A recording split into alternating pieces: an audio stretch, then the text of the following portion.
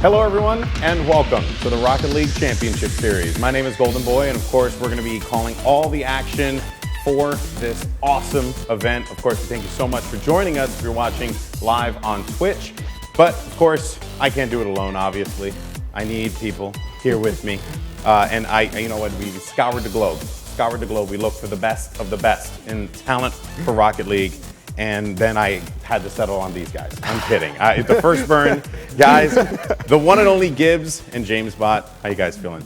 This is awesome. Like, this has been 10 months coming, and we never expected this, but like, look at this set, guys. This is amazing. Yes, all this for Rocket League, and you know, we've been just doing our podcasts and Rocket Royale with just the community, and to see it get to this point is just mind-boggling. It's awesome stuff. Of course, if you want to talk about mind-boggling, well, you know, the numbers have been kind of ridiculous for the amount of players that have been competing in this inaugural competition for the Rocket League Championship Series. And actually talking about that, you know, 20,000 people. I mean, we have all these stats, we have all these numbers. Just before we get into that, I do want to ask you guys, first Rocket League tournament I ever saw had around 300 teams sign up, around 400 teams sign up. Did you ever expect to see something like this? Honestly, you know, we've seen some of the weekly tournaments get like 200 to 500 people, which seems like a lot. And really, but it is a lot, though. it actually is a lot. It is a lot, because I mean, I come from other game communities where, you know, like 16, 50 teams would sign up for a weekly tournament, and to see that amount of people come out, it's really just stunning, because even the numbers that we get on our community streams, there's more people, like twice the amount of people signed up just to play than sometimes we'll watch some of our biggest community streams. So it's nuts. It's awesome stuff. Of course, folks, talking about the numbers, $75,000 are what these players are going to be playing for. It's a total prize pool. Of course, that will be money distributed throughout the season, which will culminate in a live final. And that is going to be awesome stuff as well. More details on that soon. So once again, $75,000, that is a lot of money for Rocket League fans out there. And I can totally understand why everyone is gunning for it. Speaking of everyone, 20,478 people signed up for this competition. That is 11,000 plus in North America, and a whole lot of nuts in the EU. You have 8,000, almost 9,000 people in the EU who signed up for this tournament. But then when you know, it's not an individual game, Rocket League, it's a team game, and it always comes down to the teams. 6,112 teams signed up for this, 3,400 in North America and 2,600 in the EU. And of course, we'll be catching the action for EU tomorrow. More on that later, but that is a staggering amount of teams. Now, these players are actually playing in a best-of-3 online qualifier format. Very, you know, I guess you could say a familiar bracket system that people may know. Double elimination, best-of-3. Only the top 8 teams will advance to group stage per region. All games will be played out of the DFH Stadium. I couldn't have thought of a better arena for that than the DFH Stadium. Of course, shout outs to DFH. He knows who he is. But before we actually get into that, though, I do actually want to address something for the community and everyone who's involved. Today we had the largest tournament in Rocket League history, and dare I say it could have been one of the largest tournaments in esports history. And the community, you guys actually did that. You guys made that happen. But of course, things happen. You know, we have a staggering amount of people, and everyone has been working diligently to make sure that you guys at home are getting an awesome experience. We have, of course, run into some issues with the website. We have run into some issues with disqualifications that were unintended. And we want you guys to know that in the spirit of fair competition, we're actually going to contact the players and teams who were affected by this, and we're going to find additional ways to give you guys an opportunity to participate in the RLCS. Now, of course, we'll reveal those details soon, but I want to say, as a representative of Twitch, and of course, on behalf of Psyonix, these guys, everyone's been working so hard, and we thank you so much for being a part of this incredible experience, and we hope that you join us again. Everyone here loves Rocket League. They want it to succeed. We know how much you guys want it to succeed, and we thank you so much for being a part of history. But with that being said, let's get to some Rocket League, because that's what we're here to see today. And you know, I couldn't have thought of a better team to start it off with than Onslaught versus Ad Astra. You are very familiar with this Onslaught team, James. I am. Onslaught, until just previously known as Team Retrospect, but getting picked up by Onslaught, the organization. I know all of these guys. I was just at PAX with Classics and Kyle Mask, who took runner-up. They took second place in the 2v2 tournament. So they're really good friends of mine, and actually 2 former teammates of mine, Flo and Espion. And these guys are the guys that I would say to keep your eye on, because they are incredibly mechanically talented and so fast to the ball. Their aggression a lot of times can set the momentum of the game, and kind of that pace can really let them take the early lead and just keep it for the rest of the game. Yeah, their pace is insane. They're one of the fastest teams in Rocket League, but they need that backstop, and that's where Husky comes in. He does not let a ball get by him. It's like 2-on-1 fast breaks, 3-on-1 fast breaks. Husky's like, that's fine. Like, I'll pass it right back. I almost got a goal off of Husky one time. Almost. For those of you guys, I actually played James Bott in a 3v3 tournament at a charity event Gamers were giving out in Detroit, and I'm going to tell you right now, okay, we would have won that game, but you guys cheated. Well, okay, you have to do what you have to do to win. It actually was not cheating. So it wasn't cheating. It was just, sometimes you're born with skill that's just very vast. Some of us have that, and others have to work for it. Now, I heard there was macros involved. There were macros. We're not going to talk about that here. Yes, there's currently an ongoing investigation, but as of now, it was completely legitimate. I'm sure those guys in Detroit dropped it completely. But of course, guys, it's going to be a good game. It should be fun. Talking about at Astra, though, Gibbs, what do we know about this team? Because we're going to get that a lot, right? We're going to get a lot of players who we've simply just never heard of coming into this one. Now, I'm not too familiar with a lot of these teams, so what's your familiarity with this squad? So they're relatively new. The only thing I know about them is from the Postal Premier League. They're in Division 1 there, so Findable Carpet, who's on the caster desk as well later on, he knows a lot more about them. But they're basically no name, but this is their chance. Like, this is their spotlight to show up and be like, we can compete against the top 5 teams in Rocket League and make a spot for Roots. All right, so before we toss it over to our casters, let's get some predictions here. I think your bias is shown quite through here, but we're just going to go anyway. Throw the curveball in there, buddy. So I know you guys know that I'm a big fan of this team. Former teammates of mine. I'm going to have to give the 2-0 to Onslaught. No, that's a surprise. Surprise. What about you, Gibbs? I'll say game 1 might be a little bit closer because Nerves, now they're on this huge thing, but I've got a 2-0 for Onslaught, but first game might be a little close. All right. We'll see how all this plays out, folks. Of course, it's the first match of the Rocket League Championship Series official broadcast. We thank you so much for joining us, but now to drive us through the action is none other than Wavepunk and Findable Carpet. Take it away, boys. Thank you so much, Golden Boy. I'm Wavepunk. I'm here with my good friend Findable Carpet. I cannot be more excited than this right now. This is insane. I mean, they all spoke for it, and I gotta agree with those guys. This is just nuts for anyone that's been a fan of Rocket League at all. And I know we've all been following the esports scene pretty big. And I gotta go, James. I'm a pretty good friends with the guys on Onslaught, so I'm so excited to be able to cast them first match just to watch what they do. But at Astra, I mean, I want to see if they can really shine in the spotlight right now. Yeah, we'll see what they can do. There's a thing with a tournament this big. We know we're going to see some kind of dark horse teams, some teams that we haven't ever heard of before. So it's really cool that like in this first game we get 2 teams that we have at least a little bit of familiarity with, and there's at least one team that's like actually a good like big pro team. Who do you think is going to be taking this match? I got to give it to Onslaught. I think Onslaught's going to take 2-0, but Gibbs brought up a good point with Nerves. With any big tournament like this, especially when they've been having some on and off times, they could maybe choke in the first game, and a lot of times teams kind of put their feelers out on that first game. They don't always go all in. So let's hope that they can maybe bring it. Both teams can bring it in that first game. We'll see. Like these sorts of tournaments. Like this is the biggest Rocket League tournament we have had to date. And so this is the biggest stage that these people have played on. You know that those nerves have got to be getting into them. As someone who's played a lot of competitive play, what do you think about like this sort of stage and the way that the nerves can affect a player? Well, I don't think anyone's played in a tournament this long just yet, so it's hard for me to fully speak on that. But one of the biggest things is really keeping your head in the whole time. It's so easy to just kind of relax for a second when you have an easy game, and the next game rolls around, you're against a powerhouse team, and they're just going to start running on you until you like really kind of pick the pace again. So you really have to be careful about the mentality you go into every single game. You got to keep it no matter how long the tournament is, and this is going to be a good testament to see how long these top teams that have performed so well, if they can like stand the endurance for this tournament. Absolutely. Just like you said, stamina is a huge thing. We're about halfway through this tournament right now. We're going to be jumping into the action. Right now we have Espion, Classics, and Husky in the orange. We have Ad Astra in the blue, going here at kickoff. Classic's gonna win that one. Espeon sets it up the shot really well, but great save coming in there from Wampinator, keeping that one out. Husky with the second shot. Man, they strike fast and early. Already right off the bat, this is a point we always harp on this point pretty frequently. On kickoff, you don't want to send two people to the corner. We just watched it happen earlier today. We'll watch it happen so many more times this tournament.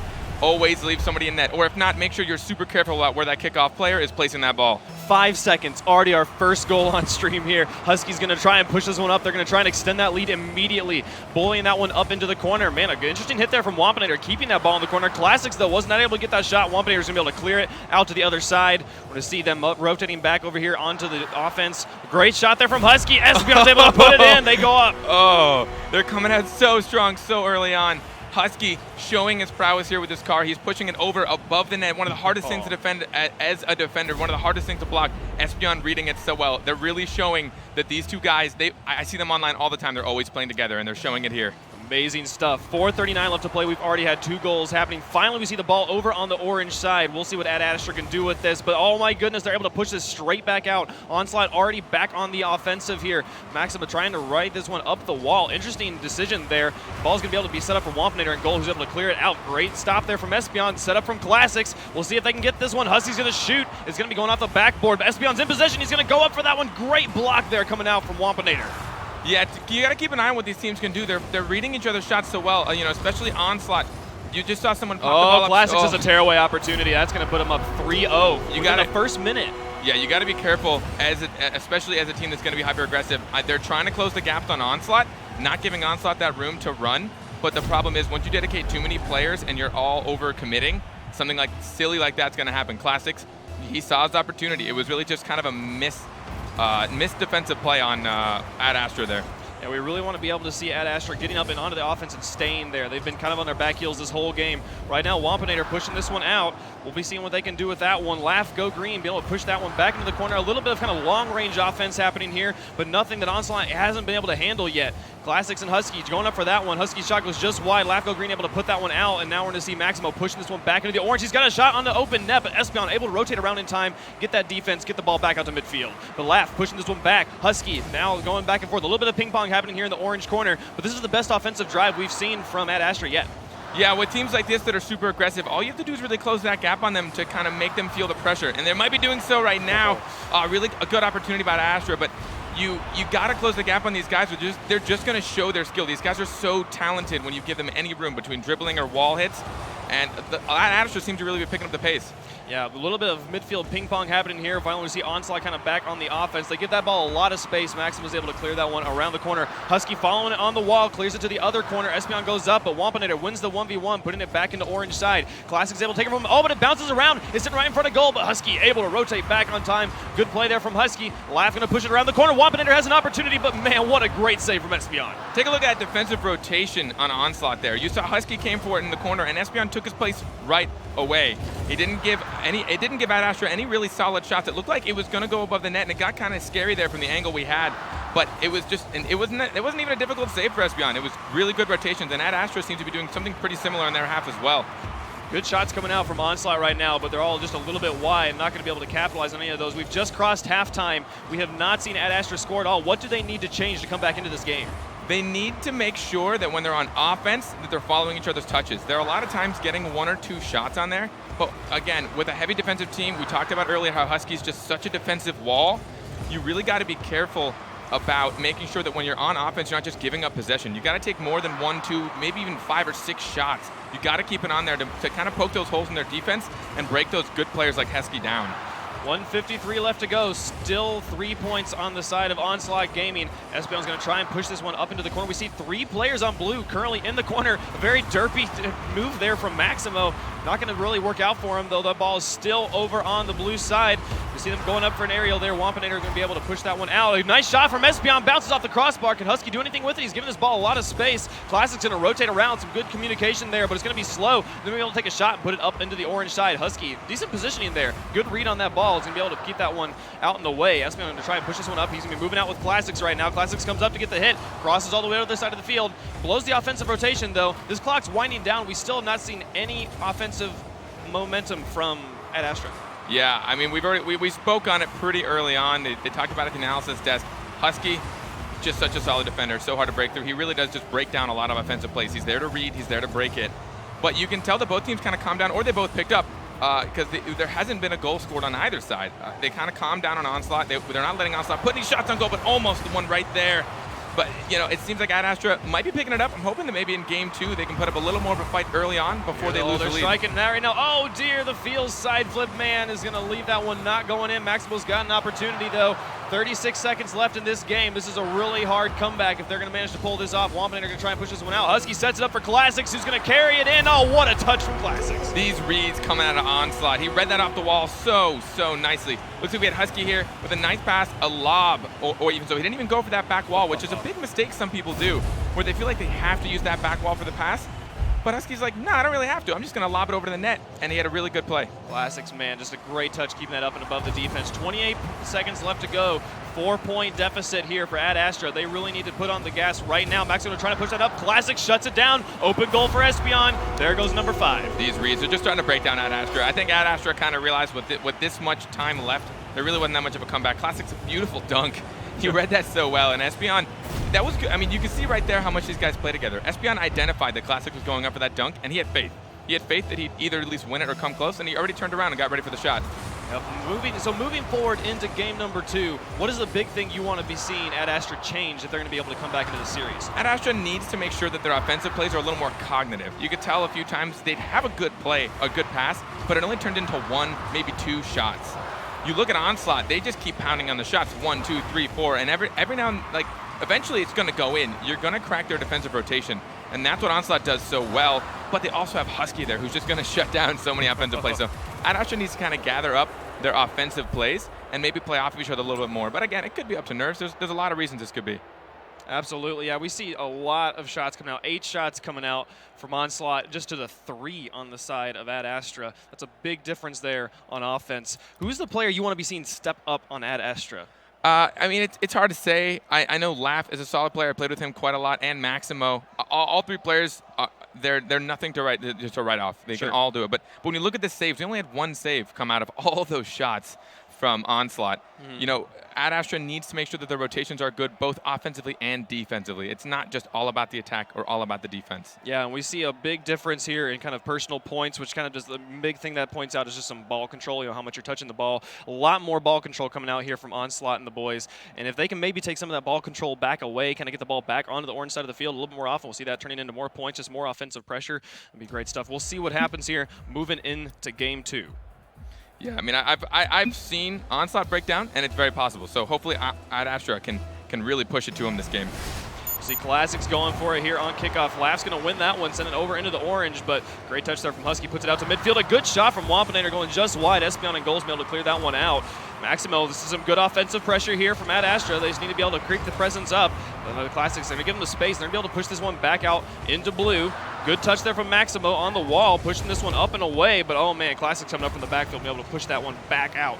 See, we're seeing the ball much more on orange side, though. We already had 2 goals scored at this point, though, in the last part in the game. Yeah, Ad Astra seems to know what they're against now. Maybe they haven't had... Oh, what a shot from Wampanen coming in from the back, dunking it in. They're going to strike first. This is really strong. They got to keep the momentum on their side. Coming in so strong, Wampanen came up early enough before any defender, and maybe it seemed like Onslaught wasn't prepared for that shot. That really wasn't that hard of a block per se from their side, but no one really read it. No one maybe really expected it.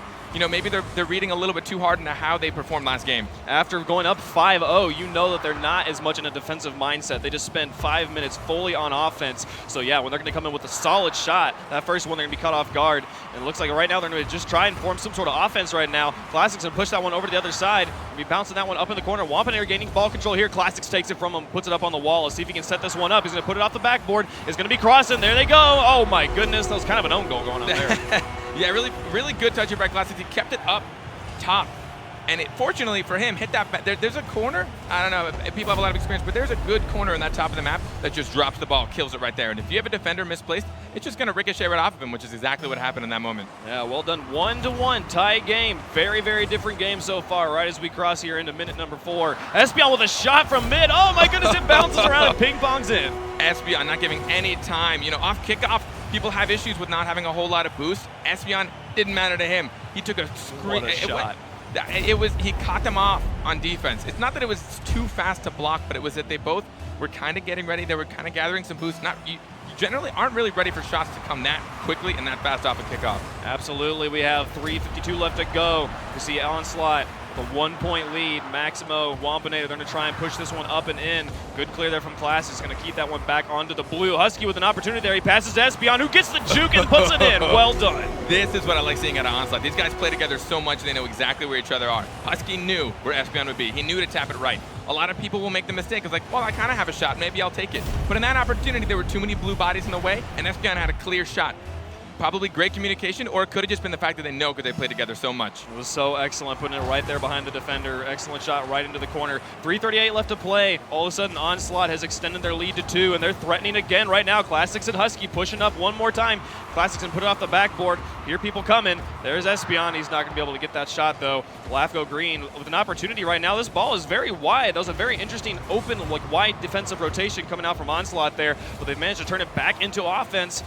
Espion coming up from the back. Oh dear, he left it open. Wampanator going to be able to pushing this one up for a counterattack. Husky, though, back on defense. Be able to set that one up. He's got a nice shot here. The Classics can get up and into this one. What a touch from Classics! This is going in. No, not quite there. But holy cow, that was close. These guys, they're coming out so strong so quickly. They definitely are not showing that they have any nerves. I really haven't seen any major mistakes come out of them. Maybe 1 or 2 missed defensive rotations. Their offense every now and then falls back a bit, but they are putting it to each other so nicely.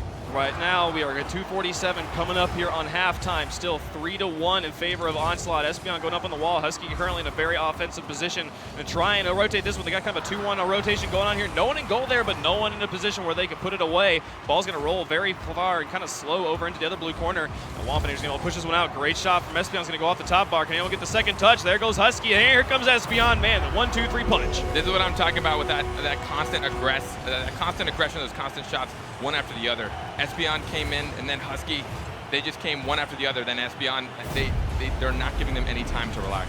Yeah, dunking it away there. 2:25 left to go.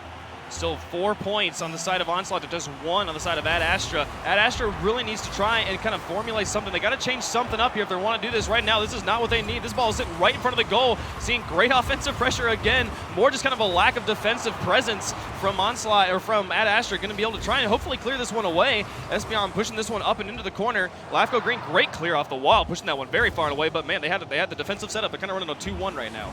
Yeah, and I've talked to Husky before, and he actually told me a little bit about what these guys practice when they're in scrims. They work really hard at making sure that they look for each other before they make touches, and it's shown so promisingly already in the series that they always are looking for a player to pass to so they can get a good shot off of it right off the bat. Absolutely. We have 1:45 left to go. Still 4-1 in favor of Onslaught. This ball is sitting here. No one wants to touch it right now. Husky going to pass over to Espion.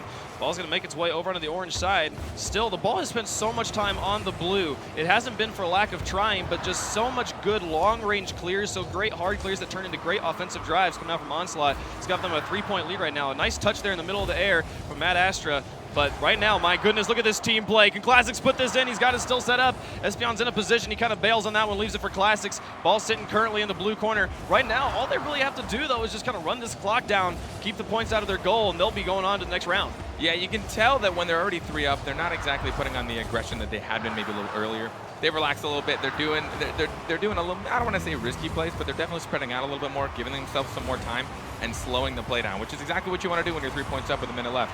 Yeah, Espion with a nice setup there. Maximo will get up into that one. Nice pass to Wampanator, putting that one over onto the far wall. Maximo and Wampanator both kind of stacked up on this far wall. Wampanator can push this one out. Maximo coming up from the back there. Did not get the read correctly, though, and leaves Classics in midfield. He's going to kind of get a very neutral 50-50 there. Wampanator and Maximo both going for this aerial, and a very interesting decision there. I wouldn't have chosen that myself, but Husky able to push this one out and around. Classics picking this one up. He's going to cross it fast and wide in front of the goal. It's a dangerous decision, but with 30 seconds left, I'm not really certain that it really matters. It can be dangerous at times. Right there was definitely a riskier time, but a lot of times it is maybe a smart move to go across net, because if you spend too much time trying to turn the ball around and turn the play where you don't exactly have control, that's when you give possession up. So he kept possession, he put it across net, but there were some blue players that were kind of scary close to the net. Oh man, there we go. They're just gonna put one more nail in the coffin. A nice setup from Espion. Classics comes in and gets the final hit. They'll put that one away. 8 seconds left to go. Yeah, no one on Astros were really prepared. They had to drop back a little too hard on defense there. They didn't have time to set up, turn around, get ready for a shot. You saw Maximo there in net. He just really didn't have time to really engage that ball, and that's where he was stuck. With 8 seconds left, I'm pretty sure this series is going to go solidly to Onslaught. They'll be moving on, but what do you think can Ad Astra take away from this series as they move into the losers bracket? They performed pretty well. I mean, again, you're going against Onslaught. There's not much you can do. These guys are a top team. I mean, I'd place them in the top 3. Power rankings have them somewhere around that. You really can't, like, you can't beat yourself up too much for this loss. And they need to come out knowing that they need to pick up the pace. They can't sit back at all. They can definitely take this loss and do quite a bit with it. Yeah, we'll see what the analysts have to say. Golden Boy, back to you. Thank you guys so much. And yes, I mean, we said it. You guys favored Onslaught quite a bit, heavily, and coming into this one outside looking in, really, which is the perspective I have here. I have always loved playing Rocket League. I'm a dual champion, by the way, just an FYI. I may have lost that hoops tournament yesterday, but I'm coming for you, Dreams. I just want to say, though, so impressive. My first big takeaway here was that goal coming out 5 seconds into the game. It's like, what a way to make a statement in the RLCS. You start it off, you go for the scramble, goal, and then that's it. That was actually pretty awesome. Yeah, well, back when I was on Team Double Tap with Espion and Digital, actually, we were kind of known for our kickoff goals. So it was really awesome to see Espion kind of continue that tradition, although we are no longer teammates, to keep that face-off goal going. And that's something that you have to keep your eye on from Onslaught. These guys are so fast and so aggressive, and those kickoffs, you see how they go. That can a lot of times, in the first 15 seconds, that can set the whole pace and momentum of the game. Yeah, game 1 was domination across the board from Onslaught. Gibbs, your thoughts in regards to that? I mean, we were basically looking at 3-0 in the first minute of the matchup. I would say this was not looking good for that Astra, at the start here. So these weaker teams, they don't get a chance to play these top pro teams a ton.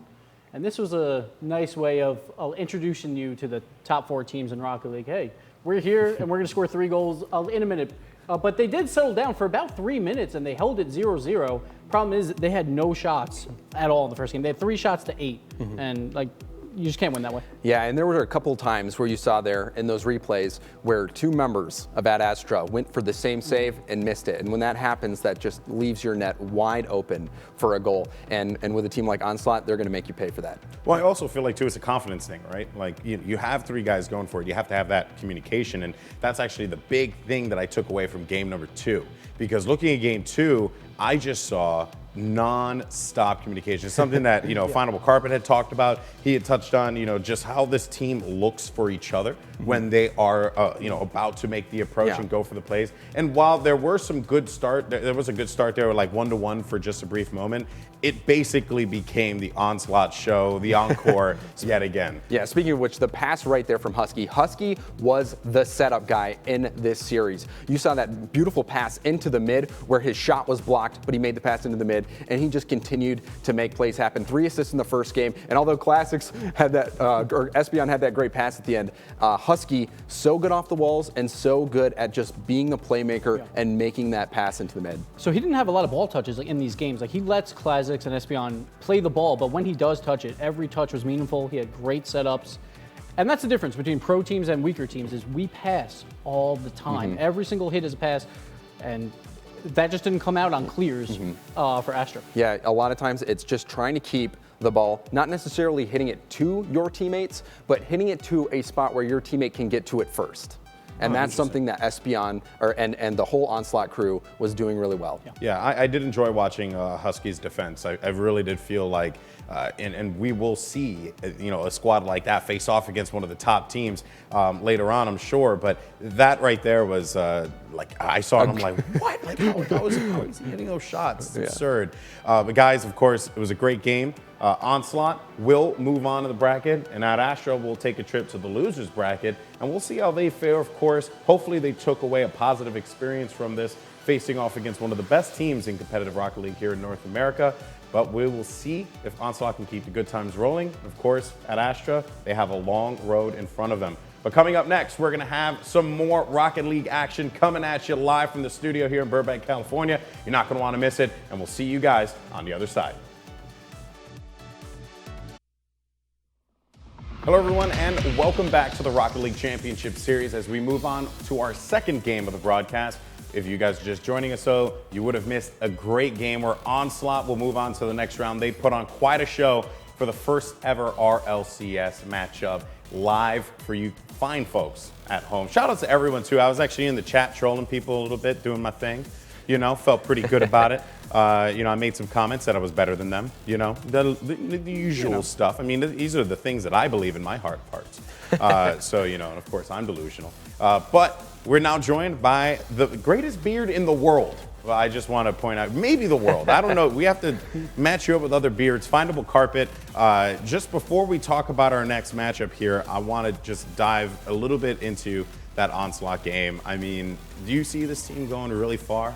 I've got a lot of faith. I might pull a James here and be slightly biased again. I really like these players. I love the way they play. I personally have run the rank ladder with them pretty frequently. They're fun guys, and that's the one thing I think they have over a lot of teams. They're just fun. They have a blast when they play. They do a great job every time they hit the field. And every now and then they have their off days, and they kind of cut it early, but they're very, very positive. And that's one thing I think they have a big advantage over a lot of other teams. Nice. Okay, well, we'll see how they play through the rest of this bracket. But now moving on to our next matchup here, it's going to be No Clue versus Greediness Gaming. Now, I have a fun little thing. Hopefully it's the same guy, but I actually know one of the players on No Clue because I used to compete with him in Shadowrun. Way back in the day. Greatest game one of the greatest FPS games of all time. Every stream I do, I just say that. Yeah. Yeah, and it's Chrome. So that's actually really awesome that, you know, these guys who I competed with back then are still doing it, and they're finding new life in Rocket League, which is phenomenal. So let's actually talk about No Clue. Gibbs, your thoughts in regards to this team. You know, me knowing Chrome, he was a very competitive guy and probably one of the better players I've ever competed against. So do you think that same kind of drive and ability has transferred over to Rocket League? Yeah, for sure. The only problem with No Clue is that Chrome was not on their roster at first. They actually had Prime Thunder, who's 14, I think, so he couldn't make it in this, but that kid looks like he's 10. Like, I met him at PAX last week, but he won the 1v1 tournament with ease. Just threw him under the bus. Oh, yeah. Like, his mechanics are insane, but Chrome is a great player as well. It's just it's a new team for him, so the chemistry might be like a little bit off still. So we gotta see that. What about for you before we throw it to the casters? You know, I know Sad Kowalski on the team. I've also played a good amount of twos with him. He's a great setup player. He's really good at controlling the ball, bringing the game down to a slower pace, which not many players have the talent to do, and put it over the net when he needs, you know, maybe drawing a defender out a little too early. And I know Nugs, who used to be on a top team as well, Foremost, could be on this roster. I don't really know what they're going to start with. We don't know exactly for sure just yet, but he's all, I mean, they did really well. Foremost was pretty strong. Yeah. All right, well, we'll see. And of course, we don't know anything about this Greediness Gaming team. So there's going to be a lot of questions going into this one. Can No Clue overcome the relative unknowns, or will Greediness push forward into the bracket? We're going to find out in just a second. So for now, let's go ahead and toss it over to another casting team here. Leafex and Lawler. Take it away, boys. Thank you, Golden Boy. This is my turn and Lawler's turn to be excited. Lawler and I guess that's the right way. Lawler, oh my goodness. Man, these games, as we were talking about, I mean, you're looking at this No Clue team. They've been playing pretty strong, and I'm hoping that this Chrome change doesn't change up too much, but that's one of the things you just never know. So hopefully he can fill in the shoes of Prime. Prime, as we talked about, just not able to be here, but mechanically sound, he is definitely one of the players to watch out for, but Chrome should be able to take that spot. Yeah, well, let's hope, as Golden Boy mentioned, that his skills from his old Shadowrun days can come out and show us in this one. We did hear that, you know, chemistry might be a little bit of an issue. Hopefully that can be rounded up very early in the game, and it's all up to adaptation, you know, whatever team can adapt first. And they're good players. They can probably all, you know, figure it out pretty quick. My question for you, though, is do you think freestyles are going to be something we're seeing super early on in this game? You know, I don't think they're going to be able to do that against Greediness and the rest of the guys, but it's one of those things that, you know, if they get up enough, you might see some flair, and that's really exciting stuff. So I think these guys are almost ready. I know we're starting to get ready, but that's the thing. I have a question for you. Who do you think on Greediness is going to be the guy to come out?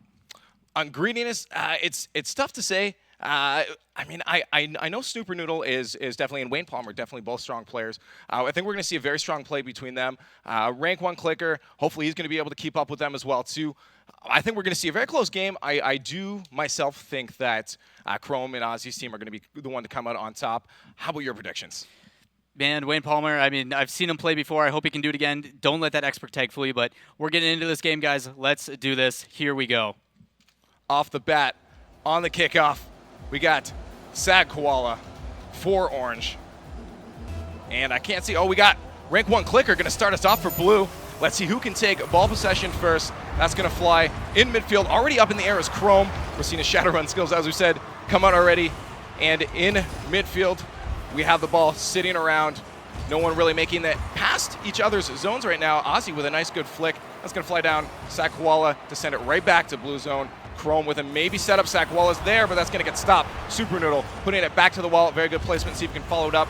Pass out for his teammates. No one able to connect. Ozzy to Sakwala. No shot. Ozzy with another shot off the crossbar. Almost in. Wayne Palmer going to try to get this out, but that shot is coming right back to Blue Zone. No one there. Sakwala not able to connect. Blue needs to get out of their zone right now. Man, you're looking at this Blue team. They're getting worked on these rotations out of this Orange team. They need to spread out, and they need to put somebody to contest these shots. Otherwise, they're going to be in for trouble early here. Rank 1 Clicker might be the one to do that, sending it down, but Ozzy on a good back rotation, sending that flying, the chip. Sad Koala, maybe he can get it back to Ozzy. Ozzy not able to connect. Oh, and he does! There it is, 3 defenders in net. I don't know what happened there. We had a little bit of a miscommunication. Wayne Palmer, Super Noodle, in a bad spot to connect with this. Try to get the side flip, and Ozzy just tucks it in. Man, I hate to reiterate it, but these guys, they're bundling up way too much. They're getting too consolidated in one spot. Someone needs to be sent up to pressure that and have somebody else after that follow up that hit. Otherwise, this pressure from these guys, it's going to be an onslaught. Kind of ironic, right? Yeah. They're keeping up with the teams that they saw before. Let's see, though, if Blue can start to make any offensive attacks. Ozzy with a nice pop-up. We're seeing a lot of good pop-ups come from them. The follow-up with Sakwala. Oh, my goodness. Almost an amazing aerial off the backboard. Tuck in the corner. Super Noodle able to connect. This is some crumpling up coming from Blue right now. Chrome with an easy shot. The placement of that was just super easy choice. The pass was great. Look at the bumping coming out of Blue on their own teammates. Man, that's rough. When you got too many people in one area, that stuff can happen, and that's the problem. We talk about rotations and how important they are. You generally see one player on this Orange team come in and rotate and take a shot. Someone that immediately follows up right after, and it's just that constant rotation and that constant pressure, kind of in a triangle formation, is allowing them to put this many shots on the goal with really no worries about it ever hitting on their side. And if it does, you got someone back there to hit it back out. Yeah, Super Noodle doing some backing up because he sees the ball flying down to his zone. Chrome, he's going to be in a good spot, but he's not getting up in time to challenge this Sad Koala. He's going to beat him to it. Ozzy going to try to control this on the ground. Wayne Palmer taking him out of the play. Rank 1 also contesting as Super Noodle gets that nice little chip with the Batman, the Batmobile, into the other zone. Wayne Palmer, maybe a setup here. Sakwala is going to connect.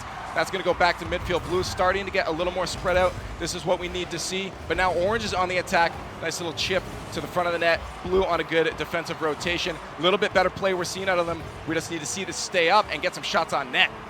Yeah, we need to be careful with this Blue team. They need to put in some bigger clears. I'm glad to see that they're starting to go up for these shots. They're actually finally starting to contest some of these balls in the air. The problem is when you're hitting those and they're setting right in front of the middle, it's almost as if you didn't do anything at all. So push it past that half mark, get some momentum, and try to give yourself a chance. Sad. Ozzy's going to follow that up, but thankfully Super Noodle recognized that shot was coming in. Sad with another setup. That's going to go wide. Chrome with the touch. Oh my goodness, they could not connect with the back of that net though. And that's going to be moving back to midfield, but they're still putting the pressure on. These rotations out to midfield, grabbing boost are really good right now on the side of Orange. And here comes a shot from Sakwala. Oh no! Super Noodle was up, but he couldn't connect. I don't know what happened, if he ran out of boost or lost his confidence, but I feel like he should have had that one. Yeah, props to Sad Koala there. Going up on that wall, that's something that we don't talk about enough. Going up on the wall gives you such a clear advantage to get that ball hit first. It allows you to control complete possession of the game, and that's something that these guys need to take advantage of. When they're getting outworked, what are you going to do? You just have to sit back and hold on for this ride. Good communication coming from Orange there. Sad Koala and Chrome backing off from each other, spreading out, and now they have a chance to break out of their own zone, and Ozzy's going to almost do that. Super Noodle there to connect. Man, I like Wayne Palmer, what he's trying to do there, but he still needs to learn with those rotations. He's applying pressure, which is good. He's trying to box out an angle, but he needs to rotate back and have someone take his place if they're really going to make this work. Ball still rolling around in that corner. Rank now with a shot over Ozzy. The last one left is Koala. He's going to connect easy with that DeLorean flying through time to get a shot in front of the net. Chrome with an aerial, not able to connect. Let's see if he can do it again. Super Noodle to carry that down into midfield. A little bit of a challenge going on in mid. No one able to move it past their own zone there. Man, I like that this blue team's starting to get into this. They're starting to get a little bit more aggressive, trying to make it so it doesn't get out of hand fast. But that's the thing. I mean, you can tell that this this orange team, they're doing a good job. Look at that pass. Oh my goodness, that pass was absolutely incredible. That was some teamwork. That was straight up teamwork. Sadwakala with the touch to the mid. Man, you're looking at this greediness team, and they can tell they have no clue of what's going on here, man. Yeah, it's 4-0. We have a minute left in the match. Blue has to get some pressure on this. We always say this, you know, the last minute you're going to see an insane amount of pressure. I don't know if they're going to be good enough to recognize this, though, especially when they're stuck in their own zone as much as they have been. It's been absolutely dominating. 0 shots coming from Blue. It's just a dominating performance from Orange right now, and round 2 is going to be hard. Man, they're trying to do a good job here, and I'm glad that they're starting to rotate the best of their abilities. Those are the big clears that I was talking about. They need this. This allows them to collect some boost and get some pressure. But I'm just curious to see if they can keep this up. I mean, they're showing glimpses of it, and I hope they can carry that into the next game. But it's just one of those things that you see that Chrome is filling in really well. Open shot net. They're falling apart a little more. I mean, 40 seconds left. Not much you can do at this point, especially when you've been dominated this much throughout the match. Hopefully, though, in this next 60 seconds after the match, they're going to be able to recuperate, find their strengths, and get back to it. Don't go into this saying, it's over, boys, because it's not yet. Yeah, and on the flip side of that, too, is like I talk about wanting to apply some pressure in those rotations. The reason why rotations are important is if you're going to apply that pressure, you need somebody to be back. Otherwise, you're going to get that big clear like they just had, and you're going to get a free open goal. This could be an opportunity for Blue. Gets stuffed, though, by Ozzy. Not even going to allow them to have one. Upside down is Ozzy on the wall. Gets that push into Blue zone. Orange his teammates are going to keep following it up with a goal potential. That's in front of the net. Open net. Look at that, Rank. Just able to connect with it to keep it out. Man, these guys are relentless with this. It's like this pressure that they're applying, it doesn't seem to be a fluke. Like you can tell these guys have been practicing with Prime Thunder's miss absence. But it's one of those things, if they're going to carry it in like this and put another goal in the net, man, that's just insult to injury. Yeah, well, I mean, we did see with that last match with Onslaught, it was pretty much like this right off the bat. But they did come back and do a fairly decent job of recuperating and doing what they could to do good in the second match. So hopefully we're going to see the blue team do that in the second round. Man, I can't believe, I get the pressure. They're trying to pop it and get something out of that work there. Something that you normally see. With this pressure that's coming between these two teams, generally you send one person on the kickoff, but there is a way that you can pinch the ball if you do it just right. And I'm glad to see them not giving up there. They're applying some pressure to give themselves a chance to get a goal there. And that's one of those things, like you can tell, we're still in this. We still have a chance. It's not over yet. Well, I don't know if you got a glimpse of the scoreboard there. We had 1 shot to 16 in favor, man, of that No hurts. Clue. That hurts. Absolutely, as I said before, dominating force. I mean, you saw Saqual Chrome, both ESL monthly elites. They have a little bit of prestige behind them. Swag. They're throwing some swag in there. Yeah, that's they get sweet. a bit of prestige. Coming into second round, what do you think Blue needs to do to be able to win this one? Man, it's tough to say. I mean, I'm going to say and point out, like, look at those saves compared to the others. Obviously, you can't have saves if they don't have shots. But it's one of those things that when you're looking at these teams and the way that they're applying their pressure, they're starting to transition, and what they need is just there's those small minor mistakes on defense that they need to be careful of. It's one of those things that when you're pushing up that far and you don't have the ability to reel it back as well, you don't have that back man to be like, okay, I got you, like, you're good. You need to be careful. For sure. We're going to get in the second match, and hopefully Blue can bring a closer match for their sake. For their sake and for us, because we all love good Rocket League. We all love to be excited and see some very close matches. Those overtimes are always fun. You can't not be excited about those overtimes. Man. So, on the kickoff, Sakwala once again, and that'll be rank 1 clicker for his team in the DeLorean. No, sorry, the Octane. My apologies. With rank 1 clicker winning that kickoff, but very quickly the ball back into their own zone. Man, they got to do something here, man. This is gonna be rough. Rank 1 clicker, I mean, I'm glad they're starting to see contestants. That rotation through Super Bowl is just, they're getting mechanically outclassed. And pops like that, I mean, even if it's not the strongest hit, it still gives them some chance to rotate in here and give themselves the ability, at least, to make a play. That's something that we can't express enough. It's not a matter of you need this perfect shot, but, oh my gosh, Chrome, if you're gonna do stuff like that, man, why even bother? Well, Ozzy with a very good wall control there. Look at that little bit of air dribble out to Chrome, and he just finishes off that placement of his car to be right under that pass. You can tell these guys have been playing together for a very long time.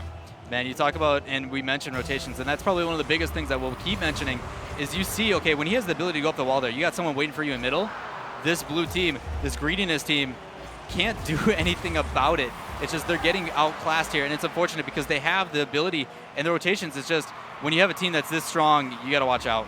Yeah, watching Super Noodle very, very patient, but misses that. It's going to give Ozzy a chance to get a shot off, but he's not going to be able to get a good enough nose on it. It's going to fly up into the corner as both teams try to get out, but Sakwala with a shot. Wayne Palmer's going to be able to carry that off the wall. Sometimes they're hitting it a little bit too high, and that's giving the ball possession back to Orange, as we saw now. Should have been rolled up the wall, followed up, but that's going to be the ball dangerously in front of the net once again. Wayne Palmer doing a little better this time, but Chrome reading that, pushes that right back down. Ozzy up. Look at these rotations out of Orange. Man, you see this, and you kind of want to point it as like a triangle. You got 2 back, 1 up.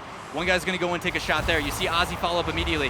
While he's doing that, they got that third player rotating back to defense, but if it's an offensive possession, he's going to come in and slam it in, and stuff like that is going to happen. Yeah, Chrome recognizing that there's really no one. There's really no one there. The pressure's insane. We've seen still bumps coming out of Wayne Palmer and Rain Clicker. Nice lob shot. The Dominus, it's always had that strong nose on it. The Dominus pushing that ball from midfield into the goal. No one's going to be able to connect with that. Very close, but it was definitely a for sure goal. Orange putting on the pressure. Once again, Wayne Palmer in a spot to get that out, but the contest gets won by Orange. No Clue doing a very good job of still keeping this pressure on, bundling up, and that's going to be another goal from Sad Koala. Man, you see these guys cemented to the floor, just waiting for it. And it's like they get caught off guard. These aerials are like, oh yeah, we'll go get that. And then Sad Koala just swoops in and takes it away from them. Clinging on to this, man. And there it is. And that's the thing. You're going to see these teams, again, as we mentioned, no aerials, or no freestyle aerials, sorry, coming out at this point. And you're absolutely right that these guys just want the points. They're like, we're pushing through. This is the RLCS. This is service business. Chrome, though, with a connect, the bounce, Rain Clicker not going up in time. The pass back to Chrome. The team plays. Let's see if they can finish it off. That's going to get stopped by Blue. Wayne Palmer with a good chip, but Ozzy's going to steal that from him. Nice save from Super Noodle as he puts that to the side. Good placement of that save. Let's see if he can get it off the wall. He's going to have a little bit of a trouble there. Rain Clicker's going to follow him up. Ozzy, Sakwala in a good spot for a shot here. That pass from Ozzy. Chrome, can he finish it? No. That's going to go back to their own zone. Let's see if they can rotate back quick enough to stop an offensive attack from Dude, Blue. I'm glad to see Rain Clicker following him up and pounding him out. And that's good. I mean, that's the stuff that we were talking about. He's trying to match him and go tit for tat here. He's doing whatever he can to play that position, and just that rotation coming through, following that ball, allowing to space out with your teammates is ultimately what led to that goal. Yeah, Wayne Palmer putting the first one on the scoreboard for Blue in both of these matches. Only a 2-goal differential about halfway through this match. They still have a very huge chance at this as long as they don't fall apart defensively like this. And Chrome with a nice dribble to finish it off. That's going to be 4-1. Man, I like that holding hands at the end there. They're just like, yeah, let's carry this in together. Let's do this as a team. Great stuff out of these guys on this No Clue team. Definitely having a clue here. Yeah, the synergy was real, as you mentioned there. And we're going to go back to the kickoff. Now we're 2.5 minutes left in the match. 4-1. 3-goal differential, still very, very doable. And hopefully Blue can start communicating and getting up for these arrows. I think that's a big issue they have right now. Wayne Palmer with a shot. Can he do another one on the scoreboard? No. Chrome is going to carry that one. Good contest from Rain Clicker, though. And that's going to just bubble over the last defender there. Man, that's rough. And I'd love to point out, I mean, you look at that goal there, as soon as they had offensive possession, they all completely spread out. One guy mid lane, one guy left lane, one guy in the right lane. They completely dispersed from each other and covered the entire set of the field. That's a beautiful positioning out of this team. That's going to be something hard to beat later in these rounds. No, it's very true. And we'll see, though, maybe Team Blue will be further around. There's still lots of time left, 5-1. Or is Blue going for that mythic score? The 7-1. Ozzy with a connect to his partner, Sakwala on the wall. Good touch from Sad to make that roll up. Let's see if we can get it out. Now, Wayne Palmer going to connect. Chrome with a shot. The far side, the placement. Look at that, Chrome. Man, speaking of placement, take the time to look at this slow-mo with Chrome. Chrome's going to go up and look at that placement. Nose of the car, placing that perfectly top right corner. Almost impossible to block unless you're going for it early. And the ability to put a little bit more power. Hitting that nose of the car, best place to hit it if you need something to go in the net. It's very true, and placement is something that's going to be very, very critical once we get to these later brackets. Because if you're not putting the shots in a very good spot, a good defensive team is going to be able to stop those very easy. Just because it's on net doesn't mean it's going in. this case in the bracket, it might be. And as we can see with that scoreboard, 6-1, it's been very true. Just throw them at the ball, and that's what Orange is doing right now, and it's working out. But Yeah. great team play, too. Yeah, Chrome. I'm glad to see that he's trying to position himself here, doing whatever he can. And Rain, I mean, these guys, look at this full rotation. Okay, Rain's going to go meet up in the middle. He's waiting for a pass. It's one of those things that these guys, they're doing the best of their ability, and I don't want to discourage them on that. Keep doing what you are. It seems to be working. It's just get up for the ball sooner. Give yourselves a chance to contest these shots. Oh my gosh. goodness. Sad Koala to Chrome. Let's watch this one. Man, Look at that. Man, we talked about Prime Thunder, how mechanically good he was, and how Chrome, was he going to be able to live up those shoes? But small little pops like that to lead to a Brazil. That's twice now. Chrome has put his car in the most perfect spot. Absolutely incredible and beautiful to connect with those balls, dropping those very soft drop passes. And he's doing an amazing job. And that's the Brazil. Let's see if they can keep that up to the end or if they're going to sink another one. Man, it's one of those games, like at times like this, with a minute left, I mean, there's still a lot that can happen. And that's one of those things that these guys, despite getting discouraged if that does happen, because, you know, momentum swing, stuff like that does play such a huge role, still put in best practices. Gosh, that's rough. It's rough, but once again, Ozzy doing a very, very good job of these wall plays the entire past two matches we've seen.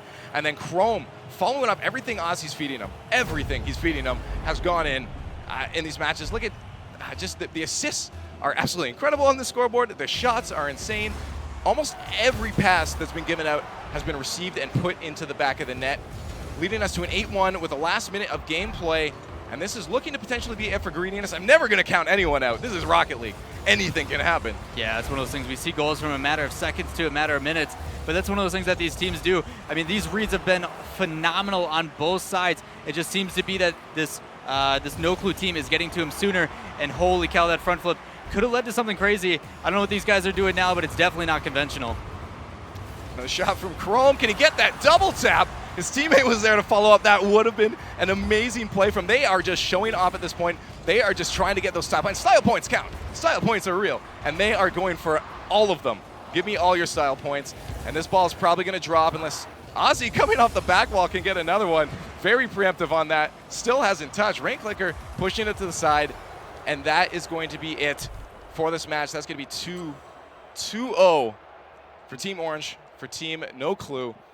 Absolutely dominating. Look at this score. Look at the score. 3 shots though, and a goal coming out of blue. So they definitely did better. They pushed through. They held their heads high, and they did their best. And that's what we love to see. We absolutely love to see, and it's absolutely incredible. So I'm happy with those. Any last words on that? Man, they're showing progression. That's what we want. Exactly. We're going to see what the analyst desk has to say. I think they were getting pretty hype over there as well. Golden Boy, can you show us what your hype levels are right now? Dare I say, my hype levels are at 9,000, right? I don't know. I did not actually, when Leaf threw that one over to me, I actually did not have a response for it. But you know what? Improv, baby. It's what we do. You know what, guys? That got out of hand. I mean, you know, that escalated quickly. You know, just to be very blunt, you know, I thought that, you know, obviously at this point in the competition, right, when you make it this far in, Greediness fought very hard to get to that point. But No Clue, definitely not living up to that name because they had a clue, and the clue was that they were going to win this game handedly. What were some of your takeaways from this one, Findable? How do you feel about No Clue's performance? And when you kind of stack that up against a team like Onslaught, for example, who we just saw, rather impressive in my opinion, but you guys see it from a different perspective. Well, what I like to see that No Clue did is no matter how big that margin got they were winning, they kept the power going. They kept the pressure on. And Sad Koala, thanks for making me look like I know what I'm talking about by all those assists in the first game. I mean, I talked about it before we started. Wait, you don't know what you're talking about? Because I'll fire you right now. But he had 4 assists in the first game and 6 shots on goal. Quite the powerhouse. He was on top of the leaderboard for his team. And 4 assists, and I think they had maybe 5 or 6 goals. So he had a touch in almost every single goal in that game, which is nuts. And there was like really good passes off both those guys. Everyone was really reading each other so well. I mean, you can see in some of these highlights right here, they know exactly when someone's coming for a shot. They know who's going to pinch it. They know who's going to pass it. There was a really cool pass with Ozzy off the wall straight over to, I want to say it was Chrome, and they just 1-2 pass like right into the net. Yeah, I really enjoyed watching Ozzy play in that first game. It definitely was a treat 100%. Gibbs, over to you here. You know, my big thing was the fourth goal, the coordination between Koala and Ozzy. Actually, that's who it was. It was Koala and Ozzy. Just the way that they were able to work together. And that was something that we saw on Onslaught. And it doesn't matter what team game you play, right? Communication is key. And you can clearly tell that this team were just running on all cylinders. And it was really impressive. But yeah, No Clue had way too much time on their hands. Greeniness, I don't know what they were doing. I think they were trying to find some bathroom tiles, like in that crease area, because that's all they were doing. Like, all three players were in net all the time, so then it was just good passes, good deflections on the ground, actually, where we see most pro teams go in the air for those, but they had really good ground deflections from Chrome in both games. With Chrome with 7 goals in game 2, he had way too much time on his hands. And he knew that I was talking good about him, Exactly. so he was like, I'm going to do this for you, Golden Boy, you know? But you know what, though? The teamwork from this squad was something, and that was more evident in game 2, in my opinion, where you just started to see some crazy plays that they were putting together. I love that air dribble that Chrome had at the start of the game to kind of just get things going. I think I saw Ozzy go for like a upside down touch and just bring that one, just a gentle touch, just right forward to the net. It was very impressive, and you could see in some of these highlights here, man, just their coordination was absurd. Findable. Yeah, I mean, I believe that wasn't gonna be. I thought that was gonna be the wall pass. They just read each other so well. The passes were always right to each other. You know, kind of. We saw Onslaught pull it off really well in last game as well. They didn't just have touch. A lot of times, what players will do is out of almost like fear or necessity, like, oh, we got to clear it, slam it out of our half, and all you're doing is giving possession over to the other player. It gives you maybe a little bit of time on defense, and sometimes it's the right choice when you need some time to reset. But when you see a team that's always kind of cheating up, looking for people to pass to, every time they're attacking, they're keeping control. You were talking about Ozzy's nice little touch. He always kept the ball close to him whenever he had possession. He never gave up the possession for no reason. So that's what they thrived in like really, really well. And let's hope they can maybe keep it up for, you know, when they're playing against other really strong teams. And speaking of, I do want to, you know, point that one for you, Gibbs. We saw what No Clue can do. It felt like greediness, just they were not figuring out how they wanted to attack the ball, how they wanted to defend. I mean, honestly, just nothing was really working out for them there. But now No Clue moving on, it only gets even more difficult, right? And you're going to face off against some of the best teams in North America for Rocket League. How do you feel No Clue stacks up against them? So they're a borderline top 8 team. Like they're one of the teams that we're going to be looking out for, like in that loser final, to see if they get in. But with this matchup, like game 2, they just had a ton of fun at the end. And you really need that, like when you've been playing for what, 8 to 10 hours at this point. So if they can keep their morale high, they can do some pretty good things in this, I think. All right, well, we'll see how No Clue stacks up with the rest of the top teams in the RLCS who are trying to qualify for those group stages. We have plenty more Rocket League, though, coming up in just a little bit. Of course, we see you guys in the chat as well going absolutely absurd. It's been a great time. Big thing. Hello, everyone, and welcome back to the Rocket League Championship Series. Golden Boy here at the Analyst Desk, joined once again by my partners in crime, Gibbs and Findable Carpet, as we're going to call the action, or analyze the action, excuse me, I'm too used to being a commentator, for the next matchup. It's going to be Phoenix Infinity facing off against Rescue Heroes. Now, here's the fun fact. In the community power rankings, Phoenix Infinity just broke in to the top 10. So this is pretty big for these guys, and we're going to see how they can perform here. Gibbs, I know you have a lot of experience with that, so we'll start with you. What are you expecting out of this team? So they had a fantastic week this week. They played in Rocket Royale and actually took Genesis, who's a top 5 team. 3-2 they lost, but you only need to win 2 games in a best of 3. So we could see them making some major upsets later on in the bracket. This one should be pretty easy for them, but I want to see them later against these bigger teams. What about you, Findable? I mean, yeah, he pretty much covered it all. They're pretty new. I don't think I've seen them play a whole lot. I mean, they've been around, but again, like you said, they just broke through. So as far as seeing a lot of their top tier play, I'm excited to see what they can do. And as we've seen so far, out of No Clue and Onslaught, they really need to bring their A game. Yeah, of course, you know, No Clue, if you guys are just joining us here, faced off just a little while ago against Greediness Gaming. No Clue looking dominant in their matchup. We'll, of course, hopefully see more of them throughout the brackets. I shouldn't say of course, because I want to see them continue to progress. I'm rooting for my boy Chrome. So yeah, Phoenix Infinity, this is a big opportunity for them to step into the limelight and show off. They're the 3rd game that's going to be broadcasted in the Rocket League Championship Series inaugural broadcast. So the pressure is certainly on for them. But on the other side, Rescue Heroes, we don't know anything about this team, but they made it this far, which is rather impressive. For Rescue Heroes, what are some of the things that they should be looking to shut down on the Phoenix Infinity side if you're playing against them, Gibbs? They have to watch out for passes from Phoenix Infinity. So they're getting a lot of reps against pro teams. So they've seen a lot of passing plays now. So they're going to start to use those in their game. So what you have to do is actually be pretty aggressive against them and try and cut off those passes before they happen, because deflection goals are really hard to defend. So they have to be aggressive. All right, folks. So we're going to see how all this boils down here. It's going to be Phoenix Infinity facing off against Rescue Heroes. And our casters, once again, to drive you through the action is Lawler and Canada's finest, Leaf X. Take it away, guys. I don't know if I would say finest, but I'm up there. But yeah, no, this is going to be a good match. Lawler, I think you were mentioning that this is going to be a close match from what you were saying. Yeah, I mean, a big thing with Phoenix Infinity, they are, like the guys at the analyst desk said, they're starting to sneak into the scene, especially in the higher level players. The big thing that this guy does, for Rescue Heroes, he is literally null. You don't notice him, he doesn't see him, but he's what keeps this team together. I expect him, though, to have a standout game. That's my prediction. The ghost, if you will. Right? Yeah. So we'll see if they can. And as Gibbs mentioned, there's the passes they got to look out for, intercepting that stuff, winning in the neutral. I'd say once that ball is in no one's possession, you want to make sure you're not giving it over there, especially if you're a team coming up that no one really is aware of. You can't be making any mistakes, especially against these teams that know what they're doing and they have some repertoire behind them. So it's going to be interesting. But we're going to jump right into this match. These players are anxious to get in. Any early predictions, Lawler? Man, I expect Phoenix to come out, but you just never know. That's the beauty of being a no-name team. There's no pressure. Just go out, play your game, do what you got to do. Perfect. On the kickoff, we got Next 8, and it's a Furby with those Octanes each. The good cheat from Corrupted. Going to start us off early, but no, recognizing that was coming his way. Gets a nice little nose on that, and that's going to be put out, allowing Blue to try to get recuperated, to push the ball out. Corrupted making a little bit of a mistake on the wall there is going to stop that offensive attack coming from Orange. But Next 8 almost putting a ball into the net already. Still 20 seconds into this match with a little bit of ping pong going on. Man, you generally see ping pong action when you have teams that are more so evenly matched and aerial collision is going on. That's a good sign that these teams are going to be very evenly matched, which is what we want to see out of the RLCS. This is going to be great. Corrupted almost with a shot there. Good team play. They're, as we said, they're going to have a lot of those passes, and they're already starting off. Null is doing a very good job of playing a good rotational game.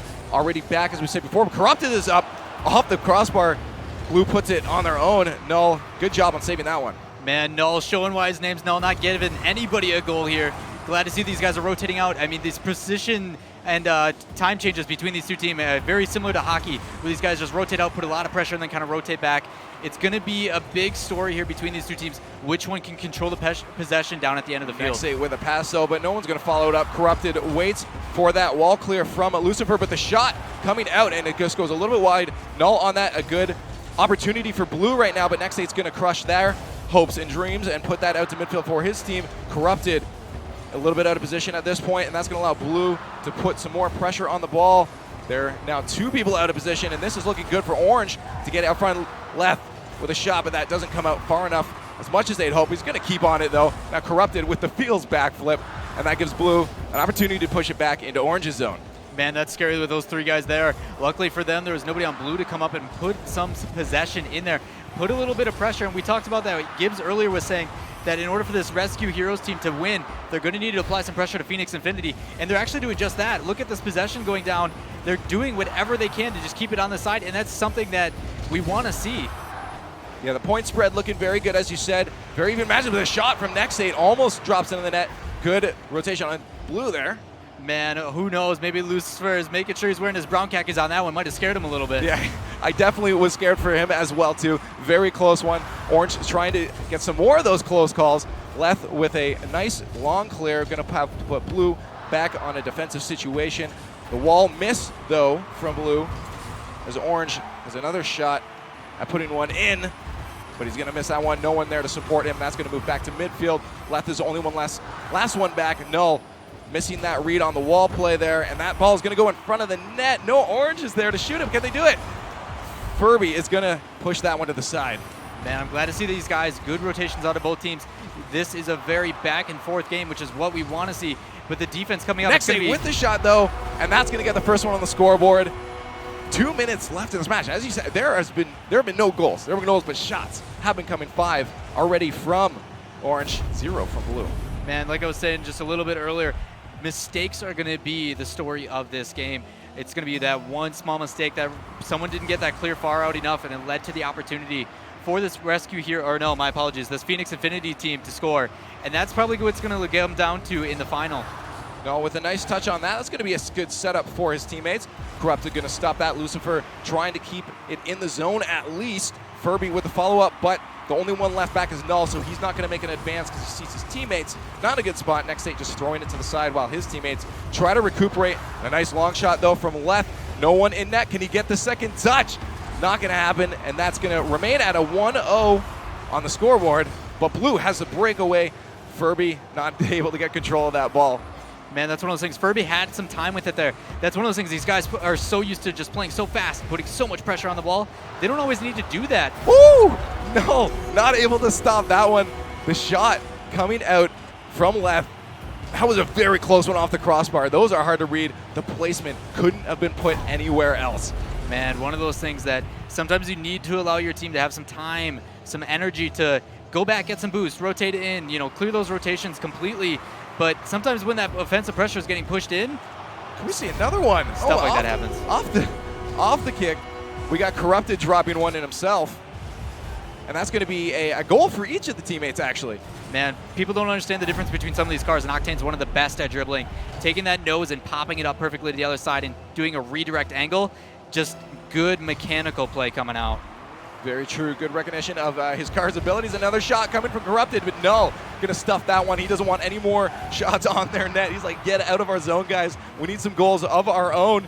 And they're having a little bit of a struggle to get out Corrupted. Just keeping his car there, just putting a little bit of pressure on to make Blue make some moves that they maybe don't want to, some rushed moves, and that's going to allow Orange to keep it in the zone. Phoenix doing a very, very good job of putting this pressure on right now, not allowing any chances to get out. Null doing his best to get that long clear. And the follow-up by Furby, maybe trying to get a pinch there, but he kind of puts it the wrong way, it looked like. And now Orange has an opportunity to shoot. Left with the shot, that almost rolls in. Just gets stopped by Blue, though. Man, Blue's showing some good defense. If they can transition into the offensive game, they're going to be tough. I hope they can bring this together. 20 seconds left. You just never know what can happen. Blue very out of position, and that's going to be another shot. We had no one back. Furby rushing and rushing to get back. Null stuck on the wall there, and no boost from the third teammate, Lucifer. And that's going to be a nice little touch there from Next 8, sorry. Left tried to get that. He tried to get the goal steal. Or the goal confirm, I guess you would. Yeah, there's no such thing as kill steals or goal steals in this case in this game. It's all about securing that goal and making sure your teammate has a dedicated goal, because goals are what really matter in the end. Corrupted up for the shot, though. Almost gets a nice one. Blue out of nowhere to stuff that. 6 seconds left in the match. 4-0. It's looking like it's over for Blue at this moment. And that ball's probably going to drop. Corrupted wants to get another. Let's see if they can do it. This ball's not stopped yet. Again, it's Rocket League. This goes until it's done. Man, this ain't Rocket League anymore. This is volleyball. A little back and forth, the ping pong. Look at those shots. Nothing. Once again, it looks like Blue. I think Blue's cursed. There's just no shots coming up from the last 2 matches that we saw. Insane. We're looking at 11 shots. 11 shots coming from Orange. The domination was there from shots at least. Right, the passes right. were great and on point. The pressure is what really put Orange's head. Man, I love seeing this consistency in the 3-2-1 saves. These guys, and that's the thing, I hope they transition the same way that the previous teams did, to where the first game they didn't have many, and then the second game they realized, okay, playing too much defense, man, we got to move it up. Yeah, no, it's very true. And I mean, it wasn't too much of scoreboard-wise. It wasn't too much domination, but they just got to get those clears. And I think it's those long clears that they're missing out on.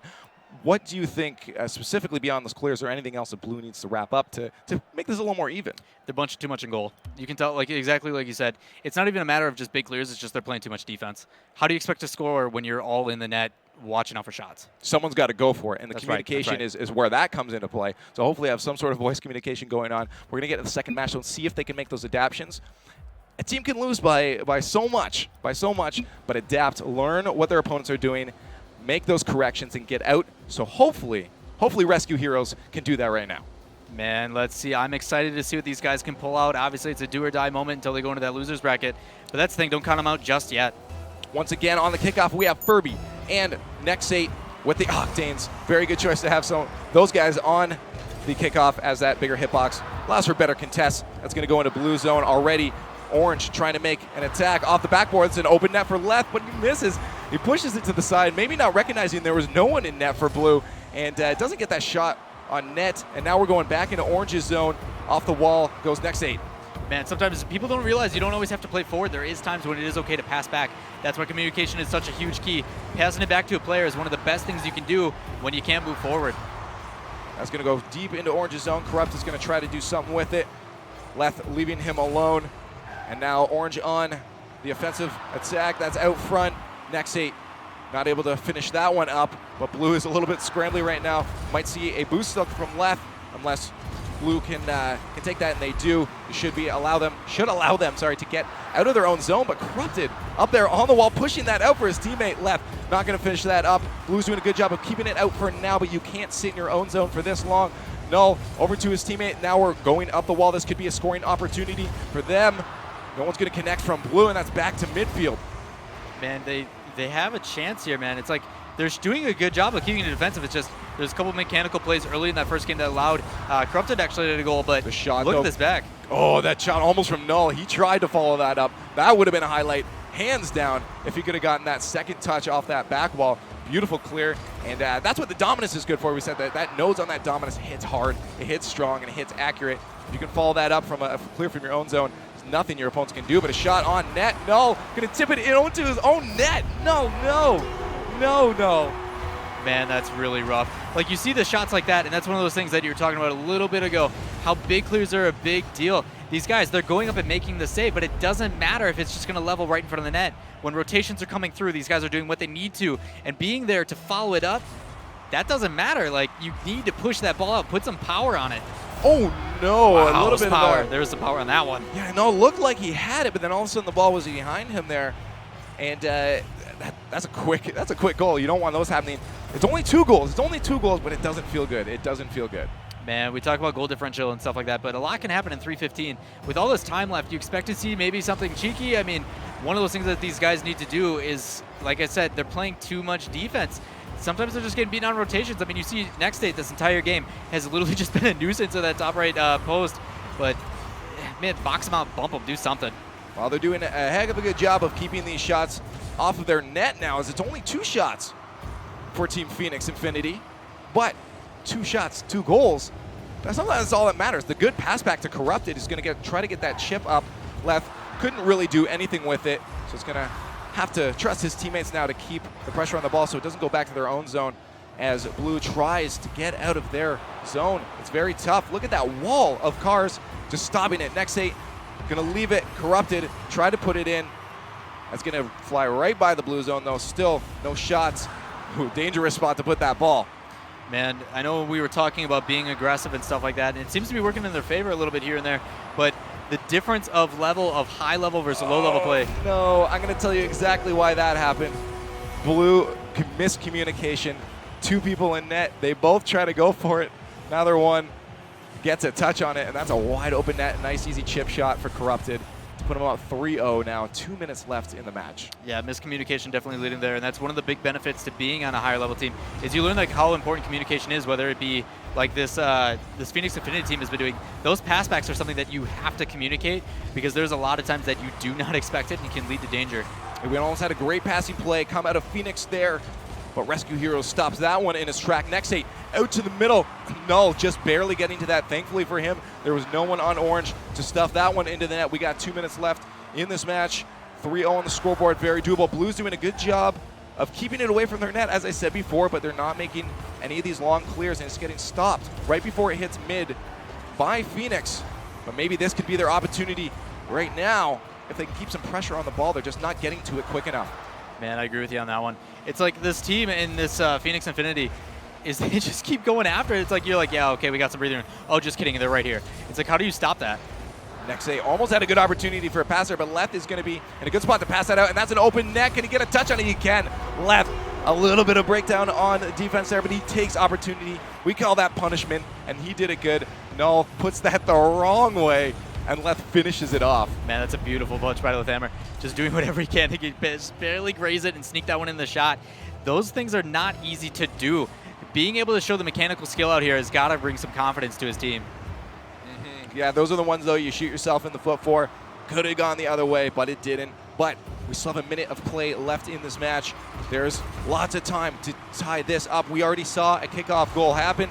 It could still happen. No, with a nice back wall as he did before, but that's going on point. Nexe recognizing, look at the shot placements are just very good. They're recognizing where the opponents are and where these shots needs to go, and that's what put them up 5-0 on the scoreboard. Man, those big clears just not happening. That's tough. all. I mean, they're doing the right things. I mean, they're getting into the ball. They're mechanically showing that they can go up and compete, but they're not pushing it far enough out, and they're putting themselves in such a bad position. It's rough.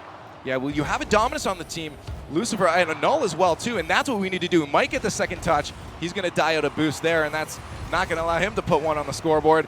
As Orange moves back into the attack, another maybe open net. Null gets the right direction on it that time. But, yeah, exactly, we have some Dominus. You can get those clears. Look at that pinch. You just got to get some more of those, and that'll allow you to set up for some more shots on net. They're just not getting the right connection with their car. Yeah, and these guys, I mean, that's a big thing. I mean, when you see Phoenix Infinity clear the ball like that, their entire team just swarms it. And it doesn't stop. Like, they get a big clear, they hit one in, the other guys go to clear it, and then they get hit again. It's like it just keeps pushing back. You don't see much possession coming out of this blue team on the other side. No, said if I can't get a goal, I'm getting a demo, and at least gets himself some points for that one. And it looks like this ball is probably going to drop down with a 5-0. 0 shots coming out of Rescue Heroes. We thought it was going to be close.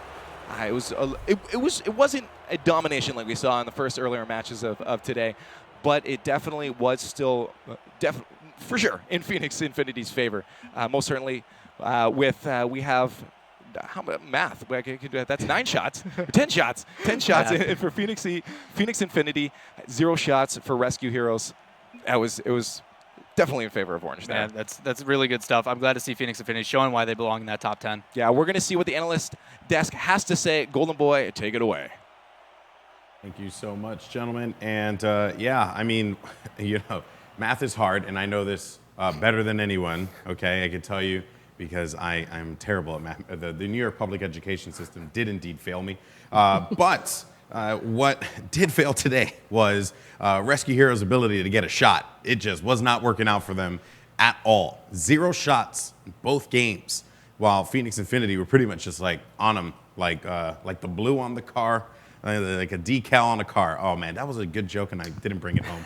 You can punish me later for that one, findable. Anyway, guys, Gibbs, I guess we'll start with you here. They looked so strong, Phoenix Infinity in game 1, just coming out of the gate strong, dominating early on.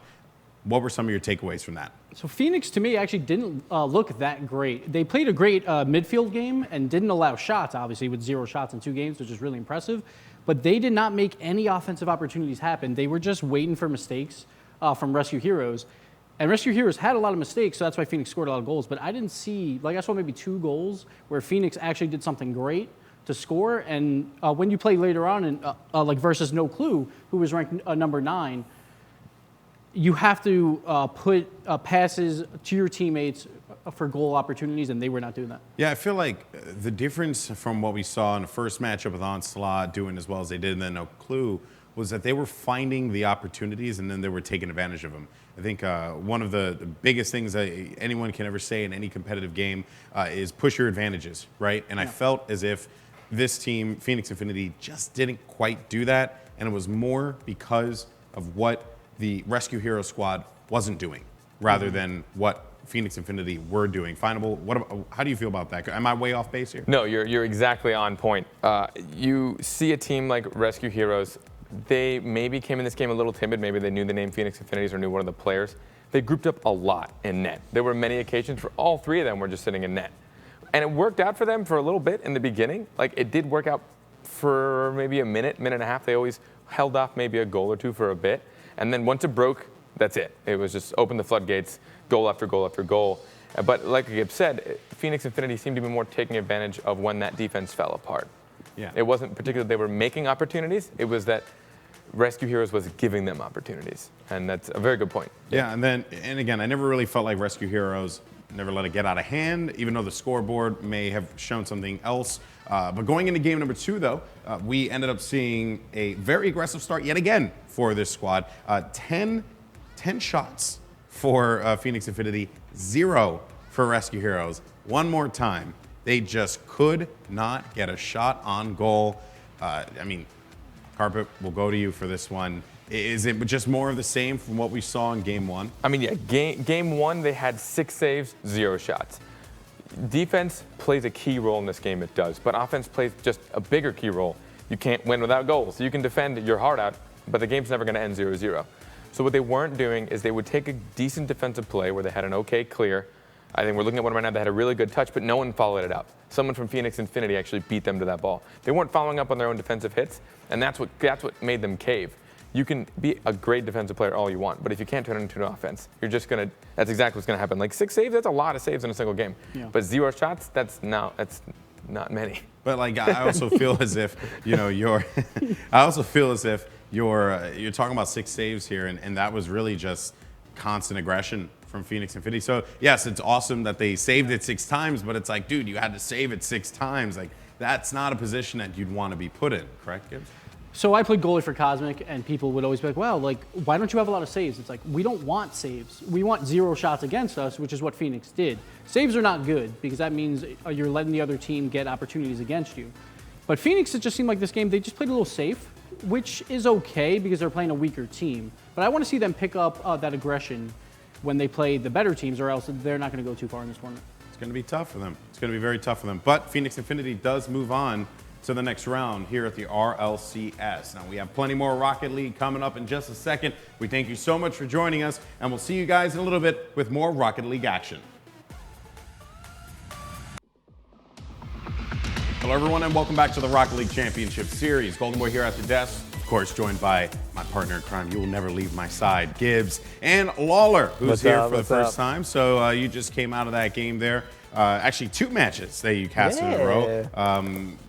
Pretty cool stuff so far, though, right? Man, when they said, hey, this is what's going to be happening, never in a million years, man. Yeah? Awesome stuff. Really awesome stuff. Well, I mean, the studio's quite nice. I saw people in the chat talking about the production. And, it's okay. It's all right. It's like top 2 that I've done, know. Right. But I know 100% this is an incredible studio. Are you kidding me? Everyone here has been, kicking a lot of butt, and it's been great to be a part of it. And now we have an opportunity to cast one of the best teams in North America, iBuyPower Cosmic, facing off against Weight Gamers. And, Gibbs is no mystery. You are deeply connected with the team. You know these guys, but we'll get to you in a second, okay? We'll get to you in a second, because I have some other questions to ask you. Okay.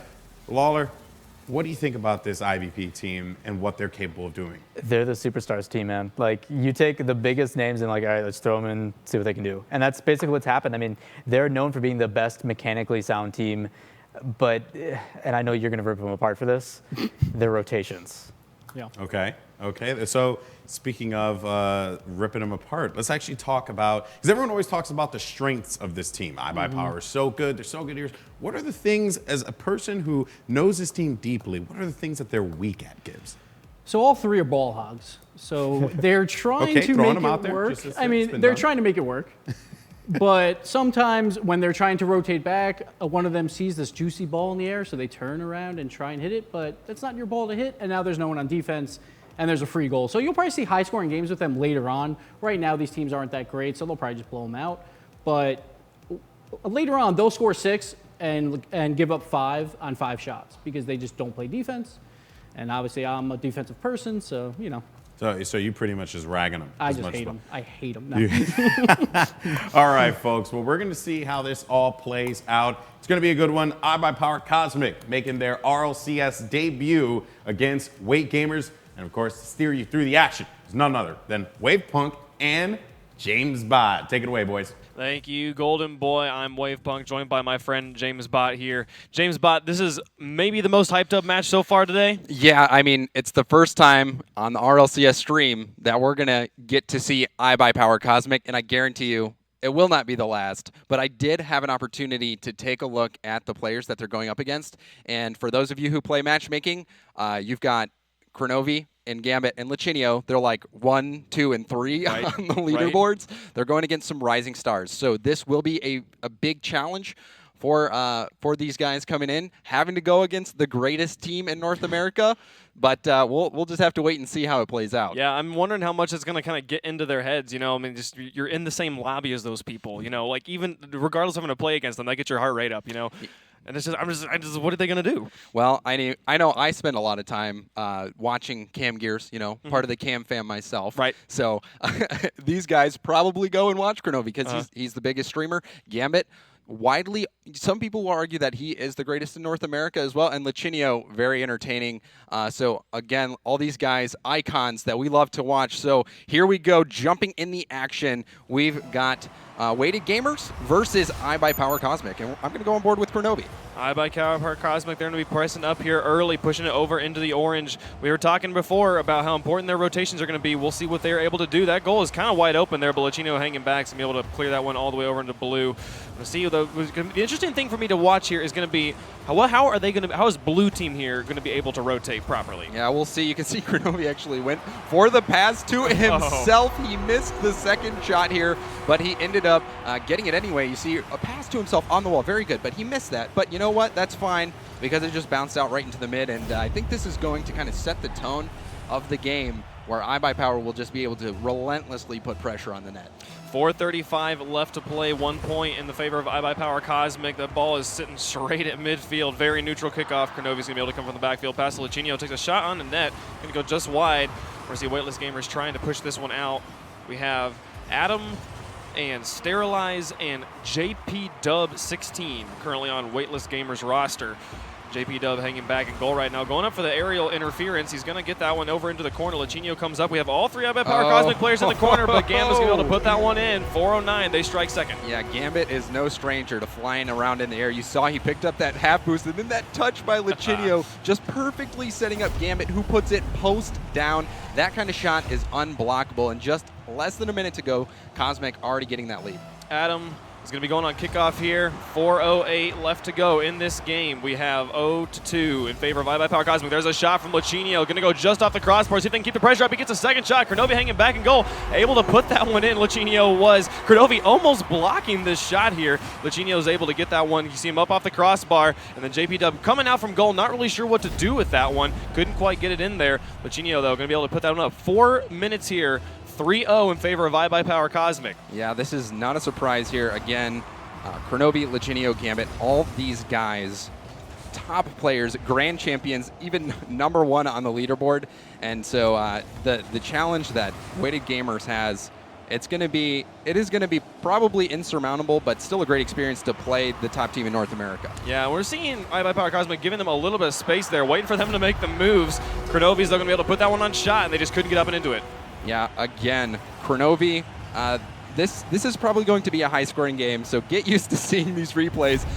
Almost a block, but again, Kronovi, all these guys, one of the things they really love to do is just put the ball on net. Because when you just put the ball on net, you force the other team to have to make a save, and you get those rebound opportunities. So a team that doesn't have as much experience, like iBuyPower, iBuyPower will punish you for not being able to get a good save. Oh, there's another amazing shot coming out from Lichinio. They just keep this bleed going. 5-0. We haven't even seen the ball get into the orange half. Yes, you can see Lichinio just right off the bounce. 2 players from blue trying to get that save here, but unless iBuyPower kind of lightens it up and takes it easy, this could very, very easily get out of hand, and it already is somewhat. Yes, we were talking earlier, the analyst desk was talking earlier about how important it was, how much of a weakness it was on iBuyPower Cosmic for their rotations, and we talked about right as we started this match that they were going to have to, Weightless Gamers was going to have to figure out how to out-rotate iBuyPower Cosmic, and right now just the mechanical prowess on Cosmic's lineup is just completely outclassing anything Weightless Gamers can bring. Yeah, Weight Gamers, again, these guys are not as experienced as iBuyPower, and even other top 10 teams get beat up pretty good by iBuyPower. So it's great to see Weight Gamers make it this far in the tournament, and they still have a shot. This is double elimination, so they can keep going at it, but this is a good opportunity for them to just get experience playing top teams, because I don't recognize Weight Gamers as playing in some of the community tournaments like ESL and VVV. Right. So this is just priceless experience for them to be able to experience Rocket League at this level. This is about the driest period we've had of goals so far. We've seen Weightless Gamers kind of formulate a little bit more of a defensive rotation there. They tried to get the block there, though, but Lachinio was able to squeeze another one in.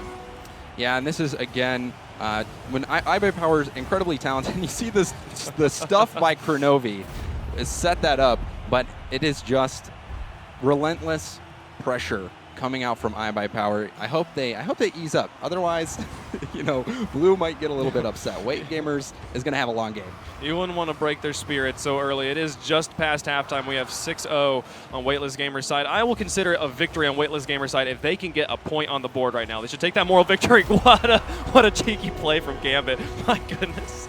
Yeah, so this is just a situation. Gambit, the ball pops up straight up in the air, and you see he actually went off ball cam so he could watch that circle. And all he was trying to do was line up the circle with the nose of his car so he could hit it in. So a heads-up play by Gambit, making sure he hopped out of ball cam because some newer players would just have your camera look straight up. But yeah, this is a ruthless beating coming out from iBuyPower. They don't want to leave any room for error. You know, we've seen professional teams before when they go up against lighter rosters, kind of lighten up, play cheeky, and then they can that sets them up for an upset here. iBuyPower Cosmic know they're on the biggest stage they've ever been on, and they're not taking any chances. They are going to completely make this a bloodbath if they have to. 1:45 left to go, 0-7 in favor of iBuyPower. Kronovi setting it up off the wall. He's going to dunk that one over onto the side. Goes just wide. There comes the follow-up from Lachinio, 8-0. Yet again, Lachinio not showing any remorse here. Just coming in from half, you could see that touch from Kronovi actually hit the post and bounce straight out. Lachinio was ready for it,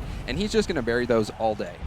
Yeah, Weightless Gamers, they are definitely featherweights, and we're up against heavyweights right now. Completely outclassed. 138, 8-0 right now. The ball's back over on the blue side. Let's see if they can just keep some offensive pressure up. They have the ball over on the orange, but Gambit sitting in perfect position. Going to be able to take this from him. Such patience from Gambit right there. Going to keep that one out, and they're going to be seeing that one going all the way up. He's going to be a man. Great aerial passing from iBuyPower Cosmos going off the post. Kronovi's going to be able to put that one over, and they're going to be dunking it. Yeah, Lachinio, Kronovi, the connection is still ongoing. You saw Gambit won that one, a missed hit opportunity there. Kronovi puts that on net, and honestly, that might have been going in already, but Lachinio, he just loves to score goals. He was the top goal scorer in the RLC Pro League when he did it, and he's just continuing that goal-scoring trend now. What's the big mistake you're seeing from Weightless Gamers right now that's resulting in such this bloodbath we've got going on? You know, it's just purely experience. I mean, these guys, Kronovi and Lachinio, they are all, every single one of the players on iBuyPower are veterans of the prequel. And you see another goal here, just 10-0, complete. This game is over. But iBuyPower, every single one of these players, they are veterans of the prequel. They have played that game for essentially 6 years prior to Rocket League coming out. And once Rocket League came out, they picked this game up and kept going with it. So it's just a sheer amount of experience that favors iBuyPower, and you can tell just they are so much more comfortable in the air, so much more comfortable manipulating their car. So it's who's to say that Weight Gamers might not get there one day, but time has definitely been in favor of iBuyPower. Absolutely. We see them threatening right now. Weightless Gamers got this ball lofted in front of the air. Gamers able to get up that one and put it up into the corner. 42 seconds left. The ball is on the orange half. If Weightless Gamers could get any points on the board, it would be a nice morale boost going into game number 2. But right now, they are threatening again. iBuyPower Cosmic pushing that one up. Maybe cleared far into the other side. We have them hanging back right now. Gambit going to be able to pick this one up, push it out. All 3 iBuyPower Cosmic players currently in the corner, but they're going to be able to clear that moment right there. 20 seconds left, 10-0 on the side of iBuyPower Cosmic. 2 players up on the wall. At this point, they're not really caring about what's going on here. This game is over, like you said. Yeah, you know, after you score 10 goals, you can just take it easy, you know, play keep away, and it kind of seems like that's what iBuyPower is doing, just letting this game get over. That's going to be it for game 1. As soon as that ball touches the ground, and oh, please don't do it, Kronovi, come on, man. All right, so it hit right on that goal line there, and you can see 5 goals, just a massive amount of shots coming out from iBuyPower. They controlled every single aspect of this game. 5 assists from Kronovi. This game getting incredibly out of hand, but again, that's kind of what we expected. iBuyPower, for those of you who follow the Rocket League scene, we've got a subreddit and we have community power rankings where we rate all the teams based 1 through 10, and iBuyPower Cosmic has been the #1 team for like 95% of the community power ranking history. So no surprise seeing them come out here and really take it to a team who is mostly rising stars and players of that caliber. And again, I think if you are weight gamers, just use this as a learning experience. Absolutely. And one interesting point from that last game, we had 7 assists out of those 10 goals. We had talked about the rotations, talked about the team plays not being iBuyPower Cosmic's strong suit. And there we saw some really good team plays out of that game. So hopefully these sorts of things will help smooth over those weaknesses. They're going to be striking early here, though. Kronovi able to carry that one across. Oh, and a whiff from Lucinio, though. They have all players behind. They have a chance right now if they can just push it in. It's going in and put it in. Oh, my goodness. Weightless Gamers takes the lead. Yeah, Adam Uzi has a new video to put on his Steam profile, scoring against iBuyPower Cosmic, taking the lead. Adam is clutched. You know what? If I were him, I would make that GIF right there, Steam profile picture. Right now, man, you know, take that ball, kiss it, hang it on the shelf because you might not never get another one. Excellent stuff. Oh my goodness, they left goal wide open. It's just off. Sterilize puts it up on the wall. Kronovi's able to clear it into the corner. But this is a completely different game we have going on right now. Yes, definitely a lot more life coming out from weight gamers. And Lucinio, so close. He clutched it with that demo. That was going to be a wide open shot. So heads up play from him. And is he going to do this? Oh, he's going to counterplay it. That ball sitting right there. That's going to be open. Where is he? Gambit. There's Gambit. Boom. Yeah, there you see. So just that counterattack. And I think we're just going to continue to see more plays of this type where Kronovi getting that little touch, just setting it right up for Gambit. And now I think the floodgates are going to open in terms of goal for iBuyPower. It is a tie game. It is a tie game. Both teams have a point on the board. 4:16 left to go. And oh my goodness, this aggression is amazing coming out right now. Kronovi setting that one up. Gambit couldn't quite get the angle he wanted. He's going to be back passing it to Lucinio. Over to Kronovi. Ball sitting in midfield. Weightless Gamers going to be able to pick that one up, though. Put it over into the corner. Kronovi and Lucinio back on defense right now. Kronovi's able to clear that one up into the corner. We have players back on defense. Dunk. Oh, a good save there from Sterilize. Going to be able to push this one back out. There's a little bit more. The game has slowed down a little bit here. We have a little bit more just kind of long-range, mid-range clearing going on. But right now, live streaming has another opportunity. Can he get it past Lucinio? No, Lucinio takes it from him. Yeah, Lucinio, big defensive play there. You saw a little bit of a misplay at mid, left that net open, but Lucinio bailed him out yet again. That was a close one there. Lucinio with a great shot on net. Kronovi's up to get the second touch. Doesn't quite get the touch he wants, though, and Sterilize is able to push this one out. Gambit bullying through that ball. My goodness, what a shove from him. This ball sitting in midfield. Kronovi with the man. He comes from the back, sets his ball up. It's sitting right in front of the goal. It's not. Oh, it's going to finally roll in. My goodness, that took forever. Yeah, so that's just continually putting this ball on net. You see Kronovi didn't get a ton of power on it, but he forces Blue to make the play. Adam did get a good touch, but you saw JP also went up for that, and because he also went up for that, he wasn't able to take advantage of that save. So a really good defensive effort on the part of weight gamers, but still just too much for them to handle, and iBuyPower is going to take, and if I had to guess, they're going to maintain this lead. Absolutely. It has been a very big improvement from weight gamers, though. They have, at this point in the game, they were already down 5-0, 6-0, and they're only down by 1 point right now, so good stuff from them. We'll see if they can keep this up. Sterilize is going to miss these ones, see if they can push this out. Adam setting that ball up. It's lofted. Kronovi's going to go up for the touch. Oh, he puts it off the corner. Still on the crossbar. Where's Lucinio? There he is. Oh, yeah, you can see JP tried frantically to get this clear. He ended up backing up off the wall and popped it right out to Lucinio, but honestly, that ball was in a very tough spot. And with Lucinio just being a predator out there in the mid, he's going to easily put that one away, pretty much no matter where that ball came out. We've seen the last 2 goals have both come off of weightless gamers overcommitting on defense, having multiple players go for the same shot and leaving that goal wide open. Those sorts of defensive rotations are something they need to clean up here. We see J-Dub trying to push this one out. Lucinio takes it from him. He and Kronovi both up in the corner right now. Sterilize is able to bully it away. Gamma going to pick this one up. Oh dear, and they're going to get tangled up on each other. iBuyPower Cosmic making kind of some space there, but weightless gamers was not able to capitalize. Yeah, well, weight gamers, they are doing much better this time. And honestly, looks like a little bit of sloppy play from iBuyPower. And look at that, a goal conceded. And Sterilize getting his own gift to put on his profile. That's 2 goals they've scored on iBuyPower Cosmic right now. Good shot coming out from Sterilize, putting that one underneath Gambit, keeping that points from happening there. 2:24 left to go, only 1 point down for weight gamers. Yeah, this is a very close match, a surprise after that first game. 10-0. They are just 1 goal away from tying it up. Don't do it, Kronovi. Kronovi, he doesn't care. Wave. He's going to do it. he said, no, Wave Punk, I'm going to do what I want. I'm the pro. Takes it off the wall, puts it on his nose, and just carries it so beautifully through 2 defenders and in. Yeah, that defender almost got the touch, but that air dribble from Kronovi forced him to make the play. And For those of you who haven't seen air dribbling before, it is a sight to behold, and Kronovi extends that lead here as 2 goals separate these two teams. Oh, Sterilized setting that one up there. No one able to dunk that one away. Oh, but here's an opportunity. That ball's lofted into the goal. Gambit going to not miss that one, though. Able to push it out here. Passes up to Kronovi, who passes it back to Gambit. Lachinio, that's an open goal. Oh, man. Gambit going to make them force the own goal here. Yeah, that was wide open. A good counterattack here. You see Kronovi gets a very solid touch that expedites that ball right out into the mid for Gambit to tap in. If that ball would have been left to just hit the side of the wall, it wouldn't have had the pace to get out there. So a good play by Kronovi getting that ball over to Gambit. 2 minutes left in this game. Oh, Gambit going for the cheeky mind game and try and dribble this one away. JP is not going to be fooled, though. He's going to be able to push this one out and into the orange corner. Good touch from Lachinio, pushing it back into the blue. Gambit's going to wait patiently for this ball and try and move this one around. He's playing some mind games right now with these guys. You know, when you are this far ahead and a game ahead, you have a little bit of room to wiggle around and just kind of have some fun. Yeah, we'll see if White Gamers can get any more points on the board right now. They need to get the start by getting the ball out of their side of the field.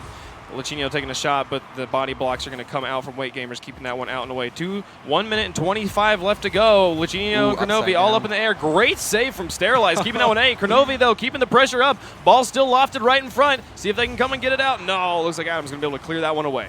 Yeah, just continued pressure still coming out, but iBuyPower, they're not, although 5-2 is still very impressive. It's not a beating like it was last game, so got to give a lot of credit to Weight Gamers for bringing this one back. Absolutely. They're trying to make a series out of it. We're in this final minute. They need 3. They're threatening right now, but Lachinio's going to shut that offensive drive down, put it off the wall. Kronovi and Gambit both pushing up on that shot. Is it off the post? Lachinio comes up. Oh, Kronovi's able to clear in the corner. If they just followed up, they might have had another point. Yeah, that one is one of those situations where you just don't expect the net to be so far open. Yeah. So good recovery from Cosmic, but again, Weight Gamers showing some life. We'll see if they are able to put any more points on the board. But with 35 seconds left and iBuyPower Cosmic threatening, there we go. Kronovi puts another one in.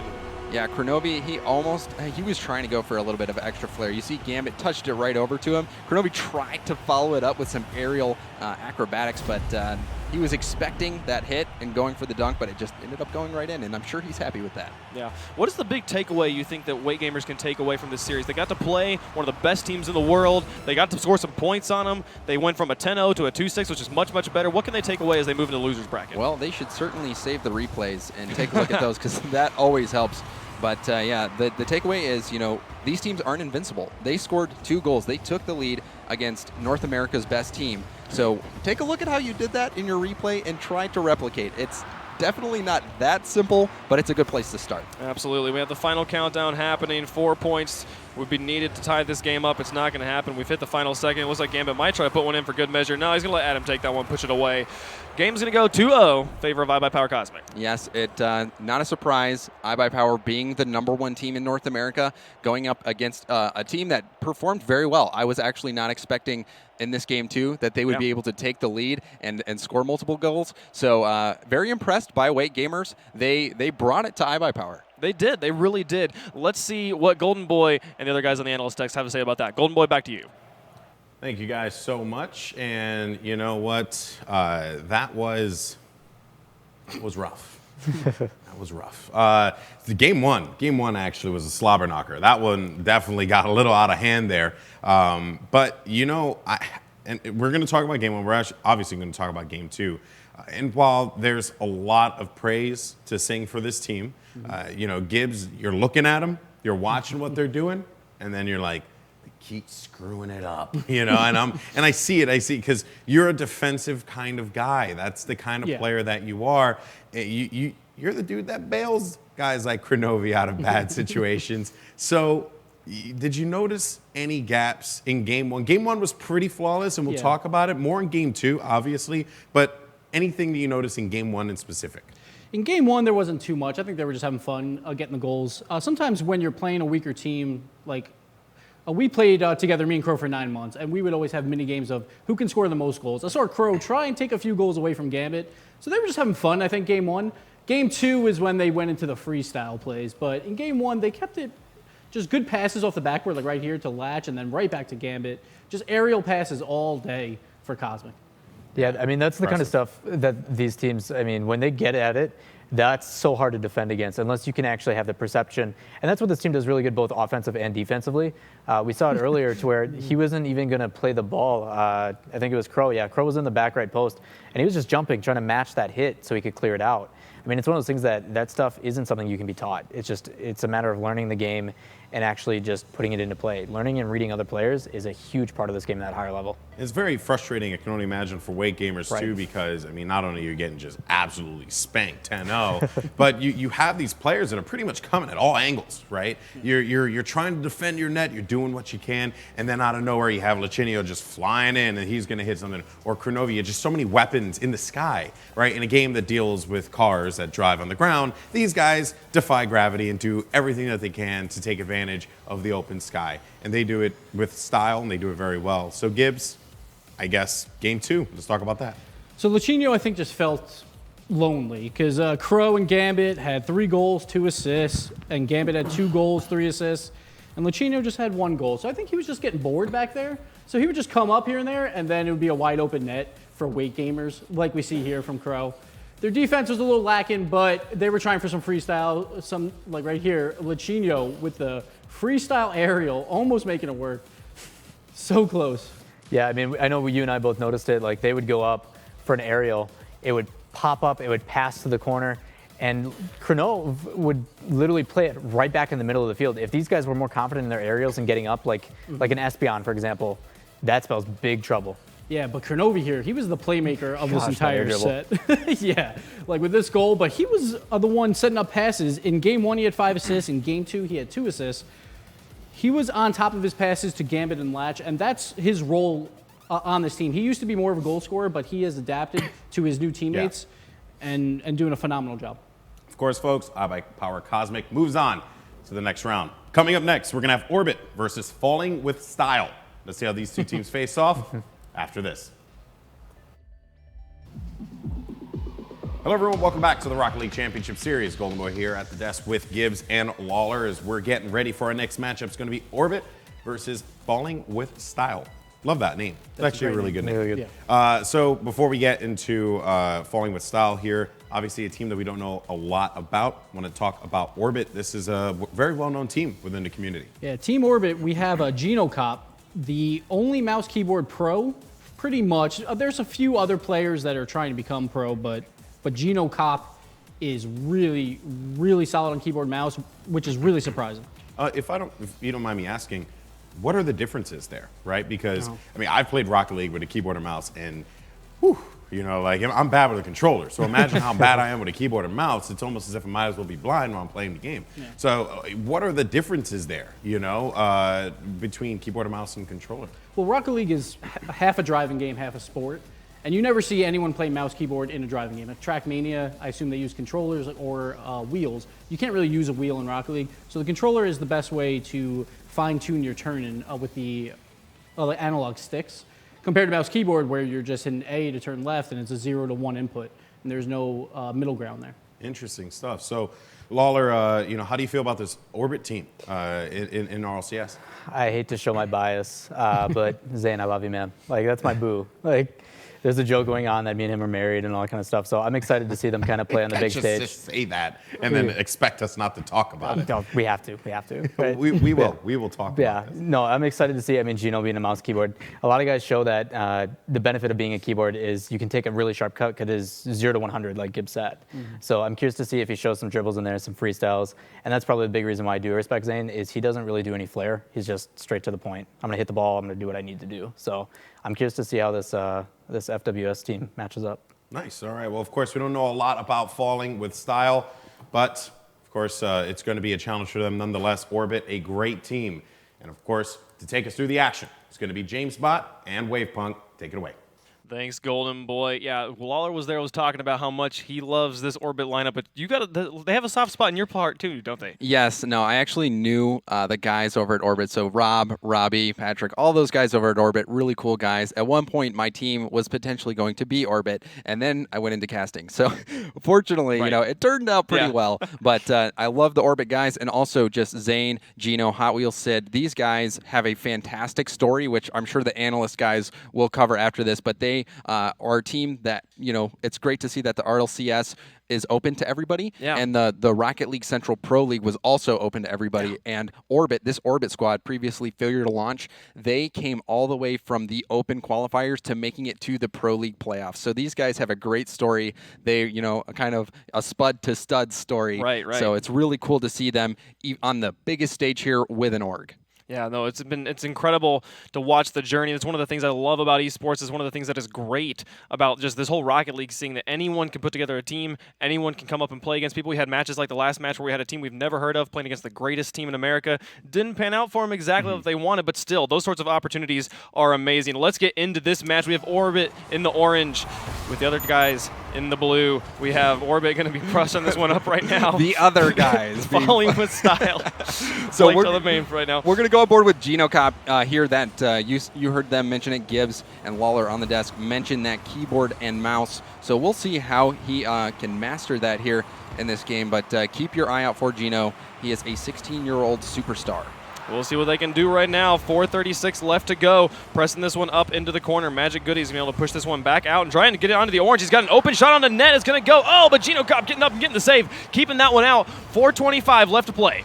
And I just realized this Falling with Style, this is actually another very good team. Every single one of these players were in the top 10 previously. So Magic Goodies and Corelli, Joe Dari's Goodies, I believe, or Jorelli's Goodies was the team they were. They've won ESL before. So this is going to be a very good matchup, probably the best matchup that we've seen so far today. Magic Goodies there with an amazing save, keeping that one out. Within this first minute, we've had no scores, but we've had some amazing opportunities on both sides. Magic Goodies going to try and push this one out. Corelli back on defense right now is going to try and push this one away. Great clear from Corelli. Going to push that one all the way up into the orange corner. They're going to be responding quickly as Chop sends this one across. Corelli, he's not going to quite go for that. He's going to try and wait for the touch on GenoCop. GenoCop's going to be able to push this one up on the wall. Going to try and follow this one out, but a good touch from Magic Goodies. Bouncing it, pinching it between the wall and the ceiling. A double hit between the ceiling. I've never seen that before. Oh, that's a big 50-50 win, though, from Zane. This could be setting up a shot on net, but you see them now in the blue zone, able to put on that pressure. That 50-50 win, very critical for getting on this attack.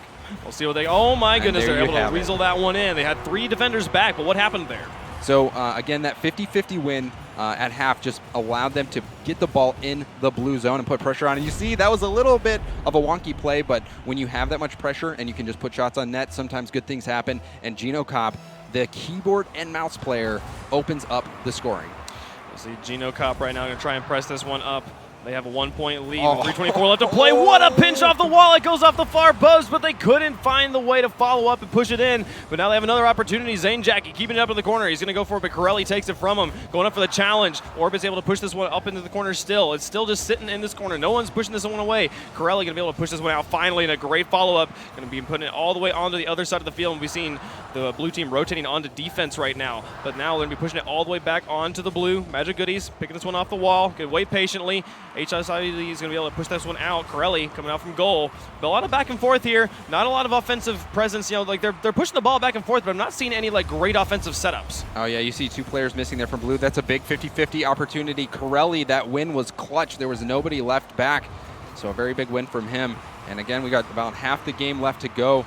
That first goal, so close. Barely missing, but that first goal was a little bit rough. Still set up, though. See here, both these teams so evenly matched. There he goes, Magic Goodies. Man, 3 shots off the crossbar. They had so many opportunities right there, but none of them went in. And now we have kind of a tearaway opportunity for Zane Jackie. He carries it up and away. It's in the corner. Great hit from Chop, keeping that one from going in. And now his teammates have rotated back onto defense. Yeah, Falling with Style has been looking pretty good on their defensive rotations. And also, they just couldn't put that one in. So Orbit, very happy to get that post great as hit their there from player. GenoCop trying to push this one out. Going to leave that one right there for HW. He's going to keep on moving this one around. Going to pop it up over Corelli's head, but Corelli's reading it pretty well there. Oh dear, an unfortunate pinch for GenoCop. That one's on line. Can Corelli get the touch? He does. He ties it up. Yeah, that's an unfortunate touch here.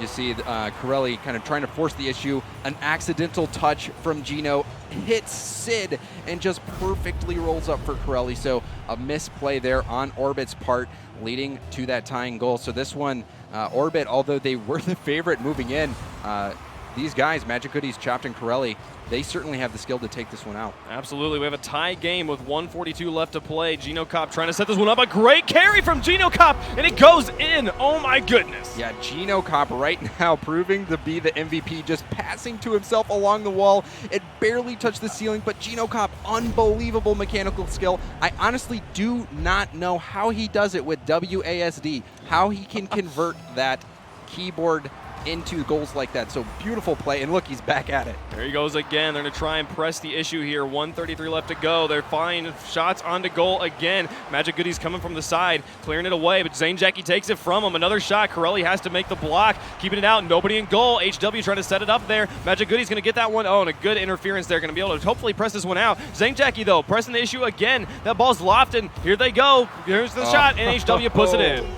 Yes, Hot Wheels Sid. He is the only Canadian player on the squad, and he is proving to be a very valuable resource, just getting up very quickly, putting that one on net. You can see 2 players from Falling with Style trying to get there, but very well placed by Hot Wheels Sid, and Orbit is looking to be the favorite in this game with just about a minute left to go.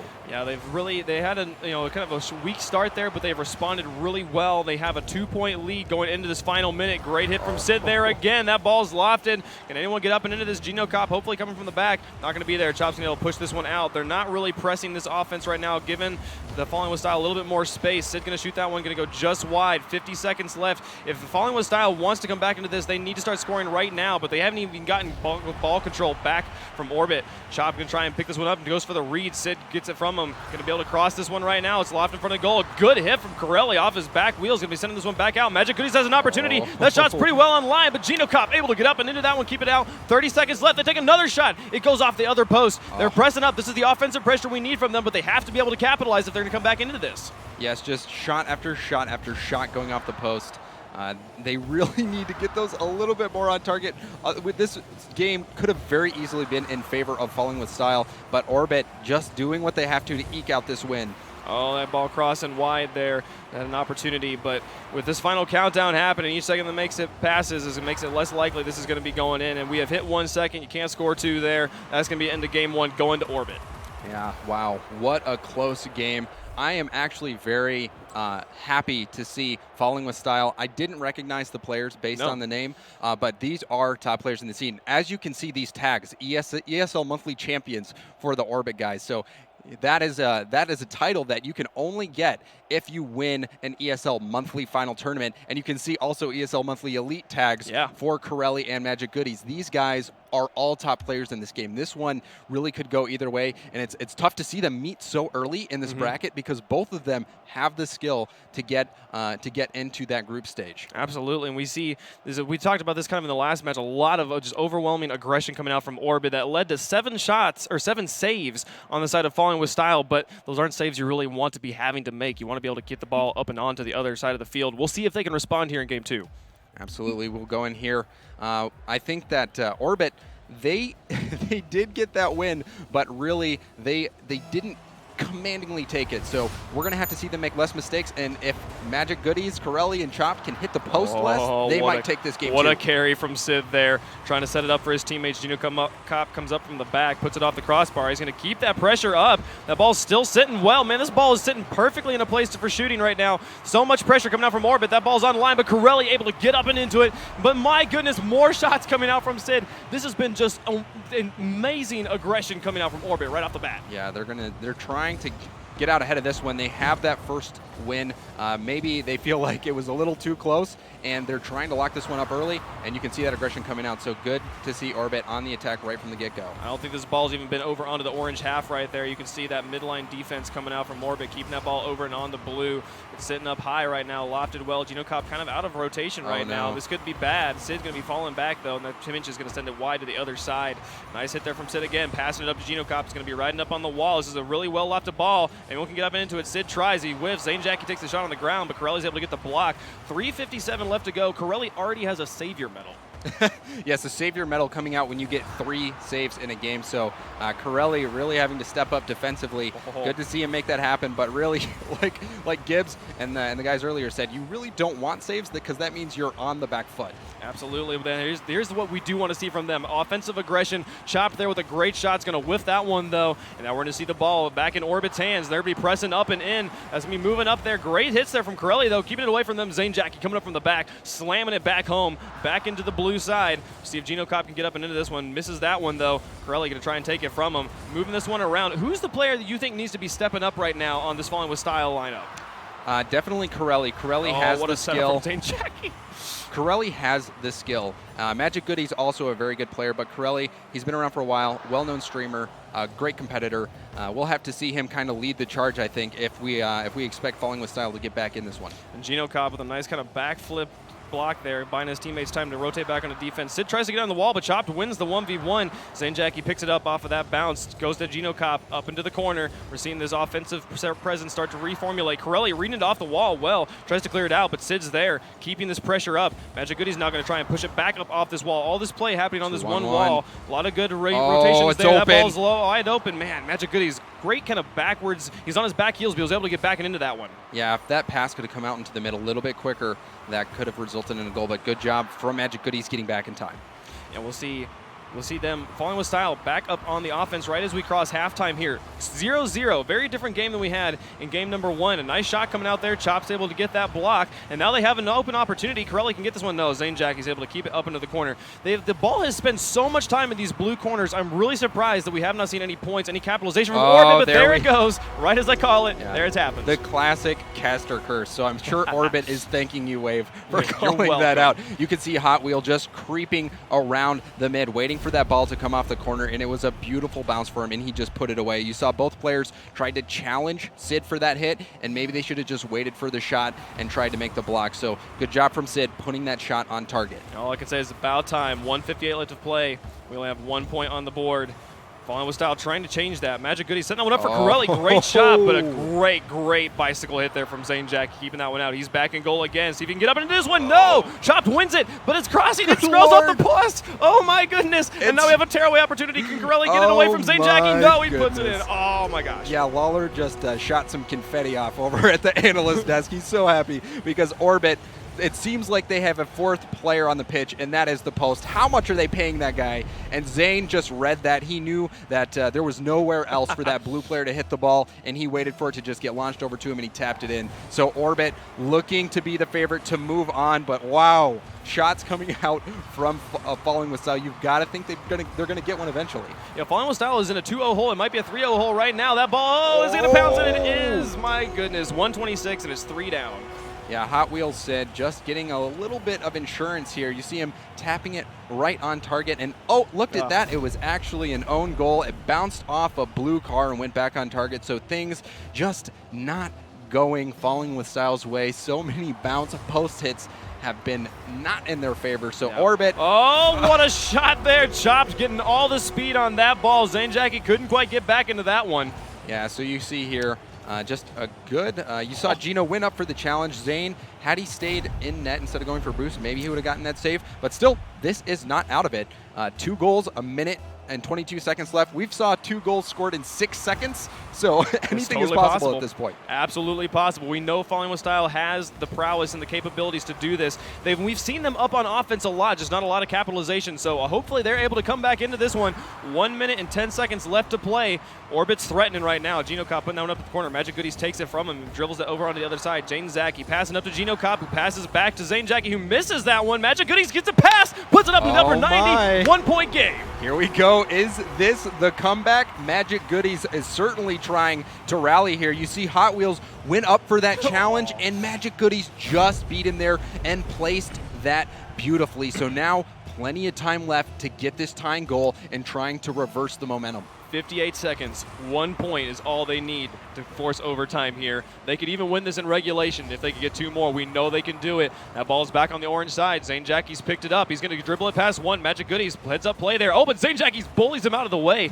Corelli on the defensive rotations to be able to pick this one up and push it out. Magic Goodies now very far up onto the orange half. Chop pops it up, keeps it away from Gino Kopp. Oh, but there's the shot from Sid. It's going to go in. You've got to feel like that was the deciding play of the game. Hot Wheels Sid just taking advantage. You see Chopped tried to get a hit. He ended up just setting the ball for Hot Wheels Sid, and Sid comes in and punishes him yet again. Sid scoring 3 goals, getting that hat trick, and really securing Orbit's spot to move on in the RLCS. 34 seconds left. They still need 2 goals if they want to move, force a game 3, our first game 3 on this RLCS cast. Orbit's trying to push this one back out of their half. 30-second mark has just been hit. Magic Goodies is going to try and push that out. Corelli on his back heels. This is not the position he wants to be on. He's going to try and challenge this. Sid gets it through, though. That ball's going to be, it's crossing wide. That's kind of on line. We'll see if Zane Jack can get up and into that one. Yeah, he's going to be able to get that one just fine. Not a great that clear, ball's still, not a great clear at all, though. Oh, and no. a worse second touch. This ball's sitting right in front of the goal. Final countdown happening here. Gino Cobb able to push that one out and over onto the other side. We'll see if this is hit 1 second, though. That's going to be the game right there. But, man, that was great. Great indeed. Man, some of those shots, just shot after shot after shot. And you can see Corelli just pieced out really quick there. And I honestly don't blame him. I would love to watch the replay and see how many times Falling with Style hit the post, because they just had shot after shot after shot. But, sometimes it just goes that way. Yeah. And Orbit took advantage of it. They took advantage of some mistakes and really did a great job getting this 2-0. They did. We'll see what Golden Boy and Lawler and Gibbs have to say over on the analyst desk. Back to you guys. Thank you guys so much.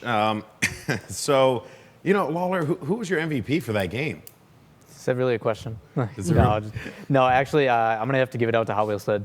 He actually played really, really well. He's had some consistency issues, but he showed up strong. He played very well. Well, I'm more of a post guy, so I think actually the post was the superhero this game. I didn't want to be on that argument. Maybe Crossbar did pretty well too. Crossbar, yeah. Crossbar did pretty good. They did their thing. But you know what, though? I got to say, it almost feels like Gino Kopp was using an NZXT keyboard. Hey. Shameless plug. No, but seriously, wow, very impressive, man. Game 1, Gino Kopp comes out huge. He has some incredible plays. Gino, you can't speak better about this guy. Yeah, this was a great set. This was our first competitive set that we saw 2 really good teams going at it. But Gino, look at that aerial play. Almost scores. A post actually helped there for Falling with Style for a change. But here comes the post on the other side as well. They just can't finish goals Falling with Style right now. Look at crossbar. And another crossbar. Man, that crossbar is almost as good as the goalie as you, Gibbs. Yeah. Almost. Wow. It just burned him with it. Just caught him. No, honestly, though, you have to be able to put those shots away, right? 3 shots on goal, right? And there's just nothing because they kept hitting that crossbar. It's pretty insane. And I'm sure that this team Falling with Style they're kicking themselves because of that, right? And that's actually a heartbreak loss, in my opinion. Because this team, of course, going into it, we really didn't know much about them because the name was different. You guys didn't identify the name right away. And if you guys didn't, then I definitely didn't know. But yet somehow, some way, this team gives Orbit a fight that they certainly were not expecting. And then Orbit, comes out on top there in game 1. But then game number 2, though, it was the same thing again. Too many missed shots for FWS. They just could not put it down. Gibbs, what was going on there? They were setting up plays pretty well. They would get 90% of the way there, but that last 10% of put the shot on net, they just couldn't get them on net most of the time. Yeah, I mean, a lot of it was just wide. I mean, they had so many opportunities to make it in. It just, when you're not able to put it in, it makes it tough. But then you go see it on the flip side with this Orbit team, everything was magic. Yeah, Hot Wheels Sid actually played. He's a superstar. You were right. Hot Wheels Sid played really well. He had a hat trick in this game. I was about to trash him before this series. Luckily, I didn't, because now I look good. But Hot Wheels Sid has consistency. And looking good is the only thing that you need to be concerned about. I mean, look at this. Look at this. You're right? just come on. You're just this beautiful man. You're sculpted, solid stone. Okay. I love you, man. We get it. East Coast boys, we gotta stick together. Oh, yeah. It was great though. For Orbit, of course, Falling with Style. I expect them to make a run in the losers bracket, 100%. Really right? Who do you foresee being some challenges for Orbit? I guess who are the teams that they need to be looking out for? Look, this was a little closer than we thought, so I'm a little worried about their consistency issues right now. They're doing pretty well in the air, but they're not getting a ton of chances. And what I want to see is a lot more passes, lateral passes, so they get better quality shots. Yeah, I mean, you look at teams like Onslaught, like we saw earlier. where players like Espeon go up so quick and are really to contest that. I think that they're going to see some of that stuff that they did so well in that previous game break down. I mean, when you have a team that like Onslaught is going to contest those super quick, you might see some problems. Yeah. All right, well, of course, Orbit will move on. Falling with Style will go down to the losers bracket. That won't be the last we see of them, though, I'm sure. Very talented team. Definitely check those guys out. But, of course, plenty more Rocket League to come here at the RLCS, live from Burbank, California. It's been an absolute blast so far. We hope you guys are having fun over on the Twitch chat and just in general, and we'll see you guys on the other side. Welcome back, everyone, to the Rocket League Championship Series. Golden Boy at the analyst desk along with Gibbs. Joining us now, Wave Punk. Wave, how you feeling, my man? Feeling great. It's been good. It's been a good day. That last match was insane, too. Very, very good game. I think everyone was kind of surprised because we didn't all recognize the Falling with Sky name. I was so surprised that I called them the other team because I looked at the names and I was like, wait, I know these names. This is not Falling, and I completely blanked. But yeah. Oh, man. It was a great game. Way to go, other team. Yeah. You know? No, but seriously, great showing from Falling with Sky. Of course, we'll see how they perform in the losers bracket. Orbit will move on. Now we're going to be looking at October Sky versus Elysian Esports. So I have seen the Elysian Esports name before. I don't know much about this October Sky team. Gibbs, what's your experience with these two squads? October Sky has been borderline top 16. They've been in and out of the power rankings that we do. X-Blue is their primetime player, basically. Watch out for him. Like, I expect 3 to 6 goals between 2 games. If it goes 3, we could see him really shine. But I don't know too much about Elysian. Like, I know they're decent, but they were just like tier 2 team that we weren't really following too hard.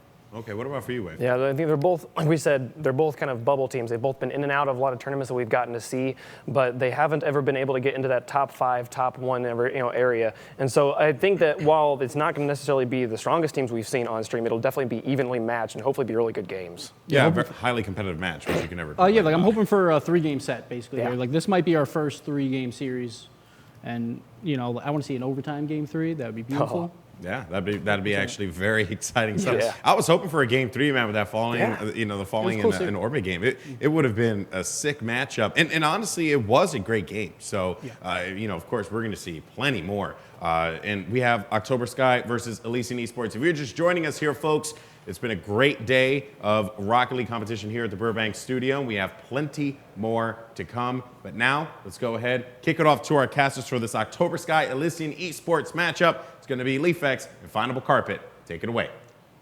Thanks again, Golden Boy. Yes, Elysian and October Sky. Elysian, I'm very familiar with, play with these guys a lot. It's going to be a great match from them, but I have also heard of some of the guys from October Sky. Yeah, I mean, with October Sky, I've definitely run into Infidel Castro, John, X-Blue. Not as much. I know on the other team, Gordito Bandito.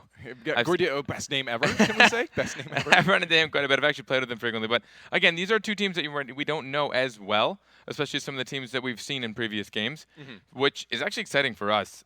We get to see gameplay that we really don't know how to predict. Yeah, I think it's going to be close. I'm going to, obviously, just because I know the guys say Elysian might pull ahead, but it's going to be an uphill battle for them because, again, I know some of these other guys too. So it's going to be a great match either way. Close. I'm hoping for them overtimes. We haven't seen any overtimes yet. Yeah, I'd love to see it go 2-1. See a lot of overtimes. 1-1 in the series, go to the last one. I don't know if we've seen that just yet. But like you said, it makes it very exciting.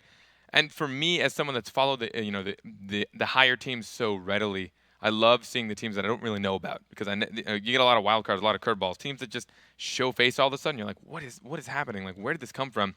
And that's what I really hope to see some of that as some of these teams. Yeah, no, and I got to give shout-outs for sure. A little bias, of course, with Arasi, another fellow Canadian. I love to see the Canadian scene very strong. Other esports, not so strong, Smash, whatever there else is, but Rocket League has been crazy, especially in the area I've been, and I love to see that. And obviously, I mean, they're taking notice, but they're pulling someone like me out here too, right? Yeah, definitely. But we have the match starting up right now. Elysian Esports versus October Sky. We're going to start it off on the kickoffs. We got John and the wonderful name of Gordito Bandito. On the kickoff, we got 2 Octanes once again. Those hitboxes, wonderful. Ball sitting around midfield. The Batman coming in from class. He's not going to be able to hit that one. as Blue now has a chance on a good rotation to get the ball out, but it is coming in front of their net. Arasi way up there in the air. Class to follow it up.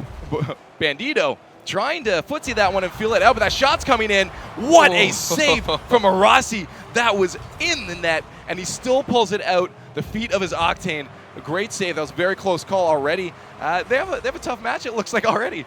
Yeah, oh man, Elysian sinking it in right there. Elysian seemed a little scary on defense. They weren't really coming out to meet it. They were letting the shot come to them, but it seemed like they had a good counterattack here. A missed defensive play there in the corner. I think it might have been Blue. I really didn't catch the name plate there, but he tried to play it off the wall, and when the ball's coming that fast towards the wall, you got to be a really good player to pull that off. It's really not the position you want to place yourself. Absolutely right. Class, though, carrying the ball into Orange's zone as he tries to set up a play for his teammates, but that's going to get stopped. But now it is in front of the net again. Infidel up to push that to midfield, followed up by John. That's going to go in front of the net. Blue tried to get a touch on it. It's still in front of the net. Infidel has a shot opportunity. Oh, my goodness, the mic is... This is in the net. What is going on? I don't even know what happened. What was going on? That was a misplaced by everybody in so many whiffs. I don't think I've seen that in a very, very long time. That is a highlight reel for sure. Yeah, Orange is... wait, apologies. October Sky really wasn't putting the aggression on they needed to. They weren't reading each other's plays. They didn't have faith. All those whiffs. The ball was, like you said, it was floating in the net. It was 80% the blinky, scary. It's just about a net color. That was wild. That was in there. Both teams now trying to recuperate, I think, from that. We haven't seen any more shots come off because of it. I mean, it is in favor for shots for October Sky right now. But Blue, the Elysian Esports team, trying to get one of their own. Arasi with a shot. That fall down by Blue just gets out, but Arasi finishes it up. And that's going to put them up 2-0. Arasi with a good fall through. Gordito, those kind of centers are pretty much exactly what you're looking for. You want to hit the top of the net hard.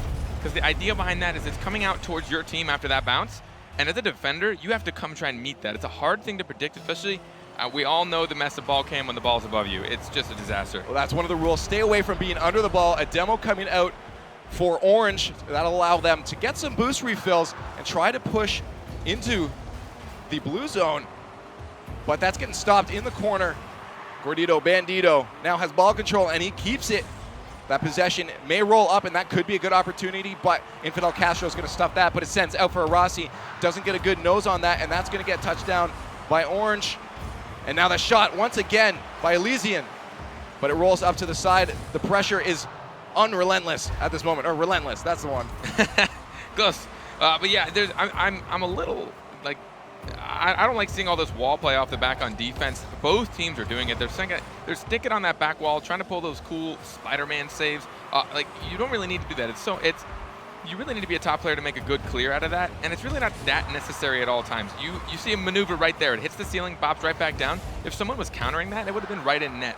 So it's a scary maneuver, and both these teams are doing it pretty prevalently. So I don't know. It's not what I was ready for. Pass, though, from Blue to Infidel Castro. He's not going to be able to follow that one up, but Blue does put it right back. No one in net. This could be a goal, and it is. Blue capitalizing on everyone from Elysian, missing that ball, and that's going to be only a 1-goal deficit. 2 minutes left in this match. Very, very doable for October Sky. Yeah, that was a good fall through by Blue. He hits it off the back wall, follows his own pass. Good on his teammates not to overcompensate. A lot of times what you'll see is a team, a teammate goes to bop it off the back wall, and his teammate comes in really quick to follow through, even though he sees his own teammate has that shot.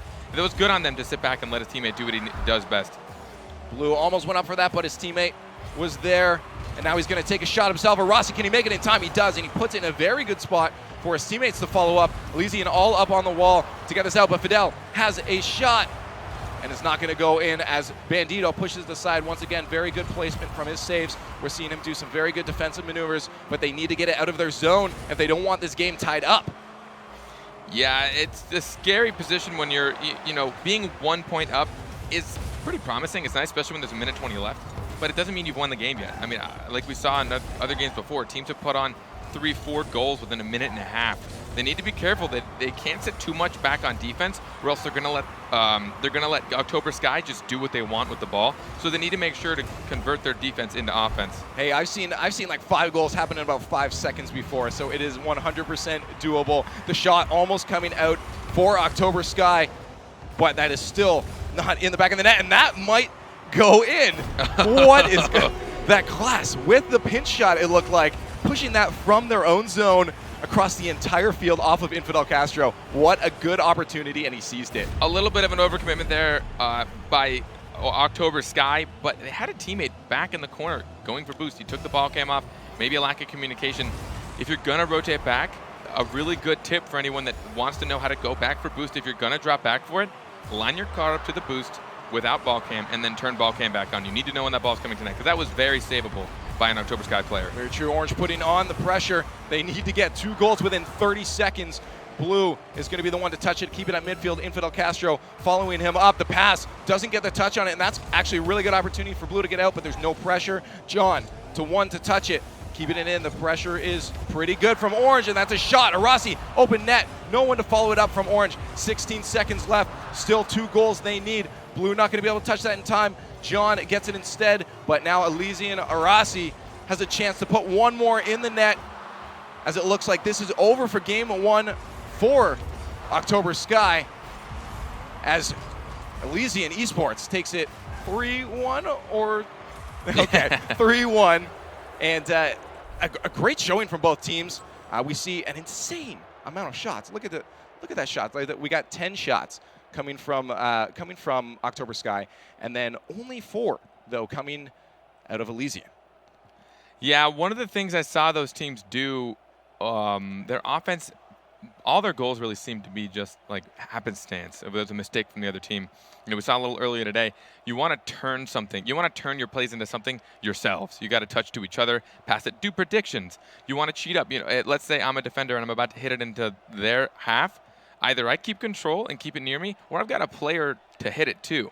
You always want to have a target or a goal to do it with, and neither team was really showing that a lot this game. No, it's true, and only a 2-goal difference. I mean, what do you think October Sky has to do in the second one? We saw a lot of shots come out. There's nothing in the net for them. Yeah. What do they need to do to capitalize on those opportunities? October Sky needs to make sure that they keep together and they work with each other. There were a few times that a few of them would go for the same shot, a few of them go for the same save, and clearly they had a lot of shots, so they have the aggression, but they need to make an opportunity out of that. Just taking a shot doesn't always result in a goal, as we see there. They need to make sure that they're making an opportunity to put the ball in the net, whether you pass it to somebody, juke it over somebody. There are a lot of options, and they need to try and take advantage of them. Well, as you said, we saw a lot of overcommittance, and that comes from bad communication. So we're going to see if they can correct any of those mistakes that they made the last match as we start off Game 2 against October Sky against Elysian Esports. Elysian looking to take this as a 2-0. October Sky trying to tie this one up. Very doable for them as both teams fill up on those boosts. We get some action started at midfield. Class up with that Batmobile shot on net, and that's the first one. Absolutely no one in net for October Sky. The kickoff mishap, this always happens. You see teams go up on kickoffs. They seem a little like ungathered. They don't really talk with each other. A lot of teams feel, I know how to organize by the time the game has started, but they have no idea how to do it in those very first few seconds, and they really need to stay gathered and make sure someone's there on defense. It's a very critical point, as you mentioned. Any bad kickoffs can result in a quick early goal. Only 20 seconds into this match, and Elysian up 1-0 on that scoreboard. Let's see if they can get a good pinch coming out of Class. Blue's going to connect with that. Gordito Bandito trying to get up, but realizes he's not a good spot. Blue's going to set it down for his teammate. Very good clear coming out of October Sky. Rossi there to pick it up and send it right back. Good position from Gordito. Almost sneaks in that far corner, though. Gordito Bandito has been doing a good job of covering those nets and those angles, but that one almost snuck by. Good pinch from Infidel off of Class, kind of getting that reverse. He's like, I didn't like that goal that happened last time. Let's send it back to Eurozone. Let's see if we get one of our own. One of the things you got to be careful of as a team is when you're going from defense to offense, don't get excited. I know everyone's kind of got, quick feet, they got, or happy feet, but you don't want to push someone out of goal too quickly. If you have 2 people advancing and you're that third guy and you really want to be in the play, be careful. Until it's out of your half, it can go straight onto target, whether through a pinch or through a hard hit.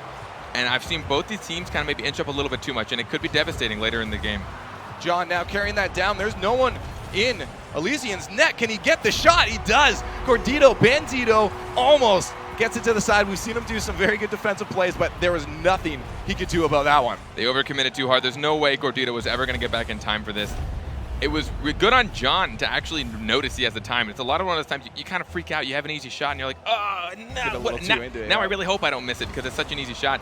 Hopefully his teammates kind of told him, like, you've got time, you've got time. Communication's a big key in this game because ball cam really can take the view away from you, and you don't really get the view that you need when you're taking shots like that. No, it's true. As much as you don't want to try to babysit your teammates, it helps when you tell someone they have time because then they can just take a nice, clean shot without having to worry about missing. They're going to try to get another one right here. This might go on the far side if Blue connects, but he doesn't. That's still out front. No orange there to do anything with it. It's going to give Blue, Elysian, the opportunity to get out. They're still stuck in their nose. The bump trying to come from John. Good recognition that if you can't play the ball, play the body, and that's what he was doing. Fortunately for Arasi, he recognized it was coming, and now they're in their own zone. Open net. This could be a chip shot. Blue trying to read it, and that's going to roll in. Yeah, both these teams haven't been keeping their aggression up for much longer than 2 or 3 shots. We just saw October Sky had 2, 3 shots on goal, but they had, like, let's say 1 shot, 2 shot, and then they'd kind of back off. They would let Elysian kind of half clear it. They try and counter it, which is good, keeping it in their half, keeping the pressure, making them, work on their feet and think quickly. But there were 1 or 2 times the ball kind of floated above the net when they could have put it in, and they just had a good counterattack from Elysian to sink it in.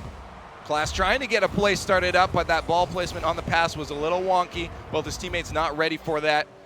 Arasi getting some boost. Class as well up, connecting Infidel Castro. They do a completely even 50-50 on that one. The wall shot.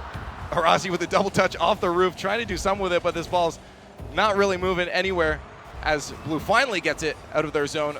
Elysian trying to make an attack. A shot from John, almost connected. Blue, net open, and he takes the shot. The bump on Elysian, I think they bumped each other, and that's what led for that goal. Got to be careful on defense. Got to communicate. Gordito just smashed his own goalie.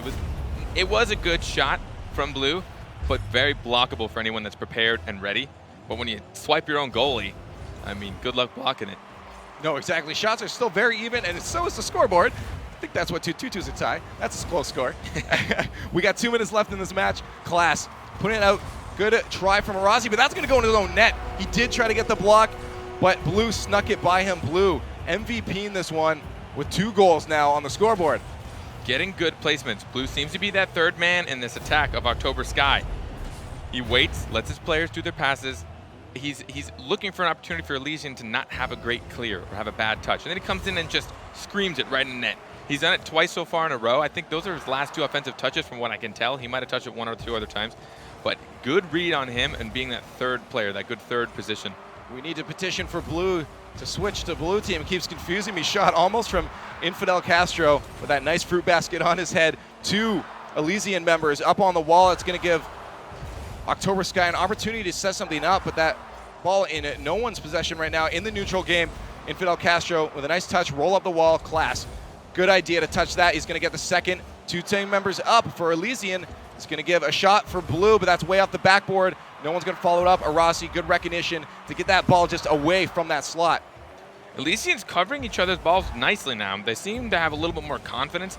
Plus, being a goal down, they know they need to pick up the pace. Maybe they're just like, we got to do it now or never. Let's end this series while we have a chance. I'm just, with a 2-3 game, they've both really been ping-ponging it around back and forth. So this could either be up to one really good play or one really unfortunate mistake. Precisely. Now we have 1 minute of gameplay left in this match. Team Elysian needs to get some pressure started. You're going to see this is a team that knows what has to happen. Shot coming from Arasi. Nice placement. Blue's probably going to touch. He does. Leaving it to the side. No Elysian member going to be able to follow that one up. The pressure is real. It hasn't left October Sky's zone yet, but their defensive rotations are very strong, and they're keeping any shots from going into their net. 30 seconds left. 1 goal. Elysian, he needs this, although it's back into their own zone. They're going to get some boost. They're going to try to make a push as Blue wants another shot. John almost following that off the backboard. They want this. They want the comfortable win. They don't want a 1-goal win. They want to make sure that they're still in this. And winning this by any more than a single goal will hopefully sink the morale of Elysian, maybe keep them from thinking that they're just going to get an easy win in the next game. I'm excited to hopefully see this go into Game 3, which I don't know if we've seen yet today. Yeah, no, it's been pretty dominating of all the matches that we've seen so far. But that one, I was called up before, very close. Look at the shots. Only a 1 shot. No, absolutely same shots? No, it's a little more in blue, sir. Math again. I have these problems. I have all these problems. But Team October Sky, they did it. They figured out what they needed to do. They started getting some greater breaks, some more shots on net, and breaking up Elysian's defense. They made a few better opportunities, but both teams still don't seem to be making the connects that they could. I know these guys are capable. I've run into just about all of them through the ladder. They seem timid, all of them. They're lacking a little bit in trust. They're not touching to each other every single time. They're letting their drives kind of die back a little bit. You know, they'll get 2 shots, and then they're like, I don't really want to go for the third one. I'm a little scared. Don't. You got to go. You got to keep the aggression up. It might be a bit of that confidence. And as you get more through this match, you start to have confidence in your teammates. You start to know these guys have been playing together for a bit, so we should, especially on Elysian. Not sure about October Sky, but definitely on Elysian, they should have that confidence in each other to push forward a lot stronger than they are, as you mentioned. We're going to get into Game 3, though, and see if they can pull it back, learn from their mistakes, and see if Elysian Sky can now take Game 3. It's going to be interesting. It's very close, very close. I'm hoping, again, that overtime. I want it. Yeah. Any kind of Game 3 overtime is just always exciting. And this really is up to either team. It's up to these guys to fix their mistakes or start capitalizing on other teams' mistakes just a little bit more. I know both teams are very capable of dominating this next game. And I've seen it happen where it's like it seems like a tie and then another tie, and then just one team just straight up goes for it.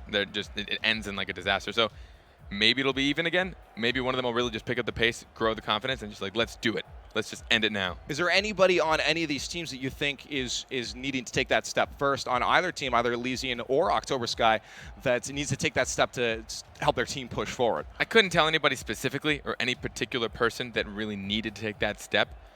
They really all just need to work together. It is a team sport. We mentioned it. All 3 of you are just as important as each other.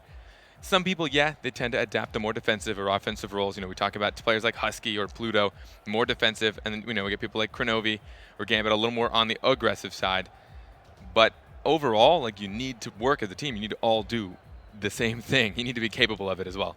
Yeah, precisely. I question just, I saw Batman actually in this match class using the Batmobile, and I know some people are shouting the pay to win, or some people are saying, you know, it's not as good as you think. What are your thoughts? I mean, that. I know the boost gets a lot of hate, but it's a fine car. I know there's a really good EU player, Ermagerd. I got to give him some credit because that guy does work with the Batmobile. I know Genocop uses it quite often as well. I know, for those of you that don't know, the different car shapes kind of. They're all the same technically, but they have different shapes, so their hitboxes alter the way you can maneuver the ball while it's on top of you. Let's say the taller cars, you can dribble a bit more. The flatter cars are a little bit easier to maneuver in the air because it kind of makes more psychological sense. Yeah. And they also, you can get flicks. Like when the ball's on top of your car and you do the front flip and that ball just pops up in the air, great passes for your teammates. It's again, personal preference. None of them are better than others, but it's yeah. That's something that a lot of new players actually don't recognize, that there are differences between the cars. You have some bigger hitboxes that allow that comes down to preference some of the times. Some of the big differences, though, your turn radius, the Batman having one of the best, allowing some great positioning. But we are getting to the match. We're going to see if that Batman can get some, as I mentioned, good positioning to get some great strong plays. Coming out from Elysian, already a shot on the net, Infidel Castro. Going to stop that one in its tracks as a wall play may come out. Good stuff from Class, reading that wall shot from October Sky. The shots coming out already from Elysian, the pressure, unreal. October Sky is grooving up a little bit. Again, it always takes a team a good 30 seconds to a minute to get off that first kickoff drive. They always seem, like I said earlier, they seem a little untogether, a little frizzled up. They tend to take a little bit of time to gather each other's defenses, gather where they are, and also watch what the other team's doing. Some teams do take about a minute or two to get that aggression on, and some just take about it, like they do it off the bat, right off that first kickoff. It's very true. Now, Team October Sky trying to make an opportunity, or sorry, Elysian trying to get the shot. Gordito Bandito just missing a little bit. And now no ball pressure, though, coming from Elysian, and that's going to allow a shot to almost sink in the net. This is another opportunity. John, good recognition of the patience, really, to just take that ball off the backboard and sink her in the far side. Very good patience by John. Touching that ball so gently, he didn't a lot of people tend to freak out and use that second jump of theirs, and it overpowers the touch.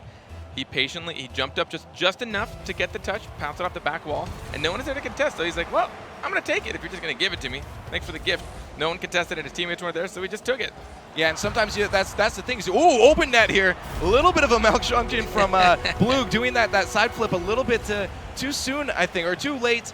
And that's just going to roll in front of the net for Arasi to pick up. Nice, easy shot in the center of the net. Speaking of gifts, yeah, right back in, right back in. Those are hard to predict when they were coming off that. Everyone, even I thought that was going to bounce. But if you're kind of timid on it, don't dedicate yourself to it until you know you have to. Yeah, hard to deal with, and not really his. It was obviously kind of his fault, but it was a really hard thing to deal with. Tightest match we've seen so far, still tied up. About a minute and a half of gameplay has passed by so far. Elysian doing their best to keep the ball from entering into their net at this moment, and they start to create an offensive play. Good setup. Arasi and Class were ready for that, but it's going to get sent back to their zone. Good touch from Class in that long Batman hitbox. Always connecting. There's a couple of those moments that any other car, especially the Takumi, that may not have happened. Yeah, I mean, the other issue is when you have these different hitboxes, you need to learn how to deal with the one that you're using. It's obviously you're the one that got to choose it. No one could ban the car before you showed up. So if you're going to use the car, you got to understand how tall is it? When do I need to jump? When don't I need to jump? What can I do with a dribble? How slow can I take this ball? It's really up to the player at that point. Yeah, low level doesn't matter too much. Once you get to top level, the small things start to matter. Now we have Elysian trying to get some more shots on net. We haven't seen any actual shots come out in the past about a minute and a half of gameplay. John connecting with that. Arasi now setting something up, doesn't connect the second time. Class is going to push that to side to see if they can get another rotation going. Gordito Bandito recognizing what Class was doing. This could be the play right here. Arasi to follow it up. Now we have an open net. Gordito Bandito has to race against John to get back. John putting that out for his teammates, but no one followed that up. Would have been a great scoring opportunity for them there. Yeah, Elysian is doing a good job of keeping the aggression up, but they got to make sure to rotate back on defense. The biggest thing about having a great offense is that you need to make sure you've got just as good of a defense. Any team that's super strong, you look at happen with even Monster House teams like Got by Power, they're all in the other half putting on great, amazing offense. But if they don't rotate back quick enough, they're going to let goals sink in. This ball dangerously in front of Elysian's net. No one really doing anything with it. No shots coming strong, no clears coming strong until Class gets a hold of it. But look at that block from Infidel Castro. Way preemptive up in the air. That's going to allow them to start making a move of their own. Arasi, good clear. Gordito Bandito trying to get a chip shot out to the front. Doesn't happen, but he may get off the wall here. It's going to leave that one for Class. Now it's a 1v1 for October Sky trying to get a shot of their own. Good connect from Elysian. Let's see if we can have either team start to make a play as we sit around midfield. The shot coming out, Elysian will not follow that up. A good little touch from Blue to keep it out. As both teams going again back and forth. 1 minute of gameplay left. They both broke out that defense, and I'm glad to see this. They're letting that third person sit back this time. It's a tie game in the third game of the match. They don't want to give it up, but sometimes sitting back a little bit too much, it's working out for them right now. And honestly, they're kind of putting each other at a stalemate. They're taking the shots, but they're making sure they have somebody on defense. Almost a shot coming out of Gordito Bandito. But again, blocked by the October Sky defender. It's going to be another pass opportunity, though. Elysian starting to put some great aerial pressure in the top of the slot. Gordito Bandito going to get that up so it doesn't roll in front of their slot. Let's see if Class can get a good clear. He can. Now Elysian poised up to make a good opportunity, scoring opportunity, but that's going to fly way back.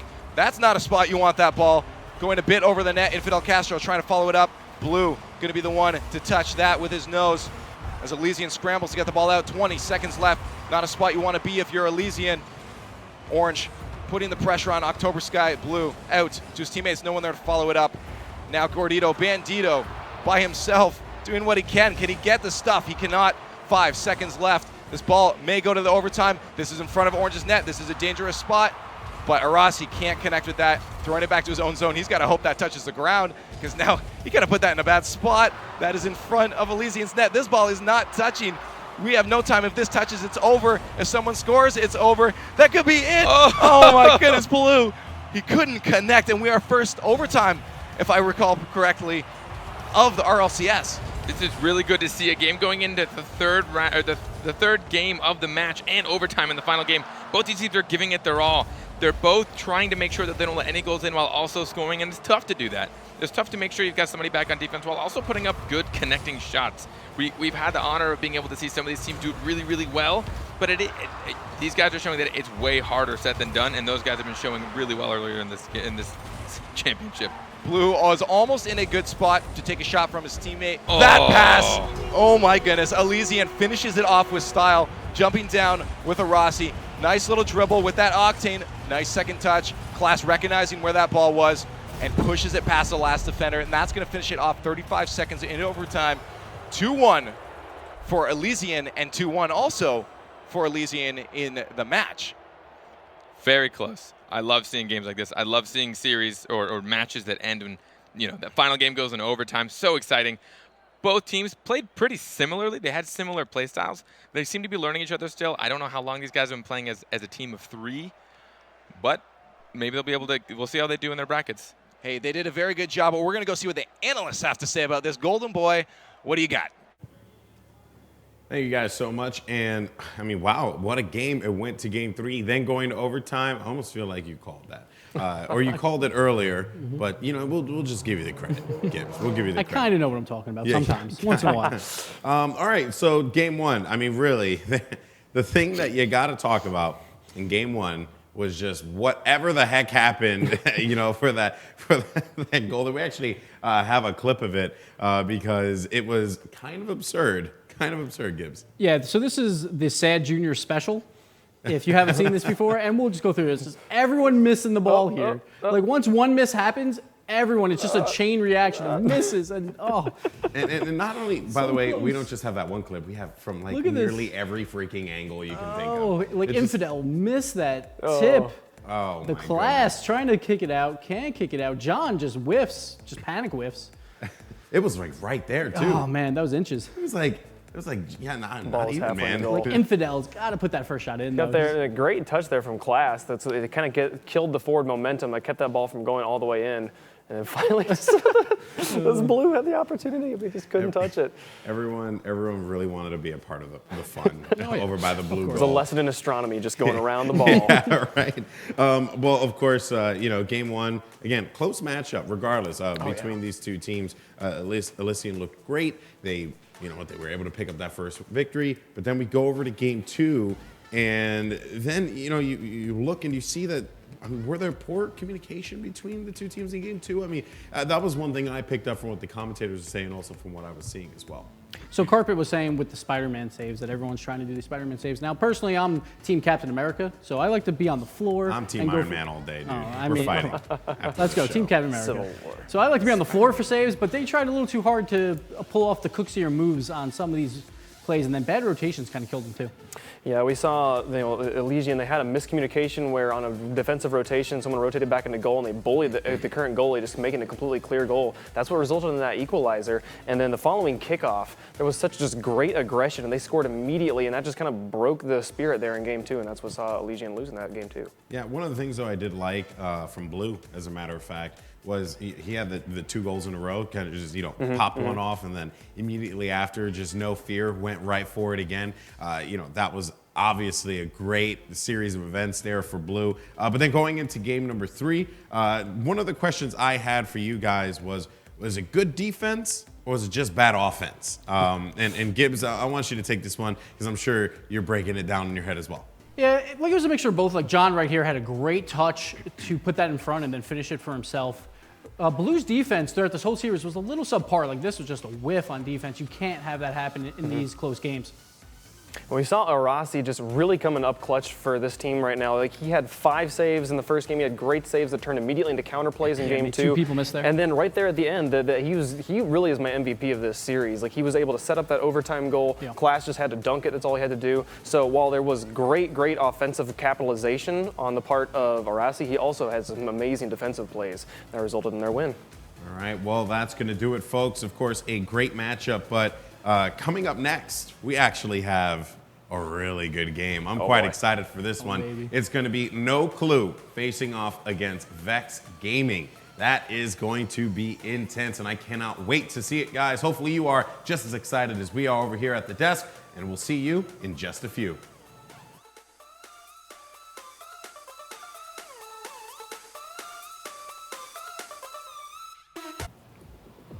Hello, everyone, and welcome back to the Rocket League Championship Series. Golden Boy here at the desk with Gibbs and Wave Punk, and we have a great matchup coming up next. is going to be No Clue versus Vex Gaming, and this is going to be intense. We saw what No Clue was capable of doing, and I think the question had popped up, how is this team going to stack up against the top team? Well, the wait is done, because we have Vex Gaming, a team that is ranked number 7 in the community power rankings. So this is going to be a challenge for No Clue, but if No Clue were to overcome, oh boy, that would be big. So Gibbs, you have a lot of experience with these guys. What do you think about this Vex Gaming team? So Vex is a solid team, but they're a West Coast team as well. So these are going to be played on East servers. So No Clue might get a little bit of an advantage from that. No Clue is ranked number 9 in power rankings as well. So it's a really close set. I think this one could go either way, but I would look out for Turtle from Vex Gaming. Turtle is a super good player. Like, mechanics are just out of this world. So I would look for him in this set. That's interesting, because I actually didn't know that No Clue was ranked number 9 in the power rankings. So, you know, I think a lot of people have No Clue going very far, but this is still going to be a difficult challenge regardless, right? Because Vex is being held on a higher regard. They have a couple more victories under their belt. So Wave, how do you think No Clue is going to do here, right? And what were some of your key takeaways from what we saw from earlier, and what can they apply to this Vex match? I think that if we're just talking about 7 versus 9, you know, on the power rankings, that's a really close, you know, teams right there. And from week to week, they're going to be flip-flopping, you know, depending on just how that particular week went. So these are really evenly matched teams. I'm definitely hoping we're going to go to some, you know, go into a game 3, maybe have an overtime again, like we did in the last matchup. Chrome and Azzy were playing really, really well earlier in the day, and so I'm looking to see them play some more. Going to be exciting stuff, folks. I can't wait. So let's go ahead and jump right into the action. It's going to be No Clue versus Vex Gaming. And of course, we're going to have Leafex and Final Carpet to commentate it all. Take it away, guys. Thank you, Golden Boy. Yes, Vex, No Clue, as they just mentioned, they hyped up. I don't know if they can hype it up enough. This is a great match. I know Vex was doing very well in the Pulsar Premier League before. Not sure if they're placing anymore, but yeah, both of them on the power rankings. Yeah, it's something you really want to look forward to this game, and I every time I cast these guys, I look forward to it. Turtle and J-Raw are going to have some nasty plays. It's without a doubt. I've never predicted it and been wrong. They have been playing probably like 6-7 months. They've been on the same team for a long time. They were looking for a third for a while. They've finally settled down on Garrett, who's a great, solid third rock. He is always there for that last touch. He's always there to follow through on a lot of their plays. He lets them kind of pass it back and forth. Yep, so we have the game already started up. These guys were eager to get in, as I don't know why you wouldn't, but we have Vex versus No Clue. Both of them trying to stay in for an easier bracket. Obviously, you want to win these to stay in the winner's side of the bracket, but off the kickoff, we have Sakwala and J-Raw. Garrett with a nice touch to keep that from going in the net. Ozzy going to try to drive us around as Sakwala gets a good rotation. His teammates recognizing that. No one to fill up the spot right now, though. Turtle's there. Almost able to connect to put that in for an early goal, 15 seconds in. Garrett, good connect with that. As we saw, the pings are going to definitely be in favor of No Clue. Both these teams being so strong, I predict the beginning of this first game to be a little slow-paced. They're definitely going to have their feelers out. They know what they're in for, but they don't know exactly how they're all holding up after this long day of competing. We talked about it a little earlier. This could really change the way, the endurance of some of these teams could really change the way they play in these later games. So I predict both these guys to play a little bit slowly until they maybe get that first sink in. J-Raw was already trying to go for some aggressive play there and getting a demo, but he missed Sakwala, and that ball almost flying in, but thankfully we have good rotations coming from both teams. Chrome to stuff that one. The follow-up coming from Ozzy. The roll-up could be a good opportunity. We already have Sakwala up in the air. Turtle also up in the air. This is going to be some good aerial contests. Both teams super talented. Ball in front of the net, though. Garrett not going to connect. Ozzy with the touch and that Octane dribble coming out of Chrome. Can he do it? Turtle with the easy read. Take a look at how hard it is for these guys to put shots on goal as I'm talking. No. There we go. From one end to the other, Turtle starting this off with that one and then finishing it off with a nice little side swipe to put it in the close side. That short side net, setting them up a bit over a minute into gameplay. 1-0 for Team Vex. Little lack of communication there on the side of No Clue. That wasn't too hard of a shot for Turtle. He pretty much just sank that right in. Yeah, J-Raw trying to do something lonelier as his teammates. Maybe he's just stalling for time, but he's going to get to connect a little bit of miscommunication. Turtle was going to go for that. Up the wall, he puts it as they try to get a scoring opportunity. Garrett isn't going to have anything real. Ozzy try to carry it forward. Chrome's just going to push it to the side as they try to make their move, but they're back in their own zone now. The pressure is a little more stable coming out of Team Vex. Take a look at Turtle when they're on offense. Turtle spends, from what I can tell, probably 60% of his time in the opponent's half, but for very good reason. He's waiting for a teammate to pass it towards the middle. It looks like J-Raw almost took a spot right there after taking that shot. But then look at this. He's back on defense when he knows he needs to. Vex is having a very, very good rotational play right now. Exactly right now, the pass from Garrett, the shot almost from Turtle. Precisely what you said. He's going to try to set it down. J-Raw with the shot off the corner. Chrome's going to send that one flying. He just wanted that out of the zone. Now Turtle, can he follow this up? He's going to leave it for a teammate. No one's going to connect. They were trying to get boost. Now Turtle's back himself. But precisely what you said, he's up there waiting for passes, and that's something that a lot of newer teams don't look for. They don't go in front of the ball, they be behind it, but you can get some great passes, and that's what Team Vex is doing. To be fair, you need to be pretty skilled and have a lot of hours under your belt to be predicting these passes, but you're right. A lot of these teams really haven't taken advantage of that capability of beating the opposing team to a defensive touch by just kind of hanging out and waiting. Give your player a target, give your teammate something to pass it to other than just an empty space to shoot it at. It looks like Team No Clue is actually starting to put some pressure. A great back pass to Chrome. Chrome a little bit high on the crossbar. Too much power from that Dominus. Ozzy trying to make that back rotation. Ball's in the front. Garrett in a bad spot. Tosses it to the side. Let's see if his third on the rotation Turtle can connect. Chrome going to push it to the side. Good touch from the wall. Another bump coming out from Turtle, though. Very aggressive play style we're seeing from Vex. Got a bit of animal fight there in net. A koala and a turtle kind of going head-to-head. Turtle tried his best to knock him out of net, and it would have worked really well if they were able to connect the touch. Again, Vex just is very confident in their positioning. Honestly, going for a demo in net is a scary thing to do. You're keeping a player out of position for way longer than he needs to be, but if you do it right and you've got players that know you're doing it, then you can pull it off successfully. As long as your teammates know you're going for that it's going to be a 2v3 for a little bit. Yes, it definitely works. The demo, there we go, from Ozzy on Garrett. He's like, all right, guys, we're going to start playing this aggressive game and get some body hits. Sad Koala to Chrome. Chrome going to touch it, but Garrett waited for that shot. He saw it coming a mile away. Chrome with a second shot. Ozzy to finish it. Not going to connect with the back of the net as the aggression coming out from No Clue.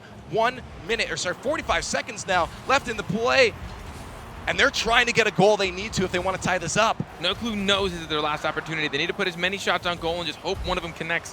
It really is unfortunate when you're a goal down with a minute left. To be too scared to get scored on, because you're already losing. You have no loss putting all three up there, and hopefully you'll just sink one more in before that clicker goes all the way down. That's right. That pinch definitely helped them get into Orange's zone, but they're not making any real attacks on the net. 10 seconds left. Ozzy out front. Chrome trying to get a little back touch on that. Sad Koala there as well. They're all contesting this ball. 4 seconds left. Now the momentum shifted for Vex. The shot in front. This could still be an opportunity. Sad Koala just couldn't get a touch on it, though. I'm happy with the way No Clue turned up in those last minute and a half, 2 minutes of that game. They turned it on. They were there when they needed to be. And if they play like that the next game, I have no doubt they'll take this next game in the match. Well, again, we saw a lot of shots coming out of Ozzy's teammates there. None from himself. He's been getting some passes, obviously, then he's not getting the shots. But both teams doing a very good job. It's only a 1-goal difference. A 1-goal difference in a game this close with two teams that are so powerful, the game could go either way. And they proved it. Towards in that last minute and a half, they almost sank in. There were like 3 opportunities were just floating above net, and I was like, this could turn into something. But they took a little too long to turn into that aggression.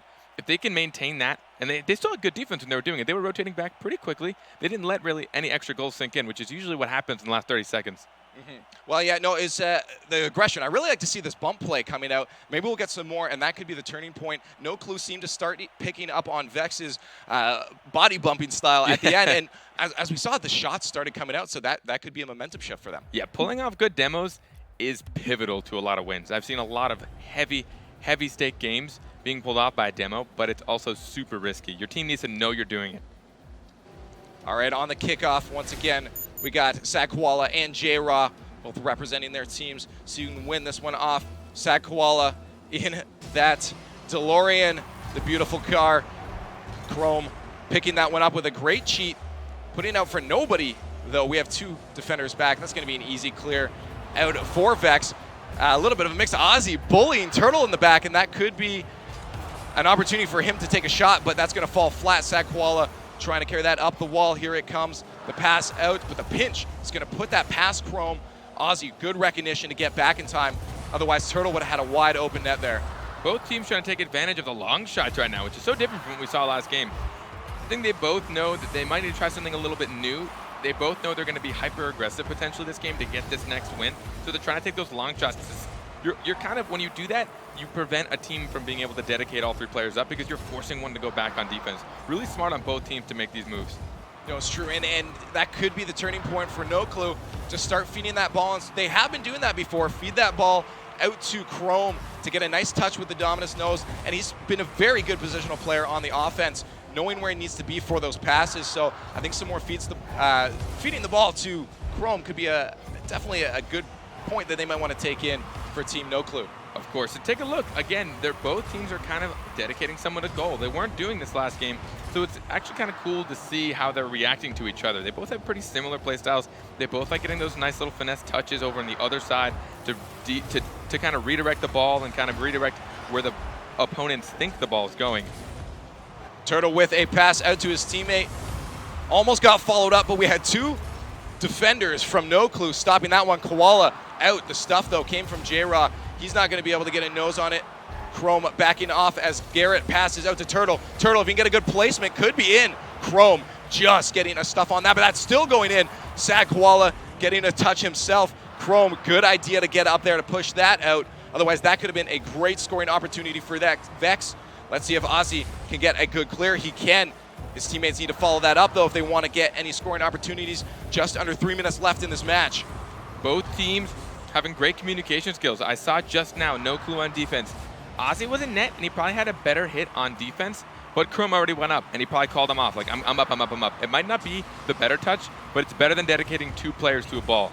Like I've said it earlier, if you dedicate 2 players to a single ball on defense, sometimes it's smart because both you might not have the best touch, but usually you just put 66% of your team off the grid. Absolutely, the ball in front, and Sad Koala nabs that one out of the air, right off the backboard. Look at this nice touch from Ozzy. Off the back, a little bit of backflip from Garrett. It's going to leave the net wide open. Turtle was there, but he places it good. Good read for the Koala to be there, ready for the middle. That was a quick pass, and being there ready for it means you have to know that you have to trust that your teammate's going to make it, and he did that time. All right, we got Sad Koala in the air to push that onto the net. Almost follows it up. Good aerial from him. Good recognition to stay in the air. That's going to fall onto Orange's side, though. Chrome has the touch first, allowing Team No Clue to keep the offensive pressure on.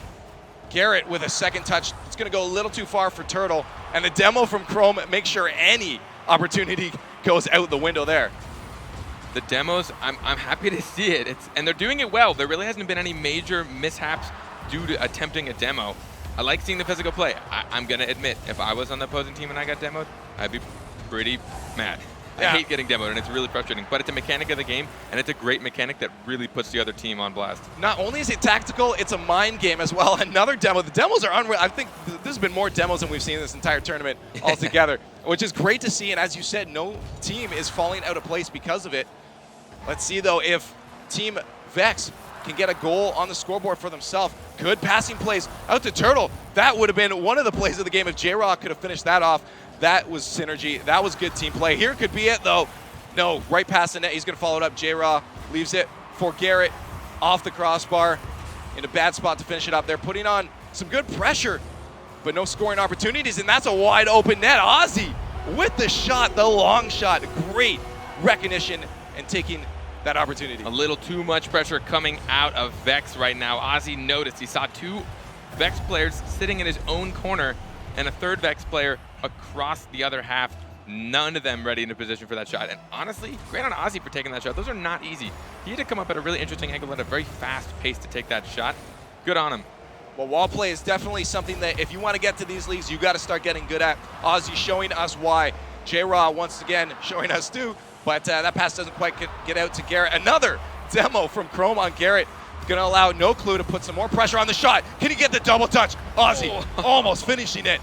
That would have been an amazing play. So close. They're really putting on the pressure now, but you still see some great passing plays out of Vex. Just before No Clue got their second goal, J-Raw and Turtle did exactly what I was hoping they would do. They started passing it back and forth, and then Garrett came in for the third slam down.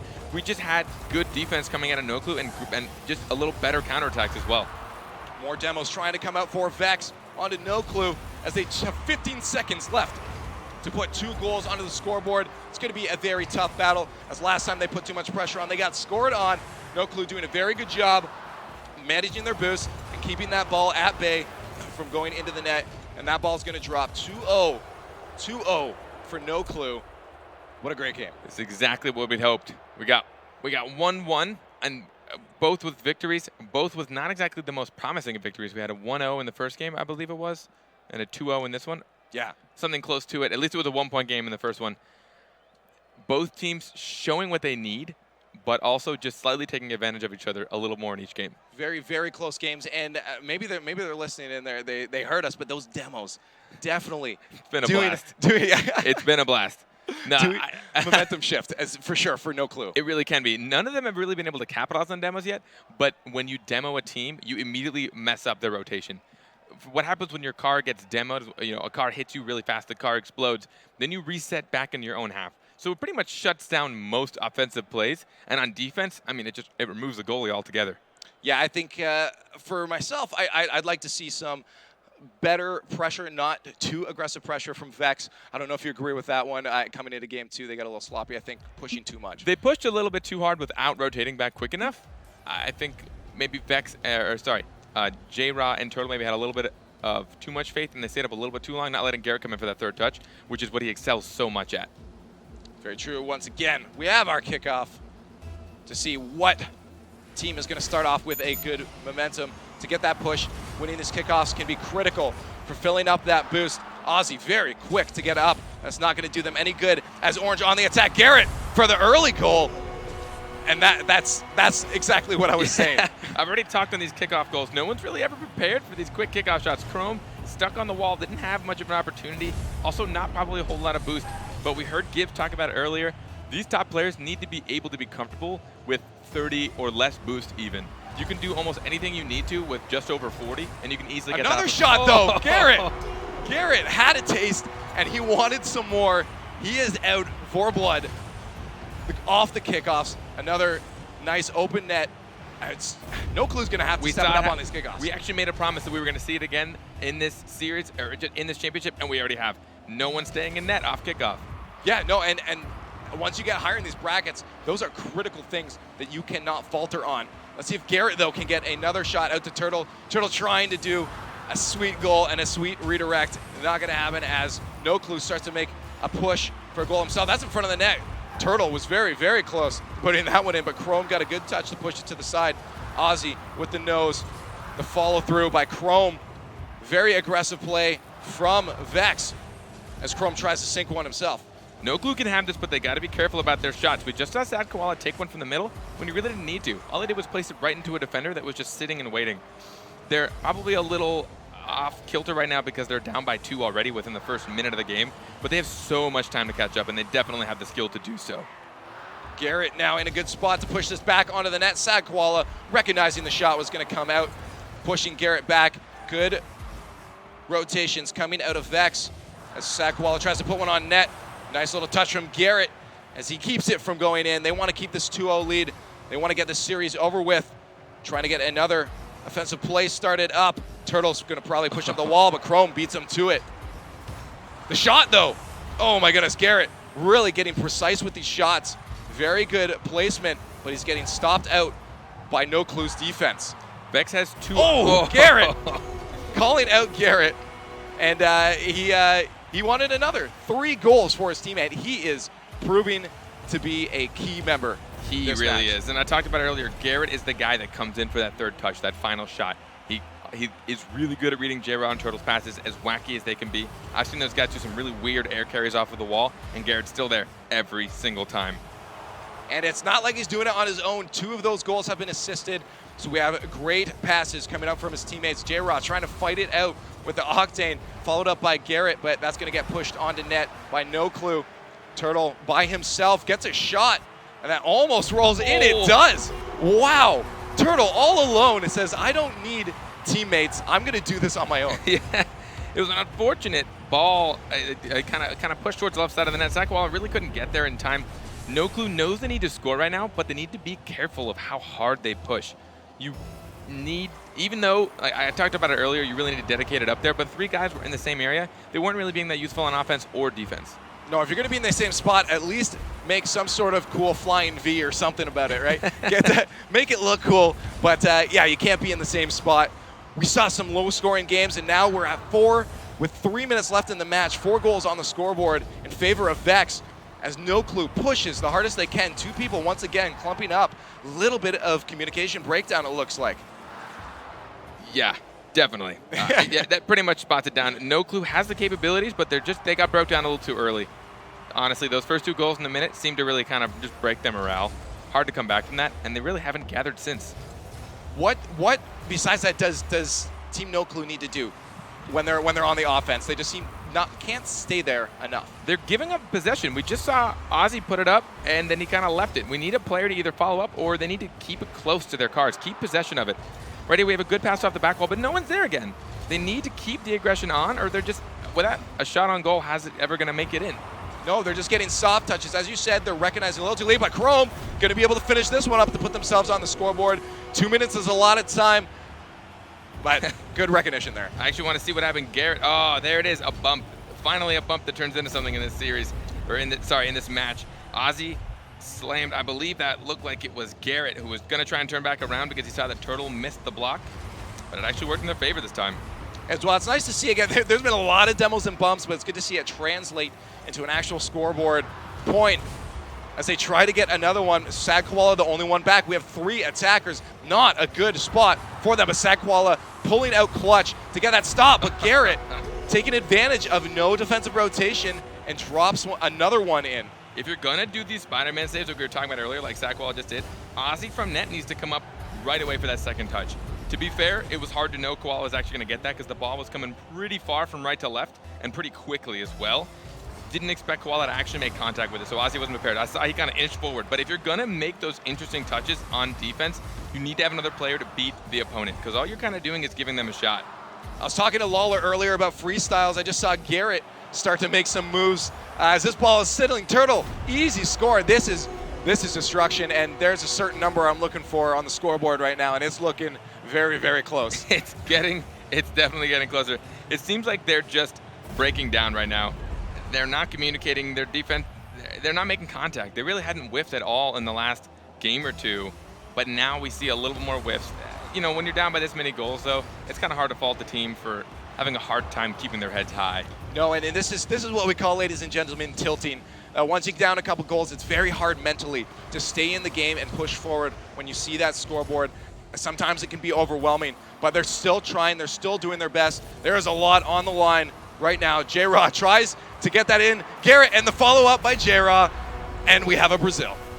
Here it is, ladies and gentlemen. I'm sure everyone's going wild right now. It's always nice to see, but it's so crazy to see this. The last 2 games ended like with a 1-point victory. Here we are with a 7-1.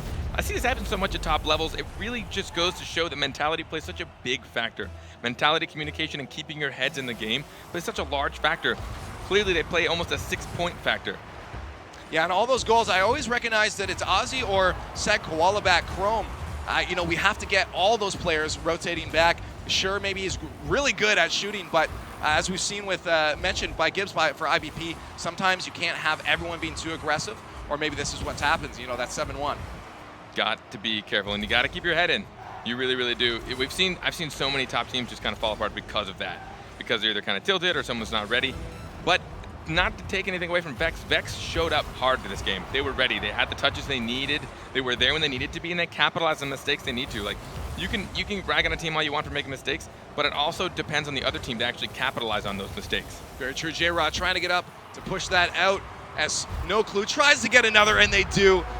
Awesome shot. Sad Koala just creeping in there with a nice, easy push into the net. We have J-Rod trying to go up to get a clear out. Vex got a little bit too antsy to get on offense there. No one really stayed in net. They all wanted to go for that follow through. They're kind of out for blood. They're out for more goals. They've already had so many. They want to pillow their scores up. But to be fair, at this point with 11 seconds left, 5-goal differential, not looking so hot for No Clue. Hey, Sad Koala is going to try to get another. He does great shot though from Sad Koala. I have to give him that one off the wall. Follows it very clearly they're not giving up. No. There's 6 seconds left. They are not giving up. He's like, I'm on stream. Let me at least show everyone that I am still good at this game. And I don't want to take anything away. All 6 of these players are fantastic. But again, in these tournament settings, you gotta perform. You could easily, I've seen so many teams just perform great one week and then so horribly the following week. And this tournament is going to be a really cool testament to see how teams perform week by week and if they can keep it up. Turtle almost followed that one up too. He's like, hey, I see you, Sad. I'm gonna get one of those fancy goals myself. Yeah. And I don't know. It's hard to say if being on stream or being in such a tournament like this has any mental effect. You know that there's people watching, and up until now we haven't had any this large of a crowd watching these games. Yeah, no, so they're going to start showing off. And as we said earlier in the matches, you don't want to do that. There's a lot on the line. But it's great to see them go for a little more fancy stuff to show off to these crowds so they can see what some of these cool shots can be like.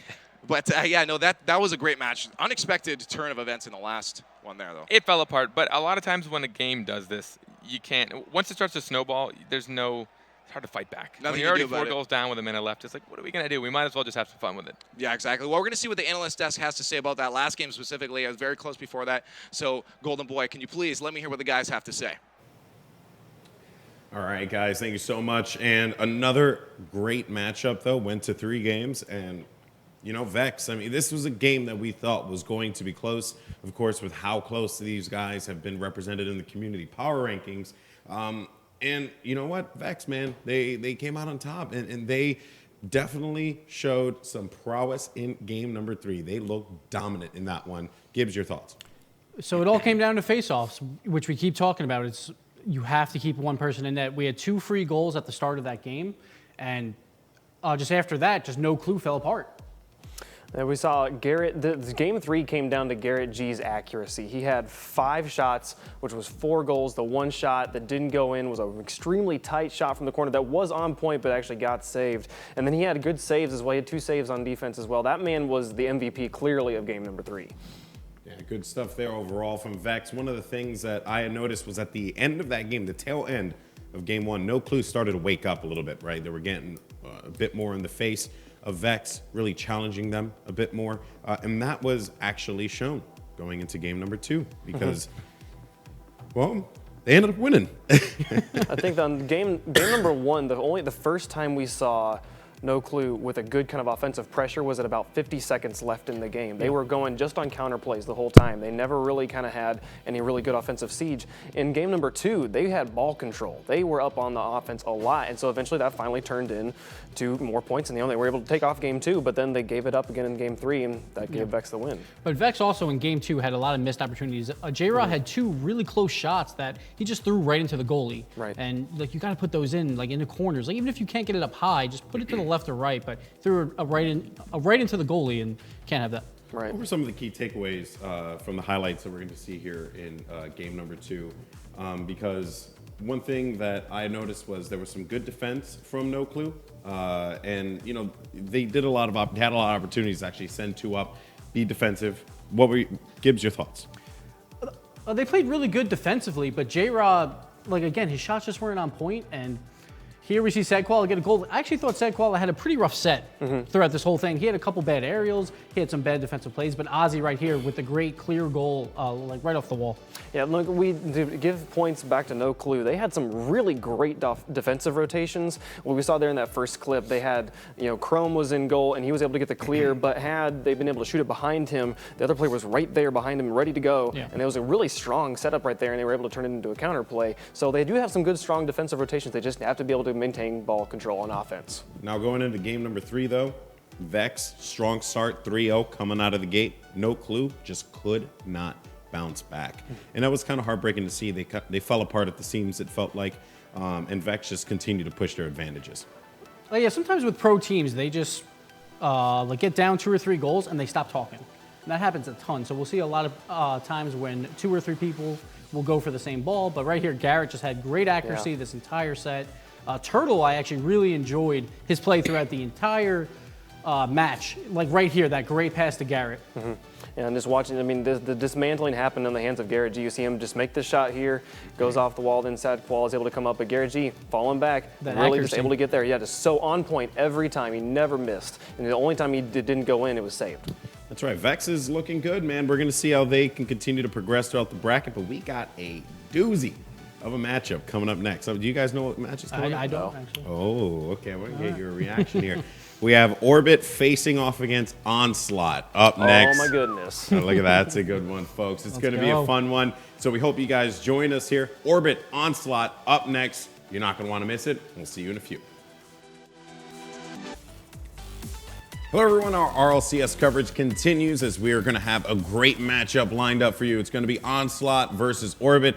Joining us now is going to be Leaf X. And Leaf, you had the privilege to cast that last game. It was a really, really good one there. Of course, so far, I mean, what's your experience been like, man? Well, I've been able to yell a lot so far, so that's been great. I'm getting all my energy out, and I get to calm down, chill out, and analyze some stuff with you guys. So I'm excited about that. But it has been nuts. It's been unreal.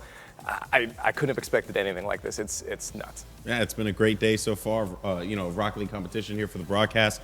Gibbs, now we have a crazy matchup, and I want to set the stage real fast for people because this is a qualifying match. So whoever wins this game will move on to the group stages. That, folks, is intense. This is a big match. This is probably one of the most important matches that these two teams have ever had in their career. The pressure is on, Gibbs.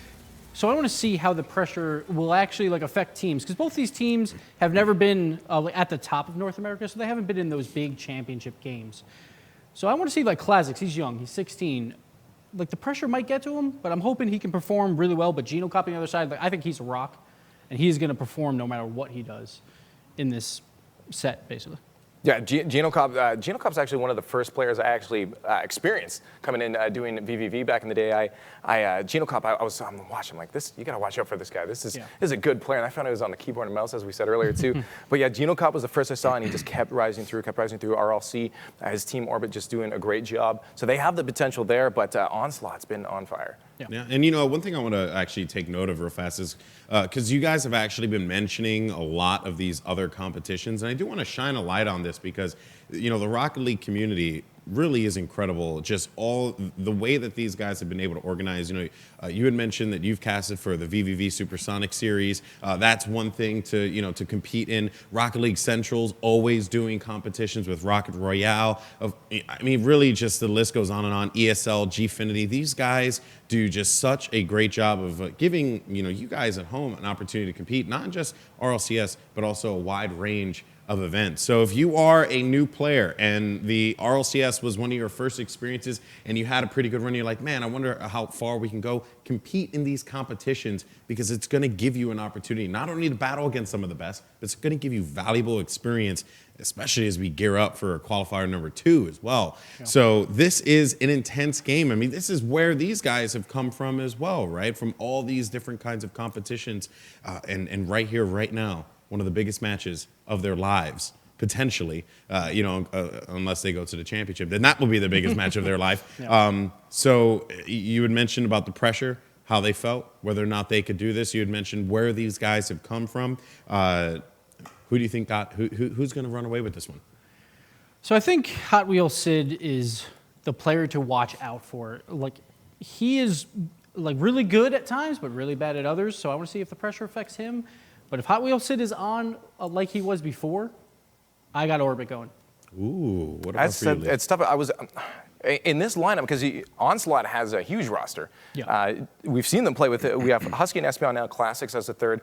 I've seen them not too long ago play with Flow, and they absolutely crushed it, absolutely killed it. And so I haven't recently seen them in the past week or so. We've been obviously very busy seeing Classics play with these guys. So it could be Orbit, but as I said before, Onslaught is on fire, and they're killing it. I think it's a very close match, and if the momentum is in the favor of Onslaught, they're going to take it.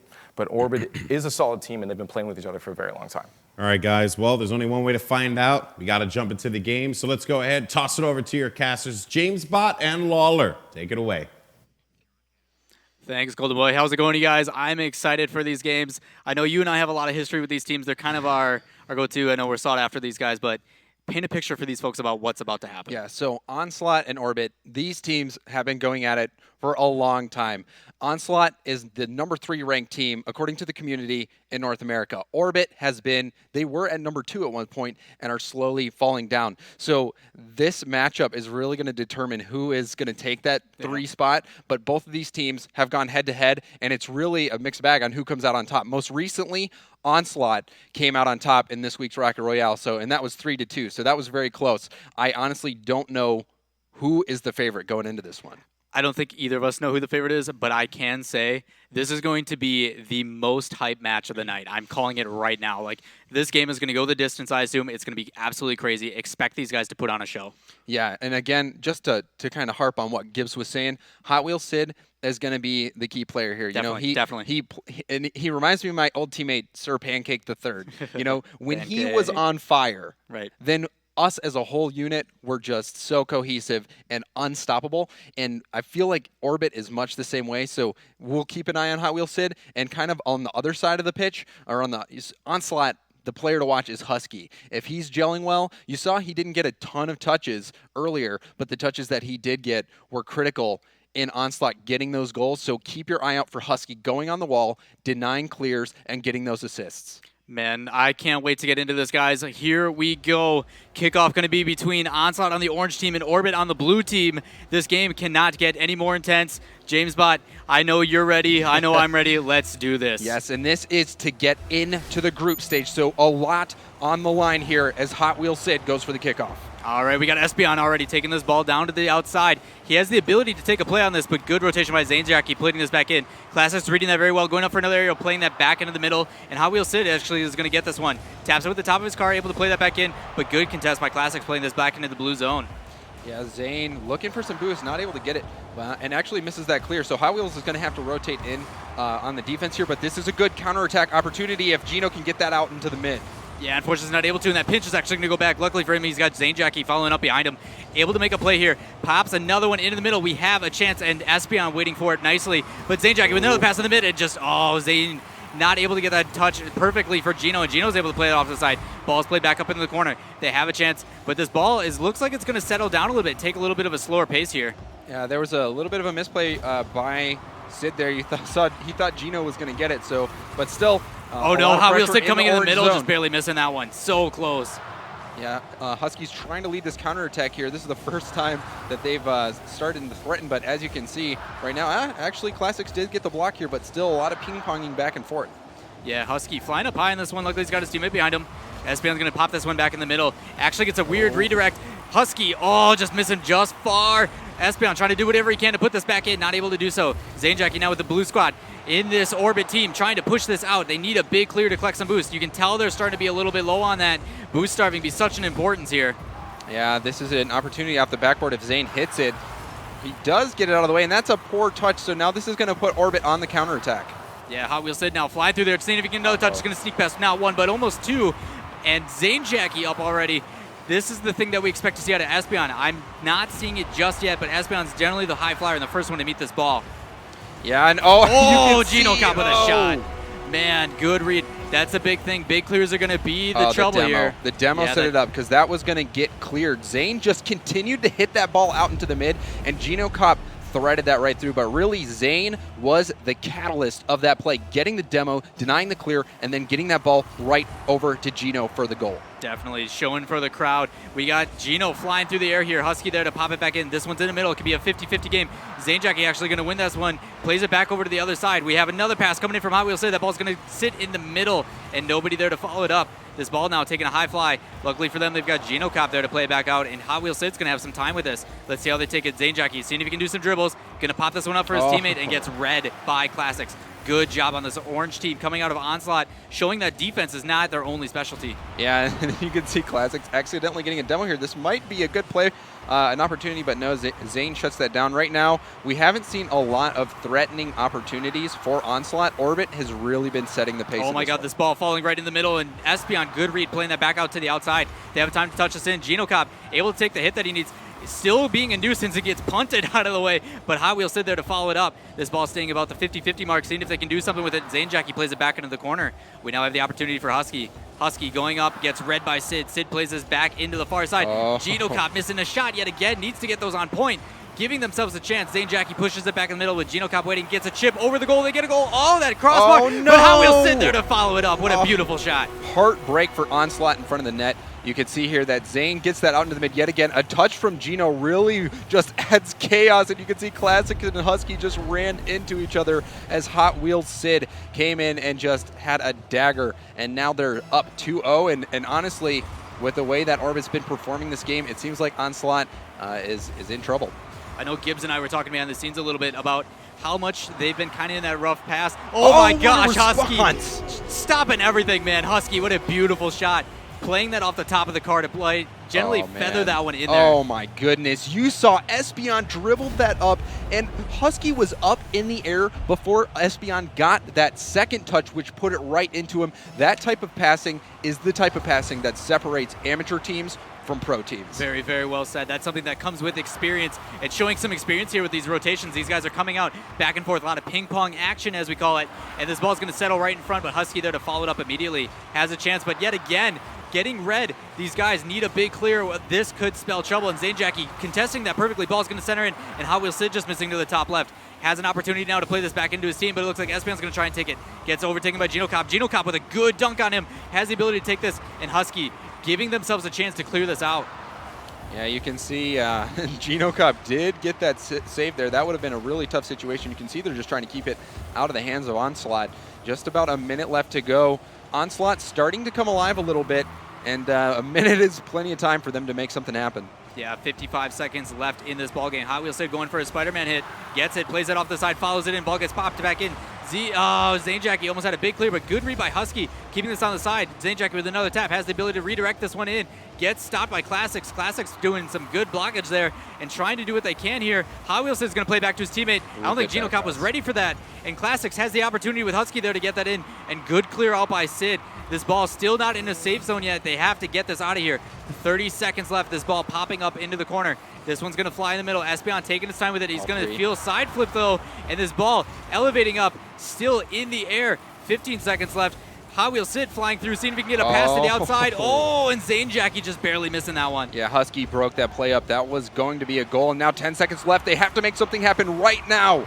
This ball going down to the field. Gino Cop and Espion matching each other. Gino Cop seeing if he can put this in. Just needs to keep this ball on this side of the field. Ball seeing if they can center it down. It's still up. And it's still up. They have a chance. Needs to pop it. And Zane Jackie, good read playing that back out. Yes, in Rocket League, the game, it doesn't matter if it's 0 seconds. The game is not over until that ball hits the ground. And you can see there such even shots and saves on Orbit's and Onslaught's part. Almost nothing separating these two teams, and we're getting right back into the action. Orbit up 1-0 and looking very solid, really having the momentum and controlling the pace of that game. Life coming into Onslaught in those final moments, but Orbit still looking to be the stronger team. Man, that trap at the end there has got to be some good confidence, not letting one slip by. Let's see if they can hold on to that victory. Espion and Gino Cop. Gino Cop flying in. That ball's going to pinch real hard. Has a chance. Husky sending that back in. Can we get a tap in? And Hot Wheels Sid trying to go for an inverted hit. Not going to play to his favor. Espion automatically up right away. Going to play that over. Has a chance. Gino Cop, what a beautiful save. Yeah, that was a critical save.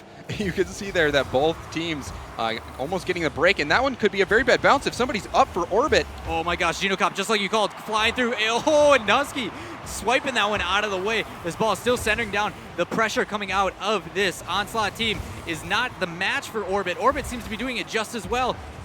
Flying through the air here. This ball is going to play to the corner, and good rotations coming out. But Husky trying to do something, see if he can pull it up, but Espion's going to be the one that takes it and plays it back in. Good tap by Zane Jackie, playing that back out of the corner. Needs to get it clear, though, here. Yeah, you can see now finally some pressure coming out from Onslaught. And a big win there from Hot Wheels Sid. Good defense, but that one was an opportunity to get that ball out into the mid. Unfortunately, not working out, and still 4 minutes left, scoreless.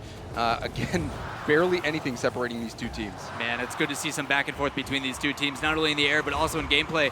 Gino Cobb, good touch though here. Seeing if he can get another pass, gets a good flick. Hot Wheels going to pop that back up, see if he can carry this in. He's going to drag that all the way, and Classic's there to pop it back up in the air, but Zanejacki going to meet that.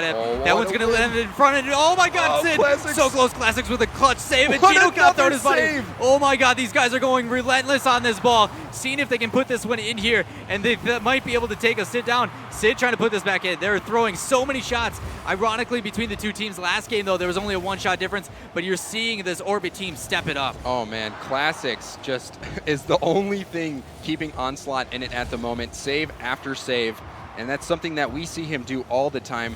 Great saves off the wall, but really just the defensive plays there keeping this even. Man, you're not going to see a Post be the MVP of this game. These shots are on point, and Classic's doing whatever he can to make this 0-0. We've got 3 minutes left in this game, and that shot's going to hit. He has a free shot here, seeing if he can pop it up. Oh my God, maybe the crossbar is going to be a factor, and this ball gets knocked back out. Luckily, he's got Zanejacki there. They're playing that back in the middle. Where's that third rotation? Oh my God, Gino Cobb.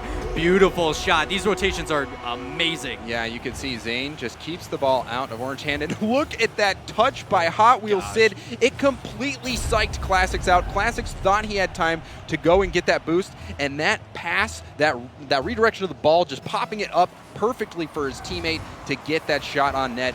Very, very good play coming out of Orbit. Man, if you guys thought I was kidding about these being the best hype matches of the night, here we go. Still 2:38. We're just about halfway through this game. Still more to come, and beautiful pass. That touch coming out from Gino Cobb played perfectly into the middle. That's what we like to see. That is good mechanical play. Yeah, Orbit just starting to heat up. You saw there 2 players getting beat from that pass into the mid, and Hot Wheels Sid knocking that one down, scoring that second goal for Orbit. Really, Orbit taking this one by the horns. They want to make it into group stages. If they take this victory, they will indeed punch their ticket into the group stage. Here we go. Zanejacki not getting the read. Good rotation coming out of Husky. Easy touch, but one of those things, we joke about how much these guys are good. This takes a lot of practice. Shots like that, hitting that top corner of the ball into the far post, putting it out of reach for everybody. Zane knew he was in trouble, and he was trying to get back as fast as he can. Husky was the one to score in the last game, trying to get him back into it, and it didn't turn out well for Onslaught, so we'll see if they can flip the script on this one. Husky just being a predator in the back, waiting for his chance. Man, these guys putting pressure on this team, so crazy. They are not called Onslaught for a reason, but they're trying to make that thing for a point. Hot Wheels Sid, though, coming through. This ball is going to level up, and Espion, of course, the first one up there to get it. But Zanejacki's going to big clear. Oh my gosh, they can rotate this out here. Zanejacki going to play this back in. Classics trying to wait for it. Ball gets popped backwards. Zanejacki going to pass it back to his teammate. Oh, trying to get a pinch, though. We see that more and more often. Yeah, no, that play, oh my gosh, that ball off the crossbar. Husky just barely missing it. Trying to do that same thing he did in the first game. Yeah, but the crossbar is very important. And oh God, Hot Wheels Sid, what are you doing? How the dribble! Goodness. What a shot! He did it! Oh my God! Gibbs, you better say sorry to Hot Wheels because he is playing phenomenally. Look at that play, just breaking axles. Hot Wheels Sid is saying, Orbit, guess what, guys? We're going to make it into the group stage. Man, no better statement than that one there. Showing some mechanical skill, showing up Gibbs saying you couldn't even have saved that one, but that ball's going to get shot back in, and Zanejacki trying to play this back into the corner. This ball's going to get shot right back in by Husky. They have an opportunity here. This ball possession needs to stay on this blue side if they're going to give themselves a chance, but Hot Wheels Sid doesn't want any of that. Espion and Classics, good touch. That ball's going to level, sitting in front of the middle, and Hot Wheels Sid, good play back outside, but played right back in immediately. Unfortunately, that ball hits on the opposite side, and these guys need to get it clear here. You can tell they're starting to run low on boost. Yeah, you can see just struggle coming out from Onslaught. It seems like Orbit is always getting to the ball first. And you see yet again, right as I say it, Hot Wheels Sid beats Espion to this ball. And so it seems Orbit just oh no, that ball's going to roll into the side. That could have been a quick goal, but that ball's still in the middle. And Hot Wheels Sid, just like you said, these two are battling it out, and that's an easy floater. They're going to take it. Oh my gosh, Hot Wheels Sid, what a good flick. Yeah, you could have let that one go. Everybody throw your toppers into the stadium. That's a hat trick for Hot Wheels Sid. Zane just popping it out right for him, and Sid guaranteeing it. This one, it already seems over, but why not get a couple extra goals when you've got many thousand people watching? Hey man, insult to injury, man. And you do whatever you got to do to look good on this cam. But look at these guys. They're playing relentless. Good sweeping motion by Hot Wheels Sid. He is doing whatever he can to make his team guaranteed that they're going to be in this final part. But let's see what they can do. There's still time. 38 seconds left. Oh, Classics. same position. We saw that on the previous end with a small touch, playing that back into the inside. Good follow-up. Very big win, and actually Husky was the one who made that play happen. You see there that it looked like Zane was trying to go and fight him for that ball in the corner. Husky actually redirected that one away from him, just got a beautiful pass out into the mid, and Classics really just a walk in the park to put that one in. Yeah, I mean, I got to say, the pressure between these two teams at GenoCop with that read, doing whatever they can to keep themselves. They're back and forth. They're getting outmatched in the air. And this pass with some pressure going back to the outside. Classics just trying to hit it up. That could be scary and spell trouble, but Sid just going a little too high on it. Luckily for them on this Onslaught team, Husky's there to follow it up. This ball getting passed right back in the middle. We got 9 seconds left. Ball getting contested. Husky trying to pass that back up, and Zane Jackie going to play this back in. This ball can settle anytime now. This is the game. Oh my goodness. This ball's still no up. hope left, and that is going to be it. We have the very first team moving on into the group stage. As soon as they let this ball hit, you see Hot Wheels Sid with a little bit of a celebration. They don't want it to end, man. They don't want it to end. Well, I am sure that Onslaught wants it to end so they can go on and have their shot at the losers bracket, but my goodness, guys, they are really good at keeping that ball up. And there you have it, finally. Oh my gosh. Orbit is the first team to make it into the group stages. We have our first team. Awesome to see these guys. Really a great story. We'll let the analyst guys talk more about it, but the Orbit team, even for the Rocket League Central Pro League, coming back. These guys, their story's awesome, coming all the way from open qualifiers, getting into the playoffs, and now making their way through the RLCS to do the same thing. Really an awesome series. Man, I'm glad I said it and prefaced it like that, because that was some hype stuff. That was really, really good. But rather than have us talk about it, let's shoot it back to the guys at the analyst desk where they can really pick this apart. Thank you guys so much. What a matchup there. Congratulations to Orbit. They are the first team to make it to the group stages. That means they're one step closer to competing for that massive prize of prize pool of $75,000. So just again, congratulations to those guys. And also too, I just wanted to shine some light on the Orbit organization. I've actually known the Orbit org for many years. They've competed in numerous games from Halo to Call of Duty, and it's really good to see them have a great Rocket League team that has made it into this group stage phase. So congrats once again, guys. But let's break that down. I do want to talk about game one with that demo that actually opened up a potential goal there that came through. That was Gino who got the goal pick, but Zane Jackie, man, he set that one up wonderfully for him. Zane Jackie, that was a great play. He demos here and then goes up the wall and lands on this ball, which is really hard to read. Perfect pass to Gino Kopp, and he just has to put that one in. Hashtag never lucky. Always skill. It's been skill. Like Gino Kopp is one of the strongest players, I think, coming out of this match. He was everywhere. The passes from him were unreal. Everything from him. And the good thing I like to see too is off the bat, we had Onslaught playing a very high aerial game, and it looked like Gino Kopp's team were just putting everything low, and that's what allowed a lot of these goals to go in. Is they kept everything low. Yeah, game one was all about passing. All 3 goals were scored by insane passes. Like right here, them bouncing it back and forth, then off the crossbar, and Hot Wheels just has to put that in. That was actually a beautiful goal there. That was great. Just the movement off the wall was so impressive. Again, that's one of the reasons why Orbit was able to take game number 1. But then moving on to game number 2, the statement was made by our casters. You apparently owe Hot Wheels Sid an apology. I do. I'm sorry, Hot Wheels Sid, this entire weekend. I'm going to trash him when we get on here because he's been inconsistent lately, and Orbit has faltered a lot these past 2 weeks. But I'm really happy for that org because they were the only team that came out of the Pro League that had all 3 players remain the same. So this is the only team that had confidence in all 3 members to play it out. Like the only member that I saw them trying to replace maybe was Hot Wheels Sid because of his inconsistent play, but he was Mr. Clutch here. Oh, they came out strong. The synergy was flowing way better than Onslaught was, and I think that's going to be a key point to keep Hot Wheels Sid on the team. To be honest, sure. Some of those passes, one of the goals I think happening, I think it was in the first one, was insane. Like just the back and forth. All 3 of them were part of it. Gino Look at this dribble right here with Hot Wheels Sid. Oh, breaking axles. Oh, when he did that was just filthy. I had to take a shower after that one. Yeah, man, that was icing on the cake. Yeah, I know. I went really quick, bathed, and then came back because I felt just so filthy after seeing Hot Wheels Sid just absolutely dribble that one to glory. But yeah, so good stuff there. Geno Cobb too, man, is just another really strong showing from him. He's really been a rock for that team. Hot Wheels Sid, though, I think eyes will be on him going into group stage. As you said before, inconsistency can oftentimes plague him. So, you know, group stages, you're going to see him match up against a lot of these top teams over and over again so that he could, you know, so that they can get those points, of course, make it to the online final. So I think there is going to be a magnifying glass on him. What do you think, Gibbs? Yeah, I think Hot Wheels Sid has just proven, though, that he is ready for the top stage. And he looks really good. Like, Zane didn't do a lot, like, in this set, I thought. Like, I thought it was mostly Geno and Hot Wheels Sid.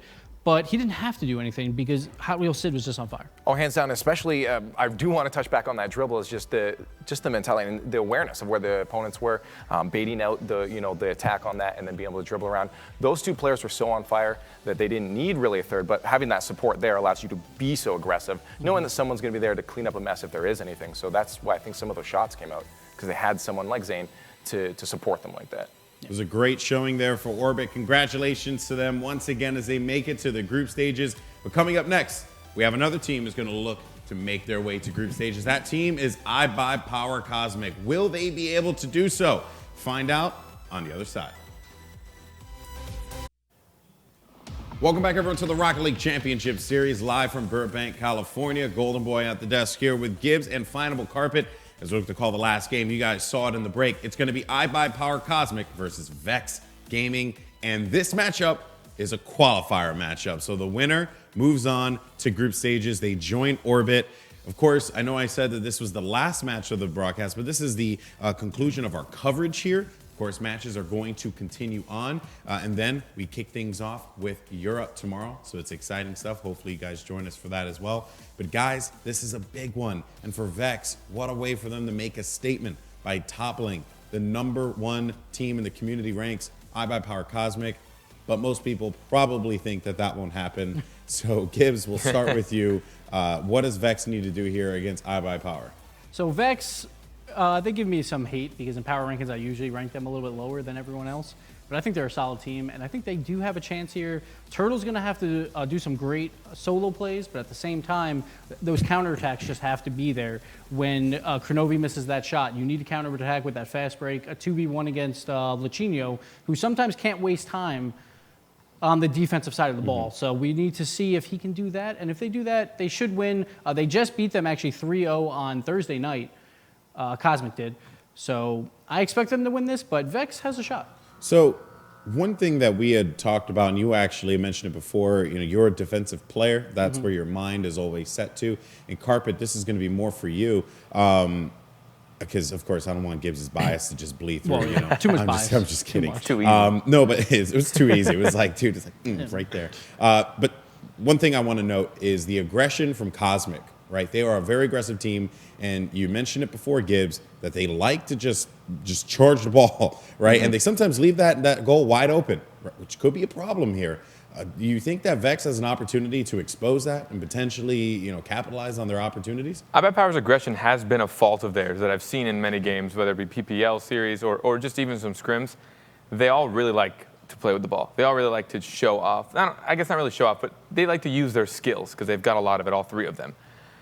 If Vex can keep their heads about them while they're on defense and wait for the opportunity, not force things, because the problem with if you try and force something out of power, they're just going to stuff it right back in your face and then score. So if they wait for the perfect opportunity, wait for that hole to kind of get a counterattack, they have a good chance to at least make it a very close, if not a win. All right, well, it's going to be an intense one, folks. I can't wait. Hopefully you guys are excited as well. So let's go ahead, toss it over to our casters. We have James Bott and the rap god, Lawler. Take it away. Hey boys, it's your boy Eminem, I guess. With me is Go James Bond Go. We're excited for these games, man. iBuyPower is always going to put on a clinic, but I hope Vex really comes out and does something about it. Yeah, well, Lawler, I mean, you're probably just going to be spitting verses the whole time. I mean, in that last series, you were very impressive. Thank you, sir. So I think Golden Boy is right on that one. But yes, we've got a really, really good matchup between IBP and Vex, two teams that we see all the time in our community tournaments, fighting for that #1 spot. So this one is surely going to be a good one. Here we go, you guys. I'm quite excited for this game. It's always interesting to see what teams try to do against this iBuyPower squad that we tout so highly about. But let's get into it. 5 minutes on the clock, best of 3. Here we go. Yeah, I'm going to pick Kronovi as kind of the player to watch here. He was a catalyst in some of the previous games, getting 5 assists all in one. So, as you heard, the 3-0, the last time these two teams meet, we'll see if it's a different story now. Looks like Gambit and Garrett are going to meet up, but it looks like this is going to fall in the favor of the iBuyPower team, but I guess not. Lucchino going to read that, put it back into the other corner, has the ability to play that back into the middle, has a cross-field hit and not able to hit it the way that he wants to, and Garrett pushing this back up. Ball now settling down a little bit, and Turtle going to only take 1 bounce on it. Ball flying on this iBuyPower side. Lucchino going up on a Spider-Man hit, climbing up that wall. But Kronovi has the ability to take the read on this and doesn't. Garrett trying to play it slow, but J-Raw waiting for him in the net and plays this back into the field. Yeah, you can see just Vex taking some of that advice from Findable Carpet into heart. Just waiting for their opportunity. Multiple players back in net. They're not trying to outplay iBuyPower by getting to the ball first. They're just waiting for their opportunity. Garrett, good bounce, playing that back off the side. They now have the ability to play this back into the corner. Oh, huge pinch, but he's got J-Raw actually waiting for him, playing that back into the middle. Paying it back, not able to do so. Turtle's going to get contested immediately, and just like Casterdes was going to show, seeing if they can fly. Dribble. Lucchino with a pop. Oh, red by J-Raw, not falling for that one. And that's something, if you can touch on that, James Bott, talk about how scary it is to be that last man. Yeah, that was a one-on-one situation with Lucchino, who's a very talented and experienced 1v1 player. Fortunately, Lucchino just went for the pop. It didn't have enough pace, but definitely a scary, scary situation. Turtle showing some mechanical skill himself there, actually rotating the car on that axis to make sure he's popping that to the right angle. Garrett's going to follow this up at the wall, but he's got Turtle there to play back in the middle. Good setup. Nobody there, unfortunately, to hit it in a direct path. But Gambit now has a chance to play that back in. Ball's going to settle in front of the middle. Turtle's going to rotate back and hitting the crossbar, just barely missing on the side. But Lucchino there to read that and pops that back up into the blue zone. This ball settling in the corner. Gambit's going to pop it back up in the middle. Kronovi flying through the air and is going to play that down to the right. Nobody there to follow it up. That could have been a goal opportunity. Yeah, you can see that Vex is just fighting to keep this one even. A lot of opportunities there. That was a very good touch by Lucchino to get that ball out into the mid, and it just looked like a wide shot. But Vex is struggling here to break out, and really iBuyPower is just on the brink of getting one right now. Man, if they keep this down, we're already halfway through the game, man. There's a lot of stuff that can still happen, but if they keep this pressure up, like you said, eventually one will go in. Good read there by Gambit, and Kronovi already flying up. That ball's going to pinch perfectly. Has a shot. Two guys going up for it, and that's going to sink into it. Turtle, good aerial redirect using that last of his boost. You actually saw Gambit get in the way of Lucchino there, but it doesn't matter. He makes man. up for it there. Fortunately for iBuyPower, you saw Gambit and Lucchino both kind of playing in the same spot there. Kronovi did break at the last second to let Gambit take it, so a heads-up play from him. A little bit of chaos there from iBuyPower, but it ends up working out, and they take the lead. That's one of those things. I mean, those big clears we cannot tout enough about. They need to clear it out like this to give themselves a chance, and it might work in their favor. Turtle with a good redirect hit, and Lucchino waiting for him in the goal. That was a very good shot on the wall there. Yeah, you can see those wall shots, very, very important in your arsenal, but still not much threatening on behalf of Vex. No. You could see his shot coming right in, hitting Garrett in the hood. Yeah, Turtle, good clear, going up high on that one, but he's got 3 guys. Oh, I guess none of them know what they want to do. And Gambit taking advantage of doing a double jump before he boosts rather than a standard, trying to flip into it. But it looks like Gambit going to get read by J-Raw. J-Raw seeing if he can pass this back. Has a teammate there. Turtle's going to pop that against the corner, and nobody there to follow up that read. Kronovi with a good clear here back into the blue zone. Yeah, Garrett fell all the way back for boost. Oh, no, Lucchino's going up. There. Ooh, that's scary. Having Lucchino go up like that and having nobody there to contest it, you got to be careful. But that ball's going to hit that corner just right and play it back into the middle. Garrett trying to clear this out, but this relentless pressure coming in from the iBuyPower squad is making it very difficult to even get a shot on net. Oh, good touch from Turtle and a good block. This could be a setup for a shot. Kronovi hits it right out to Garrett, and Garrett doesn't get the greatest hit, so it's going to be an easy clear. Yeah, Gambit going to play this back and see if he can float this one in. Turtle's going to let it sit in the middle. And Lucchino coming in and getting stopped by Turtle. Good defense, recognizing what was about to happen there. But this ball floating in. Kronovi showing some flair in that one and dropping that one in. Yeah, some great defense there by Turtle, making that earlier save. But again, you can see Gambit just forcing the issue. 2 players up for Vex there and missing out on that one. Kronovi punishes them for it. So just a minute left, and really this has been all iBuyPower all game. I would not be surprised to see them close this one out. Oh my gosh, I can't believe that pinch might work in their favor, and Kronovi just waiting for it. Luckily for them, Turtle on this Vex Gaming trying to do whatever they can to get themselves. Good pass back by J-Raw, reading that. Garrett going to come back in, going to play it again off the wall. Good back and forth. You see 1-2 touches coming out of these teams, which are very good to get it past one defender. Man. But nobody there to follow it up. Turtle has a chance, though. Going to play that in, miss that hit, and now Kronovi's turn to bring this down the field. Yeah, we saw a couple whiffs there, and now a good passing play coming out. That one's going to be just wide. But, yeah, you saw right there, Vex players following up whiff after whiff there, just struggling to get any offense going. Oh, no. That pressure from iBuyPower just proving to be too much. Man, these guys just playing patty cake in the corner, passing it back and forth. They need to do what they can to get this out. Lachinio trying to get up for the redirect. They're able to do so. We have all team members missing, but one rotating in. Kronovi trying to stop this one in. I think this one's going to be a tough one to come back, but Turtle trying to get one more touch on it. Ball's going to settle, unfortunately, in the middle, and Gambit trying to push it through three, and there it is. Yep. Lachinio way out. Good play. Very good play. Lachinio with an insurance goal. It wasn't necessary, but hey, when all three players of Vex go for it, why not just hit it into an empty net? Now, okay, say we're going to paint a picture here. Say it was tied, right? What would you do in a kickoff? Would you send two? How would you approach this? I mean, if I'm iBuyPower, just let them hit the ball because they can't really get a great shot if everyone's back on defense. But as we see here, this one was all iBuyPower. Vex kept this one pretty close. 3-0 against this iBuyPower team is very respectable. And but it still just seems like they're not too comfortable. You see that they are playing on that back foot, and almost getting that goal at the end there. But Vex really just being very reactionary. You saw only 2 shots compared to the 14, was it, for iBuyPower? So really just a great offensive pressure. One of those situations where the best defense is a good offense. That one paying off for iBuyPower. Man, we're going to get right back into this game, you guys. I know you don't want to miss a moment, and neither do we. So let's get to it. Gambit, and it looks like it's going to be J-Raw lining up for this kickoff, seeing what they can do here. Maybe some possession change will come through with this hit. I don't know yet, but here we go. 1 second left. Let's do this. Gambit and J-Raw going to hit it, going to settle immediately. These guys cheating up, trying to give themselves some offensive position.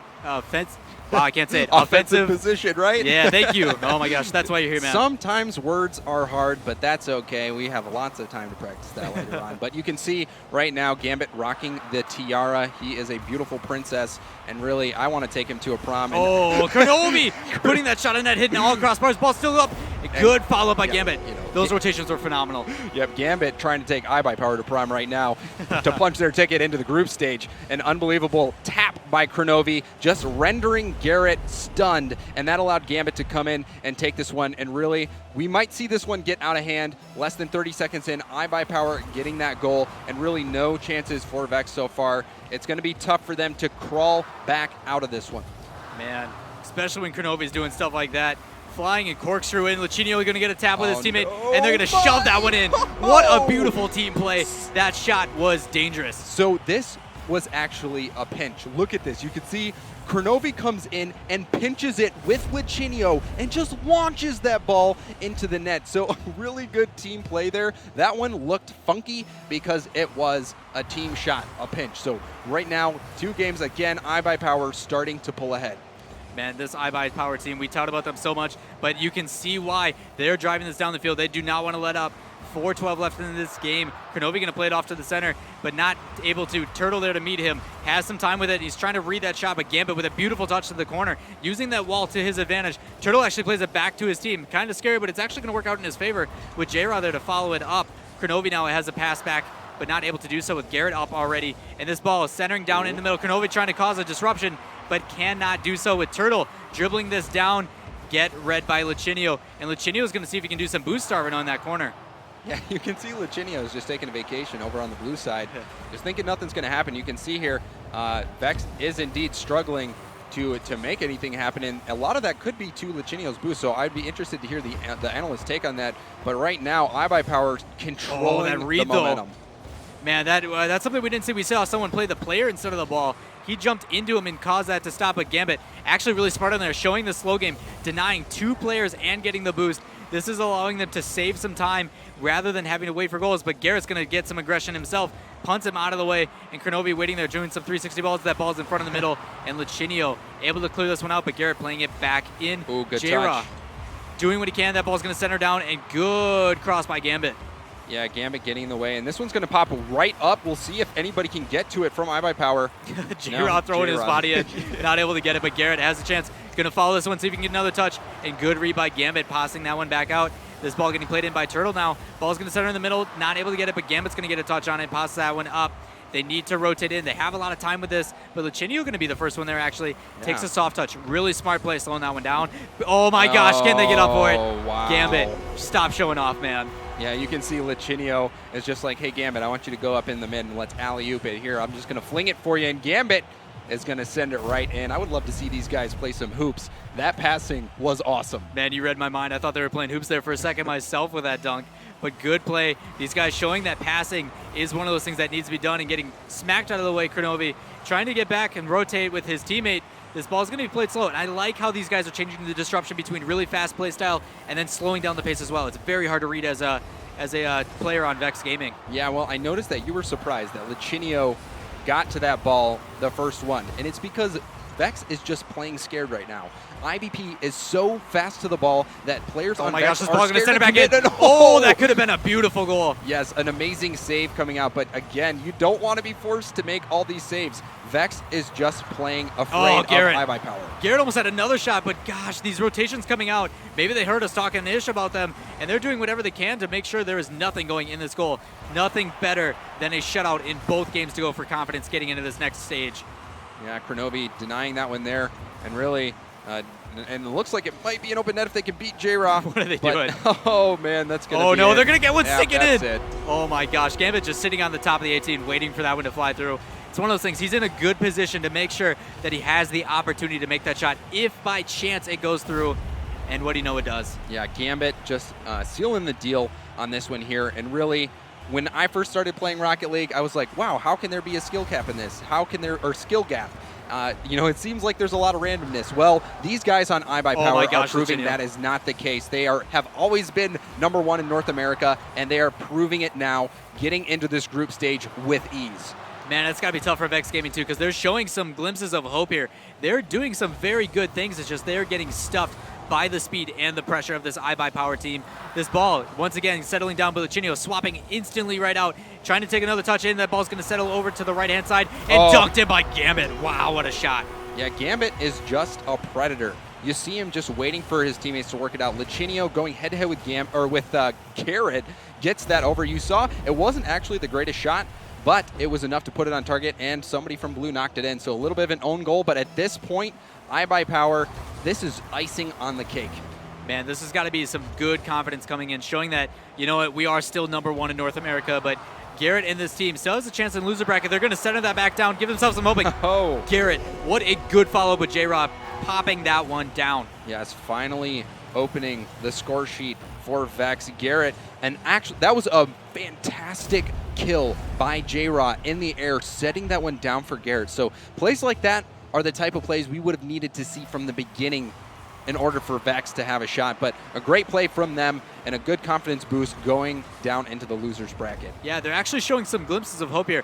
They're playing very well now. These rotations and these passes are coming through, and that ball is going to pop up, but Kronovi meeting it immediately at the top of the crossbar. But Turtle playing that back in. This pressure and this back and forth is starting to run a little bit in their favor. Unfortunately, with only 30 seconds left, it's going to be a very tough point to get this in, and Turtle trying to flip through and Gambit with a beautiful clear. They've got two guys back. Kronovi spinning in and placing that in. What a beautiful feather touch to put that into the goal. Yeah, you could see right now, Vex is just throwing everything they can. J-Raw looked like it was a Fields backflip, man. And Kronovi, really, he just had to get that one on net. 32 kilometers an hour, it's like, what, 15 miles per hour? A very slow shot, but with J-Raw, Fields backflip, man, at mid, that was just an open net, and now we're just one goal away from a very popular score. Yeah, I don't know if you guys are seeing that, but Kronovi, instead of cheating on the ball and kind of sneaking up behind that ball, he's actually rotating to the boost to the outside, and he's waiting for that pinch immediately. But these guys trying to put some pressure, get some glimpses of hope. They have the opportunity, and Lucinio is going to just, oh man, he's teasing that goal, but he's going to play this back in. Garrett trying to get another one. They're trying to avoid it. There it is. That's going to be it. As soon as this ball hits the ground, that's going to be it. iBuyPower Cosmic getting into the group stages. I must say, I am not surprised at that, but really just cementing their spot at #1 in North America. Man, that was some really good games. They're showing why they are #1. I mean, those games are really tough to kind of come back from, and they've done a very good job with Vex Gaming, showing some glimpses of hope. I mean, you look at those shots; they have 11 shots. That's a lot better. They're showing improvement. Hopefully, they can carry that that confidence that they were starting to gain. That was towards the a end. much better looking game from Vex. But you know, I want to hear what Gibbs has to say. We all know that he's very biased towards iBuyPower Cosmic, so he'll have some interesting stuff. Yeah, we'll shoot it back over to the analyst desk. Let's see what they can offer for us. Thank you guys so much. Hopefully we can offer a lot. Of course, I have Gibbs here, so I have plenty to offer. Look at this guy. Again, come on. chiseled from steel. Come on. So Gibbs, yeah, I mean, congratulations to iBuyPower Cosmic. They move on. They are going to be in the group stages. I don't think anyone was really that surprised. Vex had an opportunity, obviously, to upset, but just not the case this time. Gibbs, takeaways from that one as we talk about game one.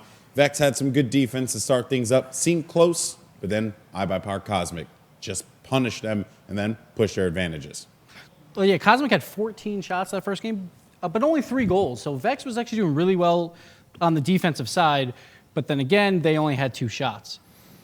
They took my advice, like James said, but the problem was they took it a little too much. The Vex sat back a little too long. James said it well. They were playing pretty scared, especially by game 2. They weren't putting the pressure on when they had iBuyPower, like we saw, they're ruthless. Touch after touch after touch. They're never going to give you opportunity.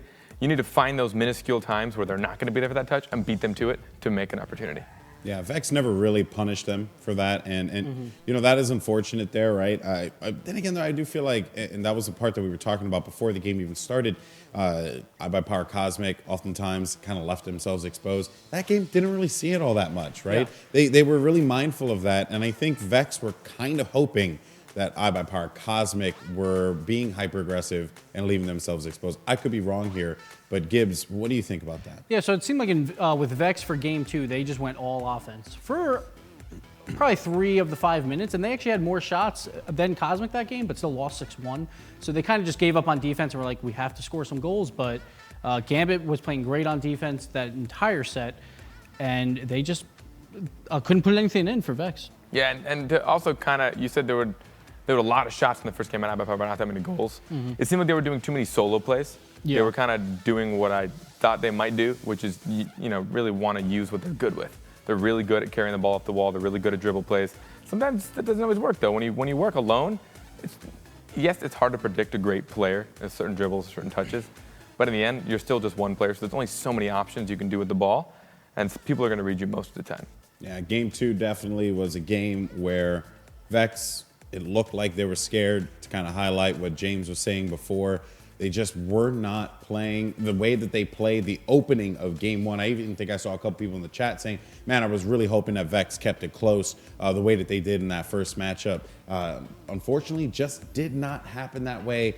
And we almost, and I'm going to say this term because I've never been able to say it before, we almost had a Brazil. I really wanted to say it, man. And I would have been happy. I would have actually left and then been done with the show, despite the closeout. But did not happen because Vex ensured that was not the case. But still, though, some beautiful shots there from Cosmic.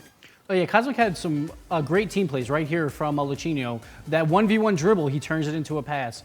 Perfect shot by Gambit. He didn't really have to do much with that because Latch set up that entire play. But game 1, Latch was driving that to the net, and then the goalie was saving it. So, of course, Vex loses that game. They go down to the losers bracket. Question for you guys, can you see them making it forward to group stages? Yeah, for sure. Vex, that was a confidence booster, I think, for game 2 because they actually had a lot of shots. I hope they take that into it. But they only have to win one more game to actually get in. And they're going to play, I think it's around like a 12 or 13 seed. So they should make it. I'm pulling for them because they've looked really good against No Clue. And then, playing Cosmic, it's tough to look good. Yeah, of course, a tough road indeed. But guys, it's been a blast. This is it. It really has. Awesome. It really has. Yeah, I mean, of course, everyone has done such a great job throughout the weekend. I want to give a shout out to all the casters. You guys should definitely check them out. This is my first time actually working with them, and you guys have all just done an amazing job. So again, big thank you to Wavepunk, Leafx, Lawler, James Bott, Findable Carpet, and of course Gibbs. I mean, look at this man. He's beautiful. So again, thank you so much everyone who tuned in to today's stream. Congratulations to Orbit and iBuyPower Cosmic as they move on to the group stages. Plenty more matches are taking place, and I'm sure a lot of those players are going to be streaming them, so you should stay tuned to the Rocket League directory here on Twitch so that you can potentially find out who is competing and who's making it to the group stages. We also want to give a shout out to our sponsor, NZXT, the leading manufacturer of computer hardware. Definitely give those guys a shout out. They actually have it in the chat too. They were in the chat talking with people, which is pretty dope. I gave them the shameless plug. But NZXT, awesome group guys. You guys actually have played with Mason, is his name? Yeah, shout out to Mason. We saw him at PAX. We played, me and James Bott actually played him in the doubles tournament. Kind of embarrassed him, but you know, it's all right. It's all right. Gibbs, you hold no punches, man. You know. I'm glad I didn't play against you in that 1v1 hoops tournament yesterday because that would have been sad. All right, well, guys, thank you so much for joining me here at the Analyst Desk. That's going to do it for our North American coverage. Join us tomorrow at 10 a.m. Pacific Standard Time as we deep dive into the European RLCS qualifier. It's going to be a good one, folks. Thank you so much for joining us. It's been a blast. Good game, nice shot, and we'll see you tomorrow.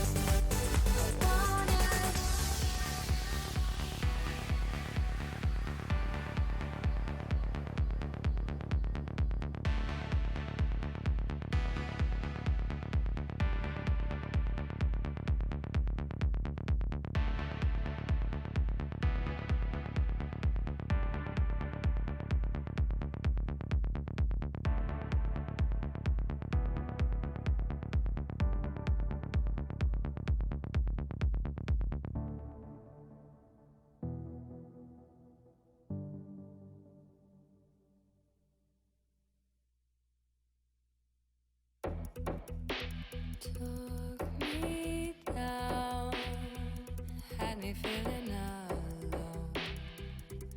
So long, darling. Right here and now, we can try this again. If you're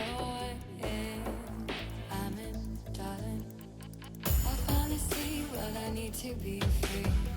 Far from what I was led to, but no holding back, I've made up my mind. Seeing what's next, I'm not sure what I'll find. Holding the key firmly in my hands. I'm looking forward, I know where I stand. And this is it, I've nothing to lose. Now is the right time, I'm making my move. I wanna hide now. You can't bring me down. I wanna hide now. You can't bring me down.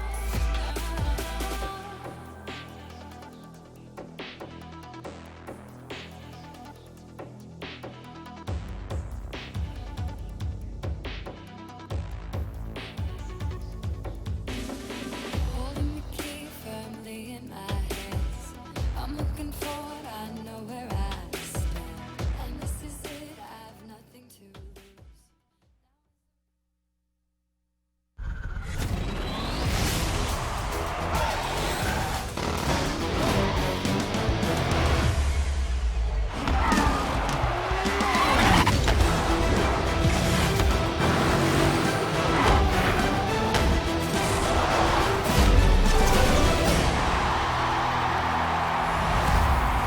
Hello, everyone, and welcome to our European coverage of the Rocket League Championship Series. I'm Golden Boy, joined by Gibbs and James Bot, and we are going to break down all the action that we're going to be seeing here today. It's going to be a good one to kick things off with. But, gentlemen, we had an awesome first day. The broadcast, people were over the moon. I was looking at the Rocket League Reddit. People were totally digging it. So I want to ask you guys, how do you feel after getting that one, off your shelf there? That first day, like after, it was like a 5-hour high after that. It was really hard to sleep last night, but we had to be here bright and early for Europe. And we're ready to go, James. And actually, I just want to call out the fact that you are like number 3 on the fantasy prediction board right now, and you actually called every single team making it. I think there's still a few teams left, but like you are on track, so that was really impressive. But yeah, not a ton of surprises on NA, which is always cool because we in the community pride ourselves about our knowledge of all the teams out there. But we saw some really great games yesterday, and I expect the same today. Well, now your knowledge of Europe will be put to the test here, guys. So it's going to be a good one, of course. Now, to kind of break it down for our European viewers here who didn't get a chance to tune in yesterday, hopefully you did. Hopefully you're joining us a second time if you're a North American viewer as well. Let's actually talk about what the Rocket League Championship Series is and what these players are playing for. And that is going to be $75,000. That is a total prize pool for the Rocket League Championship Series Season 1. And players will be, of course, battling it out for the lion's share of that prize pool. Now, speaking of the players, well, we had quite a few signed up. 20,478 players signed up to compete in this competition. That will be 11,000 plus on the NA, and of course, 8,000 plus, near 9,000 plus on the EU side. So awesome stuff there, gentlemen and ladies and everyone who competed in this. But then, of course, it's not an individual game. Rocket League is a team sport, unless you're a duelist champion like me, which I'm bronze, but we won't talk about that. I am a great hoops player, though. And with that being said, we have 6,112 teams who are competing here. 3,471 in the NA and 2,641 over on the EU. These guys have all been put into just a bunch of brackets, and they have been playing through these brackets all morning long if you're an EU player, as well as the NA guys as well. Just yesterday, talking about the format and how they were playing in this competition was a double elimination best of 3. So you lose 2, you're out of the competition. The top 8 teams will advance to the group stage per region, and we're hoping to find out who those guys are. A majority of those teams are going to be for Europe in this broadcast. All games are played, of course, on the DFH Stadium. So we know the prize, we know the amount of players, we know the format, we know all this stuff. Now we need to know who will be the first 2 teams that will be competing for the European Rocket League Championship Series, their first broadcast, their inaugural broadcast. And it is going to be let's see here, Shazoom? Shazoo and We Dem Girls. Shazoo. They should be Shazoom, actually. I think Shazoom. Yeah, Shazoo and We Dem Girls.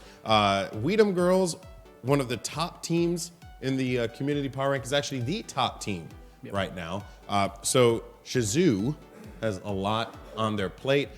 James, we'll start with you. Tell me a little bit about this We Dem Girls roster. Clearly, they think highly of themselves. Yes, I really enjoy watching We Dem Girls play. But when I was on Team Double Tap, we actually had an opportunity to play them in a finals of a tournament, and they took us to Game 5 and then kicked our butt. So these guys, I have a lot of respect for them. Remco, previously from Spectral, which was a top European team, and then he teamed up with Greasy and Maestro. They were doing a lot of tournaments when they were both on their separate teams. They were doing tournaments with each other and winning. So then they officially became a squad, We Dem Girls, and have just been on a tear ever since. They've been the undisputed #1 team in Europe for multiple weeks, and I expect that trend to continue. These guys are really, really good. Well, to my understanding as well, right, you know, these guys aren't SART players at all. They're not from the old game. So they're a new generation of players coming in here and doing work. Right? Yes, that you're 100% right. And that's a rarity because Flipside Tactics, the team that was the #1 team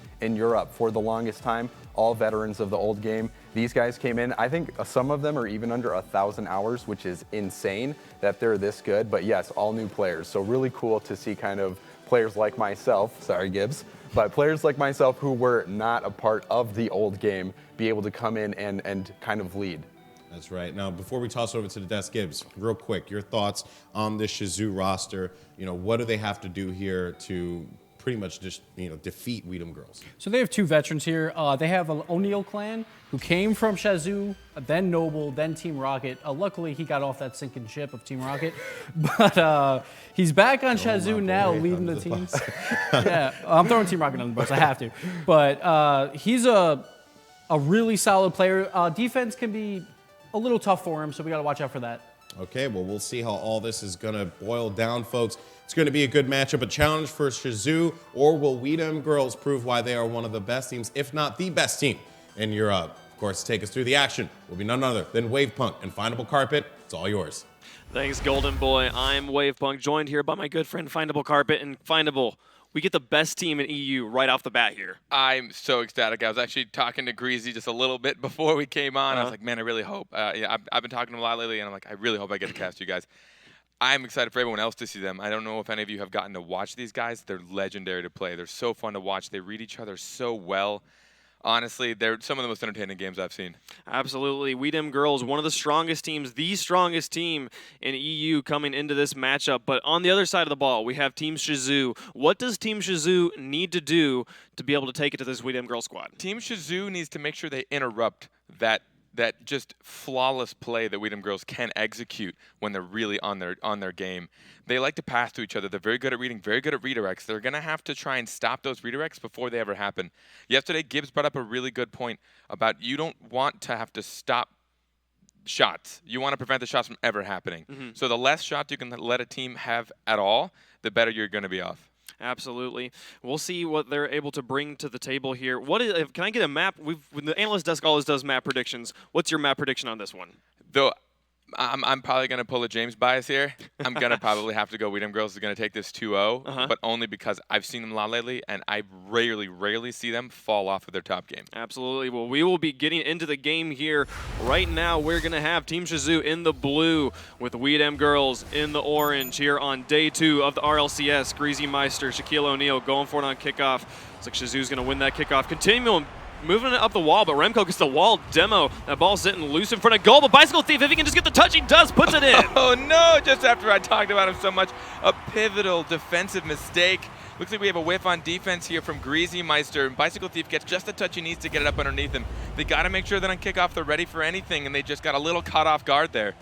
4:51 left to play. We haven't even gotten out of the first 10 seconds of this game, and we already have points on the side of Shazoo. What an interesting kickoff. That ball kind of like reversing itself, staying there in the middle. Ball has not gotten very far off the 50-yard line here. Nice shot from Maestro. Going on to point, though. Continuum going to be able to get up and into that one, keep it out. Great hit from Remco, keeping this pressure up and in the corner. Bicycle Thief currently back in on defense. A nice shot from Maestro, and he puts it in the top 90. Shazoo tried to be on defense here. They sat 2 goals in net to try and be safe from the We Dem Girls offense, and it still didn't work. Maestro came in with a screamer into the top left. net. There's really no way you're going to get that unless you're already ready for it. 4:35 left to play, and it's all tied up. We Dem Girls responding very, very quickly here to Team Shizoo's aggressive offense. We have another 50-50 kickoff. Really even kickoffs we've got coming out from these teams. Maestro with an opportunity. He's going to carry it a little wide, though. Shaquille O'Neal's going to be able to pick up ball control here. Drag race going on there. His ball's going to go back into the orange side. Bicycle Thief's going to try and win this 1v1. He gets it over Greasy Meister, trying to set it up here. Nice setup, but going to be blocked there by Remco, sending it back up onto the wall. Still pressing up, though. Still that ball is lofted right in front of the goal. Maestro's able to gain ball control. Bicycle Thief can't get it around Maestro. That ball's set up well, though. Going to be able to go all the way back into the blue as we're crossing over here into the first minute. Shizoo's doing really good offensive pressure on We Dem Girls. They're keeping them on their back toes, which is exactly what you need to do against a team that puts up shots like these guys do. I've seen stats on some of their games, and they are always in an obscene amount of shots on goal. They're doing a good job of trying to prevent that as much as they can. Maestro going to be able to get the block there. That's an open goal right now. No one back. Shaquille O'Neal going to rotate in from getting boost and carry it back into the blue. A lot of long-range clearing going on right now. Greasy Meister hanging back into goal for We Dem Girls. Maestro's going to be able to set that one up. Greasy Meister comes out. Maestro getting a second touch. Greasy Meister going to finally push this one up and away. Remco whiffing on the setup there. That ball's lofted right in front of the goal. It's going off the crossbar. If anyone can get up and into this one, Greasy Meister comes. He shoots. Take a look and watch these guys following each other pass by pass. We get a little whiff here, but Greasy Maestro was actually just kind of sitting there waiting for it. He expected his teammate to get there. It was actually a Shizoo guy that put it there, but Maestro was sitting and waiting, and then Greasy just solidified it. Continuum couldn't get into that one. 3:33 left to play. We Dem Girls with a 1-point lead. Shaquille O'Neal picking up the boost. Nice rotation there. You'll be able to set that one all the way over to the orange side. Maestro's able to pick that one up. Bicycle Thief tries to take it from him. We can't get it. Continuum going to pick that one up and move it forward here. Bicycle Thief and Continuum kind of getting tangled up there, and Remco's going to be able to make a shot. It's on net, but a great hit from Shaquille O'Neal keeping that one out. I mean, like I said, these guys can put on shots from anywhere, and they're always so dangerous. They don't just take a shot on net, but they put it in the top corner shelf. What a shot from Maestro. These guys reading each other so well, exactly like I hoped. Maestro sitting up waiting. He was about to retreat. You saw he was on his way back, but he saw Greasy. He trusted his teammate. He turned around and got there for the shot before anyone in Shizoo could get back on net. They saw that net was open, and they fought really fast, very quickly, punching that one in. They have a 2-goal lead here. We haven't even crossed halftime yet. Remco and Bicycle Thief both up on the wide. Bicycle Thief gets most of that one. He's got a nice setup here. They try to get the shot. Didn't quite in there. That ball's going to go all the way back over onto the blue. Remco setting that one up well. Maestro takes a shot, but Shaquille O'Neal's in the way. Be able to push this one out, and now they are flying up on the counterattack on the side. The ball's going to be flying to midfield, pushing it over onto the wall.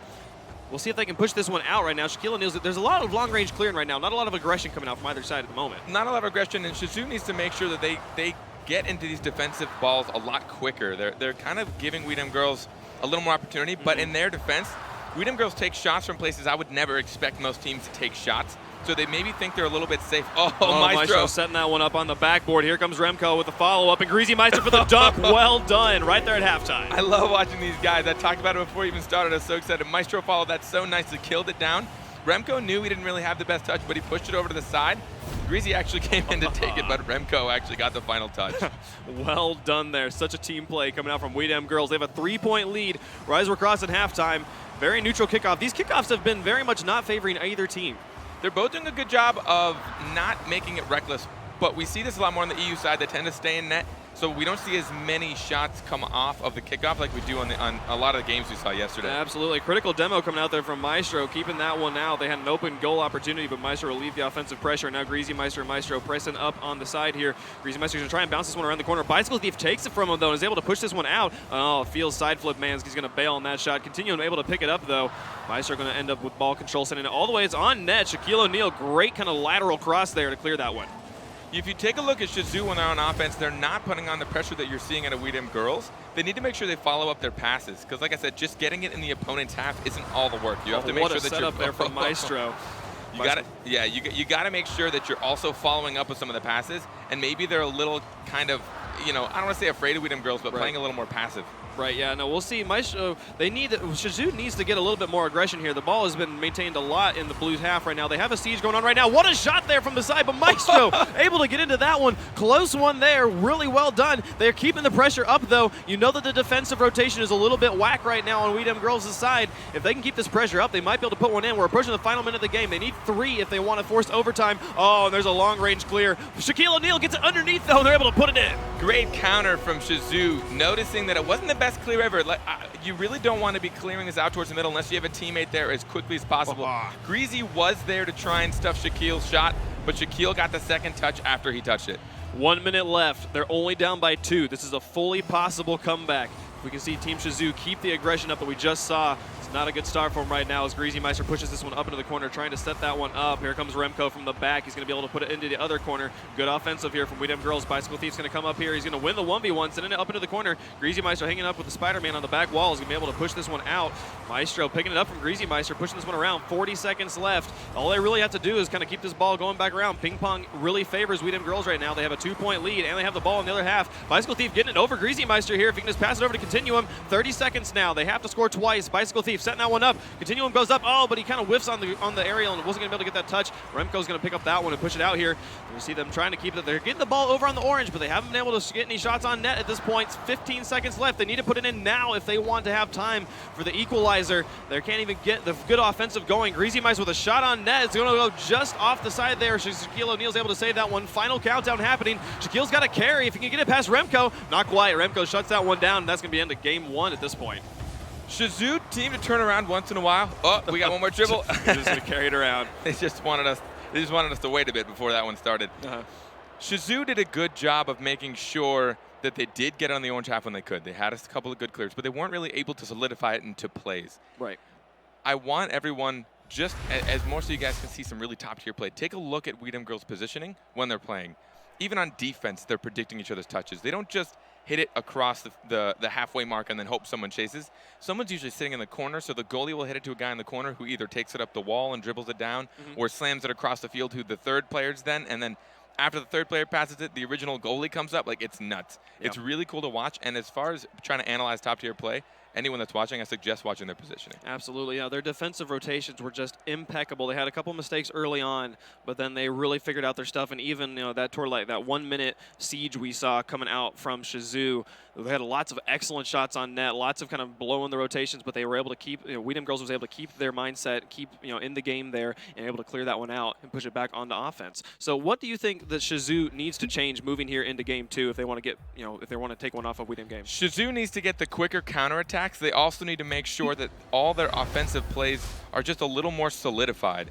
We want to make sure that you're not just getting it into the opponent's half, but you're making something out of it. You're making an opportunity for yourselves, and then you're taking advantage of it. Game 2 going to get underway here. Greasy Meister going to be going on kickoff. Continuum's able to win that one mostly. Send it flying up here. Continuum going to try and push that one. Remco picking that one up mostly. Going to be able to put it up into the corner. You see a nice offensive coming out here from We Dem Girls. Nice shot from Greasy Meister, going to go off the back wall. Maestro is kind of tangled up on the net. This ball is sitting right in front. Continuum able to clear it away. We'll leave that danger moment right there. Greasy Meister whiffs on the shot there. Nice shot there coming out from Remco. Going to go off the backboard, see if he can get the second touch. He does, and at 4:36, they score first. I want to see if the second touch actually happened off the backboard. I couldn't tell if I actually saw it. Remco with a nice touch over to the top. Greasy wasn't able to get it, so it was a good read on Remco. You could tell that he kind of slowed down and waited for his teammate just in case he got the touch to kind of kill in front of net, but he also put himself in a position to get the bounce in case nothing happened, which takes a really skilled player to be able to read both of those bounces and put yourself in a position. 4:33 left to go here. 1 point in favor of We Dem Girls. Remco going to push this one up on the back wall. Nice read from Shaquille O'Neal's going to be able to push it back into the corner.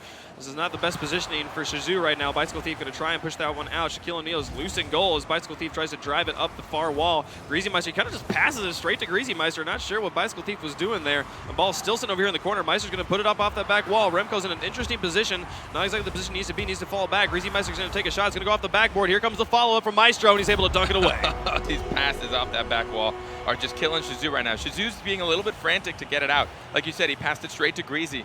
They are like, please, just stop shooting on us, please. So they're hitting the ball when they really shouldn't be, and they're giving up possession, which I totally understand it happens. Yeah, no, they really do need to be able to gain ball control and push this over into the orange side if they want to be able to come back into this game. First minute, we've already seen 2 goals from We Dem Girls, and now, oh my goodness, they kind of whiffed on that rotation there, and that's going to give Shizou a kind of free opportunity here. Remco with the carry, though. If he can just get it past Bicycle Thief, he does, but he didn't land on his wheels, though, and so he's not going to be able to put it in. These guys are really just showing, like, they're coming out so strong in the first game. I talk a lot when I cast. A lot of these teams tend to use their feelers that first game, and they don't come out. But We Dem Girls, like, maybe spent the first 30 seconds trying to figure out how Shizou was playing, and now they're just going all out. Yeah, they were really playing very well. 3:31 left to go. They're pushing this one back up. A nice pass. Remco's not going to quite get the touch he wants, though. Maestro able to put it up off the back wall. Bicycle Thief. Oh, Bicycle Thief whiffs his ball, sitting loose and goal. Continuum will push that one out and away. Greasy Meister came in, but he was a little late on the touch. Now Continuum's pushing this one up. Maestro needs to get onto this one. He's going to touch it and clear it well. Down the middle of the field, Bicycle Thief setting that one up. Continuum to Bicycle to Shaquille. That ball's crossing in front of the goal. No one there for the dunk, though. Maestro's able to push this one out. Continuum takes it from him. That ball's kind of on line. Remco pops it up. This is not the best clear. Greasy Meister going to get the second touch, put a little bit more momentum, push it back over into blue. Shizoo's doing what they can. They're actually starting to get a little more offensive plays. They're touching. There we go. Great setup. Great dunk coming out from Weedem Girls. Again, showing how well they can predict this ball.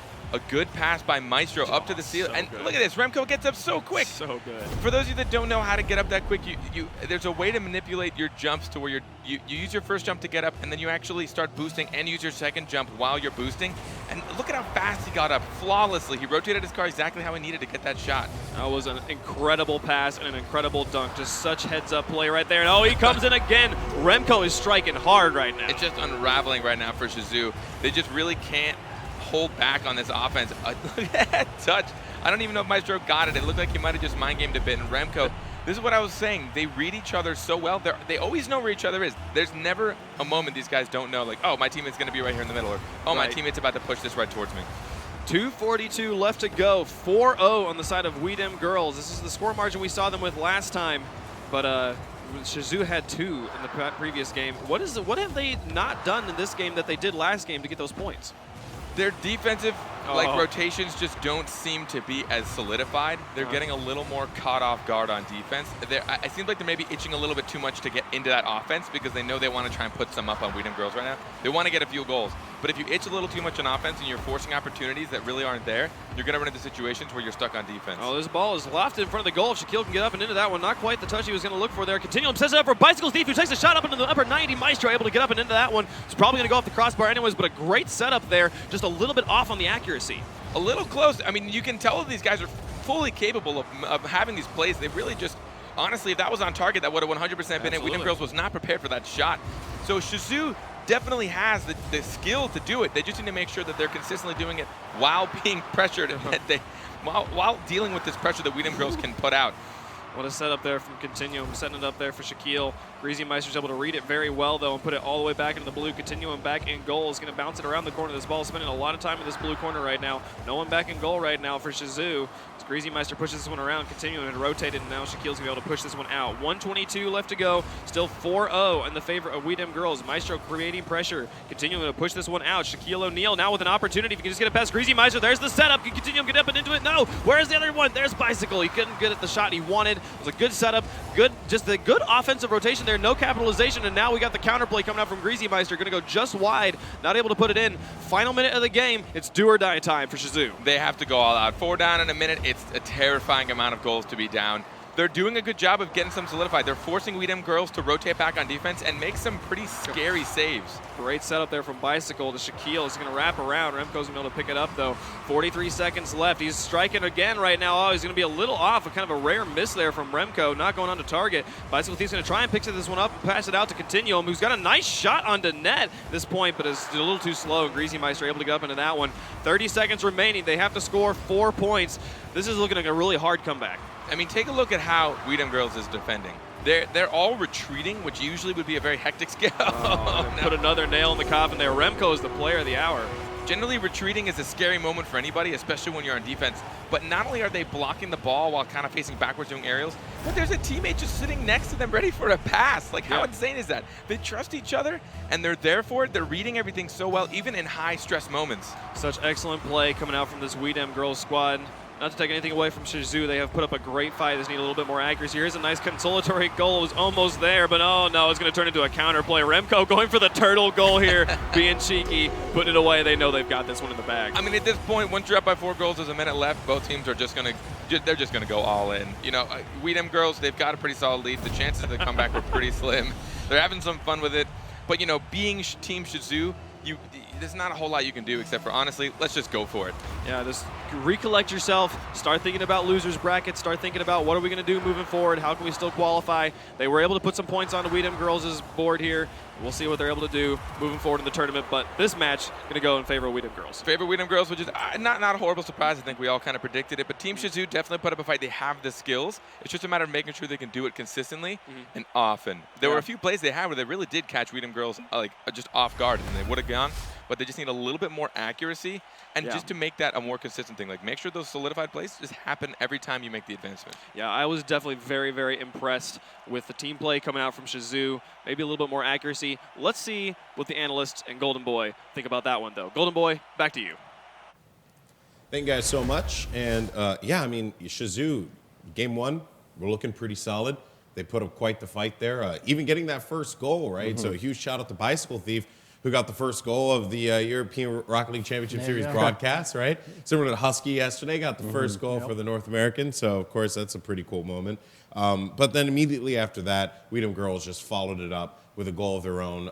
2 goals on the board in a matter of seconds. And then that's kind of where the tone of the match went. Gibbs, we'll start with you. I did feel like Shizou put on quite a fight in game one, which was evident by the score. Well, yeah, Shizou actually played really well in that first game. The one problem is, which me and James have played Weedham Girls a lot, you will hear on our comms, no boost, no boost, no boost. Yes. Weedham Girls takes all the boost from you, so you can't counterattack at all. And you saw that in a couple of those replays where a player was just jumping up and trying to get up to block a shot. There was one goal where somebody was boosting right into the ceiling of the net, and then the other guy in net had no boost to block it, and it was just an easy goal for Weedham Girls. But yeah, they were playing on a whole other level. If you notice, if you're looking at the assists, Weedham Girls had a lot of assists every single game. Yeah. So that just indicates that they are a passing team and really good on just continuing to play the rotation game and getting really high quality hits. Well, that's actually the thing that I had noticed, right? Is that, and we'll take a look at some of these highlights here. And throughout all the highlights, you'll notice Weedham Girls are just really good at backing each other up. Right? No matter what the play is, someone's there to pick up the slack. If something happens, someone's there to back them up. And it never really feels like they lose control of it, right? Even when you think they have an open backfield, it feels like they rotate so fast to cover their bases, and they do a really good job of just ensuring that no one is really left astray. Yeah, you can see in a lot of these replays right there, that's a high quality hit out to the mid, another one off the backboard, and actually that second touch really messed up O'Neal and just continued pressure on the net. That's what Weedham Girls is so good at. You saw every single one of the players, Remco, Greasy, Maestro, every single one had a touch on that play that led to that goal, and they are so quick to the ball on offense there, as we saw in the highlights, but also on the defensive side. You saw a lot of the chances that Shizou did get, the opportunities. Weedham Girls were able to get up in the air and contest every single one of them. So I was actually disappointed in Team Shizou's wall play, because pretty much everyone knows that Weedham Girls is a backboard passing team, so you have to have someone trying to Spider-Man, but they had someone in net, and every single time they would jump for a high shot, and then you can't save that next, it's just way too hard to save when you're trying to land. Yeah, and we saw a lot of times when you are trying to save from the wall and you're not that great on it, you have the crisscross all the time of the cars, where you have 2 people going for the ball that's coming into the mid, you both miss, and then that leaves nobody in net for an easy goal. And we saw that. Yeah, they needed rotations that were coming back and grabbing their boost and going up on those walls to block those backward passes, but they just couldn't deal with the pressure. Of course, we had highlighted a little bit about Game 2 there just now. Really, Game 2 was the Weedham Girls show. It was, they were the superstars there. We have, again, highlights of that one as well to show, which is pretty much just goal after goal after goal of these guys just doing work. Just very impressive stuff. You guys, I've seen a little bit of, Weedham Girls in the past, but I think you, at the start of the show, were saying this is like a treat. This is a team to watch. Oh, yeah. And I don't know, I just felt like it was a treat to watch because of just how well they play together. It really is You can awesome see here, every single, another classic backboard shot. Yeah, That one was a 3 in a huge row. 50-50 win. But yeah, Weedham Girls, teams will have to watch out for that. You can't let that ball bounce off the backboard. And this one was just a huge dunk by Remco, but multiple backboard plays. And you'll see a lot of the good teams that can compete with Weedham Girls, you'll see them never allow that ball to bounce off the backboard. You have to get up in the air and you have to prevent that ball from bouncing back into the mid. And you saw Weedham Girls did that a lot, where the ball is going up and somebody in net just boosting straight up, because it's so important to not let that ball get out into the mid where someone who's very talented with aerials can put that shot on net. Of course, Weedham girls moves on, and with what we saw, I wouldn't be shocked if they, made it into the group stages. They look very, very strong. But for Team Shizou, they go down to the losers bracket, and we'll see how they fare over there as well. But coming up next, you guys know the next match we're going to have? Yes, I think it's Crown and Jewels and RG. Esports. Yeah, so that it should be a really good one. Should be a good one, folks. So once again, Crown and Jewels versus RG Esports coming up just after this. Congratulations to Weedham girls. They move on to the next round, but we'll see you on the other side. Hello, everyone, and welcome back to the Rocket League Championship Series. Our EU coverage continues as we have Crown and Jewels facing off against RG Esports. This is going to be a very exciting game here. Crown and Jewels coming in number 5 in the community power rankings. Meanwhile, on the other side, RG Esports, 16 on the community power rankings. So a win here actually would be pretty big for them, I would imagine. So I was talking to the coach, Ryu, a shout out to him, and he said they're great mechanically. They're all in the top 100 in solo standard. But he said, and I quote, tilt fest galore. So watch out if they go down 2-3 goals and just throw the game. Tilting is usually a horrible thing to do. I mean, everybody knows when you're playing a game and you get frustrated, you just play worse and worse and worse. Especially in Rocket League, you got 5 minutes to prove yourself. These are short games and they're fast-paced. I've seen so many good teams, or teams that had potential. They start off strong, which I see RG could do. They start at the first minute strong, going toe-to-toe. One goal gets sunk in on them, and then it could easily fall apart. Yeah. It's going to be interesting to see how they fare against, both teams really, right? I think Crown and Jewels, for them, they're following up Weedham girls, so opportunity for them to show what they have in store for, the EU Rocket League fans that are out here, and even just, for the other teams in general, right, is an opportunity for them to make a statement. Wouldn't you agree, Gibbs? So Crown Jewels, they actually won the Pro League that was last month, but then the whole roster changed. And the only one that stayed was Killer number 7. So I thought these guys were going to drop off quickly, like maybe be around the 10th in power rankings. But Killer number 7 has put together a pretty solid roster, and they've surprised me. Killer number 7 definitely seems to be kind of like the glue. From sometimes when I've watched him, I've definitely casted a lot of EU. And I watched him actually stream the other day, and he was going toe-to-toe in Gambit with 2-in-2s. He's a very mechanically sound player. He's going to be really fun to watch. I hope we get some good player view from him. But overall, all 3 of those guys, I've seen them very capably pull off like some ridiculous plays. It's going to be interesting to see how Crown and Jewels can fare against RG Esports. Will RG Esports come in with the upset, or will Crown and Jewels move on to the next round? Of course, we have our commentators on hand waiting. It's going to be Leafex, Lawler. Take it away, guys. Thank you, Golden. Yeah, this is going to be an interesting one. We got huge rosters for both teams, and I know before we've seen Crown and Jewels and the RLC sub out mid-matches. They can't do this. Whatever they start off with, they have to play through this match. So it's going to be interesting. I know that was a strategy they used that worked before. Do you think RG is going to be able to pull through such a strong roster? Like Gibbs was saying, I mean, tilt is possibly going to be an issue. I mean, this Crown and Jewels team is very, very strong. You show the fact that they were able to take RLC, but a roster change could spell a little bit differences, but they seem to be consistent. I mean, Killer number 7 is a very, very good player. Like they were saying, expect him to be the glue of this game. Expect him to make a name out here. It's going to be a good series, but I mean, I hate to do the prediction. Probably 2-0. It very well could be, but there are players we got to watch out for. I know I've seen Dad and Seeks play before. If they're coming in, it looks like we got Reganom actually coming in instead of Rio probably. So it's a roster I haven't seen them play with yet myself. So I'm interested. This is going to be a good hype match. Tilt Fest is not something that you want to be dealing with at all. Crown and Jewels are the ones that could make them tilt, that's for sure. All right, let's get into it, man. I'm excited for these games. Hopefully everybody else is as well. All right, on the floor, starting us on the kickoffs, we got Seeks and Killer number 7. Once again, with those Octanes, definitely cars you want to be using on those kickoffs. Let's see who's going to win it and set their team up for success off the beginning. The ball flying into the net already. 2-second goal. Not the quickest I've seen, but definitely not the slowest I've seen. Man, that's rough. I mean, Seek's just getting a good power hit out of that Dominus. But that ball hitting that top, that ceiling, it makes it really hard to predict when those shots are going to land. Crossbar shots. Real tough. Yeah, crossbar shots are something that's very, very hard to defend against on the kickoff. Now Yeezy with ball possession, flipping that over one of the attackers, leaving Panda with a shot. Seeks easy clear to the far side of Orange's zone.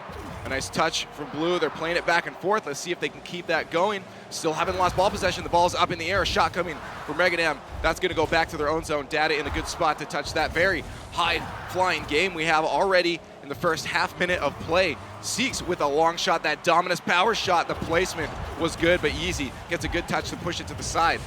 Man, I like to see the patience out of this Crown and Jewels team. They're not overcompensating for what this defense and this aerial game has been. They're taking their time, recognizing that we're getting beat a little bit in these aerials, but don't make the mistakes and put us out of placement. Yeah, we're having blue team start to put some great pressure on the net. They've already up a goal. They're looking for another one. We'll see if they can sink one as Crown and Jewels tries to fight to keep it out of their zone. Man, it's great. You see killer number 7, he's actually going to go for a block, and immediately after, Yeezy's getting ready in position to play that field up.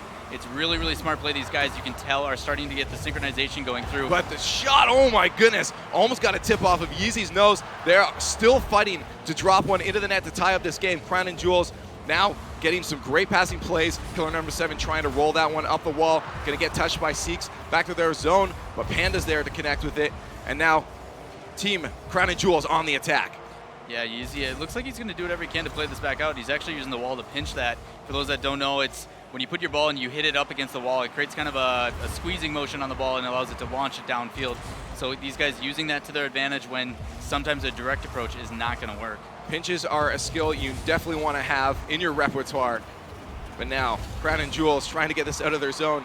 Yeezy with a touch, the contest from RG. That's going to keep it in Orange's zone.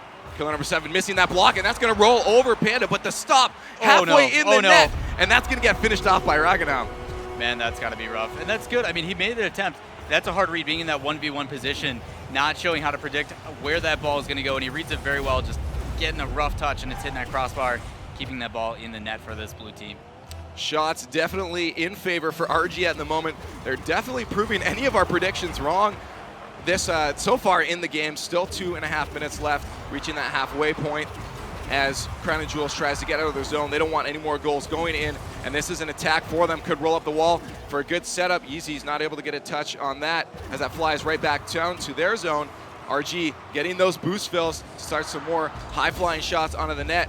Almost a touch there from Seeks. That's going to bounce around as he now has a 1v1, but Killer number 7 is going to stuff that opportunity. Man, this RG team is surprising me with how good this pressure has been. They actually seem to be beating Crown and Jewels up to the ball, and keeping this possession game actually a majority of the time on Crown and Jewels' side is what they need to do. If they're going to beat this team, they need to keep this up. Yeah, that's definitely something that is going to be in their favor. If they're going to be able to get up to the ball way quicker than Crown and Jewels, that's going to throw them off kilter a little bit, and they may have to think going into the second game if they don't take this one. Another shot in front of the net. Seeks with the finish. These balls are bouncing off the crossbar like no one's business. Man, Seeks, I was afraid for a second there that he was actually going to put that one back out, hitting the back of his car, but I'm glad that ball worked in his favor. These guys are putting on a clinic. Killer number 7 almost got the save with the top of that Octane there, but that powerful Dominus just crushing it right past him. Now on the kickoff, Seeks again. Yeezy almost winning that one. The good cheat from Data keeps that at midfield. A pass over to Reganam. That could be a shot, and that's it. Great passing play. Man, just kind of break that down. So you have this ball rotate out. Yeezy doesn't get the touch that he wants to, and allows Data to play that back in the middle. Reganam with the sweeping motion coming to the outside, just waiting perfectly for that shot. Really good pass play out of this RG team. We're going to see who can win this kickoff. 4-0 with 2 minutes left in the match in favor of RG. They are showing up to this game. They're doing a very, very good job of sinking balls into the net, trying to get another one as Orange pushes out. Good opportunity for them. It looks like Panda almost beat him to that one. He's going to get beat out. Ball dropping to mid. Seeks with a touch to throw it back to Orange's zone. Off the corner in front of the net. Good defensive rotation from Crown and Jewels. Is going to keep that moving in their favor. Up on the wall is Violent Panda. Man, that was a really good demo actually coming out by Seeks. Showing that being on their side, that demo gives them roughly 3 seconds roughly, having a 2 to 3 advantage on that possession. Something that we don't see used enough and is becoming more and more common, especially in the EU scene. I hope we see more teams take that advantage. Yeah, this Octane Dominus, and that's actually one of the ones I've always been in favor of, but now Yeezy with a breakaway, and he takes a shot to put them on the scoreboard. Minute left. You can tell that this this RG team is putting in some pressure. And the thing they need to be careful of is, despite that pressure, if they do get a long clear that Crown and Jewels have been struggling with a little bit here, you're going to see those breakaways happen when you have that many players pushed up. That's precisely, and back to what I was saying again, I've always loved this Octane Dominus mix-up. I think it allows for some very good plays, and I love to see teams mixing up their cars. It's very nice to see Crown and Jewels now trying to keep this ball out of their zone. The pressure coming hard in the last minute of gameplay from RG. They're not giving up yet. They're not playing complacent. They want some more goals in that net. Killer number 7 with a shot, almost a really good angle. Yeezy trying to follow that one up. Violent Panda on the good midfield rotation to keep the pressure on and into RG's zone. But now Data trying to do some fancy stuff to follow up by Reganom to keep that into Orange's zone. And Crown and Jewels starting to put on the pressure that I expected out of them. But with 20 seconds left, I think they're going to have a really rough time bringing this one back. They know they can work some magic here, hopefully, but this pressure is still relentless from the RG squad, keeping it up and giving themselves the opportunity of putting themselves in a good position at the end of this game. Yeah, it's a little late in the game, probably for that. Both teams are going to keep fighting until this countdown stops with 2 seconds left. A 4-1 in favor of RG, a shot and almost a goal from Yeezy as he tries to clip that off the top of his head. They're not giving up. They're going to keep this ball moving. I would like to see a shot on net if they could here off the crossbar, and that's going to get dropped down by RG. And RG is going to take it 4-1 in game 1 of this match. Shots fairly even, but Team RG definitely doing an amazing job of putting that pressure on. And I feel like Crown and Jewels is definitely throwing off kilter on this one. Yeah, I mean, you look at those shots that came out. I mean, they had an aggression of 11 shots, and you don't see as many stats coming out on Data. Data is actually the glue of the team. He's the support player. He's the guy that's supposed to just fill in the cracks, and he's doing a very good job. That's what's allowing those rotations to happen. So I hope they can keep that up. I really hope they do give Crown and Jewels for money and prove my point wrong. Yeah, we see almost every goal assisted for Team RG, which means a lot of team players are coming out. Very high-flying game, as I mentioned earlier in the game, and they kept it up. They're getting up quick. I think Crown and Jewels definitely has to get to the air a little quicker, if you ask me. Yeah. So we'll see if they can do that going into game 2. What do you predict from this match? You know, if this RG team can keep up doing what they're doing, it's going to be pretty exciting to see if they can keep up that momentum. But, I mean, you look at this killer number 7, all of them and the rest of the crowd have some very, very strong tags in their name, so don't count them out just yet. They might strike back with a vengeance. Very true on the kickoff. Killer number 7 and Seeks with a good cheat from Data, but that ball's going to fly deep into blue zone. Already on the attack is Crown and Jewels, looking to make a very strong start to this match. Yeezy not able to win that contest. Seeks going to throw it down to Orange's zone as Killer number 7 moves back. The demo, very good there. It's going to allow Crown and Jewels to start an offensive attack. Let's see if they can get a quick early goal 20 seconds into this match. Man, it's rough seeing him miss that shot for Crown and Jewels. He had an opportunity to put a screamer on that net and just barely missed it. That might spell trouble, though, with Data pushing up. You just never know how much pressure these guys can apply when you see big clears like that. Really well played. Ball maybe making up front. RG Seeks with a very good stop there. Out to the middle, says Blue, but that's going to fly back into their zone. A good shot coming out from Killer number 7. Very good car control to get that ball right in the center. The ball's still in the slot, going to get touched to the side by RG. Reganom now with a clear opportunity, but Yeezy going to beat him to the touch. Killer number 7 in a bad spot. The bump coming out. Reganom now with an open net, and that bump very critical in that. And bumps underutilized in this game, but you look at it here. Bumping Violent out of the way and actually hits another player. We get a domino effect that leads that goal wide open, and Violent Panda having to follow that up. Man, that's got to be frustrating. Yeah, you definitely, we mentioned it before, getting bumped or demoed is not a fun experience. It definitely puts you in a bad mindset, but hopefully Crown and Jewels can keep their heads on their shoulders and move forward. They're only down 1 goal and only a minute of gameplay into this. Another demo coming out, this time from Yeezy onto Data. Looked like he was a little frustrated with that bump. And we'll see demos everywhere. Yeezy going ham on everybody. They want to get a goal into the net. This could be opportunity. Yeezy almost with a goal. A good passing play. Man, you need to make those shots, especially when that pass is right on net. You need to get that tap to put your team back in this. I know we're only a minute and a half through, but those shots are going to be crucial when it comes down to the end here. Yeezy and Violent Panda in a good spot to set up a play. Nice touch from Yeezy to keep it in the corner. Let's see if his teammates can follow it up. It's not going to happen. It's going to fly back to midfield. The ping pong is real at the moment. Violent Panda touching that one first, followed up by Killer number 7. That's on target, but Seeks is going to get a nice, easy clear back. Killer number 7 reading that. The pass is out, but Yeezy back for a boost grab is going to have to make a save here, and Data stuffs it. gosh, you got to be careful with those shots, and I'm going to pick you apart on this one. This pass back up lofted, set a perfect pass up for this RG Regnom, and slammed that shot in. Those things you cannot do at this level of play, because players like RG are going to capitalize on it. I mean, that's stuff that you can't afford to do. Yeah, Data definitely got to dunk some extra style points from on that one, coming from the ball coming from behind him. Let's see, though, if they can keep this game low scoring for Crown and Jules. Another passing play. The touch almost coming from Data, but that one getting touched to midfield by Crown and Jules. Killer number 7 and Yeezy now with an opportunity. Violent Panda out trying to get a nice pass. Still kept in by Killer number 7. Good pressure coming from Crown and Jules. They're just not getting any of those scoring opportunities they need, but this could be it. The ball was in front of the net, but it gets touched the wrong angle, giving RG Seeks an opportunity to put it back to midfield. Another demo coming out for Orange, and that shot's on net. Seeks the defensive prowess he has.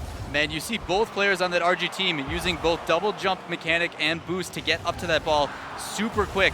A shot on net. Yeezy with a nice placement. No one was getting to that. No one was in net as Seeks goes for that boost grab. Man, sometimes getting up early and quick, like I was saying, isn't enough, because that shot was a screamer put in that back top right corner. Very well placed. It's rough, man. I mean, you do some things, and it's just rotations always seem to trump it. That's the first one on the scoreboard in this best of 3, though, for Crown and Jules. They're looking to keep this game closer, as we thought it probably would, but they're down still, as we didn't think it would happen, as RG looks to take this at a 2-0, still 2-1. 2 minutes left in the match, lots of time. Data trying to set that one up for Seeks. Seeks a little bit of a whiff on that, but Data's going to carry it down. Yeezy with a contest to keep that in blue zone, but now we're flying down. The dominant shot keeps that moving hard. Stuck around midfield, no team able to really push it past each other. Now Crown and Jules looking for a setup. They're about to get it, but Seeks intercepts that one. Yeezy not going to finish it off. Seeks with another good touch, going close to the net, but not on target. Pushes aside, a breakaway opportunity for Violent Panda to get the pass over to Killer number 7. But that double touch from RG keeps that from going in front of the net. It is back in front of the net. The block from Seeks, killing it in net at the moment. Man, these rotations and the communication coming out has been fantastic. These guys are doing and filling every gap that is possible, and that's applying to both teams, not only Crown and Jules and RG. It's just you see it a little bit better on RG. With shots like this, they need to clear them out, though, otherwise it's going to spell trouble. But look at this. Data's going to take the pace completely on his own and give his opportunity that exact setup that they're looking for. Just unfortunate that Killer number 7 read it out of the way. And if you hear us talking about those bad Spider-Mans, that was a very good Spider-Man clear coming out of Crown and Jules there. That's the way you want to do it. Yeezy with a shot, and that's going to almost be a net. Data once again there to save the day. Off the wall comes Crown and Jules players. They're trying. The pressure is real. 40 seconds left in this match. We'll see if they can get a shot on net. That is bouncing towards. The onslaught is real at the moment. There is no stopping for them. Killer number 7 now having to backtrack to make sure this ball doesn't go back in front of the net. 1 goal away, 30 seconds left in the match. This ball is high up in the air. Yeezy getting the clear, the pass to Panda. Panda putting that a little off target. It's gonna roll up the net. No one's from Crown and Jules able to get a touch, and that's gonna go off the backboard. No one to follow it up from Reganom though. That could be it there though. Panda barely able to keep that out. They are fighting to stay alive. The pressure is still real from RG. This could be it if this ball touches. This could be a shot from Reganom, getting the second touch, almost carrying that one in. And this ball still in the air, could go anyway. A shot on net. Violent Panda gonna try to follow this up. No way. There's a shot on net. That's gonna push to the side. Yeezy trying to keep it alive. Seeks letting that one drop. And that's gonna be it. The 2-0 for RG. Did you see this coming? No, I actually called the complete opposite. Now I feel like a fool. So thanks, guys. RG, really good job. You guys played very, very well. One of those things that this is the time to show that you are going to make a name for yourself. So really well played. I hope you guys keep this pressure up because it's pretty good, man. The entire cast recruit looks like sleeping on RG, and we apologize. We're going to see what the analyst desk has to say. Golden Boy, let's see what you have to say. Thank you so much. And wow, definitely did not expect that. I mean, when you hear the name Crown and Jules, you think Rocket League Central Pro League champions, right? Of course, different roster, but still, like, you know, the name, Killer, like everyone on the team comes with them a certain kind of experience and expectation, I would imagine, from a lot of the fans. RG though, coming in huge. Game 1, I mean, you know, they get that first goal in 2 seconds into the game, right? And then after that, it was the RG Esports show, which is pretty awesome. Gibbs, what are your thoughts? So you can't tilt if you don't let the other team score. And that's basically what RG did. They just played amazing, like 11 shots to 5. That was really impressive.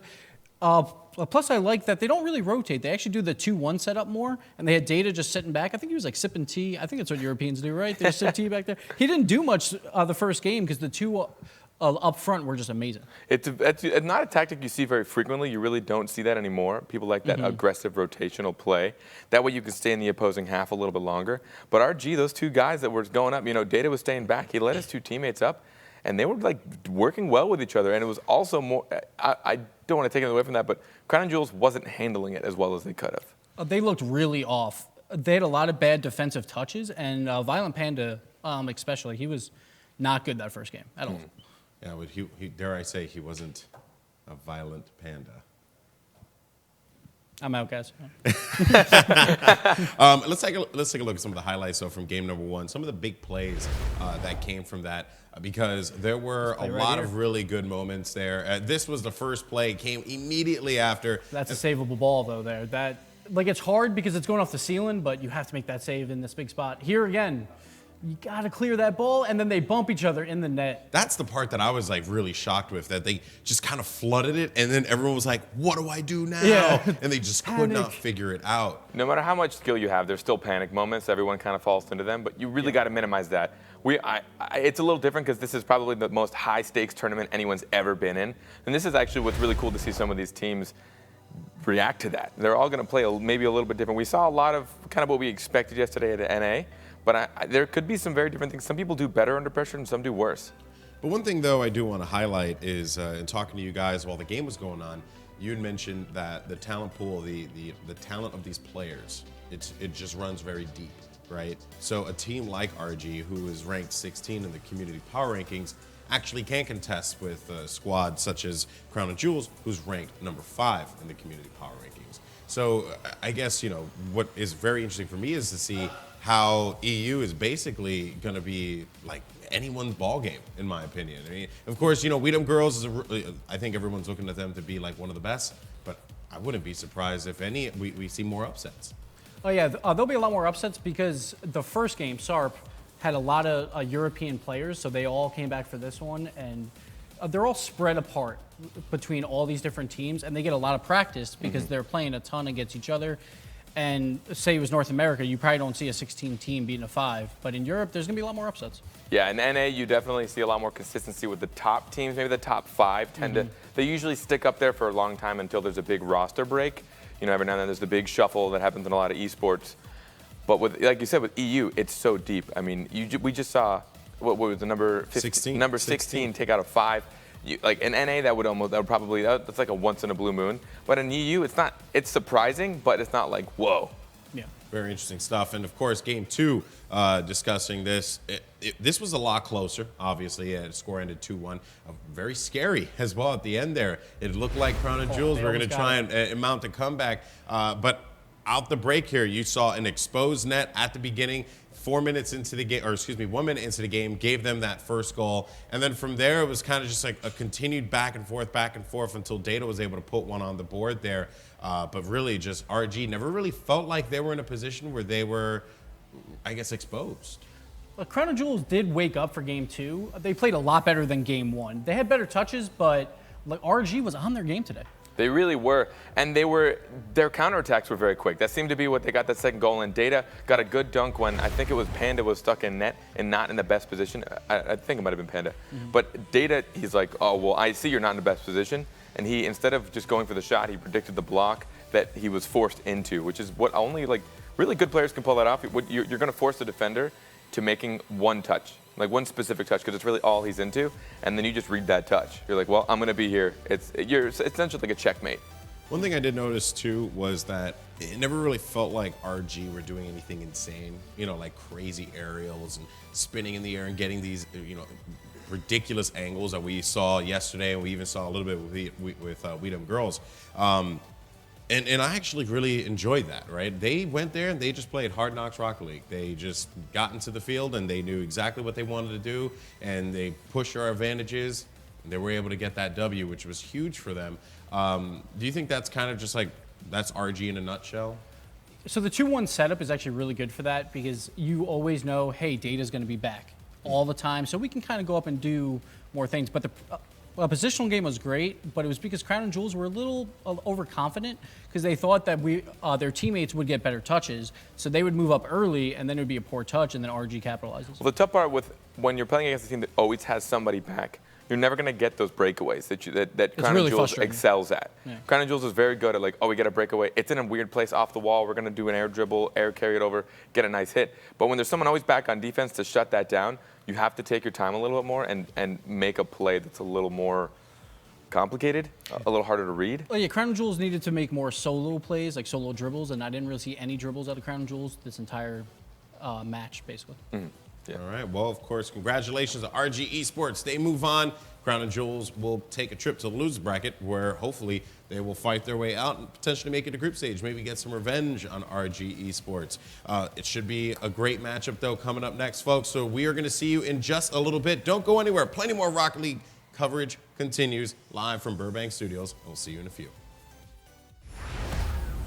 Welcome back, everyone, to the Rocket League Championship Series. Golden Boy here at the desk, now joined by Lawler and, of course, Gibbs, because he's just here all the time. I don't move. He doesn't move. He is just a force. Of course, guys, we have had some great matches today, but now we're going to be moving on to Supersonic Avengers versus Unrivaled. Yes. And you actually have some experience with the Supersonic Avengers roster, most notably Doomsy. My boy Doomsy, he's like my best friend in Rocket League.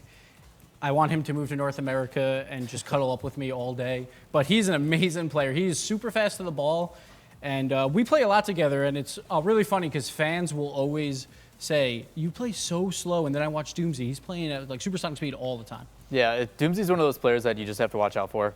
He, like you said, been around for a long time, but it's one of those guys that's going to make you pay if you don't like take advantage of the opportunities that are given. Yeah. So how does James feel knowing that Doomsy is your best friend?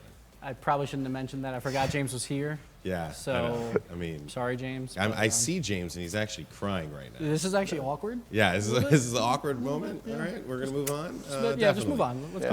All right, well, of course, guys, Supersonic Avengers coming into this one with a lot of hype, but Unrivaled, don't know that much about this team. We have seen, though, teams like RG topple squads like Crown and Jewels.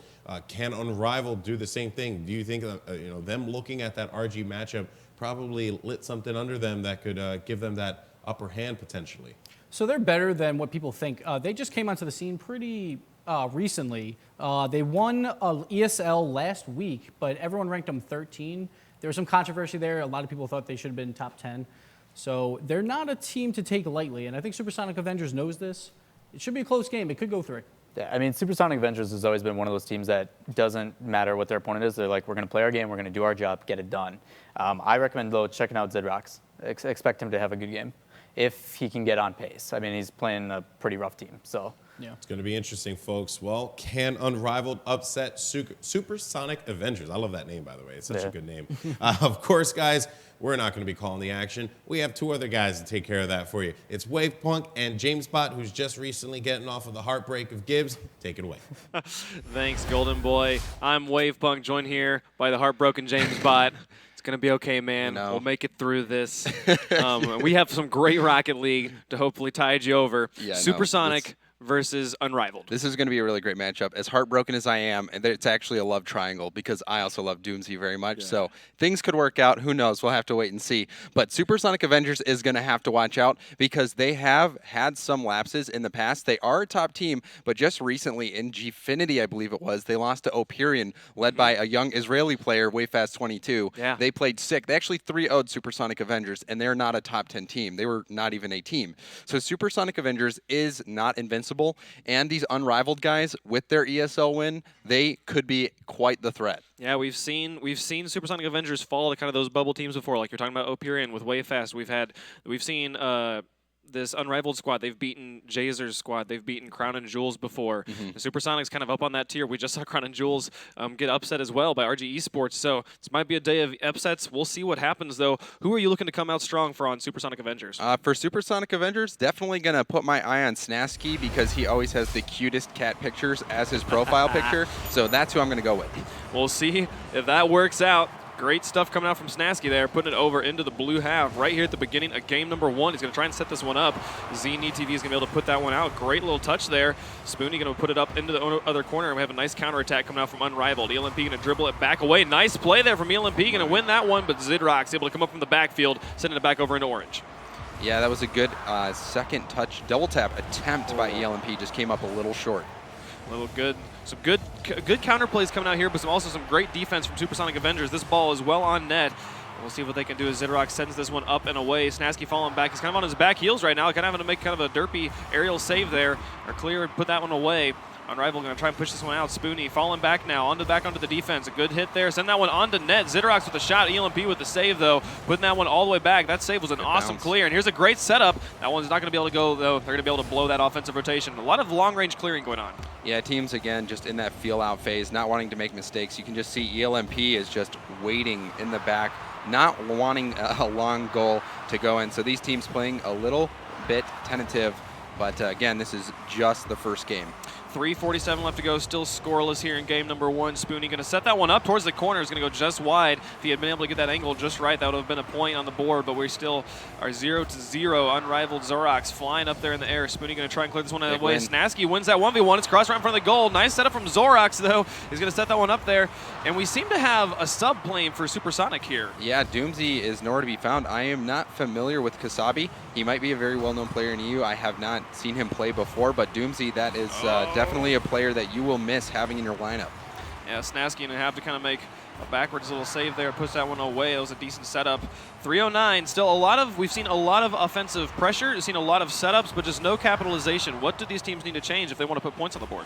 I think we've seen some opportunities come out from these sides, but again, it's just going to, right now, it's which team is going to make that first critical mistake. So far, both teams very solid on the defensive side. We see 3 orange players, 3 Supersonic players kind of in the corner there. Not the best setup that they would want.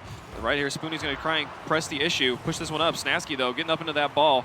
Well done, pushing this one out. He's got an opportunity right now to drive this one up. He's got an open goal. Spoony able to rotate back in time as that shot was not on net. ELMP, though, going to keep this one up and into the blue corner. Going to try and set this one up. Great setup. That ball's open, and Kasabi puts it in. That is the defensive mistake that we were waiting for. You could see ELMP with the good wall hit, but Spoony actually blocked that clear and prevented it from going out, and that was just an easy goal for Kasabi on that pass into the mid. So there we see it.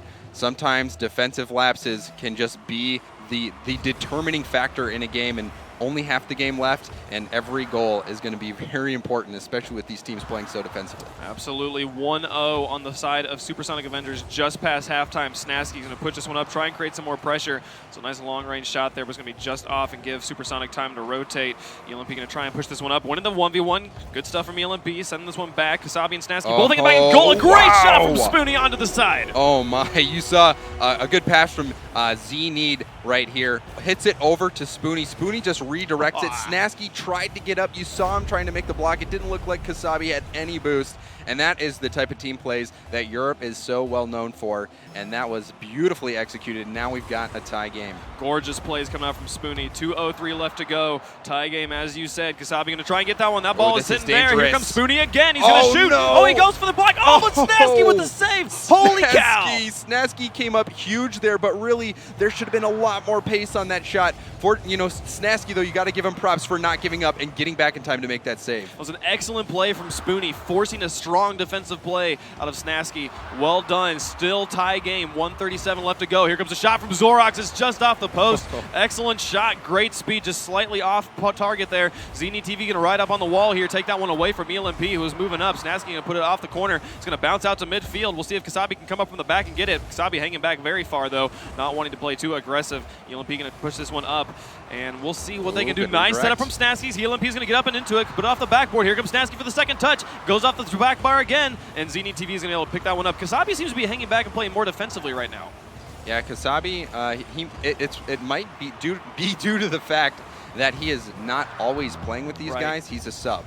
So a lot of times when you have a sub, you say, please just stay in the back and don't screw things up. So it seems to be that's what he's trying to do. It's almost like playing doubles with a goalie. Like have a permanent goalie. Over 2-1 setup there. Spoony trying to get up in that one. Kasabi, though, playing that goalie role. ELMP with the block. Woohoo! Wow.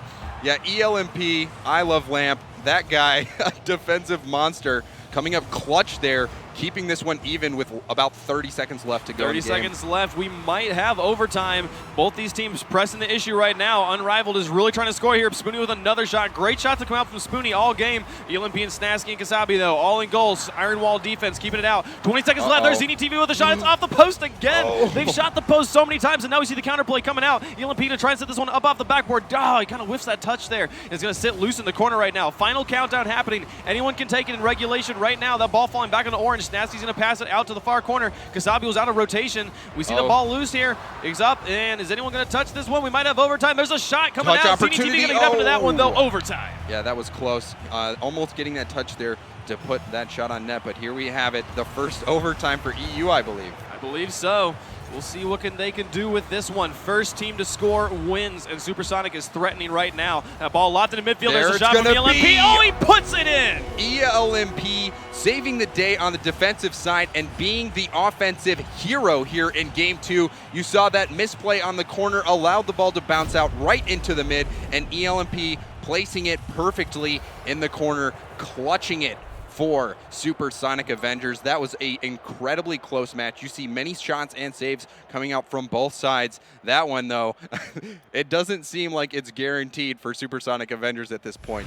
That game, yes, they're the number 3 ranked team, but Unrivaled, they were threatening from the very beginning. Absolutely. They were toe-to-toe. Just like you said at the beginning of that game, it was going to come down to who was going to make the defensive mistakes. And as you saw there in the overtime, Spoonie just slightly over-rotates into goal, isn't quite in the position he needs to make the save. He was almost there. It was a difference of millimeters on that one. Yeah. So we'll see what they can do moving into Game 2. Yeah, absolutely. And there were some really great opportunities for Unrivaled, like the save that Snasky made. Props to him for making that save, but he shouldn't have even had that possibility. Yeah. That should have been a stronger shot on net. It was wide open. And a lot of times with those wide open shots, the ball's just bouncing in front of your net. You, as a player, you have too much time to think about it. Right. And it becomes, it can kind of psych you out. It's almost too easy. Yeah, it's almost too easy. Yeah, and that's the time where it's very easy to make those mistakes. But Unrivaled looking very, very strong so far. Would not be surprised to see them take this second game and force the Game 3. Is there a player on Unrivaled that you think needs to step up here in game number 2? I really didn't get to see which specific player had missed that open shot. I thought it might have been Spoonie, but Spoonie did have that really, really good goal. So I would just say him because he's rocking the Dominus when most EU players rock the Octane. So. Well done. We'll see what happens here. Moving here into game number 2. Scoreless with 4:42 left to go. Supersonic is threatening again. Snasky and ELMP both moving up. A great setup there from Snasky. ELMP kind of fell back. He's going to get the second hit here, keeping the ball up in the corner, keeping the pressure up. Great clear there coming out from Unrivaled. Snasky able to put this one up. That shot is on net. Snasky going to have to make the save. Kasabi able to get up and into that one, making use of that goalie roll there. Well done by Kasabi. They're still threatening right now, though. ELMP able to wrap that one around the corner. Spoonie, great pressure coming out from Unrivaled right now. Kasabi getting an excellent clear into the midfield. No one really there to pick it up, though. And right now we see Unrivaled still threatening. ELMP to Snasky to Kasabi. Still opening. That's one up. That's an open net. Who's coming up from the backfield? There's ELMP. He's going to put it in. Yep. That was just an easy walk in the park type goal here. You saw that was a really great touch by Kasabi, and then just a miss by, I think that was Zidrox, and no one back. An easy goal for ELMP. He probably could have turtled that one in if he wanted to. Kasabi making use of that sub spot. Well done by him. Playing well, synergizing well right now with this Supersonic squad. He's going to win the kickoff as well, put it over into the blue. 4:03 left to go. 1 point in favor of Supersonic Avengers. Snasky going to set that one up into the far corner. Going to keep it and following it. Well done by Snasky there. That ball is locked in front of the goal. Oh, ELMP whiffs. Zidrox with an opportunity. He just has to beat Kasabi. He backs off, though, giving Kasabi the space to create more pressure.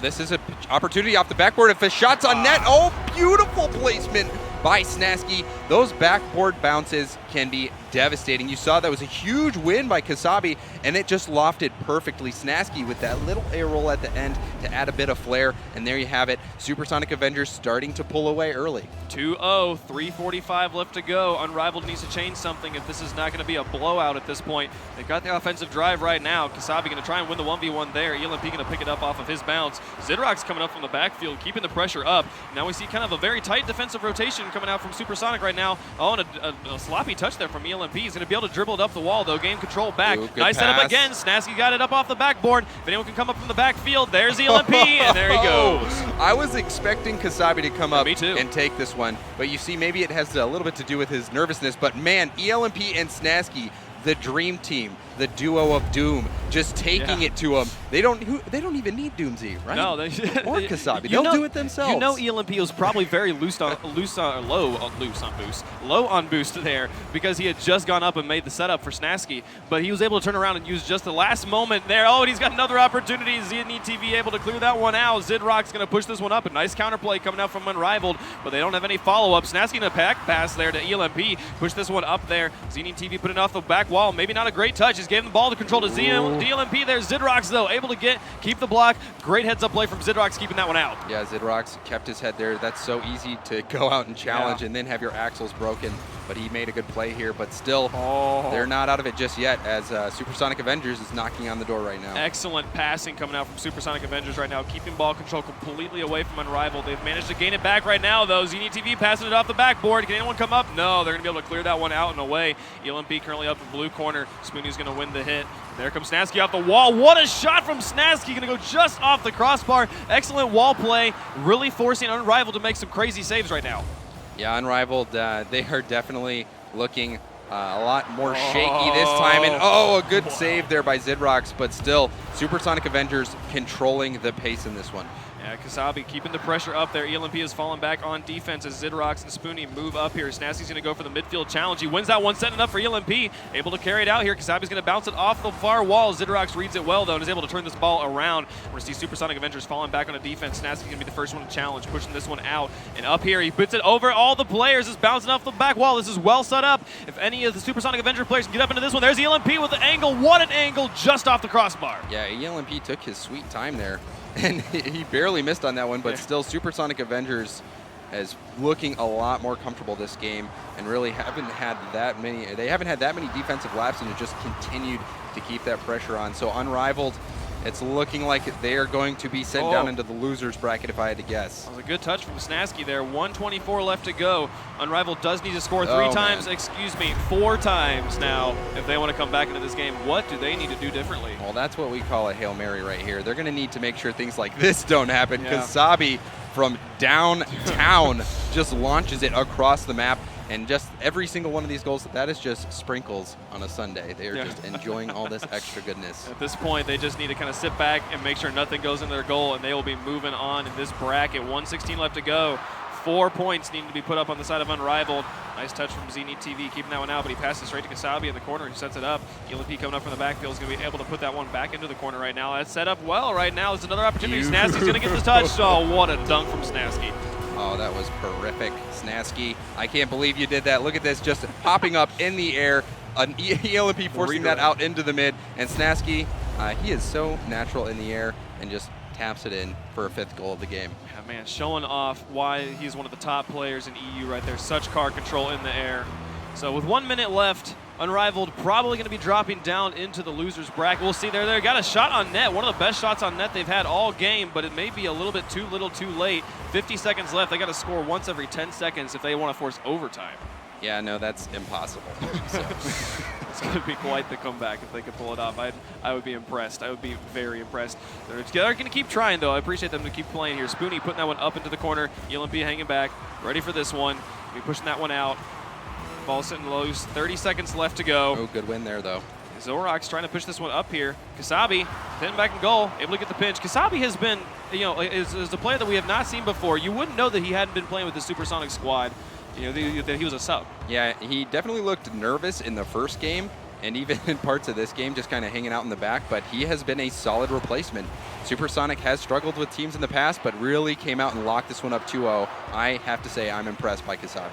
Looks like Snasky might try to put one more in. Snasky. Putting the nail in the coffin, just break their morale before they go down to losers bracket. Snasky with the claws here. He is just ruthless. Man, why do you have to do that? There's still 1 second left on the clock. We have to go with another kickoff before we can pass this back off here. We could have a 7-0. Who knows? We could. They might go for it, or we might have the fancy moves by Snasky there on the face-off. Oh, come on. There we have it. All right. That is going to be it. Supersonic Avengers with a sub Kasabi coming in, holding his own, making sure that Supersonic Avengers moves on. A very impressive performance in the first game, coming out from Unrivaled. A very close matchup, but really Supersonic Avengers took it to him in that second game and proved that they were the better squad. Yeah, they definitely, there was a bit of, feeling your opponent out in that first game and then really figuring him out in the second game. We'll send it back over to the analyst desk with Golden Boy. What did you guys think? All right, guys, thank you so much. And wow, Supersonic Avengers, man. One thing that caught us off guard, you talked about Doomsy at the start of the game. You professed your love for him. You made James very angry. James claimed that it was like, a triangle of love. I don't think Doomsy and you feel the same way, definitely. But we can talk about that later. Yeah, it's like an off-camera thing. But, he's not there yet. Regardless, though, Kasabi comes up huge. Couple good plays. One thing I do want to note from game number 1 was that he was playing further back. He wasn't trying to get in his teammates' way. Why do you think that is, Gibbs? Usually, as a sub, it's harder to do that rotational play because you haven't been playing with them too much. And so he was kind of just trying to feel out that whole scenario, basically. Yeah, when you're a sub, that's one of those things. Those guys have some major chemistry that they have to work on. And that's something you have to be careful of. You don't want to ruin that chemistry coming in as a sub. So it's one of those things that, he stayed back, kind of was patient with it, made sure that the plays were going to develop, and then he came in to help. So you saw him pick up a couple goals like that one, to where it's just like, all right, I am this last rotation. Saves. Let me do what I got. That was the big thing in this game with Unrivaled. They had quality shots, but they were just too weak or right at the net, like right at the goalie. Well, there was that one shot that ELMP just basically deflected. He was like, "You shall not pass," and they never was able to. And it was a shot on goal. It was a perfect shot. It would have went in any other circumstance from my perspective. But ELMP, man, just some phenomenal defense there. Kasabi as well had some great saves as well, right? You really just can't argue, you can't dispute that this team came to play, and one, it reflects in the score, but two, they gelled, which I thought would have been an issue, and I actually thought that Unrivaled probably would have been able to capitalize on that.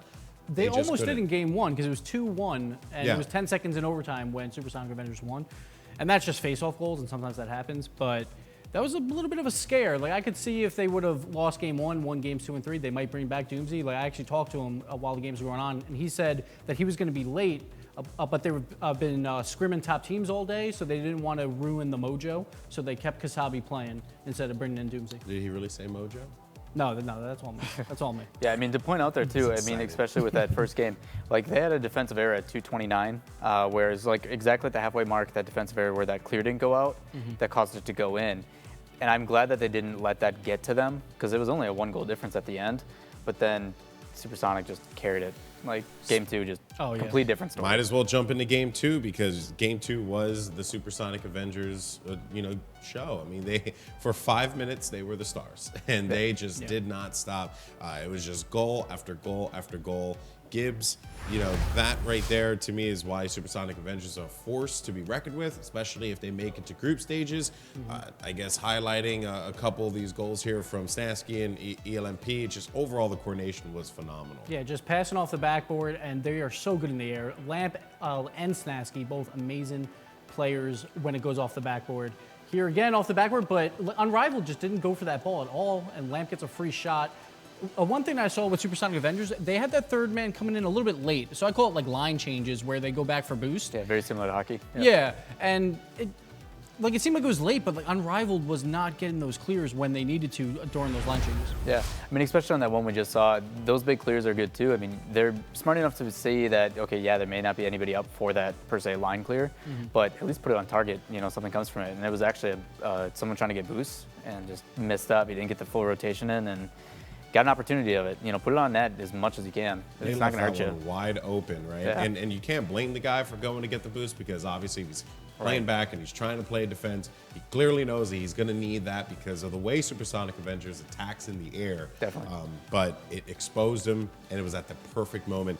So Kasabi played really well, and I'm excited to see this team move forward into the bracket. Of course, for Unrivaled, they will take a trip to the losers bracket. We'll see, of course, how they fare. But it has been a pretty awesome day so far of Rocket League, and I think I heard we had like 11,000 somewhat viewers, which is pretty awesome. There you go. So huge shout out to the Rocket League community. coming up. My mother does not watch. You're lucky. Good. You know what? I'll fight you. All right, guys. Well, thank you so much for joining us here. We're going to be right back, though. Plenty more Rocket League Championship Series coming at you live from Burbank, California. Welcome back, everyone, to the Rocket League Championship Series. Golden Boy here at the Analyst Desk, joined by Gibbs and now Wavepunk. Wavepunk, I mean, that definitely was a great game for Supersonic Avengers. What do you think about that team so far? That was amazing stuff coming out from Supersonic Avengers, and it was really cool to watch them play without Doomsy. To watch and see, have that Kasabi player in there. That was a team player we had not seen before, but they really gelled really well. Yeah, it's exciting stuff. Of course, Supersonic Avengers will move on. But coming up now, we have Kapow versus Comrade Gaming. Now, and for those of you guys in the Twitch chat, there's a Kapow emote, so you might as well use that one whenever they score a goal. It's like they planned it. It's almost like they planned it. So yeah, Kapow and Comrade Gaming. Kapow, number 6 in the community power rankings. Meanwhile, Comrade Gaming just in the bubble at 11 for the community power rankings. But we saw how I don't want to say how little that meant, but we saw how a 16 ranked team in RG was able to topple, Crown and Jewels. So I'm expecting a pretty good matchup here, Gibbs. So Kapow, though, on Friday made a statement. They actually played a best-of-7 versus Makati U, who's ranked number 2, and beat them 4-1. So they're looking really good right now, but Comrade is right on that bubble. It's going to be tough because, Kapow is weird. Sometimes they're really hot, and sometimes they're really cold. Yeah, we just talked, like you just talked about, the number 16 team taking down one of the top ranking teams in Crown and Jewels. When we get to the teams that are kind of this top 10 rosters, these guys are really good. And sometimes it's dividing between just, the little bit details when we talk about rankings here. So to see these two teams, the number 6 and number 11, going up against each other, I'm excited for a great game. Yeah, it's going to be a great matchup, of course, and a great matchup calls for great commentators. But unfortunately, we couldn't find that, so we had to call Findable Carpet. But thankfully, we have Leaf, so Leaf, save us from Carpet's beard. Over to you. Thank you, Golden. I'm one of the fallbacks, but we have the beard right next to me. He's one of the top of the nation. We got Comrade and Kapow. What are you expecting out of this? Thank you, Golden Boy, for such a great introduction. I'm really hoping for a close game. I believe that I watched them play in a Pulsar Premier League game, if I'm correct. It might have been a few weeks ago, so my memory might be a little bit hazy. Both these teams can bring it. Both these teams can show their worth. Like we just saw earlier, a rank 15 team knocking out, or taking on Crown and Jewels very readily too. We didn't expect that from RG. No, at all. It was a 2-0 as well. Like it wasn't even like they didn't even bring it to the third game. I'm expecting something pretty similar. I'm hoping that we actually get to a third game in this case, though. I'm hoping that both teams are really just giving it their all. Yeah, no, and I remember on Kapow we heard a lot was one to look out for those redirects. Expected to see him high up in the air, getting those nice plays and passes from his teammates. To be able to pull off those redirects, it takes a lot of skill. You need to not only know exactly how your teammate's going to hit it, but know how to read these hits really well. A lot of these floaters that come towards the middle, getting your car up and not only getting there and actually predicting it, but making sure your car's in the right orientation to put it where you want to go takes a lot of skill, and there's really a very small percentage of the players that can do it consistently. Now, we don't want to sleep on Comrade again. I have heard of them myself, too. I have somewhere seen them before, but there are a couple players we do know. I think Lunation was one we had to watch out for. Again, we have heard OSB before, and then Juxi, of course, don't want to leave him out. But it definitely seems like Kapow has a very strong lineup. Are there any predictions coming into this match for you? I'm open 2-1. I couldn't even tell you which way, though. After EU, we talked about a little earlier at the desk, they're so stacked, just all the way down. I mean, they have so much depth with skill. It's so hard to make solid, accurate predictions on this game. If I really had to go, I'd say Kapow 2-1. That's a close one. Yeah, the 2-1. I think I'll go for the 2-0 probably from Kapow. That's, again, that lineup is very powerful. We're only seeing 3. We have seen a lot of teams actually have a lot of subs coming to this, but these guys only have 3 on each team. So that means they probably play together, probably rehearsed a lot, and playing together is a very key thing. These are their consistent rosters, and we have seen some subs come in. We just saw I saw chat freaking out that Doomsy wasn't playing with Supersonic Avengers, but they still performed well. Having a good sub roster is really good. I don't know if those any NA teams. Onslaught is one of those teams that runs deep. They've got 5 extremely solid players. I would really only call one of them a sub. It seems like they have just 4 starters, and they just go with maybe whoever's playing better that day, whoever's actually there, whoever can actually show up. And I've seen some EU teams do some interesting stuff as well. Yeah, it looks like players are starting to join in, so we're going to get right into the action and show you guys what Comrade has to put up against Kapow on kickoff. We got Sniper Kid and Juxi going to show us what they got to try to push the momentum forward early on in this game for their teammates. The win comes out for Comrade as OSP gets a nice cheat up. This pass already coming out in front of the net. No one going to follow it up. Lunation trying his best, but didn't quite get there in time, giving now Comrade the opportunity, Kapow the opportunity to start an offensive drive of their own. A shot from Turbo Pulsa into the side of the net, touched off by Lunation. In front of the net, Turbo Pulsa almost with that second touch. Now OSP with the pass back to their zone.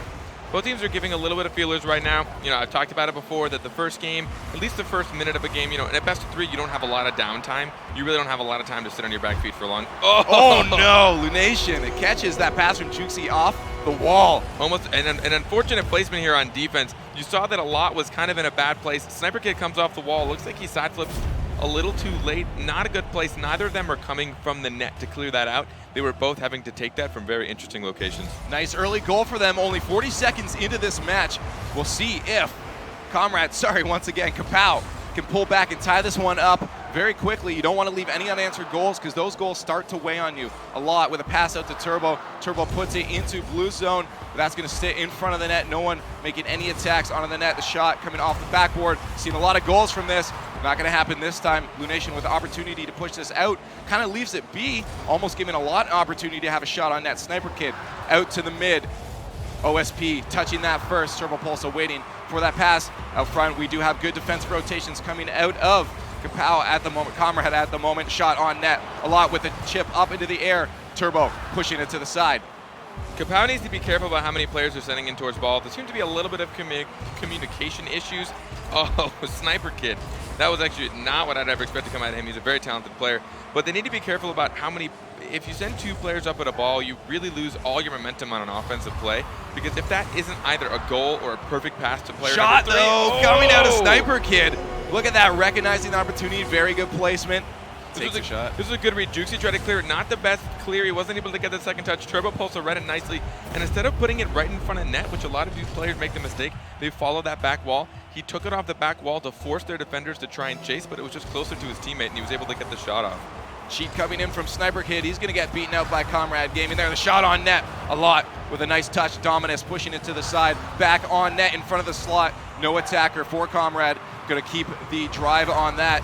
Now we're going back to midfield. Ball in possession for Comrade. Kapow. Keep mixing these guys up. They're both amazing teams. The skill coming out. We see a shot almost from Turbo. No one able to put that on the net yet. And there it is. As I say it, the commentator's curse. Sniper dropping another one for his team. Comrade really needed to clear this. They weren't getting good touches. They lost that 50-50. Sniper Kid came in from the left. It wasn't the best, but I don't know. I wasn't able to see where the goalie went there. There should have really been somebody in that. That was a good, fast shot, but very blockable by anybody at this skill level. I really wasn't expecting that to go in at all. We got Lunation on the kickoff. Not winning that one, but the follow-up from Jukes. He's going to chase this off the wall and see if he can get a touch a little bit late on that hit. That allows Sniper Kid to get that clear deep into blue zone. The shot coming out from him gets contested and is in favor of Comrade, or Kapow, still in Comrade zone in front of the slot. Turbo trying to get a nice shot, but that's going to be pushed aside by OSP. Comrade seems to be having a little bit of tough time on defense. They're not making good connects. They're not touching it to Turbo each other. with a shot, though. Oh, getting beat like this is really nothing that should happen. He looked like he probably had the boost, but he got up too late. Insane. He got up so early for that. Turbo. He got up before the ball was even like off of his teammate's hood. And in reading that, I believe it hit the ceiling, and those are some of the hardest things to read. If not, it came very, very close. But the defender needs to be up there that quick. But in the defender's defense, Turbo Pulsar got up for that insanely fast. Yeah, don't worry about a lot. It's Turbo Pulsar. You got to watch out for those redirects. Lunation trying to take a shot himself. Sniper Kid taking that a lot. Gave him the opportunity to push it into blue zone, which is a good decision because now we're sitting at midfield, still in possession of Kapow. Now Comrade taking control, putting it back into Kapow's zone a lot. Good wall touch, following it up with that reverse aerial. Good fall down. He's going to keep it at mid, allowing his teams to try to recuperate, but that ball's in front of the net. Lunation trying to get a second touch. That comes from Juxi, though, and drops it in for another goal. So interesting seeing this. A lot of these shots just seem to kind of sit in front of net for a while. OSP with a beautiful touch off the back wall, but both him and Lunation went up for that. That really should have been covered by a Kapow player. They were just a little too slow to the ball. Maybe they hadn't rotated back quick enough, and it just gave him a nice kind of this open shot on net. Comrade still down 1, a minute 43 left into this match. That's still a lot of breathing room. You're not going to see them do anything silly at this point. They're going to just play their game. They're doing a very good job. Contest coming from OSP and a lot up in the air is Jukesy, but he misses that one. OSP to follow it up. Turbo Pulsa back to mid. A shot from Comrade, a little wide of the net. Lunation trying to set up another one as we had Jukesy back for some boost. Try to contest it from Sniper. Sniper, good placement on that pass, but it's going to get contested by OSP in front of the net. The backflip from Jukesy to set it up. Lunation in the air to push that deep into Oranges. He gets a shot. That was an open net, and he misses it. We'll see if he can get another opportunity. Comrade still putting the pressure on. Lunation up for another pass, doing a very good job of getting in the air first. Both teams are giving each other a lot of respect, which is cool to see, but they're not playing their game. They're playing off of each other, it seems like. They're trying to read each other's hits on the opposing team when you really just should be playing your game as a team and trying to beat your opponent. When you spend too much time watching your, the team that you're playing against, and you spend too much time like, oh, are they going to hit this? Or, oh, I think they're going to hit this, and you're not playing the ball, you really don't gain control. So, both these teams they're playing well in their fields, but they don't really seem to be gaining control as a group. That's very true, and respecting the opponent's shot is a key thing, especially if you don't want to be caught off guard and over-committing on that ball. Dribble coming out of a lot. Let's see if he can finish it off. He's going to get stopped out by OSP Lunation to follow that one up. OSP with a nice one off the backboard to pinch it. Nice, deep in the zone. Very good pinch, Lunation. Almost getting a second touch. Would have been an amazing team play there. They need to get a goal now for Comrade if they want to tie this one up and pull into overtime a lot with a shot. Lunation, good stop. The follow-up from Jukesy. Let's see if he can get some jukes himself. That's going to touch the ground, and that's going to be it for game 1. Very close aggression at the end. They really almost had that comeback there. Yeah, I do kind of want to comment on something that happened, only to kind of educate some people that might not know. A lot was going to have a really good juke. He had a good dribble. He shook around a player. I believe it was OSP, and then Lunation came in to stop his second touch. A lot of times when you're in a 1v1 dribble and someone's coming up on you, you might not beat them, and there's a good chance you won't. Technically, a good player with a dribble should beat you most of the time. So in a team game like this, when it's 3v3, you want to contest to force them to move, to force them to do something with the ball, and then your player's going to come and take that away from them. Yeah, if you're forcing players to make moves when they have ball possession, they might get a little antsy, make a silly move, and even give up ball possession and result in a goal. So it's a very, very good point you said there. Shots were in favor of Team Blue there, of Comrade, but they didn't win it. They didn't take it. So anything they need to do to come into the second match and push forward. It was a very close game. It was. Both teams were kind of playing similarly. They were both sitting back a little bit, playing a little bit safe, which you don't exactly expect all the time from teams of this high caliber. So I kind of want both these teams, I want them to really kind of get that glue together, really work together as a team, get those offensive passes in, and trust their defense and trust to get back as well. All right, we're going to get it into game 2. These guys are all ready to go. Turbo Pulsa poising up a lot with that camera shake, getting that dance on. These guys are ready. These guys are energized, and so are we. Jukesy going to win that one. Sniper Kid with the cheat is going to pull that in favor of his team. A lot's going to follow it up. Sniper Kid up for a shot. A little bit too hard off the backboard. Almost gets, oh my goodness. That shot was unreal. Too bad it didn't go in. They gave him a little bit too much time for that, but really good advantage. It wasn't the strongest shot in the world, but he did what he could with it. And honestly, if that was just slightly more on target, he would have had a clear shot. Oh, a lot almost coming in for a nice redirect. These guys are starting to get fancy. They're feeling confident. I'm hoping, as you said, they'll still respect those shots, but start to get some crazy stuff and playing the way they want to play as the nerves start to wear off. Sniper Kid with a shot to the net. All 3 defenders for Comrade are up. This could be a goal, and it results in one as all 3 defenders are up. You brought it up exactly. I mean, this mistake is pretty obvious. So literally every single Comrade player went up. You need to communicate. You need to make sure. I think it was OSP almost got there in time, but Turbo really didn't have that hard of a time. All he had to do was kind of bait the last defender who had just landed. Recorrecting yourself when you just came out of a landing is not that easy. It's difficult, that's for sure. Turbo Pulsa with good recognition on what he needed to do, resulting in the first goal. A lot with another shot. Oh my goodness, that looked like it was in the net. Sniper Kid trying to put it back where it belongs for his team, but Jukesy wants it out of there. He's scared. They're trying to get an offensive drive of their own a lot with a touch. The follow-up, can Turbo Pulsa get it? Jukesy there to push it back into Orange's zone. Sniper Kid, good contest, reading over that hit, and the shot on net. That's going to make it past the last defender. Kapowicz is on point right now. They got great solo plays and great team plays. Sniper Kid bouncing off the wall. Lunation slowed it down a bit, but not what he wanted. A lot was waiting for the original touch.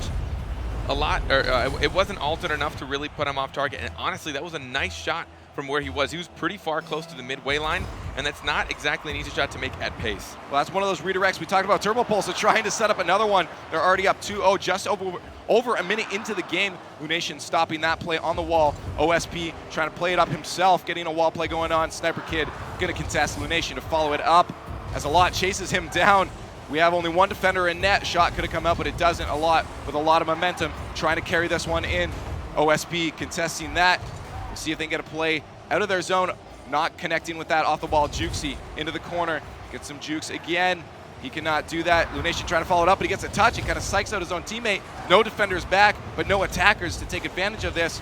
A lot try to get that redirect, as we know him for. Wasn't able to connect. Comrade needs to keep an eye on their opponent's rotations. They're not taking advantage when they should have. There are definitely a few times when Kapow comes up a little too hard and they send everybody up. And if someone in Comrade could just contest it, you don't have to win every ball you go for. You don't have to always make sure that it goes in exactly the direction you want, but just interrupting their attack. Get a body in the way. Yeah, getting a body in the way, exactly. Just doing that and making sure that you interrupt their attack, it just gets their mojo off a bit.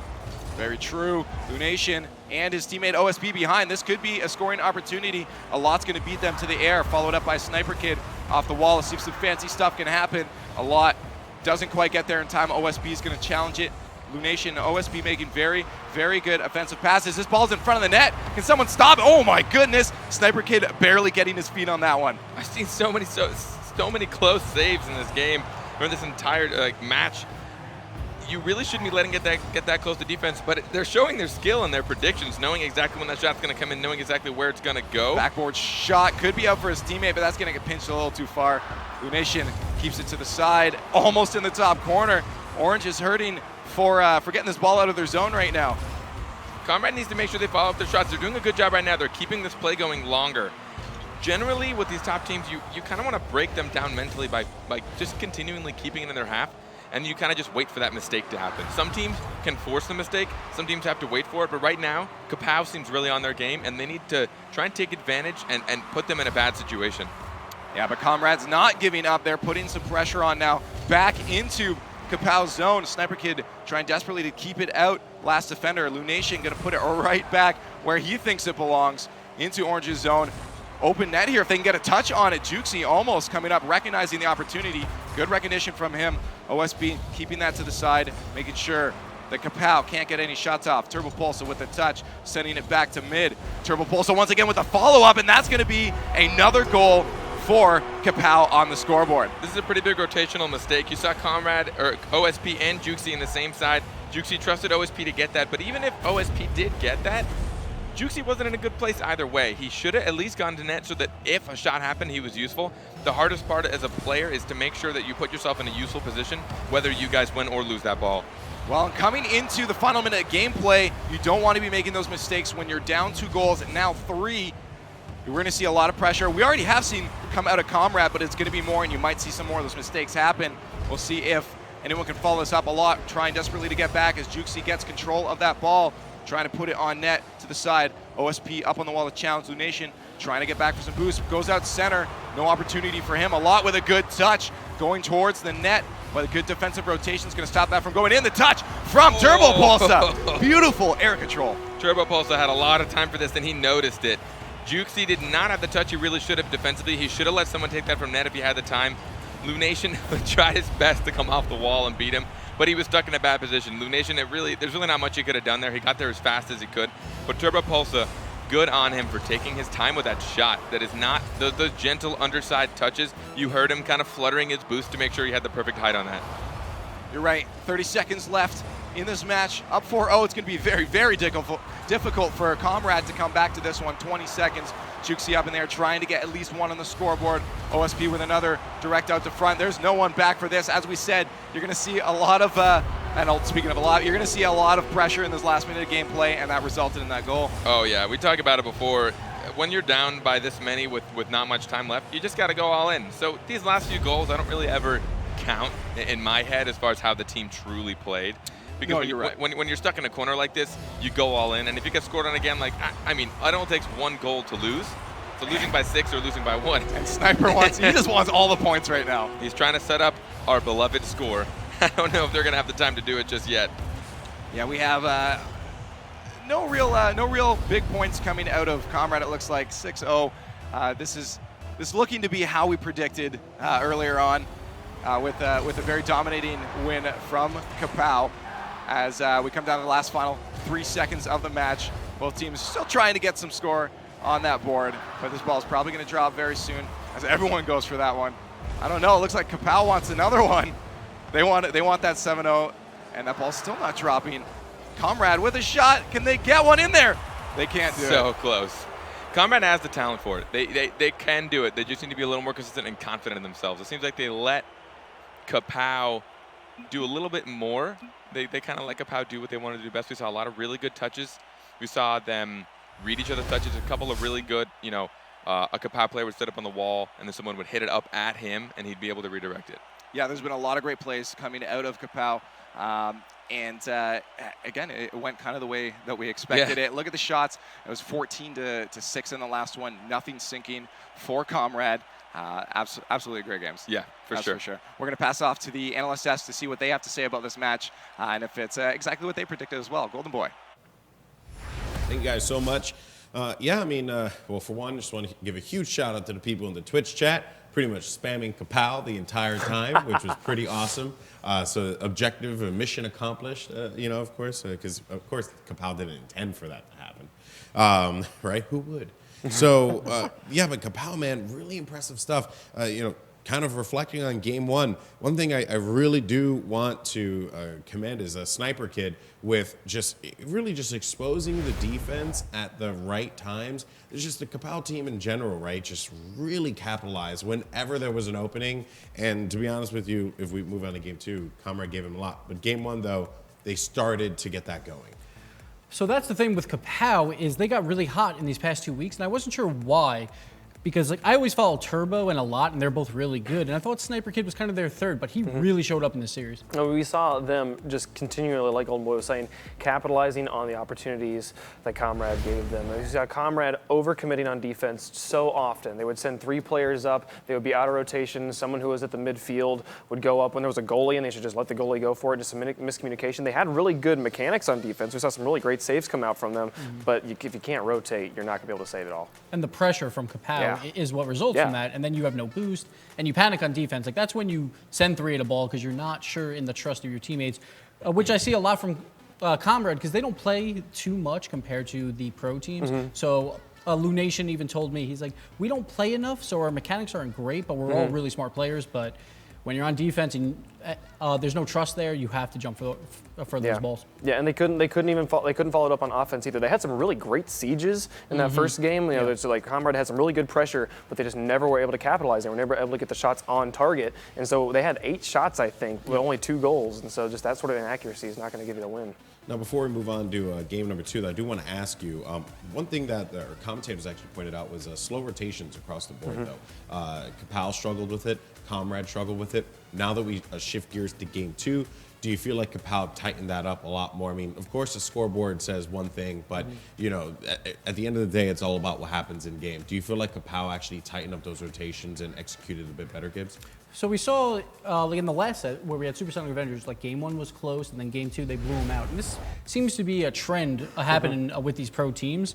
It could be nerves, like it could be just feeler games, but I'm not sure what it is, but Yeah, I don't know, the morale, I mean, we saw, just like we were saying, the defensive mistakes on the side of Comrade that we saw in game 1 were just exacerbated in game number 2. There was just so many more of them. And then when they had opportunities like this, they still just couldn't capitalize. Sniper Kid coming up with the clutch save there. But like we were saying, the slow rotation, if they had been any tighter on that offensive rotation, they would have been able to get there. And Sniper Kid wouldn't have been able to make the save. Look at this. Yeah. Oh, my goodness. Sick stuff. So many things happened there in that brief 1 second, and Sniper Kid just came through with those rotations. And then these wall passes have been insane the entire series. But right there, that the mid player coming out and not letting Lunation, who's in goal, come up to get the save is what let Turbo Pulsar make that shot there. And so that's given exactly what gave Kapow the win. Yeah, they were just exposed a little bit too much. And I'm hoping that Comrade is going to reflect on this, look at what they did wrong, and then hopefully apply those changes to the losers bracket. But Kapow, though, very impressive stuff. Absolutely. And making a name for themselves. They're looking good. Yeah. All right, folks. So when we come back, we're going to have plenty more Rocket League Championship Series coverage coming at you live here from our studio. Of course, you're not going to want to miss it. We'll see you later.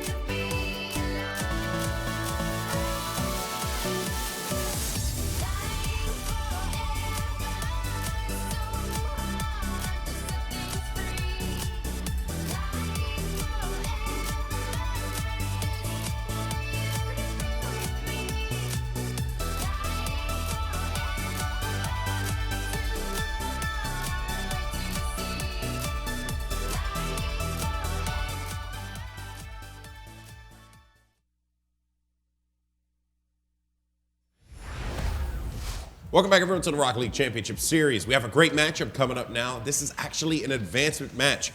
So whoever wins this will cement themselves in group stages for qualifier number 1. This is a big one, folks. And as you saw during the break, it's going to be Weedham Girls versus the Flying Dutchman. And I just want to say, Europe has some incredible names. Like, really, these are some awesome names. They know how to do it, that's for sure. Yeah, They're really. the most creative. All right, so let's break this down. We have Weedham Girls. We saw them at the top of the broadcast. They look phenomenal. Of course, number 1 in the community power rankings. But then here comes the Flying Dutchman. So can they make the upset, Gibbs? The only way they make this upset is if Vogan carries the other 2 on his back. He needs a big backpack for this. He is their star player by far, so I would look for him to be the playmaker here. Yeah, Vogan going to be a good one. Again, it's still going to be tough playing against people like Remco, Maestro, Greasy. Like that. Those are some big names that you're playing against, but they've deserved to be here. I think it's going to be a super close match. I know they have a 4th player for Flying Dutchman, so I'm hoping they're all well rehearsed and playing with each other. But I think we're going to see a super close one. That's for sure. And then Jesse Pinkman is that a 2nd player on Flying Dutchman to look out for. Like if Vogan's kind of slacking, like I see him trying to pick up the pace. Again, the names. Just, they're so good. I know. All right, guys. Well, we hope you're excited in the chat because it is going to be one heck of a matchup. Of course, the winner will move on to the group stages. So a lot is on the line here. Probably the biggest match in these 2 teams' very short career. Of course, we're going to toss it over to our casters, Lawler and James Bot. Take it away. Thanks, guys. I'm Lawler, and with me is James Bot, as always. Excited to hear and see what we've got coming up next, especially an advancement match. These games never let us down. Yeah, absolutely. And as they were saying before, keep your eye on Vogan and really look for the chemistry between him and Jesse Pinkman. But anyway, Vogan, also I want to take a moment for a shout out for you. Thank you for everything that you did for us and the casters for RLC. He had a lot of really good feedback for us when we first started casting. It seemed very mean in the beginning, telling us we were horrible, but he ended up helping us get a lot better. So thank you, Vogan. But again, just between these 2 teams, these are very good teams, although definitely the edge going to Weedham Girls. They have been the number 1 team in EU for quite some time, but the Flying Dutchman, keep your eyes out for these guys. Dogu and Jesse Pinkman, they're both they're skilled players. They might not be the most known, but Vogan, like, he was just playing matchmaking and was like, I think you guys are really good. We can make something happen. And now look at, they are in they have the chance to get into the group stages here. They just have to beat Weedham Girls. I hope that stress isn't going to be a mechanic here, but you never know. Let's get into these games right away, you guys. I'm ready. James Bot is ready. Here we go.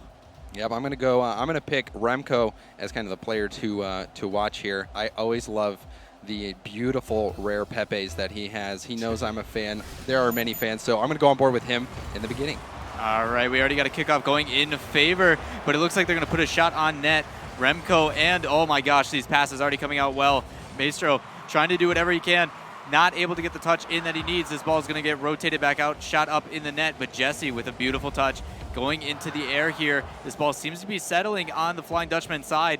Roughly for them. Oh, I love these mind games coming out from Greasy. Maestro up for the shot, hitting crossbar above the net, just missing wide. Yeah, right now, teams just getting that feel of each other right now. And that big hit there, right there, remember when we were talking about the importance of not letting backboard hits happen and bounce out? Greasy made a good play, not letting that come out off the backboard, forcing it into the corner. Yeah, Greasing up, showing his spider skills off here, trying to play this out, but the ball does not get cleared to the best of the comfortability. Remco now has a nice touch, ability to play this up. Good follow-up by Greasy. Greasy now seeing if he can do his own Spider-Man, trying to play this back in, but good read by Dogu, keeping this on the other side. Vogan now trying to show some mechanical plays. Had the ability to probably slow that one down there, but it's going to work out in their favor with Dogi putting it in the middle. Back and forth. A lot of ping-pong action we're going to see in this game because these teams seem to be evenly matched. It's going to be a matter of those small mistakes that we've been talking about that lead to that first goal. Yeah, important position right there. You saw 2 players in the corner. That's so easy to mess up there, but still Weedham Girls looking very strong on defense. You see 2 players going that up ball right centering there. up in the middle, see if somebody can take a shot. Nobody's there, but Vogan's going to play that back. Barely missing. Good defense coming out of this team. Seeing if they can play it out now. Weedham Girls poising up. Good bounce. Shot bouncing in the middle. Oh, another good bounce. Greasy popping that one up. And Remco now has some time. Poising up, taking his time down the sideline. Gets read by Dogu, and Dogu plays it back in. These guys need to be careful, otherwise plays like this will not result. Yeah, this is a good pass into the mid. Maestro, you can tell that he didn't have enough boost to make that happen. Good play, and here we have an opportunity. Missing top right. So close to that shot. Needs to put those a little bit lower, but trying to put it in an angle that nobody can reach it. Maestro trying to get a read on there, not able to do so. Vogan trying to tip that one in, cannot do so. Greasy going to go up, get it clear down the middle with Remco right below to play that in between two defenders. Dogu now has a chance going up with Vogan. Vogan just going to ride that wall with Jesse. Actually is going to be the one that plays this one out. Has some time. Greasy playing this back in. Lots of back and forth between these two teams already. Greasy, almost with a double tap. Super close off that post yet again. Seeing an early MVP coming out of that crossbar. Yeah, right now both these teams just playing very passively. A few opportunities as you've seen, but most of the time, oh yes, this could be it. The first goal just wide. Man, so many shots coming in already out of these guys with only 2:15 left in this game. Remco rotating back for some boost. He's going to take some time on the wall here, see if he can read it otherwise, but it looks like Maestro's going to be the one that gets it. Maestro plays it far with the pinch. Ball settling right in front of the net. The shot opportunity is there, and Greasy gets contested up early. This ball now settling down into the middle. Dogu seeing if he can do something. Maestro seeing if he can play it in. Has a shot in the middle, and good read blocking this one out yet again. Yeah, you could see there that pass out into the mid was quite dangerous, but it was broken up. So some good attempts here trying to generate some opportunities. We'll see which team makes that first critical mistake. Ball centering back in the middle, and Jesse trying to do whatever he can to get his nose in front of it. It looks like Remco's going to play this back in. Greasy now has a chance. Plays it a little bit low. I understand he was trying to get the pass probably off there, but Maestro did not have the rotation to get the angle on it. Yeah, you could see there some good pass attempts, but again, both these teams. Ball shot in the top right. Dogu with a beautiful shot. Yeah, that was just fantastic placement. You saw there Greasy went for the hit. He actually just set it up for Dogu right out in the mid, who off the bounce just he threaded that needle, putting it in the upper 90. So very good placement from Dogu, and not the greatest of clears, setting that one up for the Flying Dutchman to take the lead. Yeah, that 90-degree angle in the top right, probably one of the hardest places to defend. But these guys showing the aerial mechanics, trying to get there, just weren't able to in time. But Remco and Jesse both showing they can get to that one on time. And Maestro now has the ability to dribble this up. Oh, that could be again it. by Vogan. Vogan, oh no! What a shot. That pinch not going in the favor of We Them Girls. Yes. That is rough. So what you see here, we're going to stay with Greasy. The shot from Vogan was great. It was almost on target, but it actually was just off. And you see Greasy hit that ball into his own net when he was trying to make the save. So now we are on the precipice of a Game 1 upset in favor of the Flying Dutchman, something that we did not see coming, and forcing that save. Man, these guys showing them all winning, being up 2-0 with a minute left is a very comfortable spot, but that's the thing. We don't want any complacency with Dogu and Vogan coming back out, trying to apply some pressure, but Remco has the touch. Gonna play it slow and good read by Dogu, not fighting that. This ball now gonna level out. Jesse has some time. Take it slow, has the ability to make a play here, pops it up, gives his team a chance to rotate in, but Maestro going to carry this one, pops one and beats the defender. Remco trying to get another, but it gets played back in. Dogu seeing if he can get an aerial and recognizes that he's not able to be able to get that touch. Rotates back. Greasy now. Greasy trying to play it in, but Jesse get it an open net. Can Maestro get there in time? Maestro actually is able to save it, but that ball settling in and barely missing that clip is Vogan. Yeah, just 20 seconds left, though. They're going to have to make some magic happen if they hope to crawl back from this one. Oh my God, that shot at net. Good save by Vogan. This ball needs to get cleared out. Jesse able to do so now. Yeah, no, it looks like that's going to be it, unless something magical happens. Again, yes, 5 seconds left on the clock. We're going to have a Game 1 upset. The Flying Dutchman coming in. I believe they are the 8th-ranked team in EU. This ball's still up. These guys are just going to let it settle. Smart choice there. Get the win, go out with confidence. Yeah, I believe they're the 8th-ranked team in EU. I haven't looked at the power rankings. I don't have them with me right now. But Flying Dutchman definitely not the favorite to take that one. And, you know, with relatively unknown names with Dogu and Jesse, they were really coming out and showing that we are top players. We can compete with the #1 in EU. So very impressive. I'm eager to see if they can keep this streak going and have the biggest upset of this tournament so far. Man, if these guys get knocked out and put them into the losers bracket, I cannot imagine the reaction that chat is going to give us. But let's get this kicked off. Maestro coming in against Vogan. Going to work in the favor of the Flying Dutchman, but this ball gets played back immediately with a demo coming from Jesse.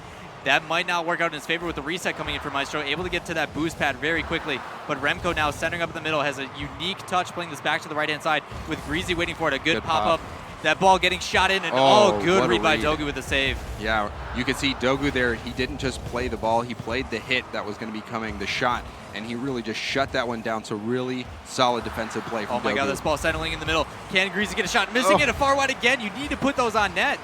Yeah, you can see a few opportunities coming out for Weedham girls that they have placed just off target. So they're going to have to put these on, especially when we've seen how good the Flying Dutchman's defense is. Speaking of defense, yet another defensive play there. Vogan now rotating back with Pinkman trying to put this up. Dogu reading that immediately. I love these guys being able to read that the pass is going up with no hesitation. But Remco and Greasy going to try and take this in. And Jesse with yet another save.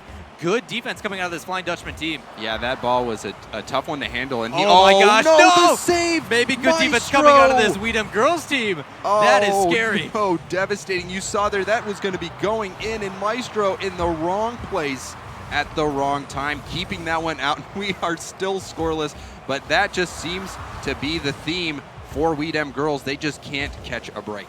Yeah, Maestro's going to play that off the wall. I like to see the horizontal play rather than always vertical. It gives their team a chance to rotate in. That another shot, missing one off the crossbar. They need to put this in. What are you guys doing? Put this on the net. Give yourselves a chance here. Man, that post is coming out strong here for the Flying Dutchman, but Weedham girls, I have not seen them not be able to put shots on net like this before, so I wonder if they're a little bit nervous because this is their chance to get in. If you win, you are in the group stage, so that might be coming into play for Weedham girls. Yeah, good clear out here by Greasy. Greasy now going to Spider-Man back up. Try to get another touch. Plays that low to Remco. It actually worked in his favor. Remco just now with the best clear. This shot going to go on net, and good save by Maestro getting up for that one. They have a chance to rotate this out. Big clear now. Maestro and Greasy praying this up. He's going to let it off so he can get some boost for himself. Plays it back in the mid. Where's the follow-up shot? Jesse's actually going to get a clear of that ball centering in the middle. And Dogu going to play this one on net. Can they get a save? And Dogu, beautiful shot on the top. Wow, Dogu, we saw his placement in the last game allow the Flying Dutchman to take the lead. And look at that from downtown again. Just putting it right in there. Greasy, he got a touch on it, but it just hit the top of the crossbar and went in. So a fantastic shot by Dogu, and a lot of times that's all you need to do. Just put shots on net, wait to see if the other team makes a mistake, force them to make the save. But Dogu just putting it in from beyond half field, so very impressive. And Flying Dutchman, they might be able to make this upset happen. Definitely, they have the confidence here with halfway through this game, but Greasy going up for it. It just seems to be that this Flying Dutchman team is getting to the ball sooner, and that's something weird to see out of Weedham girls. But Weedham girls trying to put a shot on net, not able to do so again, but that ball getting off the wall, seeing if he can get another touch, not able to get it. But Dogu, yet another save. Jesse now has the chance. He's going to read that, has the ability to take another touch. Can he play this inside to his teammate?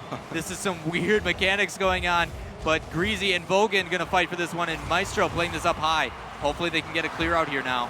Yeah, they were just playing it slow. It was a dribble attempt, but when you start to dribble both sides, play it a little bit warily. So yeah, no opportunity being generated from that, but still time wasting. Oh my God, Maestro, what a tip! What a save by Dogu! Are you kidding me? Oh my God, both those teams with beautiful mechanics coming out, but that save is going to give them this advantage so far. Vogan trying to play it in, but Remco with a good read. Jesse now has the chance to rotate back and make a save while Dogu comes in, and he's already there waiting for it. Beautiful rotation, but Greasy's going to get a shot on net and gets a goal. Oh, the response finally from Weedham girls as Greasy gets them on the board. That was a big win there by Remco. It popped out right in the mid for Greasy. You could see that member from Flying Dutchman trying to make the save, couldn't get there in time, so good heads-up play by Greasy, a scrappy goal, and now they're back in it, trying to prevent this upset from happening. Man, these guys' rotations seem to be on point. It's just a matter of small mistakes and getting to the ball first. But these guys are both doing a very good job of keeping themselves in it. Maestro has the opportunity here to play it. He looks like he's going to just rotate down and fall back. Nothing wrong with giving that chance up. But that shot opportunity read by this Flying Dutchman team, and Maestro trying to play it in, but we have a big long clear. That's Is that going to go in? Oh, man, that's rough. Vogan with the goal. Yeah, Vogan, the player to watch from the analyst desk, might be the decider of this game. You see he just beat out Maestro. Greasy and Remco were both up, not able to get back in time, and that is going to be a full court goal for Vogan. And we're going to see if that is the game-winning goal here with just a minute left to go. This has been a defensive showdown, so goals coming very rarely. We'll see if that is the one to be the decider. Man, Dogu now showing up. He's doing whatever he can to make sure his team wins this one. But Vogan now going to play this back in the middle. Another shot opportunity coming in. And Dogu plays that top right corner. Dogu! What a beautiful shot coming out from Dogu. Yeah, I think we know what part of the net is his favorite. and he just placed this again in the upper 90. Look at that. That is unblockable. There's no way for anyone from We Dem Girls to make that save. And 3-1, less than a minute to go. This will be the biggest upset of the RLCS so far. Flying Dutchman, number 8, going against the top team in EU. Man, Flying Dutchman, I'm sorry that I did not give you guys enough credit before, but these guys are coming out and showing why they deserve to be here. Jesse Pinkman now has some time to slow this down. I wonder if they're going to keep the pace at what it is because it's working for them, if they're going to take the opportunity to try to run out some clock.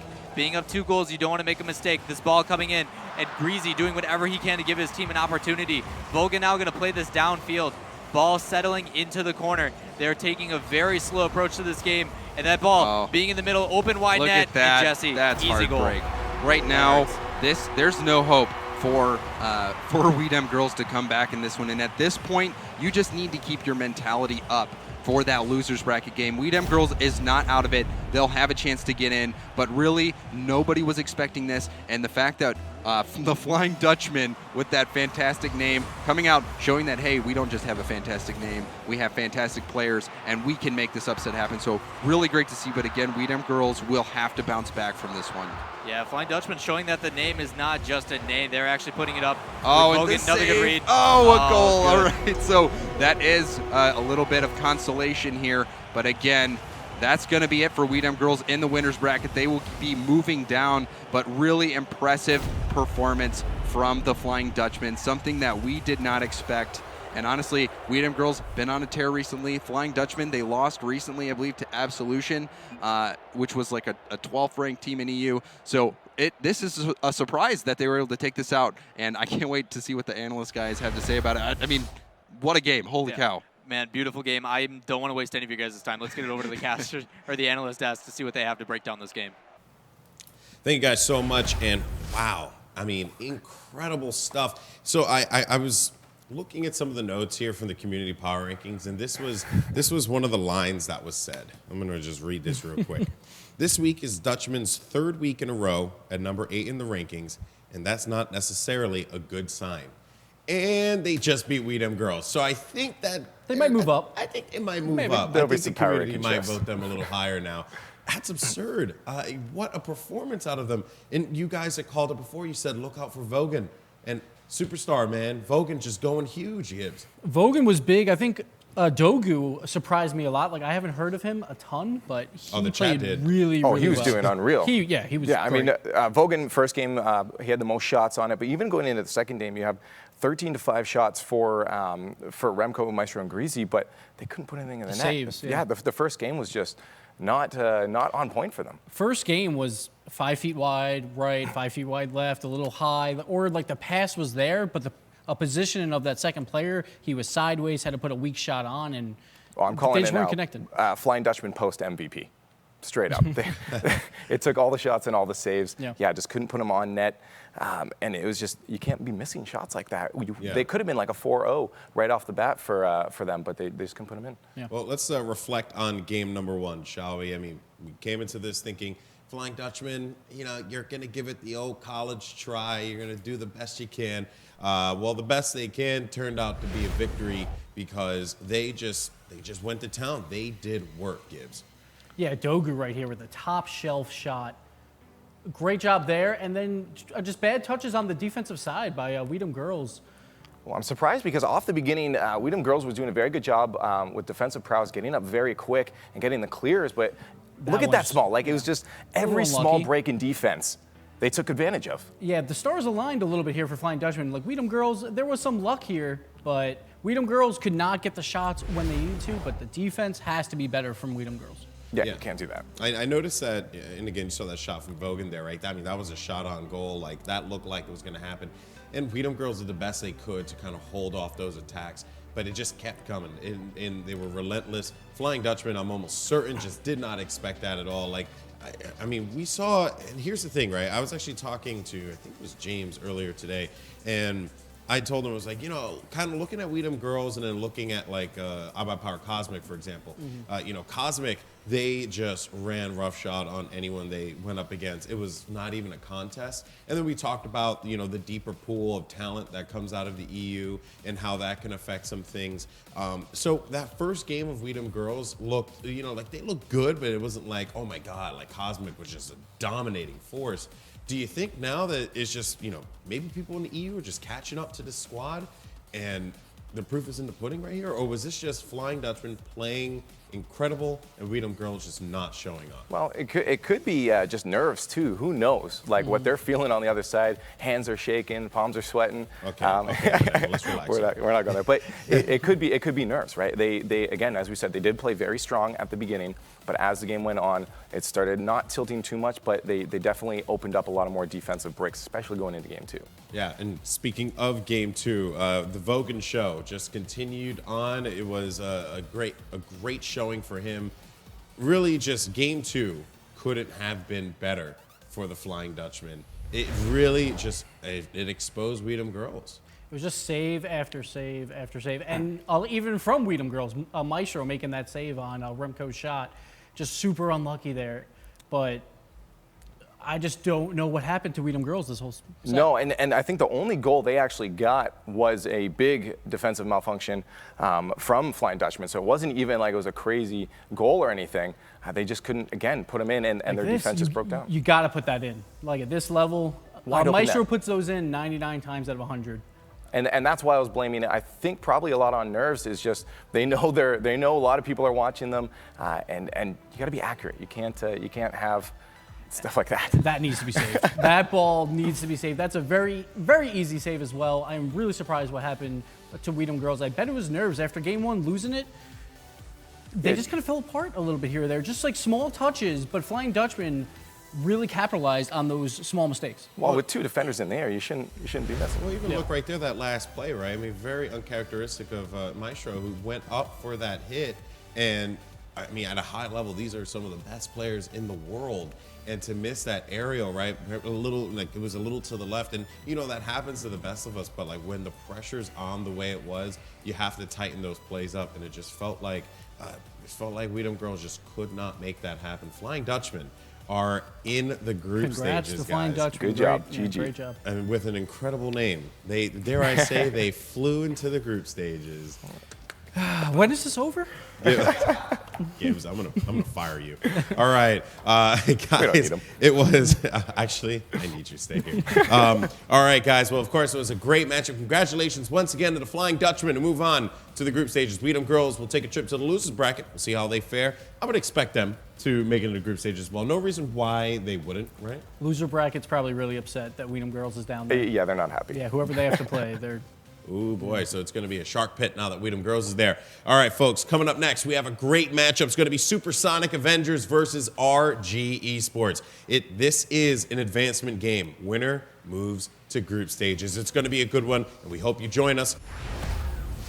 Hello, everyone. Welcome back to the Rocket League Championship Series. Our EU coverage continues as we have a great matchup coming up. It's going to be Supersonic Avengers facing off against RG Esports. This, folks, is an advancement game. The winner of this will move on to the group stages. Joining us is Finable Carpet and, of course, Gibbs, who many have questioned.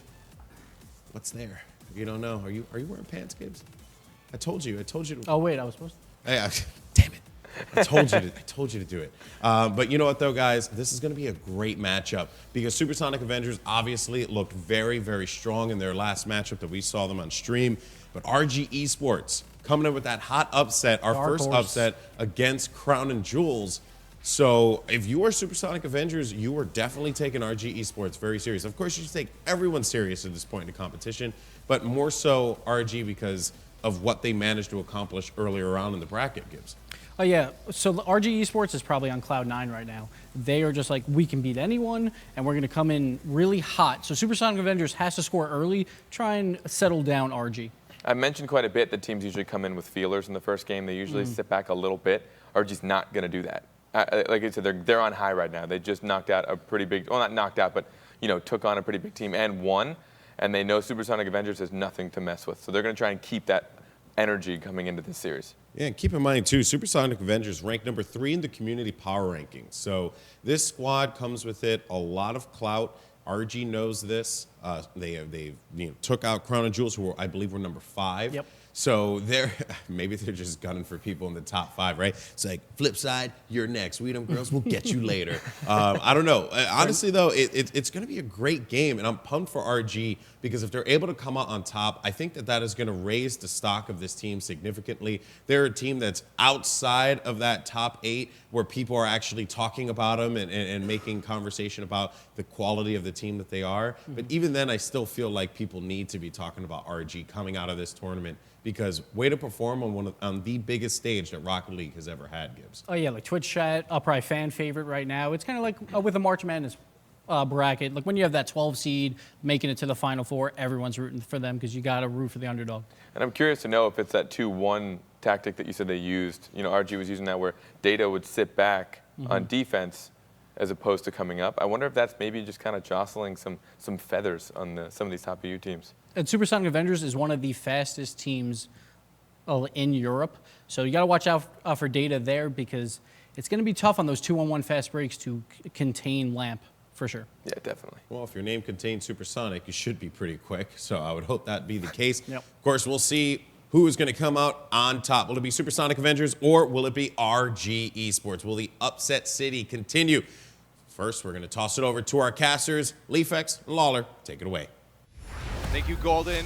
Yeah, it's been some fast-paced matches, as you mentioned with Supersonic. They're going to be quick. They're supersonic.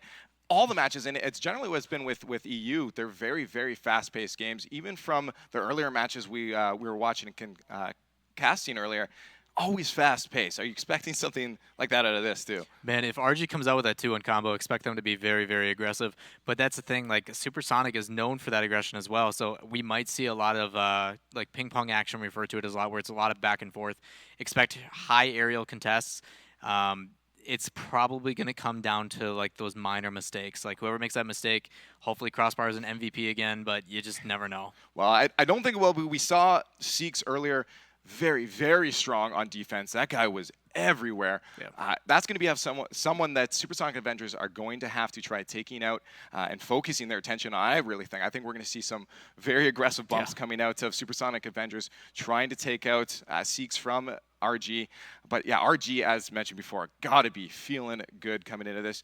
Do you think it's going to be super close, or do you think Supersonic Avengers are going to take this? I mean, are RG going to just keep that rolling? Man, that's tough to decide who's going to be close, but that's the thing. I hope this overaggression and this confidence doesn't come back and hurt them, so I'm curious to see how that's going to play out between these two teams. Yeah, no, that's very true. Teams are jumping in right now. We're going to get down into these matches as the lists are populated.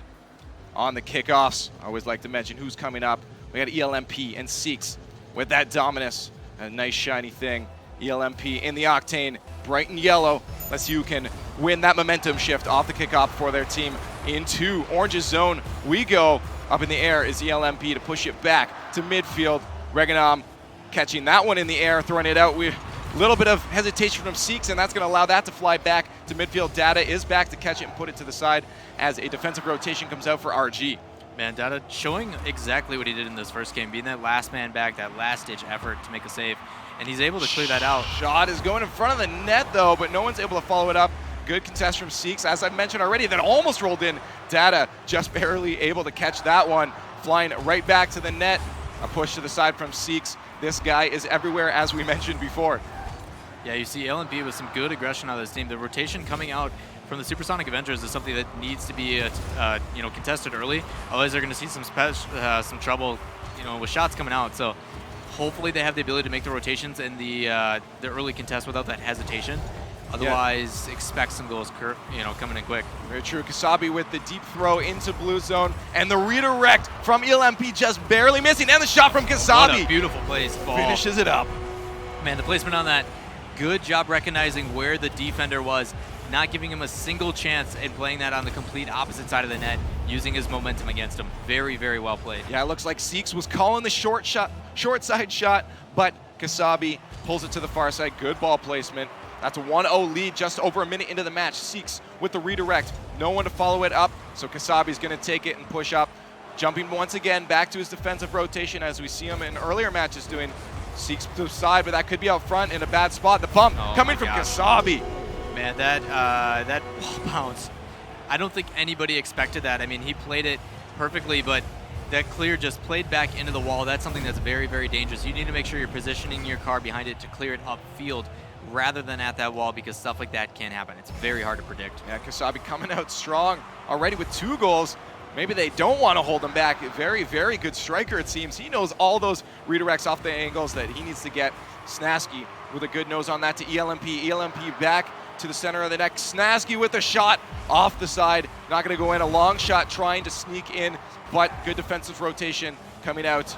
Stops that. Man, beautifully said. That defensive rotation, as soon as they had the ability to miss that shot, this RG team flies upfield and tries to put one on net. So hopefully they can keep up that counter play. I mean, you really need to see that against this SA team, because if they're going to put that much pressure in this game, that you have to be able to counterattack it some way. And just like that, you have a goal. Seeks sneaks one right through all defense. Great shot. Man, stuff like that is not easily to defend against. And just Snasky almost had the touch on that. He just probably needed to side flip a little bit more. But good rotations coming out. They're showing the right mechanics. Luckily for them, they're still up 2-1 with 3 minutes left. The win for Supersonic Avengers on that kickoff, throws it into blue zone. See if they can get a good play started off early off that kickoff. 2:50 left in this match. Supersonic up 2-1. RG still playing super hot. Let's hope that they do not fall into that tilt that we've heard that they do sometimes. If they want to win this one, they still can do this, playing very strong. Ball in front of the net. That's a bad spot. Data going to pick it up, throw it back to midfield. He's going to chase it as well. Riganami there for the shot. Put it to the side a little too much. Great try, though. Good opportunity. Almost a goal. Man, I'm glad to see some solo mechanics coming out from Data. He's not just a defensive player, but he's giving himself to the opportunity of this RG team to get right back in it. We still have a lot of time left in this game, but if shots like this are going to be put on net and open goals, they might have a chance. Yeah, Data is a very, very good support player, it seems. He loves playing out midfield, getting the ball set up for his teammates. And we have a good team, especially with Seeks on defense, and you just leave Reganom for striking. This ball is out front, though. Reganom gets a good clear to mid, but going to get picked up by Kasabi. He's on the wall to challenge that. A little bit of a miss from RG. We have someone in net, though. Should be an easy save. Data backing up. Got underneath Kasabi, so he couldn't follow it up. That ball going to midfield, connected by Snasky. That's going to be in front of the net, but he doesn't have anyone to follow that up. A little bit of weirdness going on there. Man, there seems to be some communication. Oh, the shot, though, from Snasky. Good follow-up, just placing his body on it, and that's what you have to do sometimes. Yeah, I mean, you can tell Supersonic Avengers are taking advantage. As I was saying, there's some communication issues seeming to be coming out for this RG team. And I don't know if it's that tilt you're talking about, but things like that, they're breaking down. They're not confident anymore in who's taking what shot or what clear, and that could be a problem here. I really, really hope it doesn't, because these guys are in a very, very good spot to start taking some names. They want to move up on that PR. Let's see if Reganami can start a play for himself, but a little bit of hesitation allows Snasky to get a nice touch on that to keep it in the zone. Kasabi with another setup potential. Out to ELMP, the pass. Oh my goodness, that play was incredible, but it didn't quite connect with the back of the net. Man, Ragnarok, he's doing whatever he can to give himself a teamwork in here, but Seeks has a pretty good pass in the middle. That's the stuff that we need to see with these guys. If they're able to make passes like that and have the follow-up, they have themselves a chance. They just got to make sure that Data is going to be back on defense for those big clears. Otherwise, it could spell trouble. Shot from Snasky. The Seeks sneaky stop. And he does it again. Defensive play is unreal from Seeks, doing everything he can. He's not tilting yet. Let's hope his teammates aren't. That ball in orange zone, back into blue. We'll see if RG can get a play started. Good chip from Data. Contested, though, by Supersonic Avengers. Back into their zone. They're sitting on defense, but Sneaks get a nice dominance touch on that to put it back to midfield. The pressure coming from RG, but contested very well from Supersonic. The pass. Can we get a play out of this? Data needs to connect. Looks like he's lacking a bit of boost, and that's going to stop that play from happening. Back into their zone. Out front, almost in. A good connect from Reganom to keep that from going in. Man, you see the communication between these guys, especially in Supersonic Avengers, coming out to it an advantage. But that's the thing. I mean, it's not only that, but there's zero hesitation going up for those aerials, and that's what's actually allowing them to gain this offensive possession. When you have somebody that's up in the air before somebody even clears out the ball and it just gets immediately spiked back in, how do you defend against that? Yeah, no, shots are super, super even from both teams. Both teams playing very even, unfortunately, for RG. Supersonic Avengers, we're up 2 goals for them, and that's results in a win. That's science. But Supersonic Avengers taking it as I think a lot of people were expecting. RG, of course, being on 8th spot, weren't expected to do this well, but they are doing very well. So hopefully into the next match they can do it. What do you think they need to do to pull forward with a win in Game 2? You know, I really hope that tilt isn't an issue like we were saying earlier. But that's the thing. They need to show a little bit more confidence in their plays. You show when they're following up for a shot, when they're going up for aerials. They're not the first one there. There's some hesitation. You even saw it in the back there that these guys were just sitting back and forth. And there was like a wiggle. You need to get in and clear that ball. You need to have some confidence in what you're going to do. Otherwise, Supersonic Avengers is just going to shove it down your throat. It's the hesitation, yeah, and you can't have any hesitation, especially when your match is like this. This is a qualifying match. That means everyone's going to be good. The second you hesitate, the second your opponent's going to take advantage, and the second that you get scored on. Yeah, it's rough, but you know these guys, don't count them out just yet. We saw what they were capable of in the first match that we saw them in today, so hopefully they can trigger some of that information. Hopefully they can get some of that confidence back, but they need to send a message early here if that's going to happen. Very, very true. Into Game 2, let's hope the tilts are not real. We'll see what RG can pull out. Reganom, Seeks, and Data with this lineup. Seeks on the kickoff. We'll follow him for a second as we get started into Game 2. Reganom with a good opportunity to start something up. He's got full boost. Can he get the dribble? Reganom, unreal. Gosh. Almost got that, but that's going to get cleared deep down into their zone. Now Snasky trying to get an early goal himself. Already a fast-paced game, only about 10 seconds, 15 seconds into this match. I like the aggression that's coming out from these guys. Almost a sneak one in there, too. And that's the thing that we needed to see. They're not going to allow this tilt to happen. They need to do their best to put some early pressure to give themselves a chance. And passes like that, even back, a very good Oh my read. goodness, the pass off the crossbar. Can he get it finished up? Oh my gosh. Look at that team play. 1-2 punch, as you would say, Lawler. Yeah, very well said. I mean, these guys, that pass back is something that's very underutilized. Being able to call your teammate up and say, okay, man, you got a free shot on net. But to see the amount of the confidence coming from that shot, as well as not letting the pressure get to you, putting that shot on net, giving yourself a chance, that's what we need to see out of RG. Yeah, and I saw it's very good team plays coming out from them right now. Seems like Snasky is taking all of the offense himself, just getting those individual shots, but it's not working out as they're down on the scoreboard. Still under a minute of gameplay into the match. Seeks trying to get a pass. This could be an opportunity. Pass back by Data. Still in front of the net, but no real opportunity for RG right now. They need to get set up once again, get some of that boost starve to maybe keep Supersonic Avengers in their own zone, but they're not able to do so as ELMP now grabs the pass from Kasabi. Pinched back to midfield. You don't want that one rolling in. That wouldn't be a happy goal for Supersonic, but they get control of that. Ball possession in their favor. Taken over by Data into the corner. Good pass up. We'll see if someone can connect. That's in front of the net. Good opportunity for Seeks to drop it. Oh, ELMP, good patience, weighed in on that, recognizing the shot wouldn't go in, but very, very close. Snasky with an opportunity here. Man, that's scary. I like the fact that he contested that shot as it was coming back, but he was the last man, and that's a very tough call to make. Do I contest this, or do I try to bait it out so my team can come back and help me? And that's things that it's a split decision call, and luckily for them, it did not go against them. Yeah, it seems like Supersonic really using that backboard to try to get some plays, but it's not working out for them. RG doing a very good job with these team passes, and that's what's throwing them off. I think these backboard plays aren't working. They need to start some passes of themselves. A good bump from RG to stop that offensive attack. Very, very key moment there. Otherwise, they would have been in their zone trying to defend, and the shot blocked by 2 defenders, Snasky and Kasabi, both there. Data with the ball carry. Can he get a play into the net? He cannot as it flies back to RG's zone. Man, these guys are both spreading out, and I like that Snasky is doing whatever he can to show some offensive pressure. I mean, contesting very early there is something that they need to see in order to get some of this possession game back, because they have been playing very defensive that game, or this game, and that's been the big story so far, being halfway through. These guys are sitting on their back heel so much, and I don't know if that's a matter of them. Shot! Oh, Seeks, once again, showing his defensive prowess, gets that. I shouldn't have been worried about that one, actually. It's Seeks in net. Yeah, I mean, that's something that these guys, I mean, you can tell Supersonic has been playing pretty defensive. I don't know if that's the fact that this RG team has been playing so aggressive, but it's something that they need to match if they're going to keep themselves in this game. I mean, luckily for them, they're only down by 1. Well, yeah, as you said, luckily it's only down by 1. Any more than that, the pressure would be huge. RG Data with a shot, gosh, and that flies over top of both defenders. Man, something like that should never happen.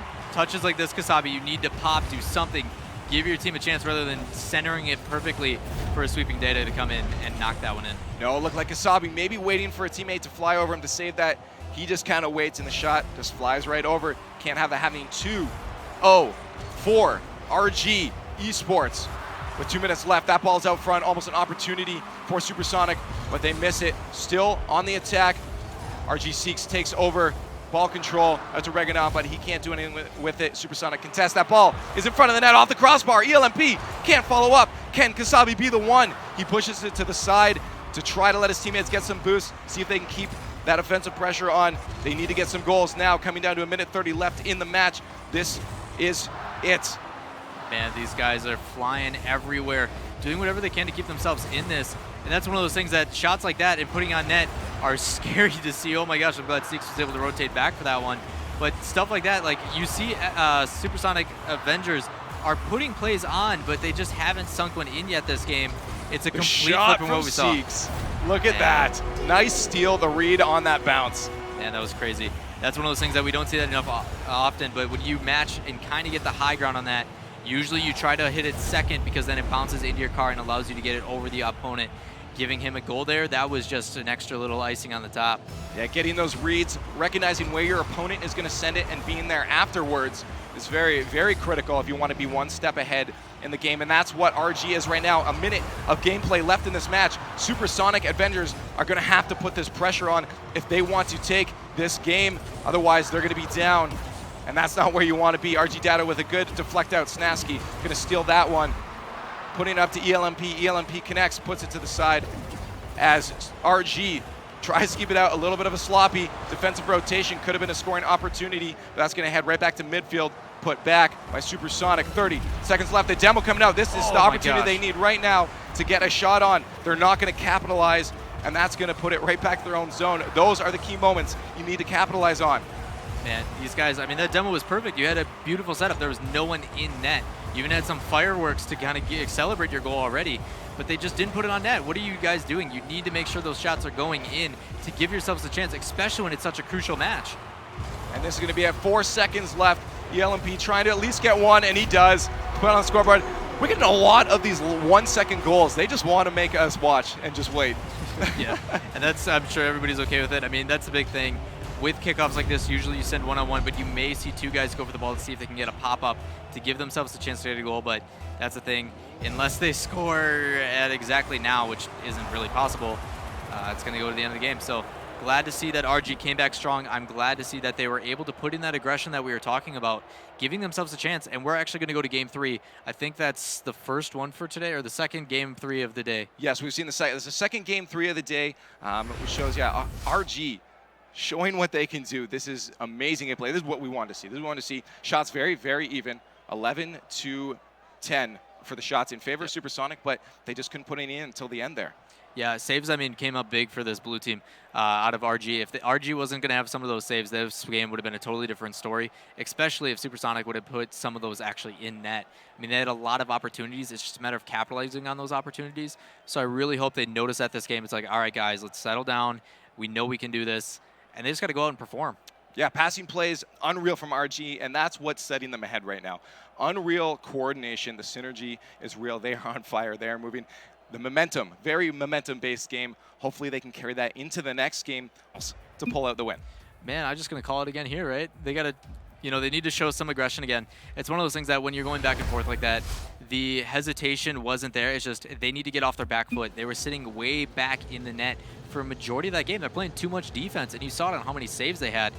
You know, like Gibbs has said throughout this entire turn this weekend, you don't want to have saves at all. That means they're getting shots on net. You need to apply the pressure, give yourself a chance to make sure that you're the one scoring those goals and making those shots rather than the other team. Very true, and we want to listen to everything Gibbs says because he is the all-knowing man.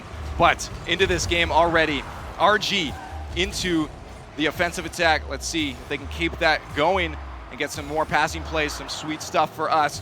Data shooting that to the corner. Not going to be able to follow up, though. It leaves it open for Supersonic to push into their zone. Blue now having to defend, see if this backflip can work. It won't. Out front, the miss. ELMP has an opportunity. He doesn't come in time.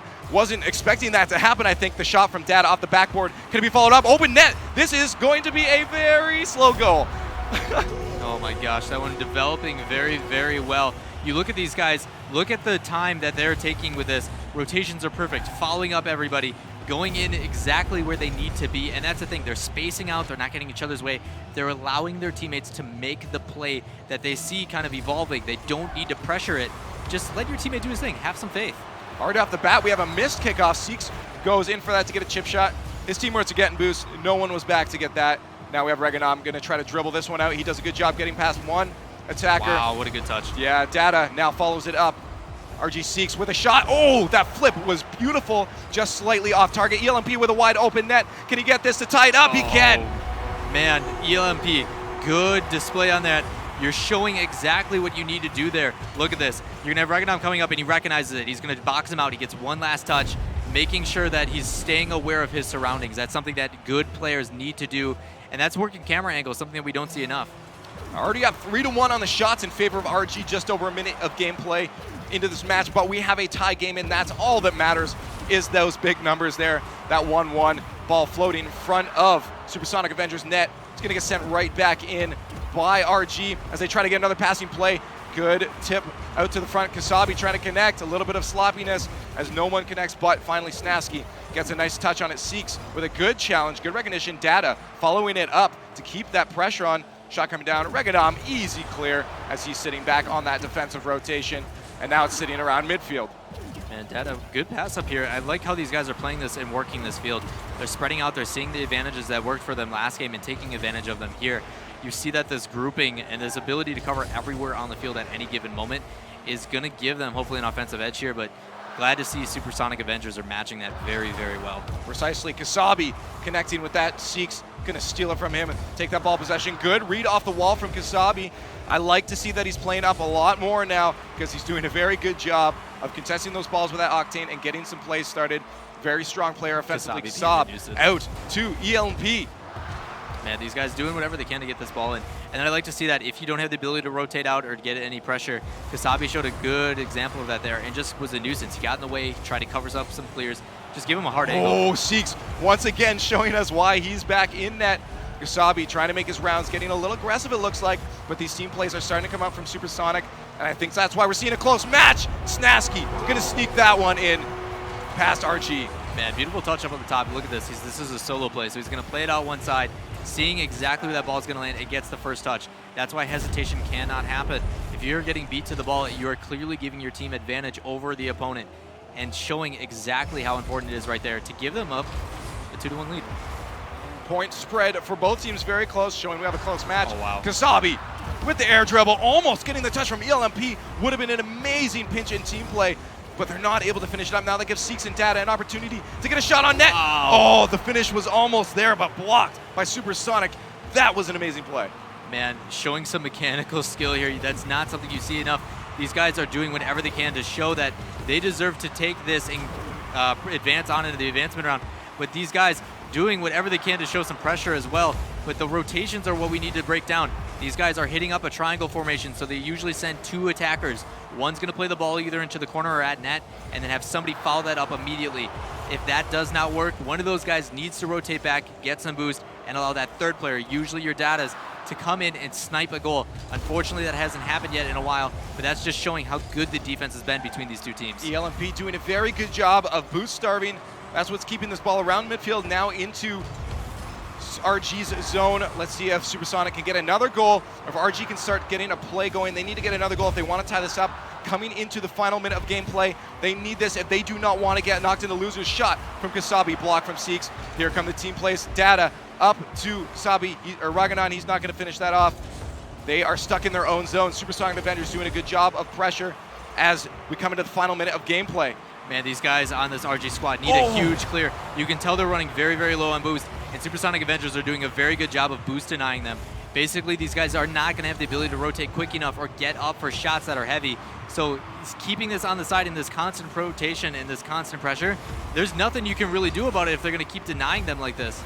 Almost got a pitch out, almost a shot from ELMP as he tries to drag it in there. The pressure is unreal from Supersonic Avengers right now. They are not allowing any breaks for offense for RG. RG has to do this. 20 seconds left. If they do not want to drop to losers, if they want to take out some more names on the PR, they have to do this. There's their opportunity. The shot. Oh my God! Oh my that goodness, shot. Seeks. Holy That ties cow, it up. What a shot from Seeks. 13 seconds left. 2-2.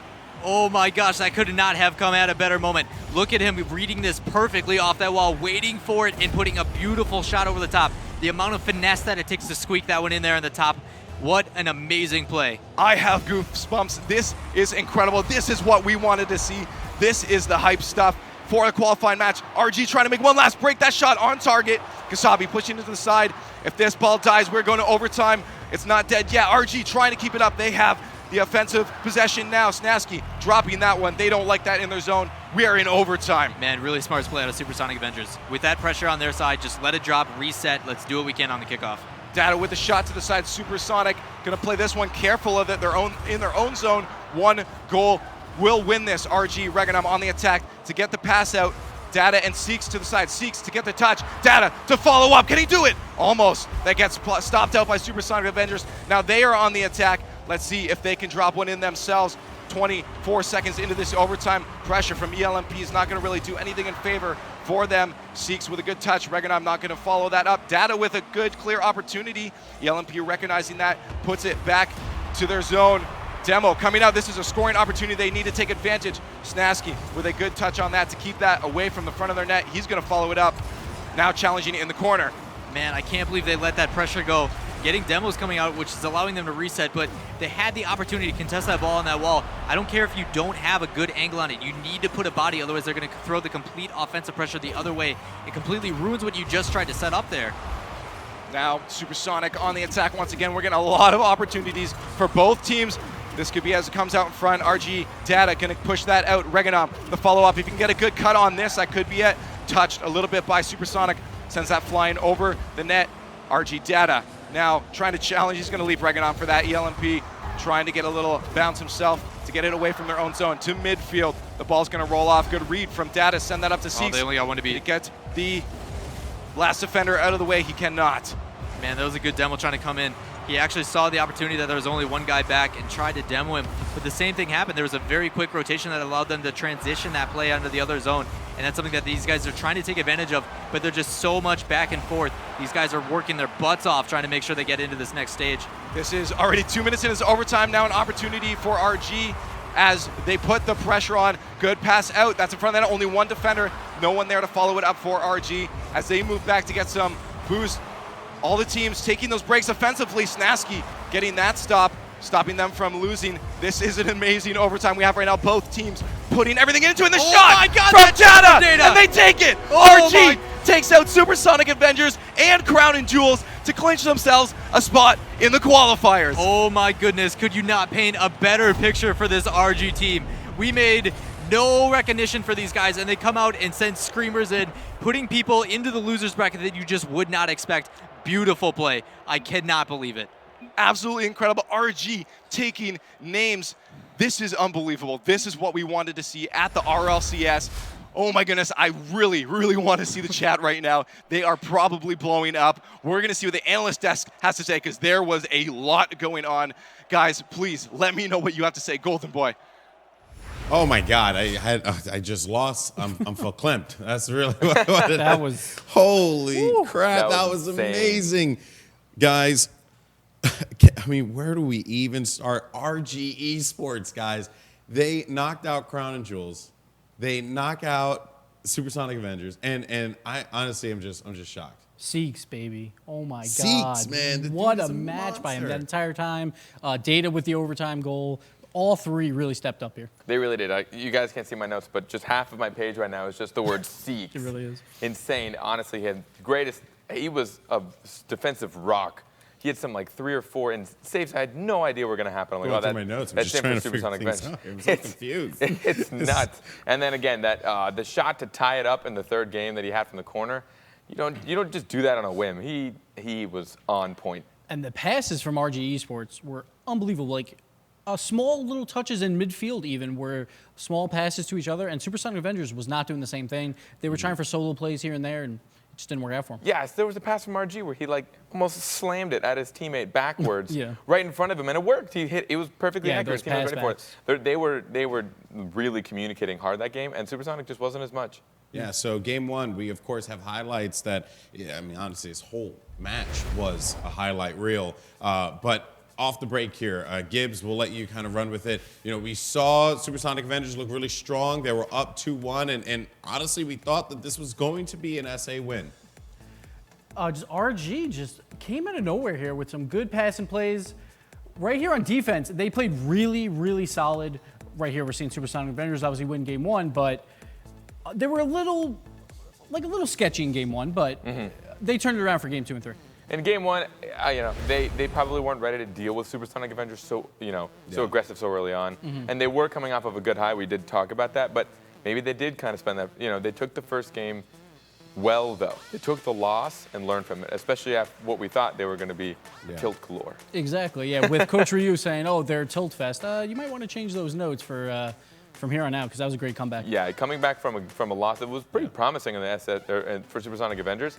Coming back that strong in the next 2 games, impressive. Yeah, we thought that game 1 was going to go to SA. That's exactly where it went. Moving on to game number 2, though, was really just, I mean, honestly, man, it just was so impressive across the board here. Of course, we have some highlights here.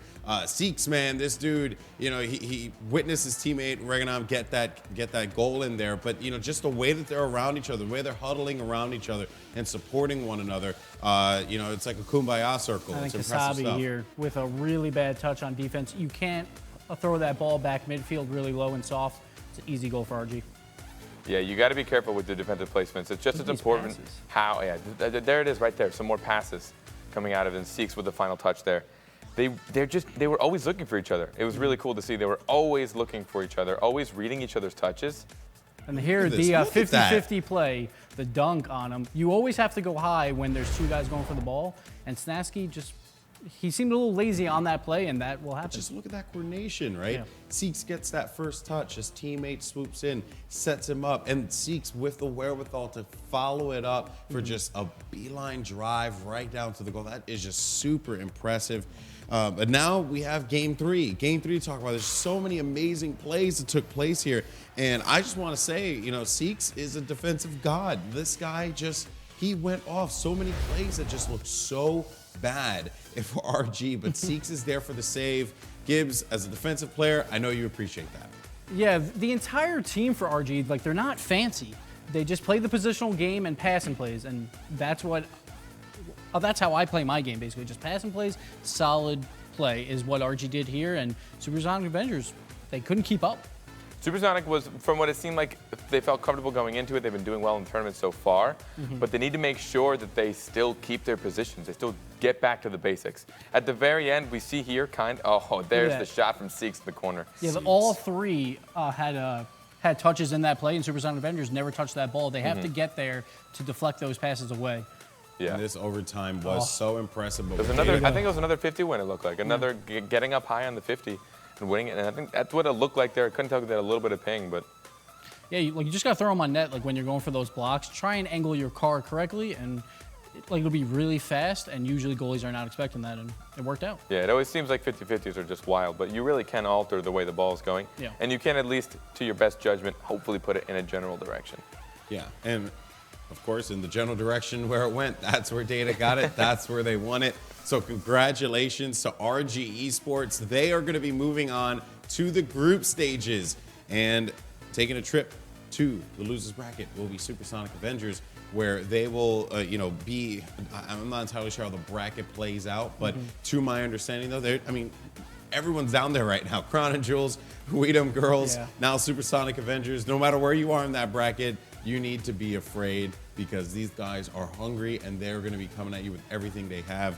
Now, the next game we have coming up here, folks, it's going to be a good one. I'm excited. It's going to be Flipside Tactics facing off against Absolution. This is an advancement game, and that's basically what we're going to be seeing here. So all these games are going to be as hyped as they could possibly be. 15,000 people saw an upset, an incredible upset. RG Esports making their way to the group stages. Will we see Absolution do the same against the number 4 ranked Flipside Tactics? Well, there's only one way to find out. It's after this short commercial break. Welcome back, everyone, to the Rocket League Championship Series. So before the commercial break, I actually made a call saying that the Flipside Absolution game was going to be an advancement game, but because of how insane the EU bracket has been so far, one can easily make that mistake. In fact, this is a game where the winner advances to play Kapow. So that's where we're at right now. Flipside Tactics, Absolution, winner plays Kapow. That is an advancement game. Honestly, regardless of the fact these matches have been insane, I don't think anyone has thought that what we would see, RG Esports moving on to group stages over Supersonic Avengers. There's a possibility that Weedham Girls and Crown Jewels, well, I shouldn't say there's a possibility, guarantee one team between Weedham Girls and Crown Jewels will not go to the first group stage. Who would have thunk it, man? That's insane. Upset City. Yeah. What Europe's all about. Yeah, I don't think anybody expected that to come out today. Like, and that's the thing. Like that RG game that luckily I got to be a part of, but those overtime goals and Zeke's showing up. Like showing up when it matters the most. That's better than anybody could say.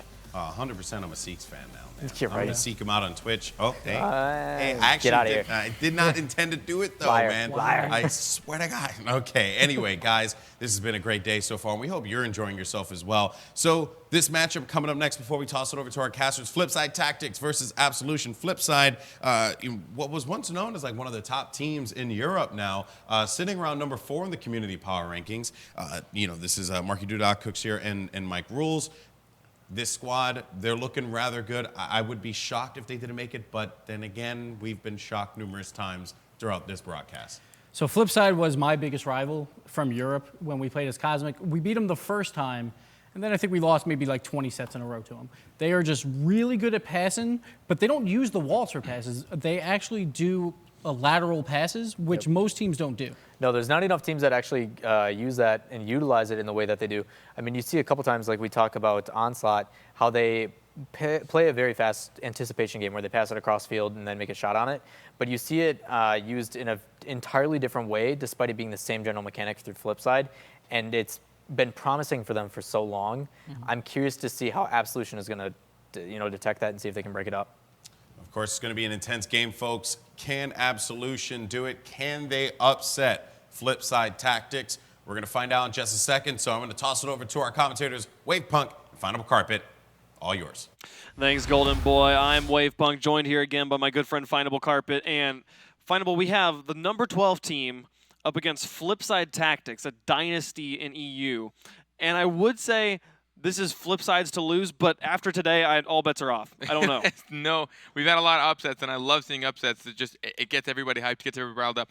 Flipside Tactics, they may not be as high as they usually are on the community rankings, right? But they're Flipside Tactics. Yeah. They just have this legend that follows them. They're insane. All three of them are so powerful. Hopefully, we're going to get to see some fancy stuff come out of Cooks here. He tends to be a little bit of a flashier player, but they're all insanely great. But obviously, Absolution got here for a reason. They worked hard to make it to this stage. And after we've seen what we've seen today, obviously, and at least as far as EU goes, competition seems to make these guys want to play because they're bringing it. Yeah, we've had Absolution is number 12 in the power rankings right now, but they took 3rd in Gfinity. They beat Crown and Jewels and the Flying Dutchmen, who Flying Dutchmen are doing excellent today. They've beat them just this past week, and just like the other number 13 team and number 11 teams that have been like just dominating, popping heads and taking names on the top of the brackets, I have nothing to say other than just I'm excited to watch this game. I feel like we should just stop talking about rankings because it clearly doesn't matter today. Doesn't matter. Ranks mean nothing today. It's just a mess, which is so cool to see, and it shows that a lot of these teams, under the right pressure, can bring what they need or can't bring what they need. Yep. Who is a player on Flipside that you're looking to see make big plays in this matchup? I can't even pick one. I honestly can't pick one. I've watched them all from streams or in games or have casted. I actually have yet to cast them, which I'm excited to. Yeah, I've yet to cast Flipside Tactics, and that's how I feel about Weedham Girls too. Like they're just so fun to watch. They do some really interesting stuff. They were talking about lateral passes, but I guess we'll see what they can bring right now. We'll be getting into the game here. We have Flipside in the orange and Absolution in the blue. Absolution's going to win the kickoff right away. Jinja Ninja going to be pushing that one up onto the wall. Cookster's going to be able to carry that back out. Mysterio reads it well, putting it back into the corner. Some nice early aggression coming out here from Absolution, with Elan going to be able to push this one up here. Marky Duda trying to read that one. A little bit of back and forth here at midfield, but the ball's sitting well in the orange corner right now. Not a whole lot going on right now. Flip side, making sure that they've got their rotations. They're getting beat a little bit to a few balls, but nothing dangerous, nothing scary. They just need to make sure that they both understand what they're up against, and then they fight for what they need. Great hit there from Cookster. Follow-up from Mike Rules, sending that one on net. Jinja Ninja's able to clear that one out and away. Great follow-up from Kalen, send that one flying downfield. If Jinja Ninja can get up into this one, doesn't quite get the touch he wants, but all of Flipsides is very loose on defense. They're able to get the clear. Mike Rules now kind of having a 1v1 situation with Kalen, tries to bounce it off of Kalen. Again, to get the demo there, relieving that pressure, but there was no one to follow up behind him, so we still have a scoreless game within the first minute. Well, we just saw that 1v1. You never want to go 1v1 against Mike or Marky or Cooks here. Impressive on that goalie to kind of sit in the right position. He maybe should have challenged out a little quicker, but he didn't have a whole lot of angles, and he just had to slam it at the goalie. Didn't bounce in his favor, but again, those are situations you want to minimize in a game like this. Oh, here's Kalen with the tearaway opportunity. Cookster, great defensive player, able to get that one far away. It's a second save from Cookster, but Jinja Ninja able to thread the needle. They strike first. Not the best defensive rotations here coming out of flip side.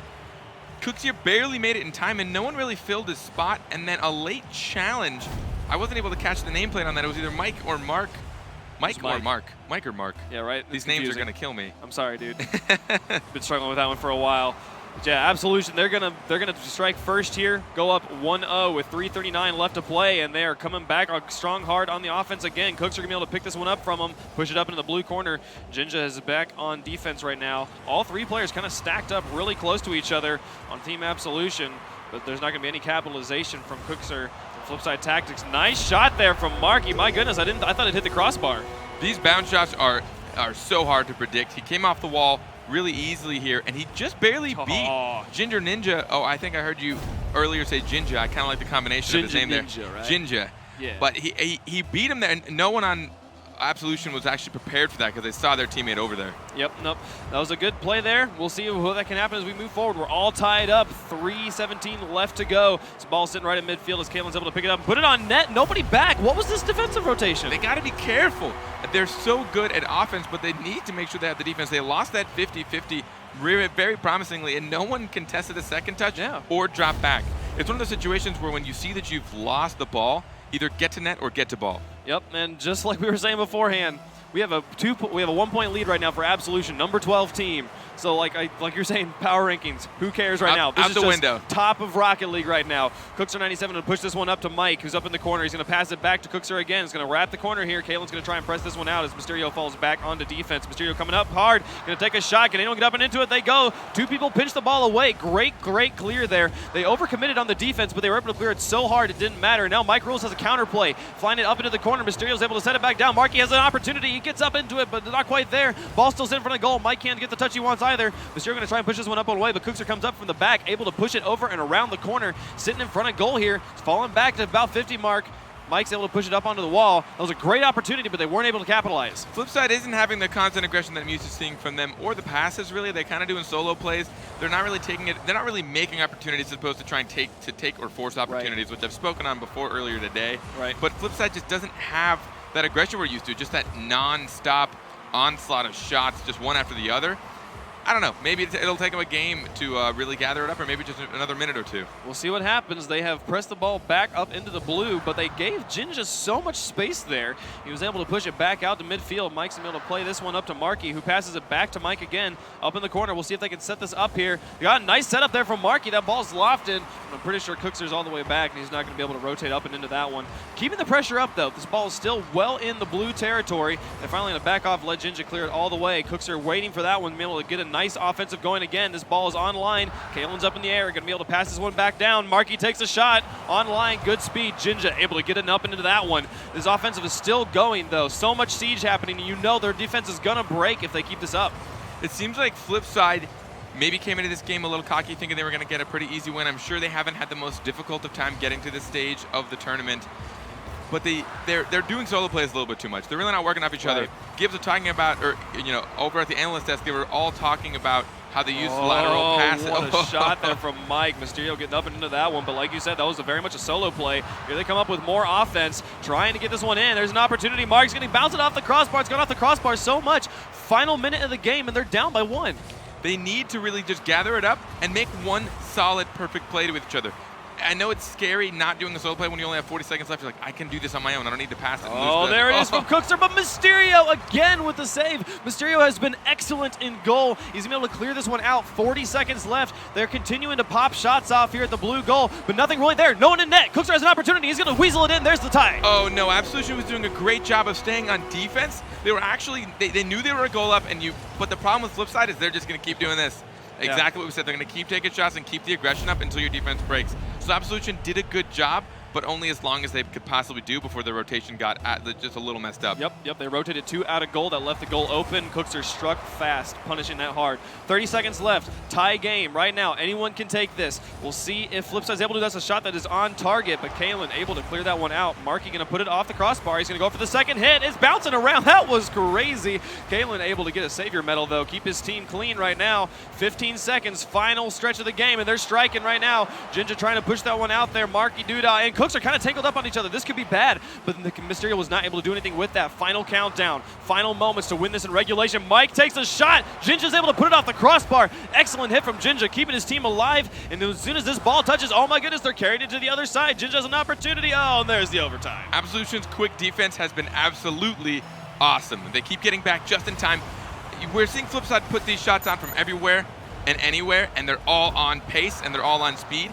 But it doesn't matter. Absolution's like, I got this, no problem. Sometimes they'll dedicate 1 or 2 many people, but they haven't suffered from that just yet. Mike here with kind of an open goal opportunity. Very slow rotation coming out from Absolution to get back onto the defense here as we sit into the first minute of overtime. Jinja passing that one up. There's 2 players going up for Absolution, but they're not going to be able to push that one through. Cooks are dribbling on the wall, winning the 1v1. Excellent plays there. Marky hanging back, ready for the shot. There's an opportunity. He's going to go up for it. He's going to bounce off the back wall. Cooks are keeping this pressure up. Mike's going to be coming from the backfield. He's going to be able to shoot, and he's going to score. There goes game 1. This is what they excel at so much, taking these shots from all these weird, awkward angles. Doesn't matter to them. And most of the people from the angle Mike Rules came from, he came from the right-hand side, the ball's on the left side. He managed to get around the ball somehow and just smacked it in. It wasn't even like a weak touch. No. So confident, and it's what they excel at so well. Yeah, that mechanical prowess from Mike Rule is going to give them game 1. 7 shots coming out for that man. Top of the scoreboard there. Mike Rule is really the MVP. Absolution put up a great fight. They took the lead early on when Flipside didn't have the rotations they really needed. They really weren't working off of each other. They were doing a lot of solo plays. Towards the end, those last few goals they were able to sink in were the passing plays. But alone, they weren't able to pull it off nearly as much. But Absolution, when they got that point up, they were like, all right, let's keep it. They dropped back on defense. They sat in net, but eventually a team like Flipside is going to break it down. Yeah, that offensive pressure, the 15 shots coming out, or the 13 shots coming out for Flipside Tactics here. 8 saves from Absolution. Really, really strong in goal. But like we've been saying all weekend, those saves is not something you really want to have to do. You know, that means that you're back on your back heels too much. Yeah, we talked about it earlier. You want to prevent the shot from happening altogether over having to stop a shot with a save. Generally, not the way you want to go about it. You know, especially with these powerhouse teams, they're gonna put insanely fast, quick shots on target, and you just want to you don't even want to have to deal with it. You don't want to deal with their shots or want to deal with it. So we'll see if hopefully both teams can really gather up this game. Absolutely. Absolution has not left anything really to be desired here. They've given an amazing game. They've taken it to Flipside. I have full confidence they'll be able to come back into this game too and continue to be competitive. Marky Duda going to push this one up into the corner. Here's a nice opportunity there. No one touching that one. It's just going to go straight in. This seemed to be a little bit of a miscommunication. We actually were on board with Mysterio here. He didn't have his ball cam on, and he got up a little bit too late. I think him and Kalon, I want to go with. Him and Kalon both went for the ball. Neither really had the target. That really shouldn't have gone in. No, but that's going to put a 1-point lead over to Flipside Tactics. 4:45 left to play here in this game number 2. Mysterio's going to pick up that ball control and try to dribble it into the goal. Marky reads him well and keeps that out. 3 Flipside players kind of all stacked up on top of each other. That was an opportunity for Absolution, but there was no one in a position to shoot. Now we're going to see Cookser be able to push this one up. Cookser, a player that we usually see playing with the breakout. Very defensively minded player. Seems to have switched over to the Octane. Octane, it probably means that he might be doing a little more ground play, or maybe he's just having some fun wanting to try a new car. Sometimes it just feels a little better. But it definitely seems that they're all trying to do a little bit too much. Oh, here's an opportunity. Ginger Ninja with the back flip. Excellent shot there, but Cookser reads it well, clearing that one out. Flipside's doing a little bit too much individually. They're not letting each other do their own magic. It seems like every time they get the ball, they want to make the best of it, which is good. You know, like, I want to do this for my team, I want to win. But sometimes it's like, I don't have the best opportunity, but the guy to my right has a better one. Sure, Kalen there, some great patience, setting up a shot for Ginger Ninja. Wasn't quite on target, though. We're going to still see Flipside with a 1-point lead. Marky Duda trying to dribble this one up and around. 3 Absolution players in the corner. This could be bad. Oh, but there's a little bit of an overcommitment on offense there from Flipside. If Mysterio can push this out, oh, they rotate real slow. Not going to be able to make a counterplay out of that one. It was an opportunity, though. They let go. Oh, Marky with a shot. Ginger Ninja in goal. Going to be able to get the block there. Close one there, having to make that backflip. Not a play you really want to have to make. Absolution really needs to take advantage of the few opportunities Flipside's going to give them. You know, they're going to hope they... Oh, what a shot from Marky. Coming from the backfield, off the back wall, putting it in 2-0. This is not the kind of thing you want to let it happen. Absolution had 2 people in net. They should have contested this. It looked like they both maybe agreed to it. Ginger Ninja just kind of drove underneath it, kind of drove away, and Kalon was not prepared for a shot that fast. Yeah, 2 people in goal. They kind of decided to both go for it, then decided to not go for it, and then nobody goes for it. Bad situation. 3:18 left to go. 2-0 inside of the flip side. Cooks are pressing the issue again right now. Pushing that one up. That ball's sitting right there. Mike sets it off the back wall again. Cooks are going to try and pass it out. Marky was a little bit too far up. This could be bad. Absolution trying to push up here. They got a nice offensive going here. Ginger's going to pass up to Mysterio, but a good interference. Good interception from Mike. Going to clear that one back into the blue half. We'll see if Kalen can pass this one up. A nice aerial pass to Ginger Ninja, putting it in the corner. Cooks is going to be able to get that one back. Mysterio coming from the backfield, keeping this pressure up. Marky high up on the wall. Mike Rule's the only person left back on defense right now, but they're not able to get it past him. And that's going to see the ball going back all the way onto the blue. Nice shot coming out from Marky Dude on a great save from Mysterio. Good defense coming out from Absolution, but they need to be able to balance it out with offense. Absolution needs to take a bit advantage of the offense. When you put Flipside tactics on their back feet, they're a little uncomfortable. This is a team that's used to being aggressive and in the opposing side. Oh, here's an opportunity. Ginger Ninja able to put that one off to the side there. A really close one going off the crossbar and off that backboard. Right here at halftime, we still have not seen any points on the board yet for Absolution. Yeah, they haven't had a lot of aggression. They really haven't been able to take control. They'll put it over and... Oh, I really thought they were going to be able to clear that one out. It was dropping right down onto his hood. They weren't able to get there. Mike being able to set this one up off the backboard. He kind of pinches it right there in the corner between the roof and the ceiling. You see it come straight down on Mysterio, but he actually doesn't kill any of the side momentum and able to put it off the wall. Those touches ruin everyone's perception of what's about to happen. Some people are really good at predicting them. Sometimes it's just hard to tell if it's going to hit that top corner or not. Yeah, and the pressure coming out from, I think it was Marky, was flying in there. You know, when that happens, that's going to be really hard to read here. 2:04 left to go, 3-0 in favor of Flipside Tactics. They are striking here again, trying to get it in there. That ball is sitting on the sideline. Marky Duda going to do some nice backwards driving, keep this pressure up. Excellent car control. Mysterio able to put it up on the wall, try to dribble this out. Mike Rules set that ball up. Who is going to come from the back? There was Cooks there trying to get there. You know the Marky's coming too, and there's the shot. Nice block from Kalen. I saw in chat when I was out a little earlier that everyone was like, when's Flipside coming on? When's Flipside coming on? And, you know, I think everyone's hoping they maybe had a little bit of a better show here, but that shows a lot of... Oh, Mysterio with an open opportunity is able to dribble it in. They got a point on the board, and they got 1:30 left to get 2 more. They're keeping themselves in this race, and honestly, since Flipside hasn't been doing what they're usually known so far for doing the crazy shots and freestyles, if they're not doing it, that means they're not comfortable doing it. That means Absolution's putting the pressure on and keeping them, or making them play true. And putting a goal, even right now, 1.5 minutes, 2 goals left, very possible. Absolutely, and that was a really decent kickoff there for Absolution. They weren't aggressive enough, though, on the follow-up to get that goal in. Marky Duda and Mike Rules back on defense right now, going to try and push this one back out. Cookster's going to be able to put it into the corner, try and get a setup for his team here. Mysterio, though, read that one. Nice shot from Marky, going to go a little wide, easy read.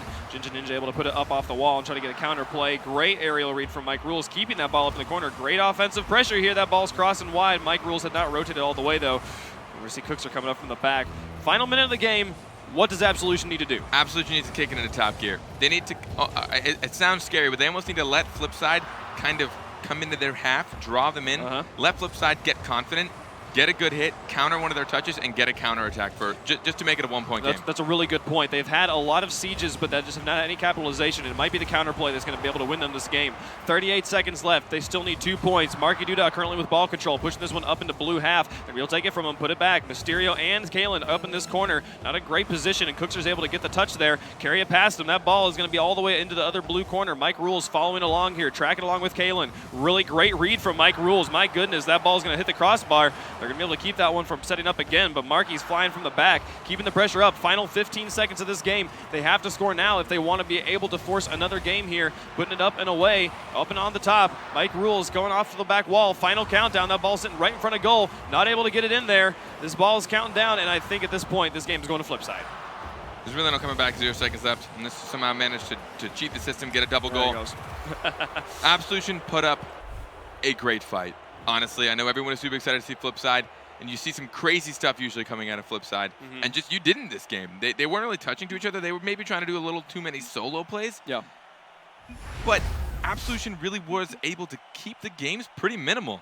Yeah, there was a lot more evenness, I think, on offense and defense. We saw a little bit more lopsided in game 1, but we'll see what they have to say about this over on the analyst desk. Golden Boy, back to you.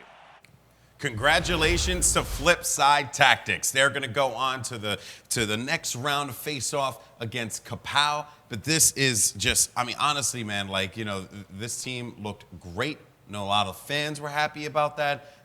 You guys had mentioned before, I think, Gibbs, you were telling me during the match that Flipside is like the EU version of Cosmic, where, the fan favorite. Fan favorites, everyone loves rooting for them. But Absolution, man, put on one heck of a fight, though. Wouldn't you agree? Hats off to Absolution. They came out and were like, we're going to make 20 million saves this game. We don't care what Flipside throws at us. And that's really hard because Marky and Mike have the best shot locations in the game. And somehow Absolution was keeping them at bay. Yeah, I mean, you and I were talking about, like, there were some shots that we've seen Marky. We know he can make those hits, those aerial touches that are just kind of like an inverted hit.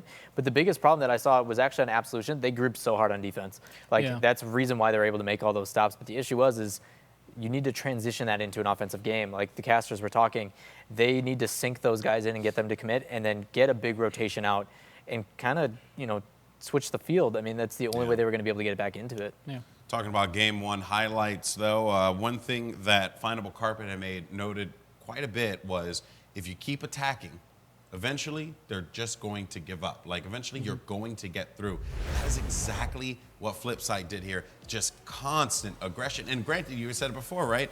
Absolution, 50 million saves, right? They did everything that they possibly could. Except there were 60 million shots. So Exactly. So they had to let a couple in. I mean, that's a lot of shots in a 5-minute game of Rocket League. But yeah, and again, they were able to come out strong out the gate. Just couldn't find anything after. I mean, that was a perfect example of it right there. I mean, they had them sunk in. And then they just had a good clear. I mean, there was a wide open net. Why didn't they do that more? I mean, it's just, they did not look confident on the defense other than, confidence in their saving abilities. You need to transition that into a clear. It's the only way you're going to get back out of it.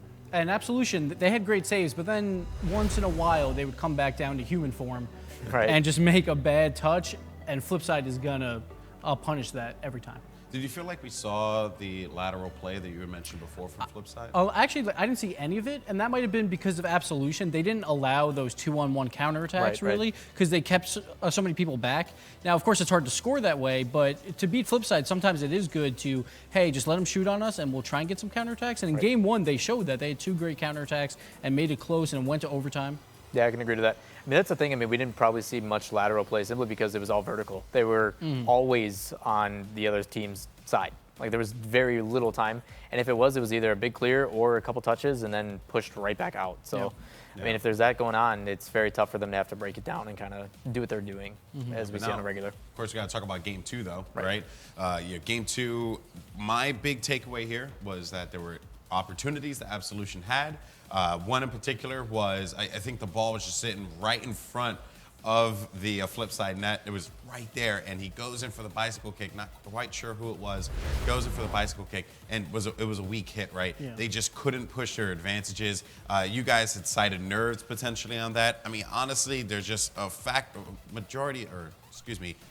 bunch of things that could have played a factor there. But Gibbs, I want to get your thoughts on this one here because Flipside looked great. The worst thing that happened to RG in Game 2 was 13 seconds in, they had a flub on defense and just let up a free goal that was very savable, and that probably hurt their morale a ton. Definitely.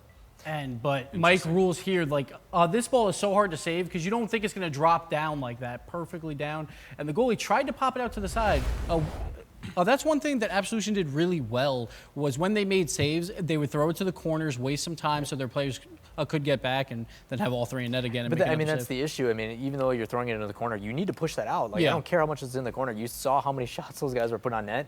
if it's in the corner, there's just a matter of another rotation to put it in front of the net and have someone like Markey fly it over and just crush it. Yeah, they needed that second guy to come out of net and then play that ball off the corner, or at least challenge it and make it a 50-50. Because 50-50s on defense are actually pretty good for you, because if it bounces hard pretty much anywhere, then it's going to be clear because it's going to go off a wall. Yeah, I mean, you saw it, and it was a consistent thing in both games.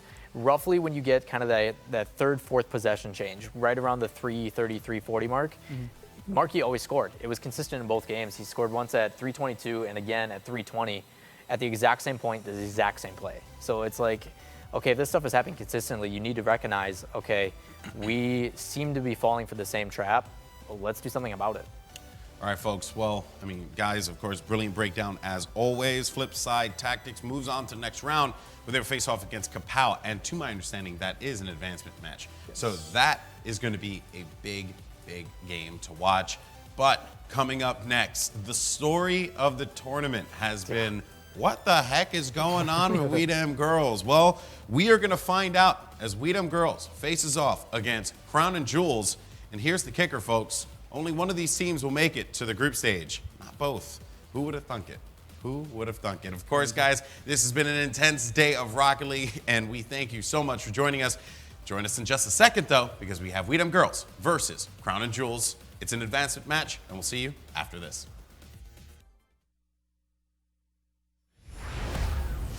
Welcome back, everyone. It's the final matchup of our broadcast coverage here of the EU Qualifier. Golden Boy here at the desk with Gibbs and Findable Carpet as we are going to break down the action for this game, and I cannot wait. It is going to be a big one. We Dem Girls versus Crown and Jewels. These are two teams that are ranked in the top 5 of the community power rankings, with We Dem Girls being #1. And yet they find themselves in a position where they may potentially not go to group stages. That is absurd. And Findable, I want to start with you. I really want to highlight Crown and Jewels here because they were a victim of the rampage that was RG Esports. Now they see themselves in this position. I mean, they know We Dem Girls are beatable, but I don't know, like, do they have it in them to do it? Like, or do you just feel like We Dem Girls are just that much better? Well, going into this tournament, if they ever saw themselves going up against, they're like, okay, well, we might hit RG early on, we'll take them out, and then we'll go to We Dem Girls. That's going to be a tough one. They never saw the other way around. Being taken out by RG was a really big fault on their part. They really should have had that as far as the way they've been playing in the past. And they didn't play their game that good. Neither did We Dem Girls, though. Like, neither really showed what they're capable of. And this set is the biggest pressure set that either of these teams will ever play, because if you don't make group stage, you have to make sure in Qualifier 2 you do really, really well to make it to that LAN. And We Dem Girls is one of those teams, one of those favorites to actually make it there. And usually when you have a big pressure game, it's like a best-of-7 or a best-of-5. You got a best-of-3 here. Yeah. Like, you can't make a lot of mistakes here. They can't make any. They both have to come out super strong. You don't really have that first game leeway in a best-of-5 or series of 5. You're like, we let the first game go. But you can't. If you let one game down, you're a game away from being eliminated. This is pressure-filled right here, man. I mean, really, I had mentioned before that a couple of the games were, probably the most important games in their, careers. But this one right here has a lot of implications, right, for future events.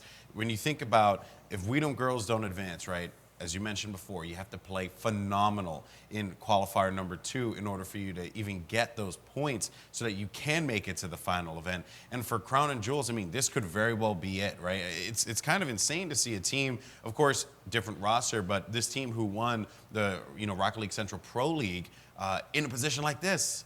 I honestly am just blown away right now, Gibbs. Oh yeah, both teams were probably expecting, all right, like we might have some tough games here or there, but we'll probably make it like in the group stage. And I could see both of them just looking forward to that group stage and like kind of forgetting about that you have to beat these teams like RG Esports now to make sure you're in group stage. And they kind of maybe just didn't practice hard this week. That's possible. They didn't practice enough, or they just didn't bring they were maybe expecting to ramp up into their A game. We don't have to try too hard.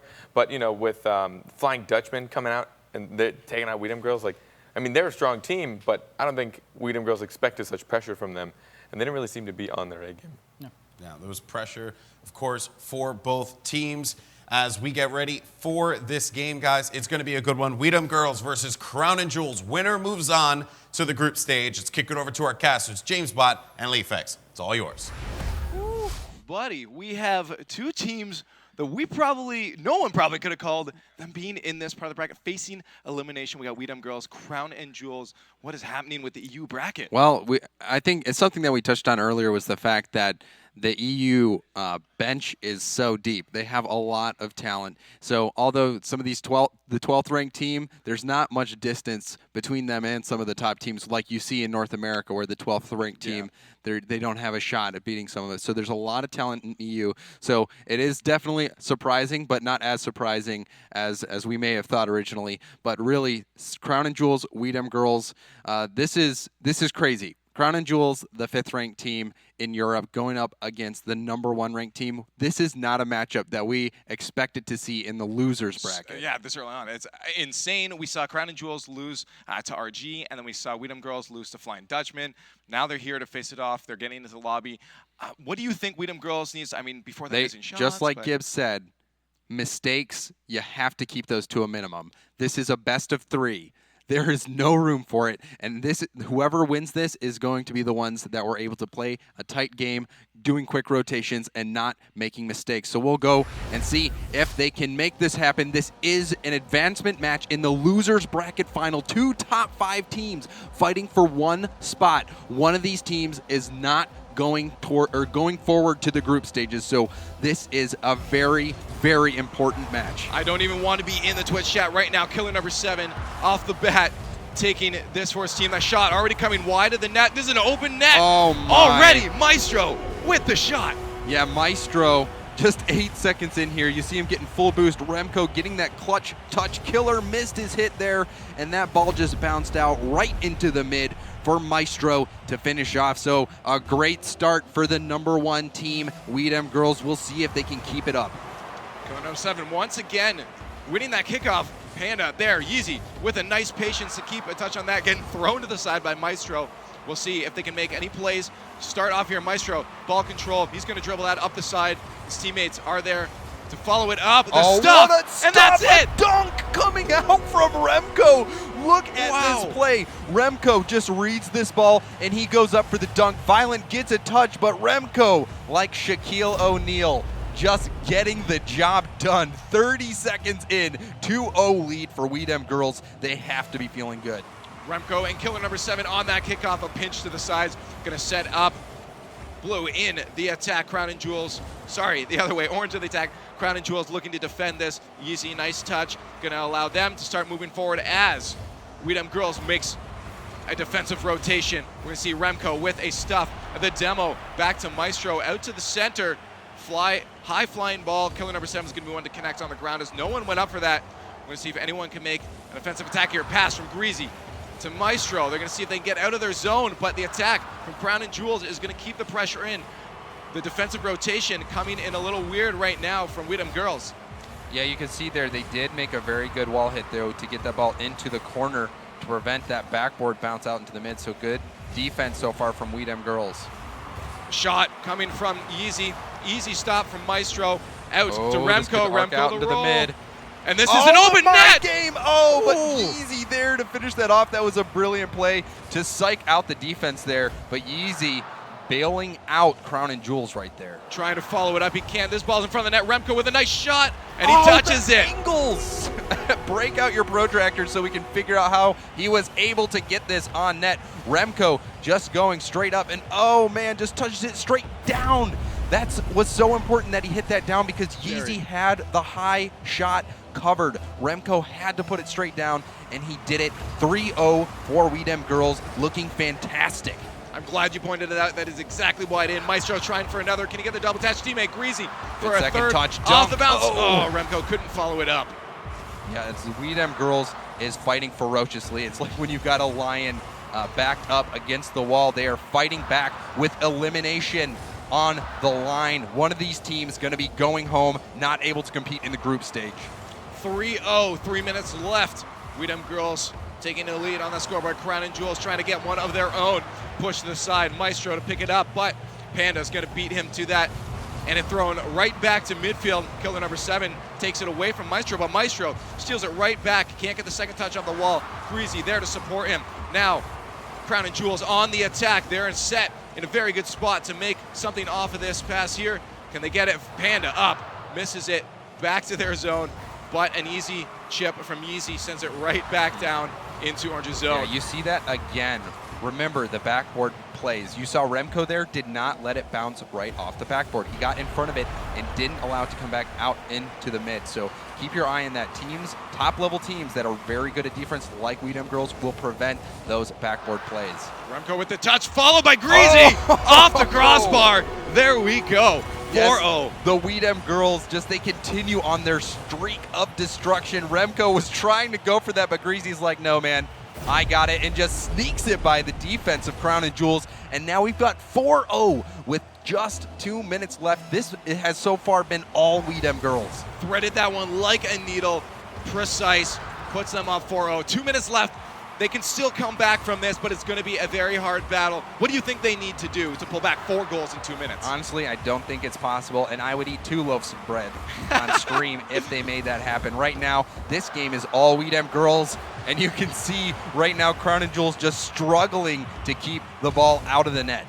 Greasy Meister with a pass out to Remco, though. Remco can't finish that one up. Yeezy trying to get that to the side. He does, but challenged by Maestro, puts it right back in the air, stuck in Crown and Jewels zone for the longest time. 1 minute 30. They are not able to get any offensive breakouts here. Killer number 7, good touch on that. Challenged by Remco. Maestro going to stop that from going an front of the net. awkward ball, and that's going to be Maestro with the save. Are you kidding me? That was super close, just barely able to get the side of that Octane on there. Greasy grabbing some boost, but leaving that for Violent Panda as it gets thrown up to Yeezy. Yeezy with a shot on net, and Maestro barely able to touch it. That was very bad defense, as you just said. Yeah, you can see Remco yet again denying that backboard hit. That was a very dangerous play. Crown and Jewels almost snuck that one in, but right now Weedham Girls is on fire and not letting anything into the net. Crown and Jewels trying to get something going on. Feel this out.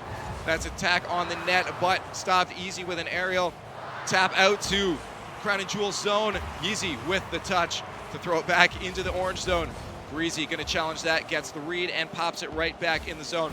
30 seconds left in the match. 4-0, Killer number 7, the pass. Violent Panda goes a little too far. Killer number 7 can't follow that up. Remco beats him to it on the wall. Maestro to follow it. Violent Panda, nice touch with the nose of that Octane. Throws it to mid. He's going to try to follow it up. Support from Killer number 7. Can they get the shot on net here? No, it goes right past. 0 goals for Crown and Jewels at the moment. They want to get at least one. 5 seconds left. Ball possession for Remco, and that ball looks to be about dead at this point. Unless they can get one, yeah, there it is. Weedham Girls really coming out, not letting any luck come into play here. They were ferocious out of the gate with some phenomenal team play and really stellar defense. They did not make many mistakes. There were a few, but Crown and Jewels was not able to capitalize on them. But Weedham Girls looking very solid, and Crown and Jewels is going to have to make something happen because right now, all Weedham Girls show. Well, it looks like they fixed up their mistakes before. Weedham Girls missing a lot of shots earlier in the tournament, but they're putting them on with a 4-0. That's 4 goals. That's a lot of shots in. We're going to see what they can do into the second match. What does Crown and Jewels have to do to not make this such a dominating game? Well, Crown and Jewels, they just need to just start playing with a little bit more confidence and stop making those defensive mistakes. You saw how good Weedham Girls was on defense. Remco on the wall preventing those backboard hits. Just Weedham Girls getting to the ball. Maestro with that epic save. There was just such a good defense coming out from Weedham Girls. Crown and Jewels, they just need to get that early goal, and maybe they can make something happen and start this comeback. Maestro and Killer number 7 on the kickoff to start things up already in Crown and Jewels zone. This is not a good spot for them to be so early on, especially when momentum carries very big weight in this game of Rocket League. Greasy, good pass out, but no one there to follow it up. He's going to go back to midfield. Maestro, these wide rotations, playing them super good. The shot, long shot on net. Greasy off the wall. Good job with that mechanical skill showing here. We're going to get a touch from Remco. Out to Maestro, good pass, but no one followed up as that third attacker. Greasy recognizing the long shot, makes his way back to his own zone. Maestro on the wall, throwing this out to his teammate. Can they get a good pass? Opportunity, Remco. Good recognition. This airplay is incredible coming out of Weedham Girls right now. Yeah, as you can see, just still stellar defense, preventing those bad bounces, and good wall play there from Greasy. He's going to set up this shot for Maestro. That's going to be just off target, but good pressure coming out still. Neither one of these saves over the strike, but that could be a great save by Killer. Almost in, another touch from Remco almost coming. That ball bouncing. Crown and Jewels trying to regain themselves after those attacks, almost when they are lucky that Remco didn't get that second touch on it. Maestro, though, with a shot! Oh, Maestro with the 1v3. Are you kidding me? He just goes in to the corner himself. He sizes up the team. He's like, you know what? I got this, guys. No boost, no problem. I'm just going to put it in myself. And takes the early lead. Weedham Girls continues their momentum. Yeah, that mind game, though, definitely called. These guys, Weedham Girls are some of the top for that. Watching them play is unreal when you see their mind games. Those 1v1s, they know how to play those for sure. The demo coming out. Demo! And this still not able to score. The defense from Weedham Girls seems to be impenetrable, as Crown and Jewels can still not get on the board. Retaliation now. Yeezy up on the wall, not able to follow that through, loses some of his soft landing there. That ball's going back out center. Maestro trying to connect with it. Panda, the challenge from Remco. That's back out front in their slot. That shot, Maestro sneaking it. Oh, yeah, killer that number save 7 from barely Killer able to was get critical. You see still just continued pressure, though, coming out from Weedham Girls. We only see one shot coming out from them right now. Absolutely insane onslaught. Greasy trying to set up another one. Maestro not able to get up in time, but Remco's there to touch it. And it's awesome to see how they're not afraid to go up, but that's an open net. That's a wide open net, yep. And the response, that's going to tie it up. I'm not sure what led to the, fortunately we have the replay, just Violent Panda up quickly. It just must have been a missed rotation there, maybe too much confidence. They have been assaulting the net, they being Weedham Girls, assaulting the net so heavily, and they just didn't remember to rotate back, and now we've got a tie game with a lot of time left on the clock. I think it was a bit of that last defender in the shot. What a shot and save from Greasy. Incredible, yeah, a bit of that last defender overcommitting. I think we saw a shot, another shot, Greasy. 2-1, he didn't want to leave that goal unanswered. They're like, no, we're back in the lead, 2-1. Yeah, good touch there for Maestro. And killer number 7, he just followed that ball around. He didn't change the trajectory. It allowed Greasy to get an easy read on it, and he put that away into the corner, getting the lead for Weedham Girls. And right now, still, I would have to put my money on Weedham Girls. They are still looking so good. Too easy for Greasy, and now we have Crown and Jewels on the attack. Greasy, once again, taking control of that ball. They are playing confidently right now as Crown and Jewels tries to get this out of their slot. Here it comes to midfield. The plays, a little bit of a mispass there. Killer number 7 not able to follow it up. Yeezy recognizing the teammates malfunctioning up there. That ball is going to be out front with another shot opportunity. Yeah, no, that was a wide open shot attempt. You see there, that net was wide open, and Violent Panda wasn't able to put that on net, so that was an opportunity missed there for Crown and Jewels. But another opportunity shut down by Greasy Meister, so this one's still very close. Greasy with a good touch on the front there, but that's another shot on net. Remco on a good rotation, puts it back to the corner. Yeezy with another pass out front, touch from Maestro. Is going to set that up for Killer. Killer doesn't win the contest. Still in the zone, though. Crown and Jewels now putting on some pressure. Only 1 goal behind, just under 2 minutes left in this match. Greasy with a wall shot. Can he follow it up? He can. Good touch, beating Killer number 7. Yep, and then you saw Maestro getting that second touch in a block by Greasy, and still just continued plays, but Maestro missed out on that one. And now Violent Panda, I guess it's just a series of whips. Violent Panda almost got another one that put him on the scoreboard before with that, with an open net, but couldn't connect with it. See if Remco can get anything set up for his teammates. It's going to sit around midfield. Everyone trying to recuperate. Greasy with the ball pressure. He can't get off the wall. Got a little bit of a bump from Killer number 7 there. Yeezy now with the chip, but contested by Greasy out front. Maestro couldn't connect. That was a long aerial. Yes, just a minute left. Weedham Girls on the brink of moving on, securing their spot in the group finals. The loser of this game goes home. 2 top 5 teams meeting, and oh my, a 1v1 from Remco almost makes it happen. Going home. I think they're already home, but yes, get out of here. This is the wire. You have to get a goal right now. Crown and Jewels trying to put offensive pressure on 30 seconds. Do some silly things. There's nothing worse than losing. If you get a goal on you, whatever. Get some silly stuff going on. Throw the team off. Remco, though, back on that back rotation. Can Crown and Jewels do this? Getting beaten out by Weedham Girls on every aerial contest. That shot just top of the net. Gonna get a follow-up. Here we Another go. shot here. Crown and Jewels now an offensive break. 14 seconds left. Can they get a play set up? Maestro contesting that one. They are shutting down every play. That's on net. But Remco also on net. Can they do it? No, Killer number in! Oh! Maestro with the save. Unbelievable. The ball is still not up. As soon as it hits, that's going to be it. And Crown and Jules will be eliminated. That could be a shot Shot still on net. on net wide. Oh No! my! Crown and Jules are going home. We Dem Girls knocking them out in the losers.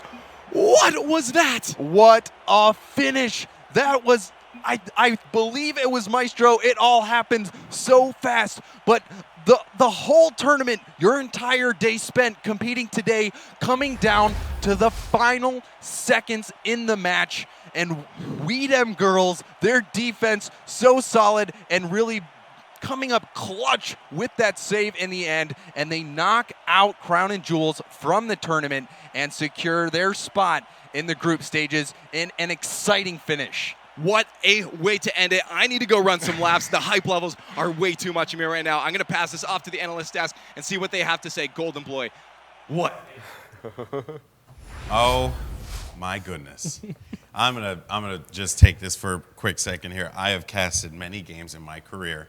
I've hosted maybe 100 or so events. I've done maybe double, more than a dozen games. Maybe I've never seen anything like that at the last second, man. Like That's Rocket League. That is why Rocket League is incredible. Like, really, I'm here, and here's the thing, right? Like, I'm not like you guys. I come from the outside, Like, I'm a Rocket League fan. I downloaded it on PS4 when it first came out. I was, thinking I was a great player until I saw Kronovi stream for the first time.